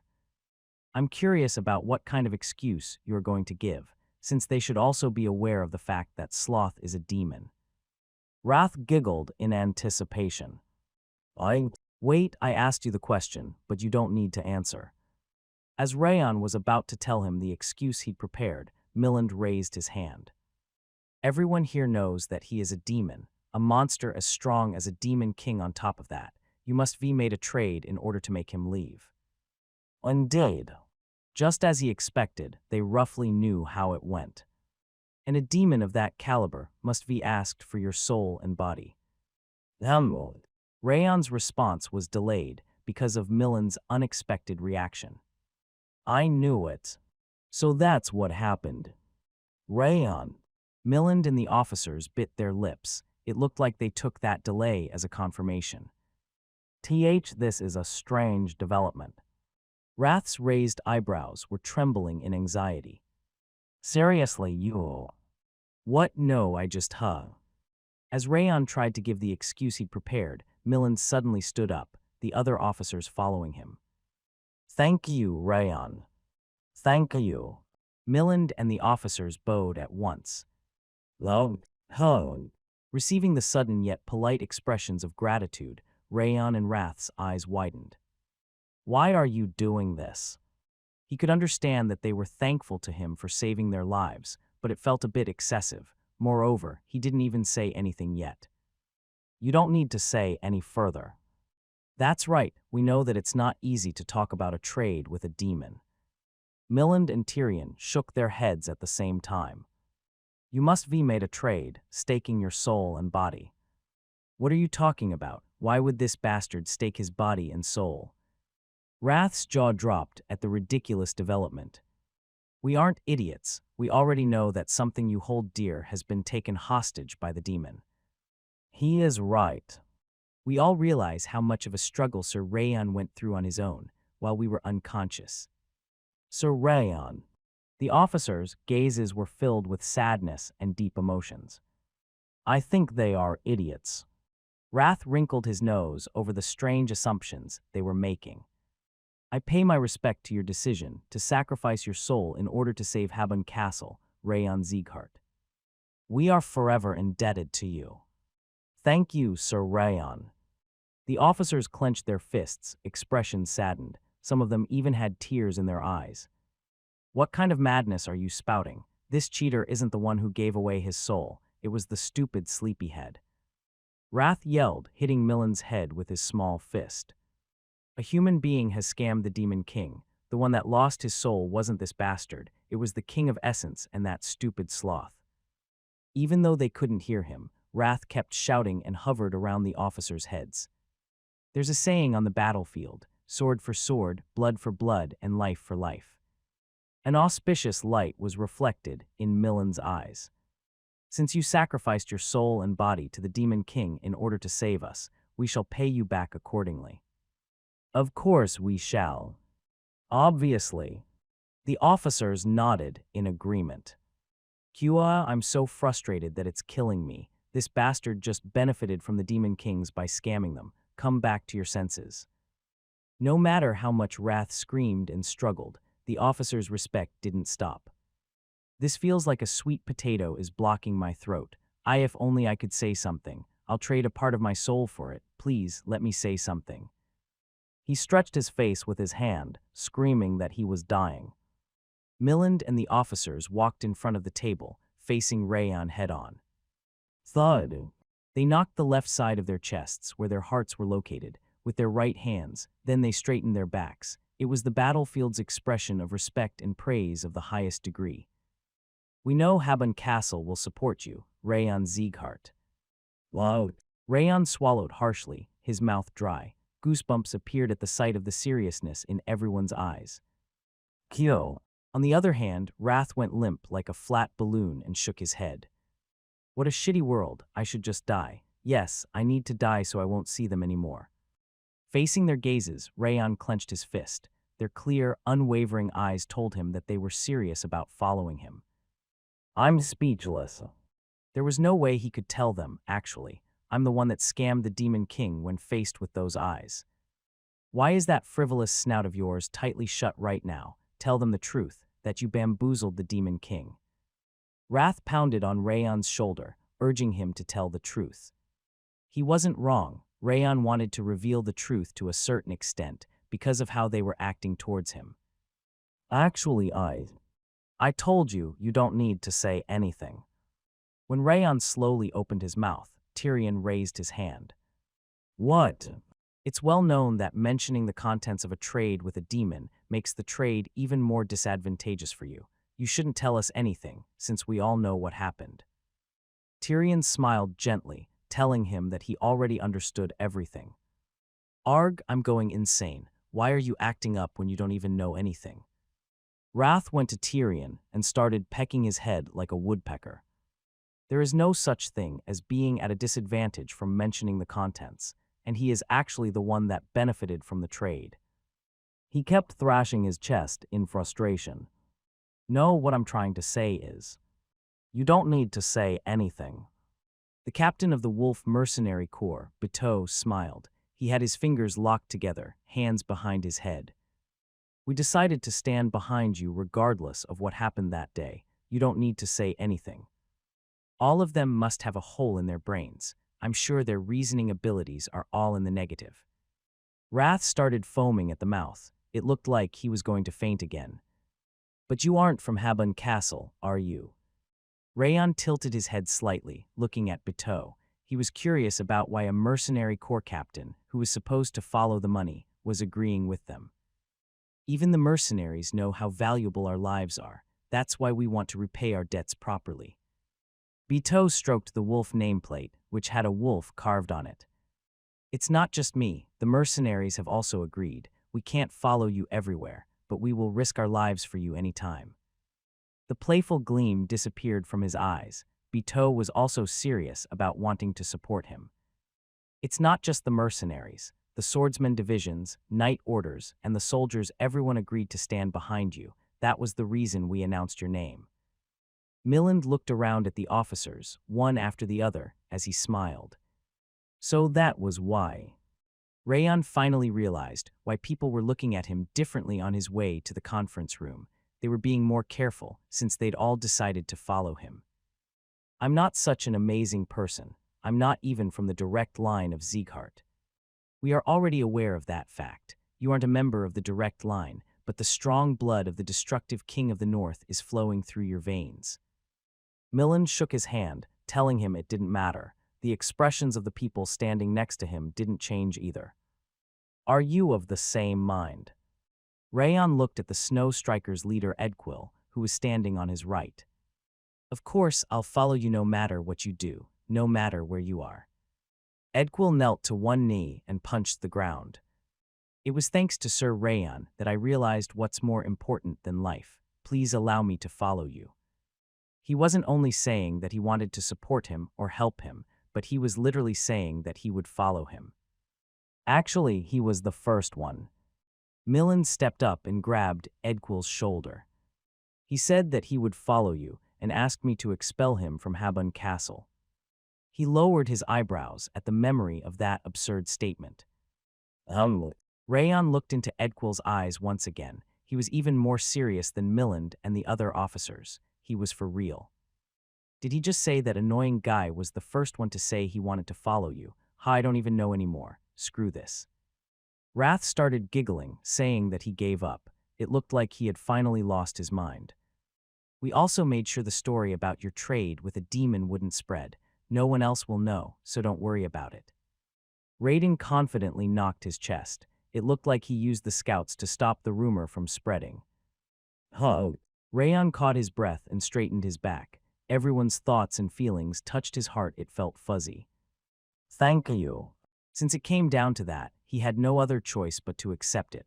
Rayon bowed at the people that were looking at him with trust. I'm looking forward to your help. Whether you desire to become Sieghart's head of house or want to live as an average swordsman, we still always stand behind you. Miland smiled broadly, which was uncommon of him. Then can I make my first request of the commander? Request of me. There was one thing IV always wanted to request. I'm listening. He nodded, gesturing that anything was fine. Can you spar with me in 4 months? Rayon didn't want to miss the last opportunity he could get in Habun Castle. That's not a difficult request, but do you think 4 months will be enough? Yes, that should. Crimson combative spirit was reflected in Rayon's eyes. Allow me to avoid a disgraceful defeat. Since one bowl of soup wasn't enough to fill his stomach, Rayon and Dorian headed to the branch of frost after leaving the conference room. Sir Rayon. Once they opened the door and entered, Yua, who'd been cleaning the tables, came running at them. Are you okay now? Yes. He heard the same question countless times that day, but he couldn't help smiling because it was Yua that said it. What a relief. Yua fluttered her twin tails, which looked like bunny ears, and sniffled. Yua kept visiting you to drop off some food and snacks. The soup you had earlier was also made by Yua. Dorian pat Yua's head to praise her. I see. As he'd expected, Yua had made that delicious soup. There was no snack, though. That's because I was a bit hungry. Dorian awkwardly cleared his throat and turned his head away. Anyway, Rayon snickered and sat at the table. Can I order right now? Of course, grandfather is up as well, grandfather. Yua shouted towards the kitchen, and the manager, whose complexion was much better now, came running out. You are here. He took the bandana off his head and bowed politely. I wasn't in my right mind last time, and I couldn't even thank you properly. Thank you for saving us. Me too, thank you for saving me and grandfather. Yua copied the manager and bowed at a 90-degree angle. You don't need to do all that. Rayon shook his head and made the manager and Yua stand. It was just making him feel embarrassed, since he didn't save them to get that kind of treatment. I heard that I managed to survive thanks to Sir Rayon's quick first aid. I don't even know how to repay this favor. Your healthy appearance is enough reward for me. Rayon smiled gently and shook his head. This isn't the time for this. The manager tapped his forehead and placed the menu on the table. Please order anything you want. Grandfather said that it's free for Sir Rayon for the rest of his life. Then what about me? Dorian pointed at himself with his finger. Sir Dorian needs to pay, of course. Yua put her hands on her waist, raising her chin.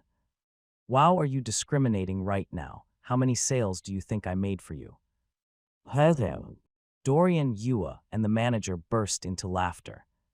Whatever is fine, so make the order already. The King of Essence wants the apple meat pie for now. Wrath came out of the bracelet, rolling his eyes. Then. Rayon ordered the apple meat pie that Wrath wanted, then a stew, a grilled duck, and a cheese pizza. Please wait a moment, we will bring you the best meal. 15 minutes later, food that was made more earnestly than ever filled the table. It had a great fragrance, but the quantity was also a lot more than usual. They look particularly great today. Raise your weapon already.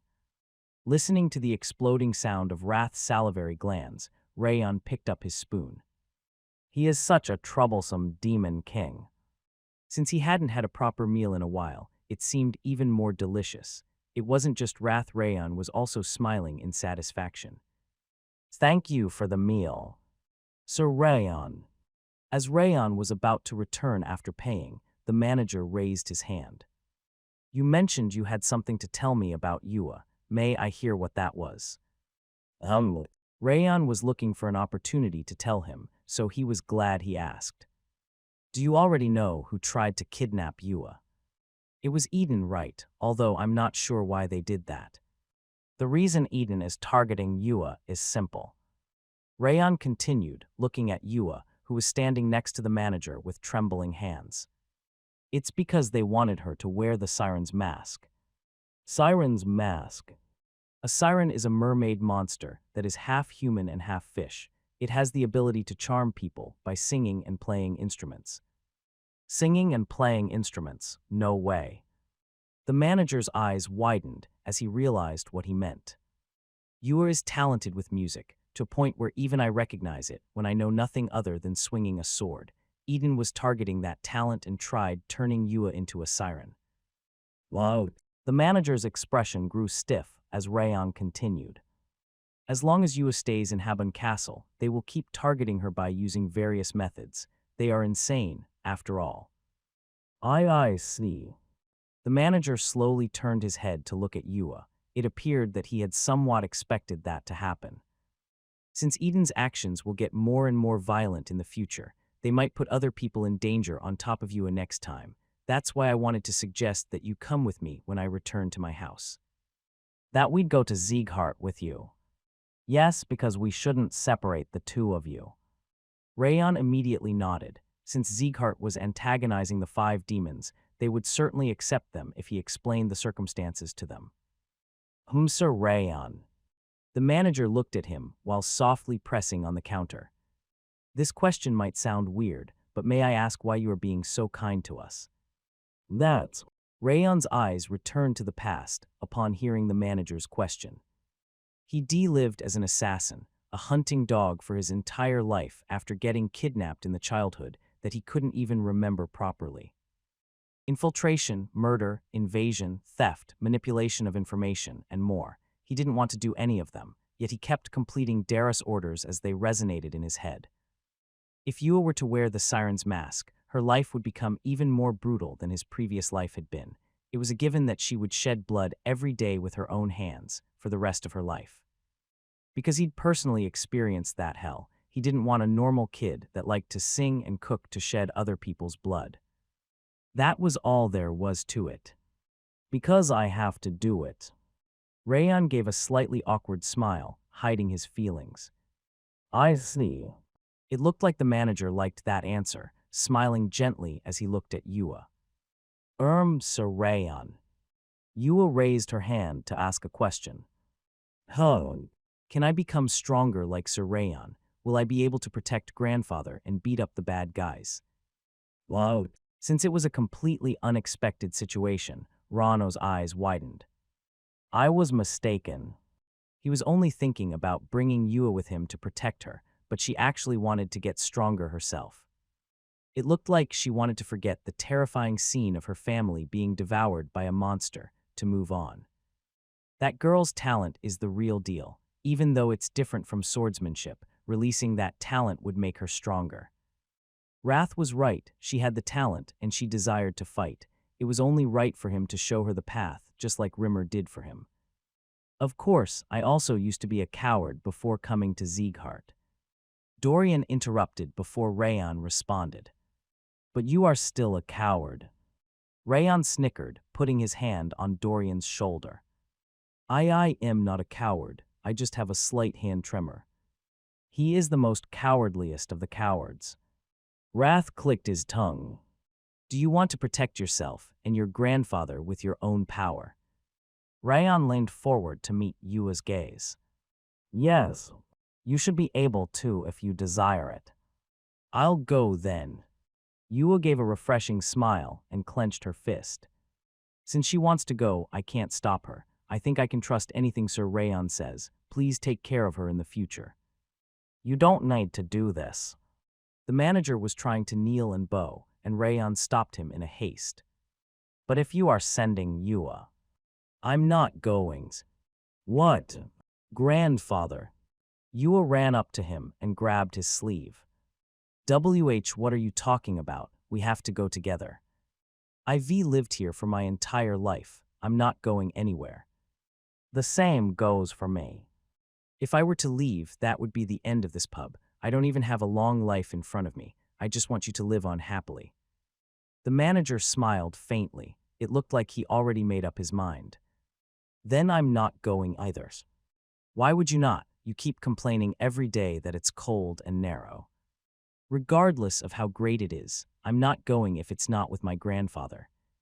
Their voices got louder as they grabbed onto each other's clothes. Let's go. Leaving the arguing people behind, Rayon left the pub. Can we leave them like that? Yes. He nodded, taking a glance at the branch of frost, where loud voices were still coming from. It's up to them to decide. Slightly past the dinner time, Rayon returned to the scouts' quarters and changed. It was the opposite from his usual routine, where he trained until it was late at night. You've finally gone insane.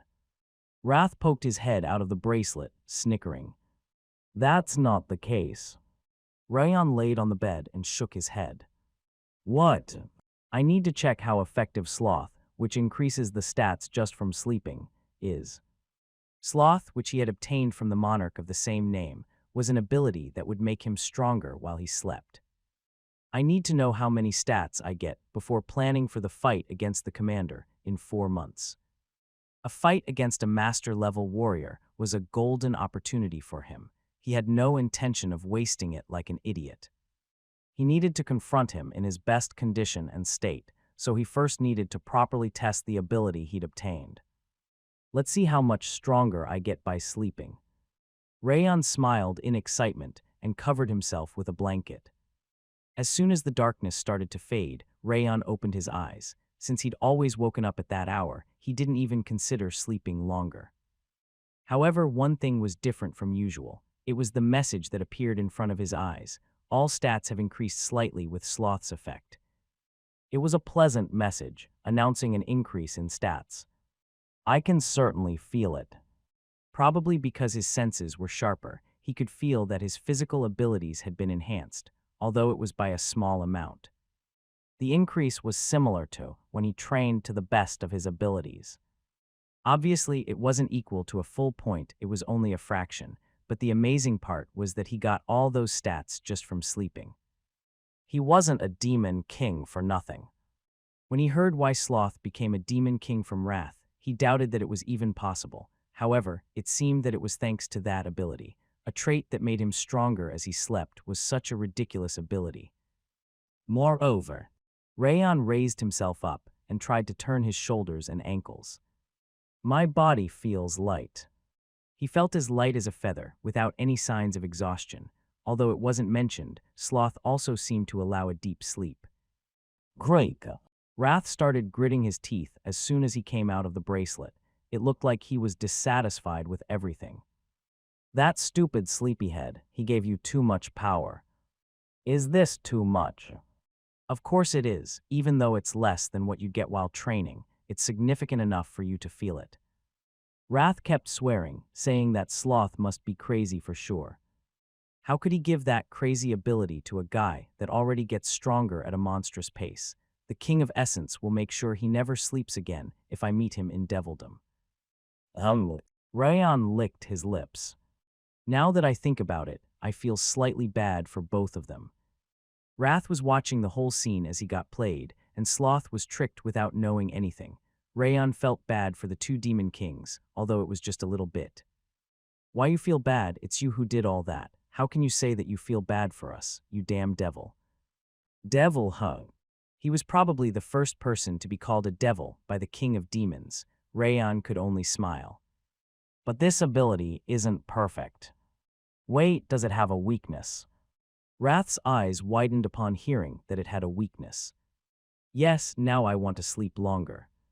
Probably because of Sloth's effect, the unusual desire of staying in bed was welling up inside him. Huh, but you woke up immediately. I have a strong willpower, it's pointless against me. Then it doesn't work against you. Are you kidding with the King of Essence again? Wrath bit his lip and started blowing a cold wind upon realizing that he had been tricked. Calm down, that is, if you don't want to give more stats the first thing in the morning. Urgh. Wrath made a strange groan and stopped. It looked like giving Rayon stats was the last thing he wanted to do, even though he was angry. Odd.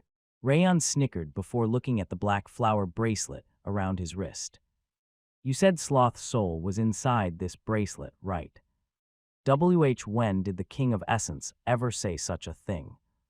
You told me yesterday that I took Sloth's soul. Weren't you talking about this? Oh. Wrath opened his mouth like an idiot. Rayon has been with him for a long time, but it was his first time witnessing such a stupid expression. Maybe, I don't think so. He did his best to turn around and hide his expression, but it was no good. The fact that he was awkwardly changing the subject because he couldn't lie didn't help either. I knew it, I don't know what this is, but it does contain Sloth's soul. Q, you are so pointlessly sharp.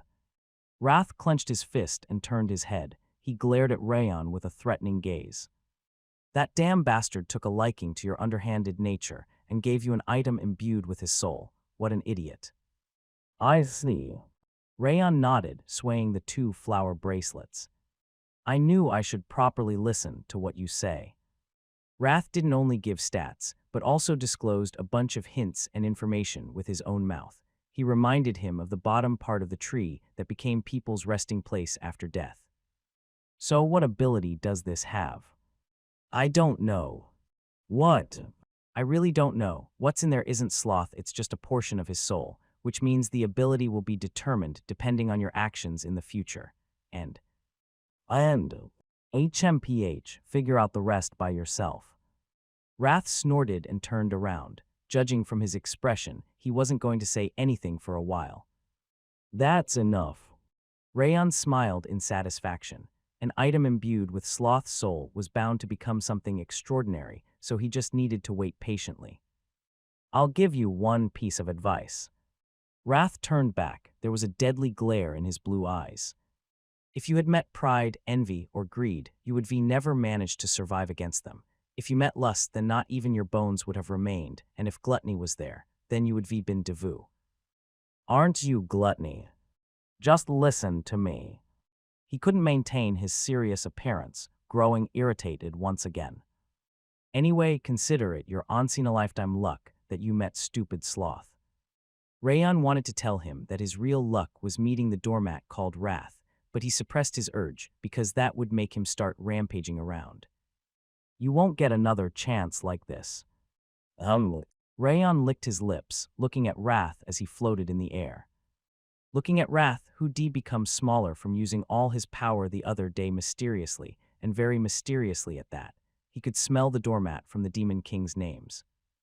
Actually, I'd like to meet them soon.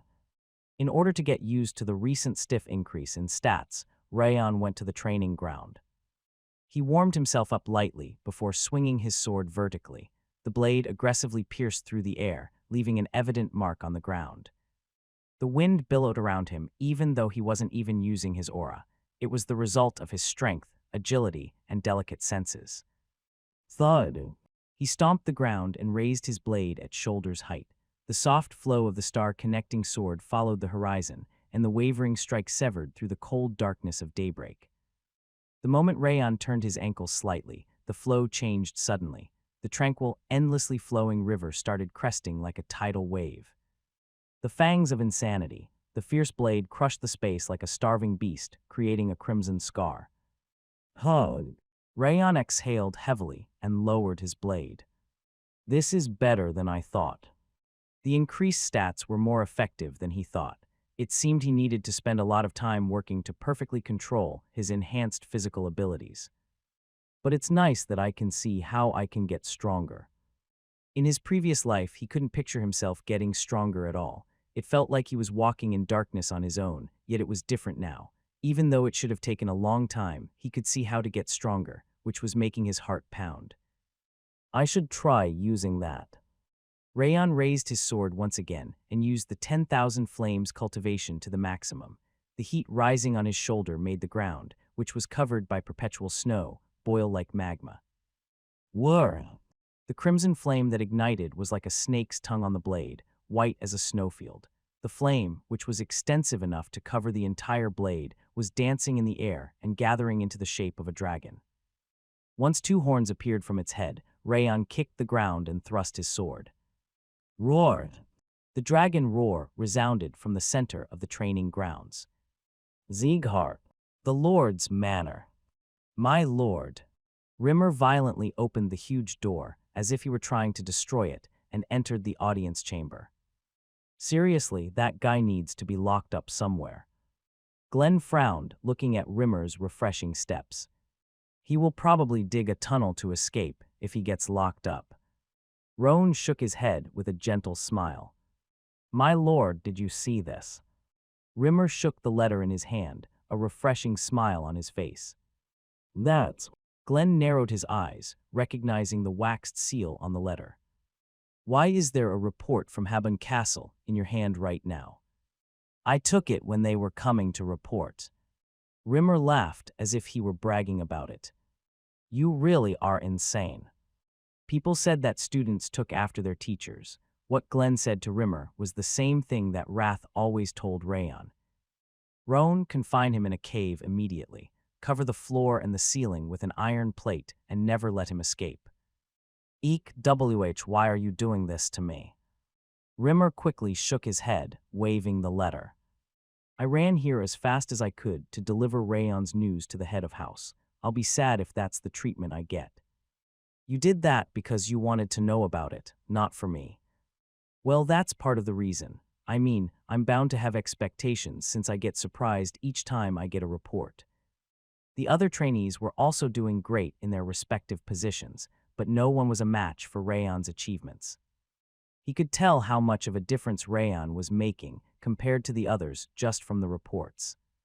Then I'll open it right now. Wait. Glenn flicked his finger. The letter in Rimmer's hand started floating spontaneously and flew into Glenn's hand. Are you even using a formless aura just to take away the letter? Rimmer gasped at the absurdity of his actions, but Glenn didn't even look at him as he unsealed the letter. You are even using the ultimate technique, just so that you can read the letter about your grandson before me. What he'd used just then wasn't a simple aura, it was the formless aura that was only possible to use after reaching the supreme level. Rimmer never thought that he'd use such a thing just to take away a letter. The corners of Glenn's mouth swayed like a fishhook as he read down the letter. What could the contents be for him to react like that? I'm not sure. I haven't seen him that happy for a long time. Glenn's expression didn't change that much, but the 2 people could tell that he was extremely pleased. Nothing special happened. Glenn murmured that it was a trivial matter and threw the letter away. It landed at Rimmer's feet as if it were the most natural thing to happen. It felt like he was telling him to read it already. Let's check for now. Rimmer and Roan nodded, reading the letter at the same time. It was written that Rayon had saved Haben Castle once again, becoming a hero. It also said that everyone at Haben Castle had decided to support him. Gasp! Wow! They exclaimed, unable to take their eyes off the letter. He is really amazing. Rimmer was standing in front of Glenn with his jaw dropped. I can understand that he saved everyone, but how could that picky old man Miland decide to support him? This is a great achievement. It's nothing special. Unlike Rimmer, who was making a fuss, Glenn nonchalantly shook his head. However, he couldn't stop his mouth from twitching. How can you say that it's nothing special? Rimmer continued with a serious face. Haben Castle is the land of warriors. They are faithful to each other, they have steadfast convictions, and their might is outstanding. Obtaining the hearts of people like that will be greatly helpful to Rayon in the future. I agree with him. Haben Castle is an honorable place. I'm sure they will come to help Rayon no matter what he does, no matter where he is. We won't know until it happens. Despite his brusque manner, the corners of Glenn's lips kept wavering nonstop. It looked like he couldn't suppress his smile because of the unexpected report. Stop suppressing it and just smile already. Rimmer stretched his own mouth. Why are you even using the formless aura just to hear the grandson's news before anyone else? And then you're forcing your muscles to stop your mouth from curving into a smile. You just need to show 10% of your love for Rayon to hug you while calling you grandpa. Seriously, you are the fussiest person in Sieghart ever gasp. Before he could finish his sentence, Rimmer screamed and leaped away. Wham! The floor where he used to be standing was scorched black and had collapsed. The lightning, are you seriously trying to kill me? Rimmer swallowed harshly, mouth dry, while looking at the floor. That's not a bad idea. Glenn slowly raised himself. His cheeks were slightly red, as he was a bit embarrassed from Rimmer's statement hitting the mark. Wait a moment, making me die on a day like this, where my student and my lord's grandson got a great achievement, would be a bad omen. Making a sacrifice will be a good omen. Sacrifice me. A lightning powerful enough to scorch the world sparked from Glenn's long finger. As that light was about to rage towards him, Rimmer grit his teeth and gathered his hands. I'm not dying like this, sword field creation. Glenn flinched upon hearing that majestic voice, and Rimmer used that opportunity to leap and open the audience chamber's door. You know you can't tell anyone about this, right? I'll return later, see you, huh? When Rimmer was about to escape with a bluff, his eyes widened. His feet weren't reaching the ground. Glenn's aura had caught him already, and his body was floating in the air.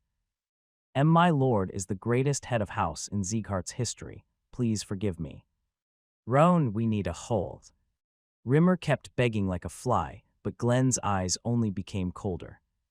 We are going to bury him today. No. A yellow lightning struck inside the Sieghart's audience chamber.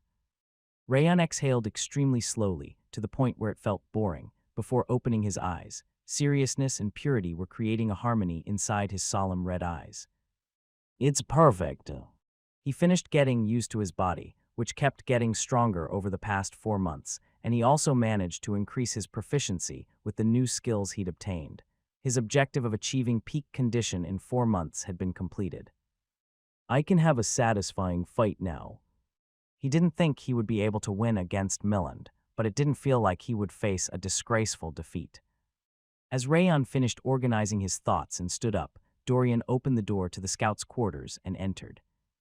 Young master, the time has come. He swallowed hard, his eyes filled with worries and anticipation.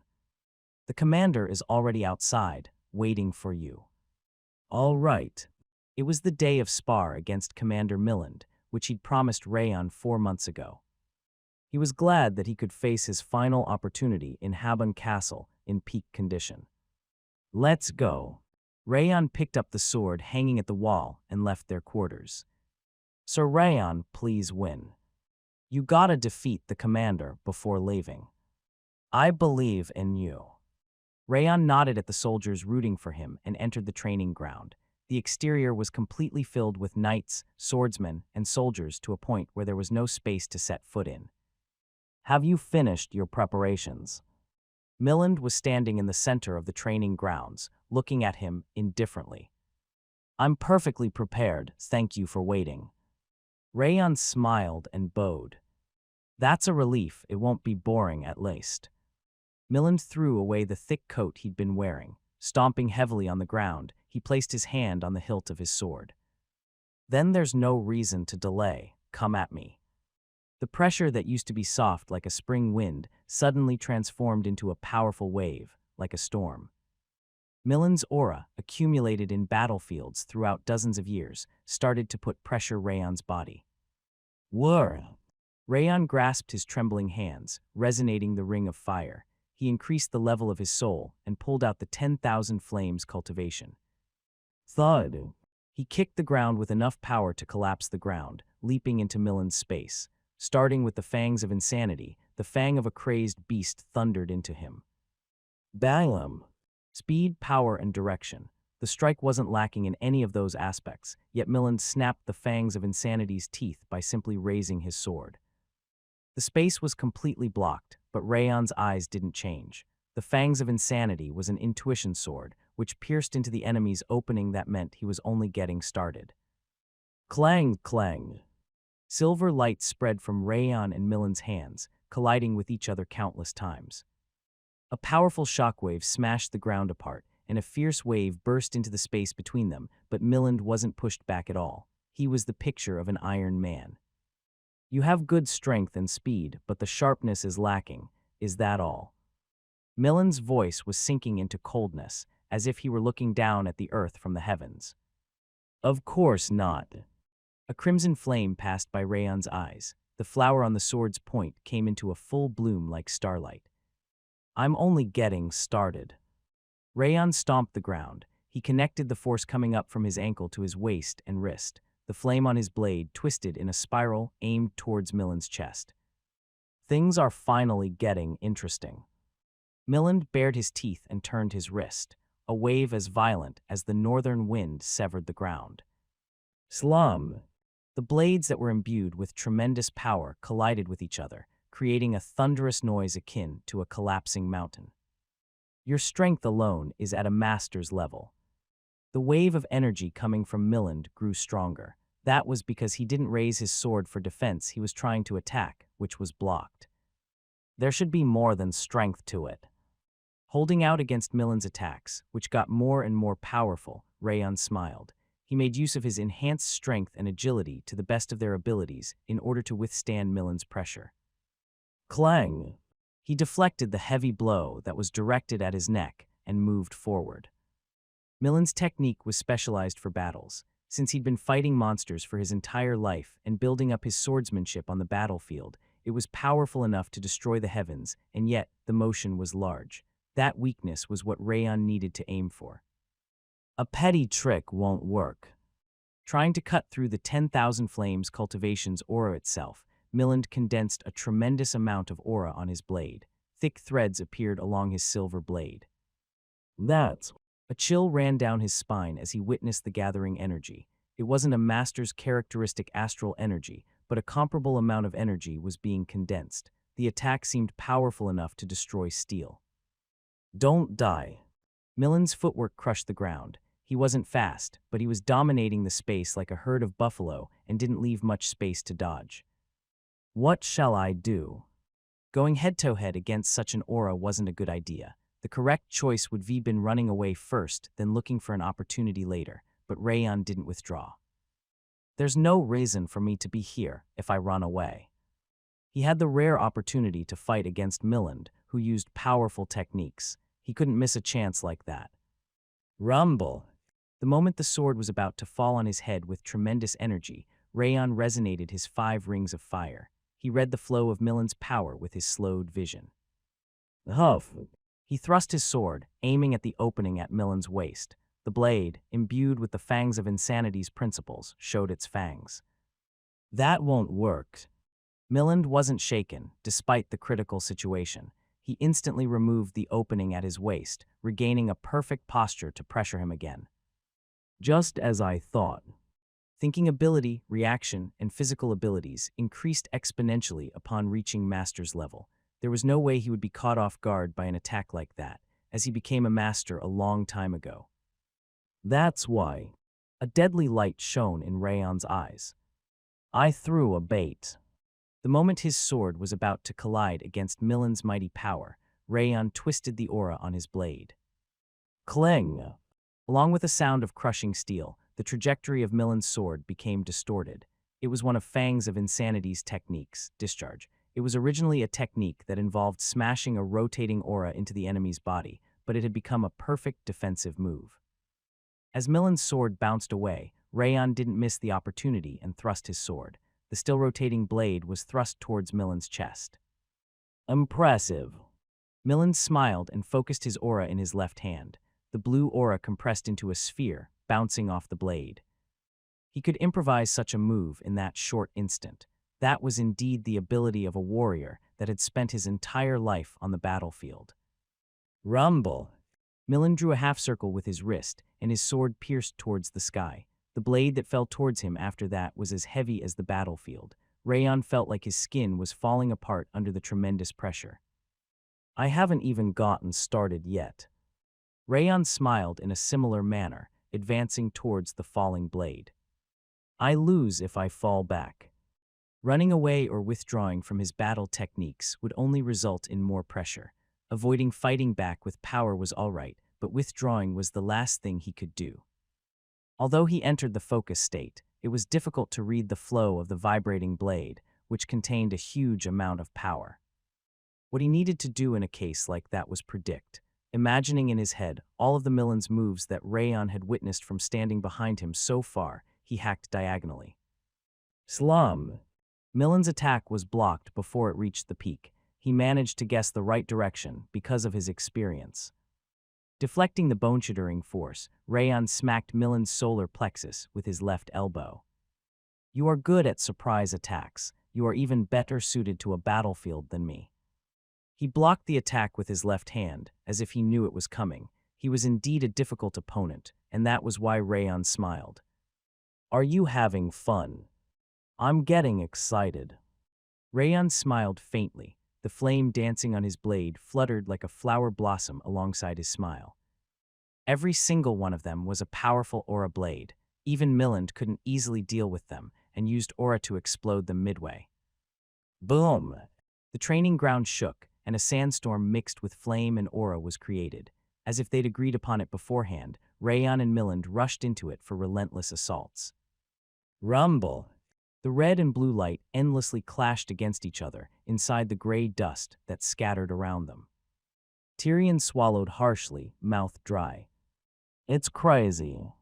He knew that Rayon was stronger than his current level, but he didn't think he would be able to fight like that against his father. His level should be been similar to mine. An advanced or highest grade expert, that should be been his level, but Rayon's prowess was on another level when compared to his own. Honestly, his physical abilities seemed to surpass even his father's. How can he be that strong? Even if he considered the fact that he was Sieghart's bloodline, it was an unreasonable power. He couldn't even be jealous about it.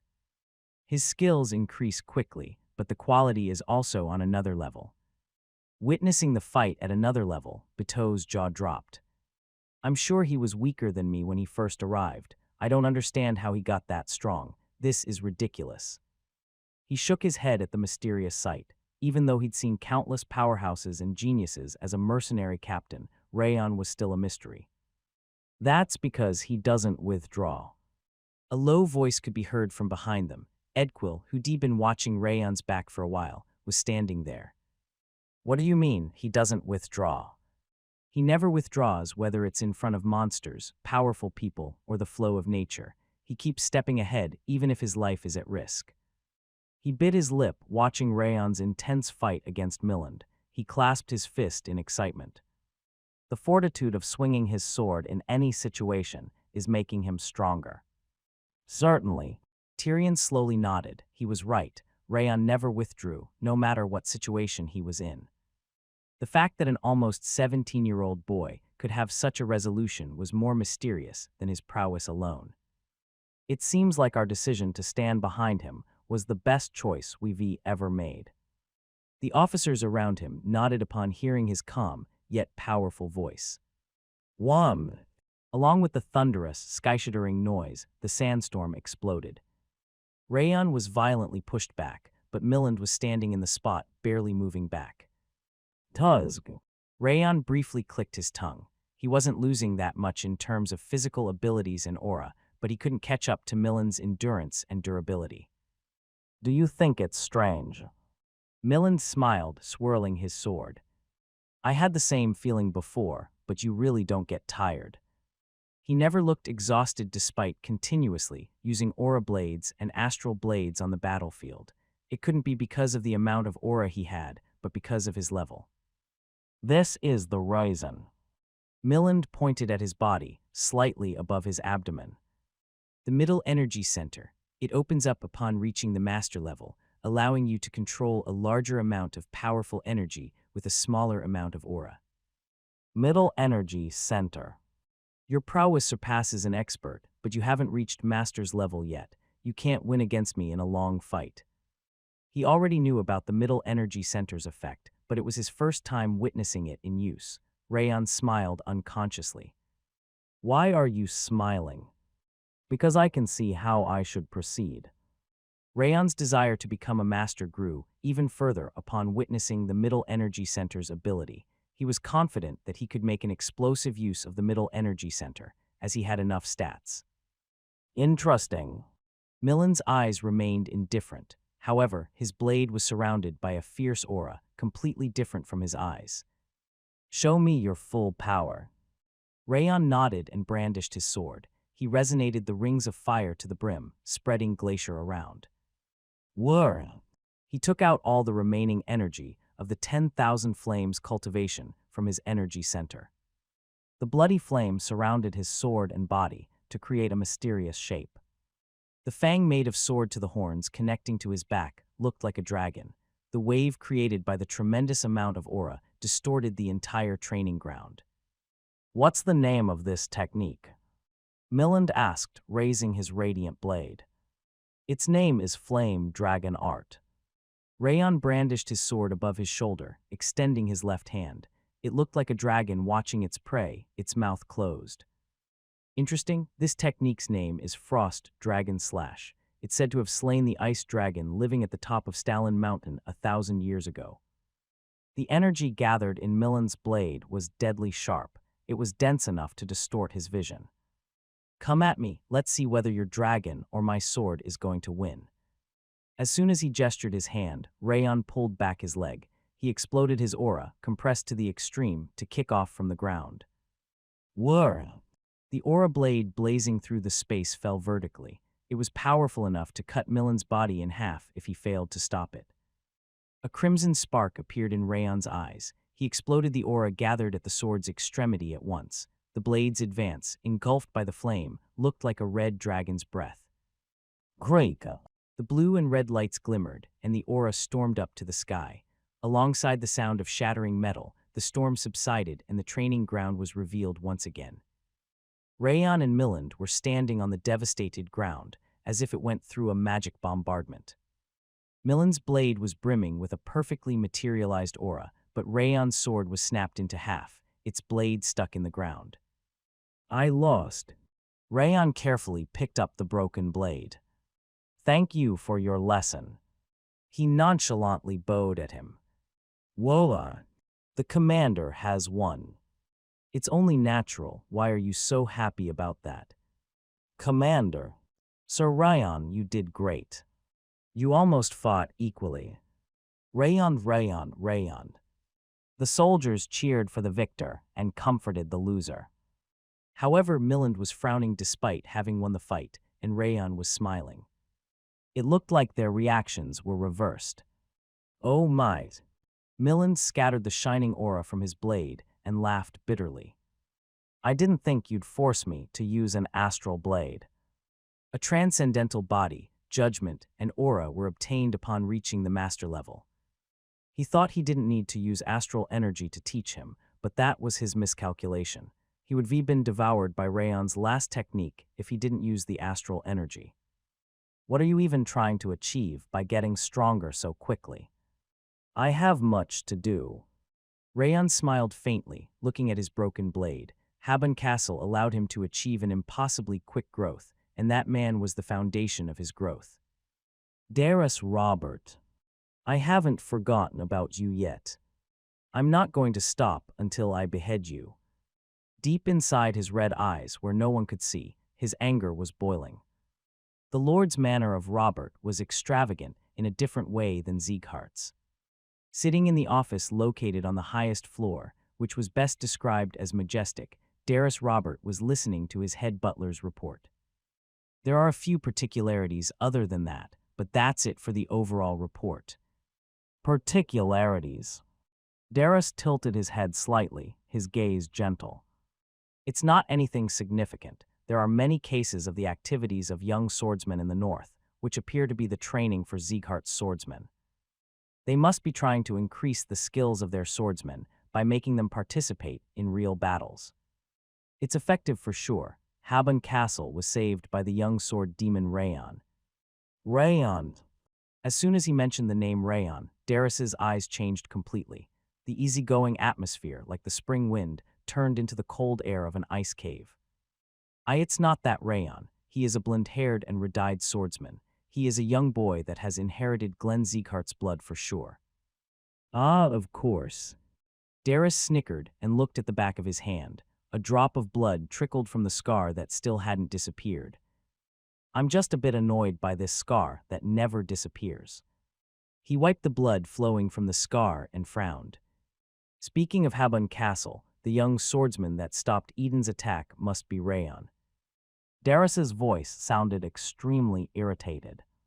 You are properly remembering it, even though I just mentioned it on the side. The butler nodded.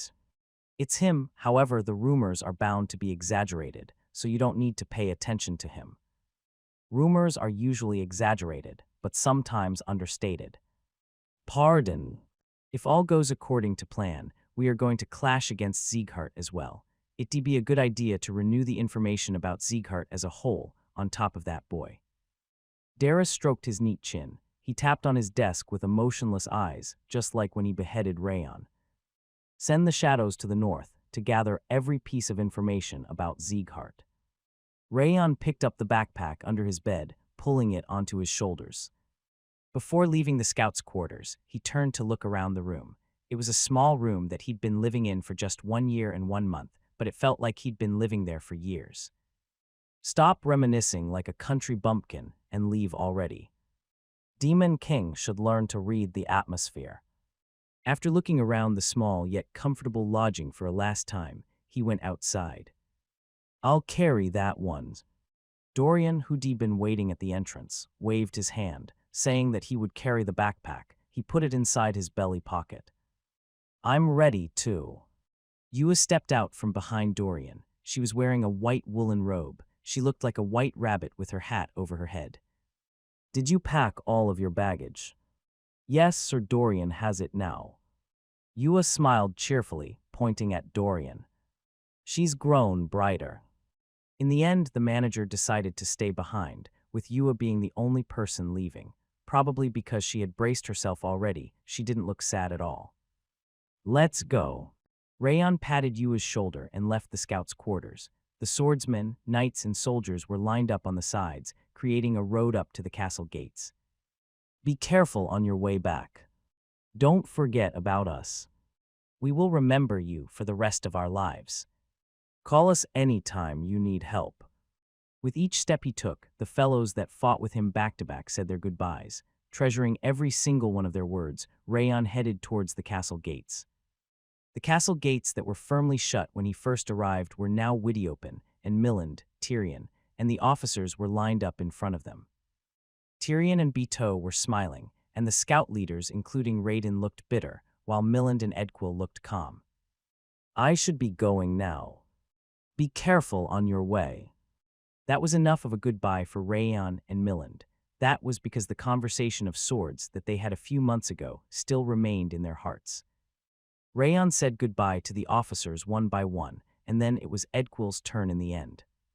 Do you still want to follow me instead of standing behind me? Of course. Edquil nodded, not hesitating at all. Then please get stronger. Rayon looked into Edquil's unwavering eyes and continued. I have much that I need to do. If you want to walk alongside me, you have to become stronger than anyone here, in terms of sword and mind alike. Very well. Edquil was at a completely different level than before. The way he responded, without asking any questions, felt reliable. Always remember that we, Habon Castle, are behind you. Yes. Listening to Milan's indifferent yet powerful voice, Rayon met everyone's eyes. Thank you for everything. Rayon smiled, looking at the people that made up Habon Castle. Please stay healthy until we meet again. With those as his last words, he turned around. He grabbed Yua's shoulder as her eyes welled up with tears while looking at the manager. Then he left through the widely open castle gates to pray for his fortune in war. Goodbye. Sir Rayon, good luck. Goodbye, Rayon. We are the ones that should thank you. Take care, Yua. Along with the sound of the gates closing, he could hear the people shouting, Grandfather, goodbye. See you later. Unlike Yua and Dorian, who were saying their goodbye, Rayon didn't look back. He kept walking forward in anticipation for the day they would meet again. Once the soldiers' voices couldn't be heard anymore, the endless hill that they'd struggled on while on their way to Habun Castle appeared. Yua, I'll carry you on my back here. You don't need to. As he was about to carry Yua on his back, Dorian snorted and stepped up. He put his hand deep into his belly pocket and took out a wooden sledge. It was big enough for more than 3 people to ride. What the hell is that? Why the hell was that inside his pocket? Wrath exclaimed, although he'd been remaining silent in his laziness. A sledge. Why do you have this? Rayon and Yua dropped their jaws upon seeing the sledge. What? Of course I'd have a sledge when we are crossing such a place. Dorian tilted his head, as if it was a strange question to ask. We can even control the speed, since it's a high-quality sledge. Get on. He was wondering why a coward was carrying a sledge around, but apparently he could adjust the speed. Wow! Yua raised her hands and jumped around in excitement. Am I the strange one now? Rayon shrugged his shoulders and sat on the sledge with Yua. Then let's go. Listening to Dorian's cheerful voice, Rayon nodded. It was time to go. Sieghart's 5th training ground. The sand court of sweat and blood had been empty for a year, but it grew crowded once more with the returning trainees. The trainees, who had become 17-year-olds, were more than one span taller than before. They looked more mature, and their postures were brimming with confidence and pride.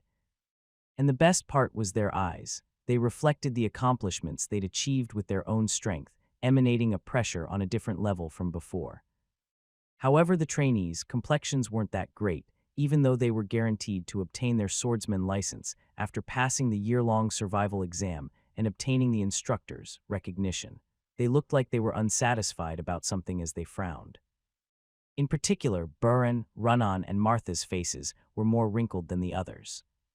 That bastard, why has he still not returned? Buren, who had grown sturdier rather than bulky, was frowning so hard that his already low eyebrows were touching his eyes. What the hell is he even doing for him to not show himself until the day before graduation? He nervously bit his nails and kept running around the training ground. Rayon. Runnon, whose silver hair was tied back, blankly looked up to the clear sky and murmured Rayon's name. Her voice was so small that it didn't even reach right next to her, but that made it even more scary. Why is Rayon not coming? Where is Rayon? We need to eat ice cream together. Watching her blankly walk around the training ground was giving others goosebumps. HMPH, he probably got beaten up from acting up too much just because he got a little stronger. That must be why he's still not here. Martha now looked like a real woman, her ebony hair contrasting with her white skin. She snorted, but her eyes were rolling in anxiety at the same time. It's actually better if he doesn't return. I can just represent us instead of that small guy. Her mouth was scornfully rolled up, but her slightly trembling lips showed that she was forcing herself. That frustrating bastard, why the hell is he not coming? She murmured in a low voice that no one could hear, clenching her fist. Rayon will return. As Martha awkwardly smiled, Runnon walked up to her and pouted. Her blank eyes were reflecting trust. What? Rayon will return. He would have been here already if that was the case. It's too late already. Martha turned her chin. She didn't say anything harsher, since she didn't want it to come true. I'm sure he is hiding somewhere, because he is too ashamed of losing. He didn't lose. He will return soon. He won't. He will. He won't. He will. Silver hair and black hair. As 2 people with contrasting hair colors growled at each other, dark green sparks started blasting around them. The trainees inside the training ground didn't try to stop them. That was because their conflict had lasted for almost a month. Why are Rayon and Dorian not back yet? Maybe they got in an accident on their way back. They could have met Eden. Stop saying such an awful thing. The trainees kept worrying about Rayon while training or conversing. They were completely different from when they laughed at him after meeting him for the first time. Although 1 year had passed, they were still following Rayon from the bottom of their hearts after he'd saved their lives. Slam! As they were unable to focus and were awkwardly swinging their swords, the training grounds door burst open and Rimmer entered, fluttering his fiery red hair. The wind he created felt even more relaxed than before as he stood in front of the trainees. What is with those unfocused eyes? Did you not sleep yesterday? Rimmer looked around at the trainees with his characteristic frivolous eyes. Instructor, you shouldn't open the door with your feet. The door is mine, try arguing again. He wagged his finger towards Buren, who frowned. Since he wasn't exactly wrong, Buren could only grit his teeth. Their relationship hadn't changed at all, even after a year. Tomorrow is the graduation ceremony. All the higher-ups in the house are going to come to see you. Are you planning to look like idiots in front of them? Wake up already. Rimmer clicked his tongue, looking at the trainees that were unable to focus. Rayon isn't coming. Run-On sighed heavily, looking at the bead ice cream box in her hand with her shoulders drooped. Just as you said, tomorrow is the graduation ceremony, so why the hell is Rayon still not here? Did he really get kidnapped or something? Buren looked like he was about to bite the platform as he frowned. His blue eyes were filled with worry. That's it if he doesn't return. Why do you keep looking for him? I feel comfortable without him around. Martha laughed coldly with her arms crossed, although her hand hidden in her armpit was trembling. How foolish. Rimmer shook his head. Do you still not know anything about Rayon after spending years with him? Do you think he is the type of guy who'd get beaten up or kidnapped? No matter how strong Rayon is, he is just strong among us. No, stop looking at me like that because I'm not particularly worried about him. Rayon and Dorian are just from the same training ground as me. Buren blushed, embarrassed by the mere fact that he was thinking about Rayon. Strong for his age, huh? Rimmer smiled playfully and shrugged. You look like you know something. Instructor, you know where Rayon is, right? Why is he not coming back? Is Dorian with him? Instructor. The trainees rushed at Rimmer like a swarm of ants rushing towards candy. Run-On was among them, the ice cream box in her hand. She looked like she was about to grab Rimmer by his collar. How am I supposed to know where Rayon and Dorian are? I just know that they will return safely. Rimmer shook his head with a smile. Stop worrying about him and prepare for the graduation ceremony. He nonchalantly calmed down the trainees and left the training ground. Well, he is right. Rayon is smart. I'm sure he is okay. I'm sure Dorian would manage to hide somewhere if something happened. Yeah, I'm sure there are some circumstances. Even the instructor looks slightly cool when he says that. The trainees agreed with Rimmer and started training once again. It seemed their year-long survival exam wasn't for nothing, as their sharp pressures soared from the training ground as soon as they started to focus. Help me, Sir Roan. Rimmer was half crying as he grabbed Roan by his sleeve at the midpoint of the North Grave Mountain. Why have Rayon and Dorian not yet returned? Where the hell are they? Tomorrow is the graduation ceremony. Despite his nonchalant appearance in the training ground, he was shaking Roan's shoulder with completely impatient eyes. I can't even sneak into the Shadow Agent's office because the Heavenly Blade is guarding them. They even installed spikes on the ceiling. Spikes?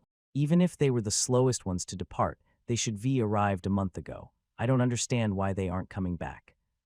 Roan sighed faintly, looking at Rimmer clinging to him. He was beaten by Glenn until he was half dead after stealing Rayon's information from the Shadow Agent's office a few months ago, having entered through the roof. After that, the swordsmen from the Heavenly Blade started to guard the Shadow Agent's office all the time. I can't obtain young Master Rayon's information, either because of Sir Rimmer. What, you still can't? Indeed, the head of house has rated the information about Sir Rayon higher than the special rate. Phew, he should outright care for him if he cherishes his grandson so much. The way he keeps watching him from behind makes him look like a stalker. Rimmer complained, kicking a pebble on the ground. Glenn had always been with Rayon when he was a baby, and when he learned the 10,000 flames cultivation, yet he never showed it on the outside and pretended he didn't care. People said that old age made you stubborn, and he was as stubborn as a cow. I'd agree with you. Roan nodded bitterly. Just like Rimmer, he wanted Glenn, Rayon, and Sylvia to live like a family. Fortunately, I do have a piece of information regarding that. Information? Yes, 1 week after we got the report about Sir Rayon's return, the Heavenly Blade swordsman went towards Habon Castle. Ah, which means... Yes, that must be the measure to protect the girl that was attacked by Eden when Sir Rayon was around. Considering the fact that the head of house and the Heavenly Blade haven't done anything since, there shouldn't be any issues. Oh. Rimmer's depressed expression brightened at once, like turning on a magic lamp. Then let's investigate it properly. Pardon. Since we aren't certain, let's sound out the head of house. W8 if you do that. It's okay, he isn't going to kill me, is he? I'm going ahead. Before Roan could stop him, Rimmer grinned and stood up. Using the power of wind, he ran down towards the Lord's Manor. Upon reaching the entrance of the Lord's Manor, Rimmer entered while grinning.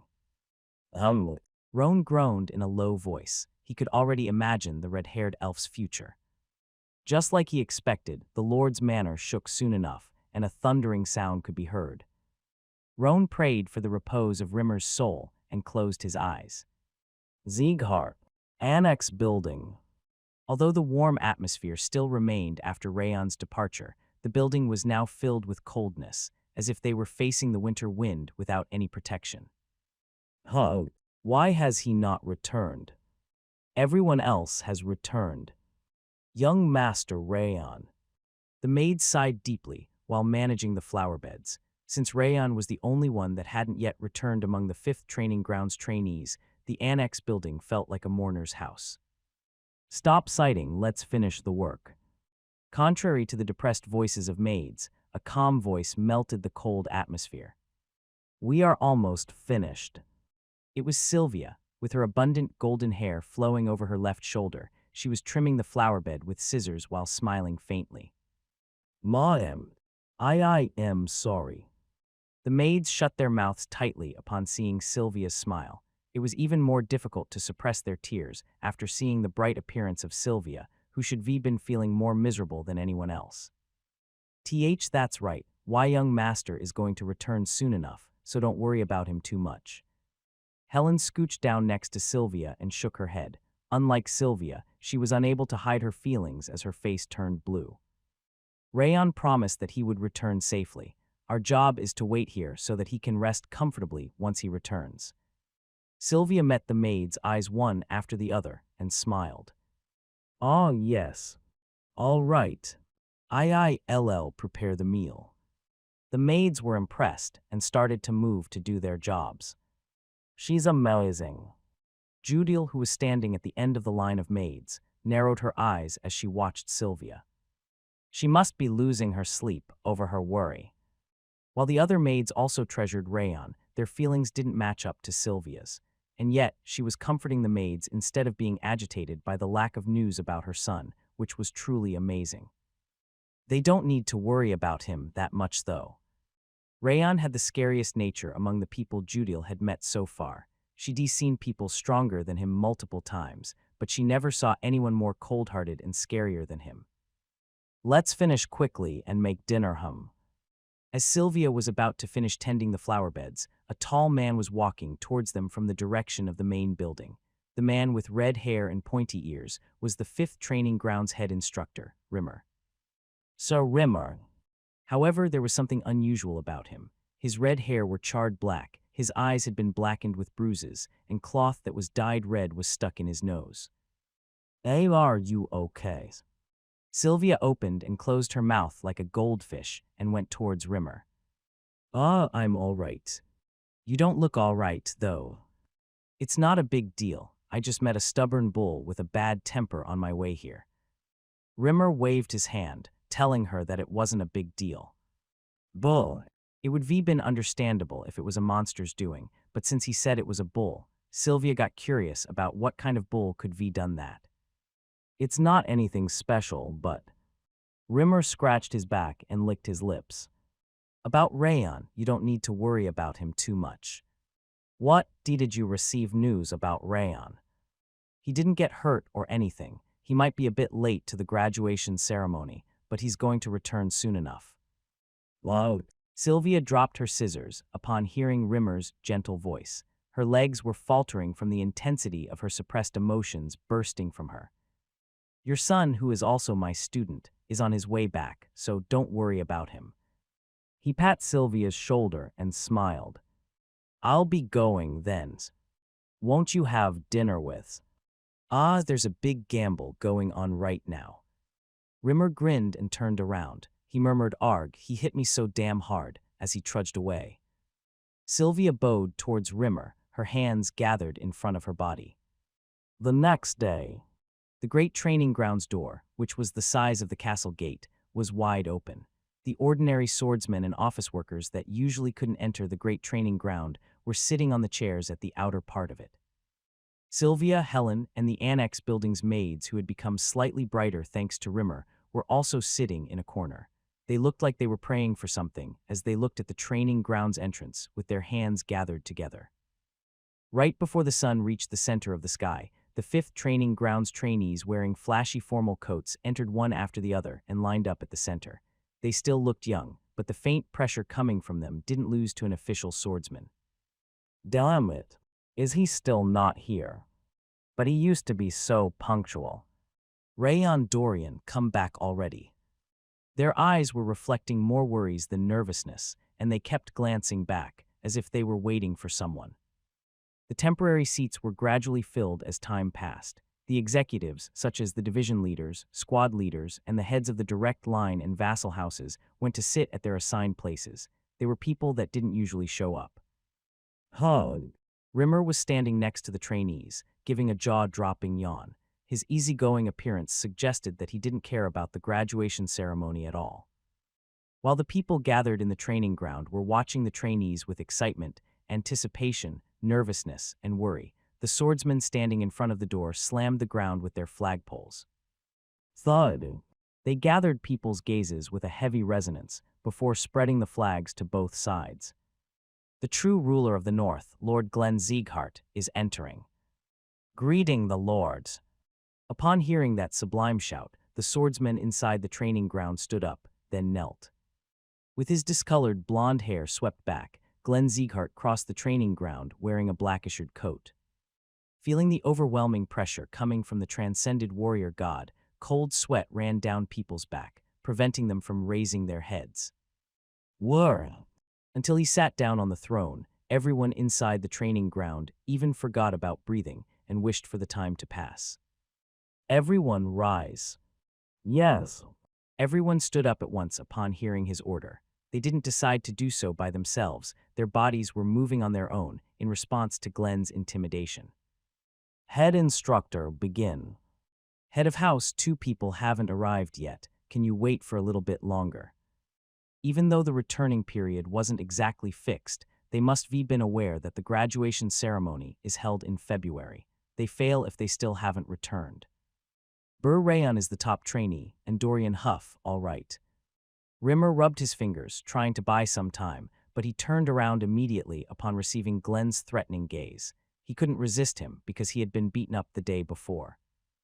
We will start the 5th training grounds graduation ceremony, with 43 people total, 41 people currently present, and 2 people missing, the 41 of them here, As he was talking about the number of people, low footsteps could be heard from the arch-shaped door of the great training ground, which had started to close.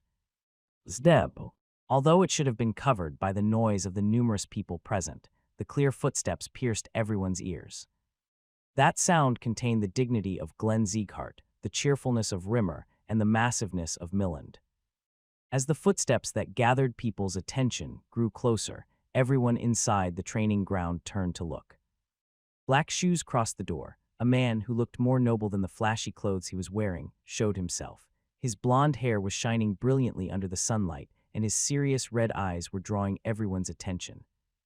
His good looks could be called peerless as he glanced through the training ground and smiled. I don't need such a welcoming ceremony.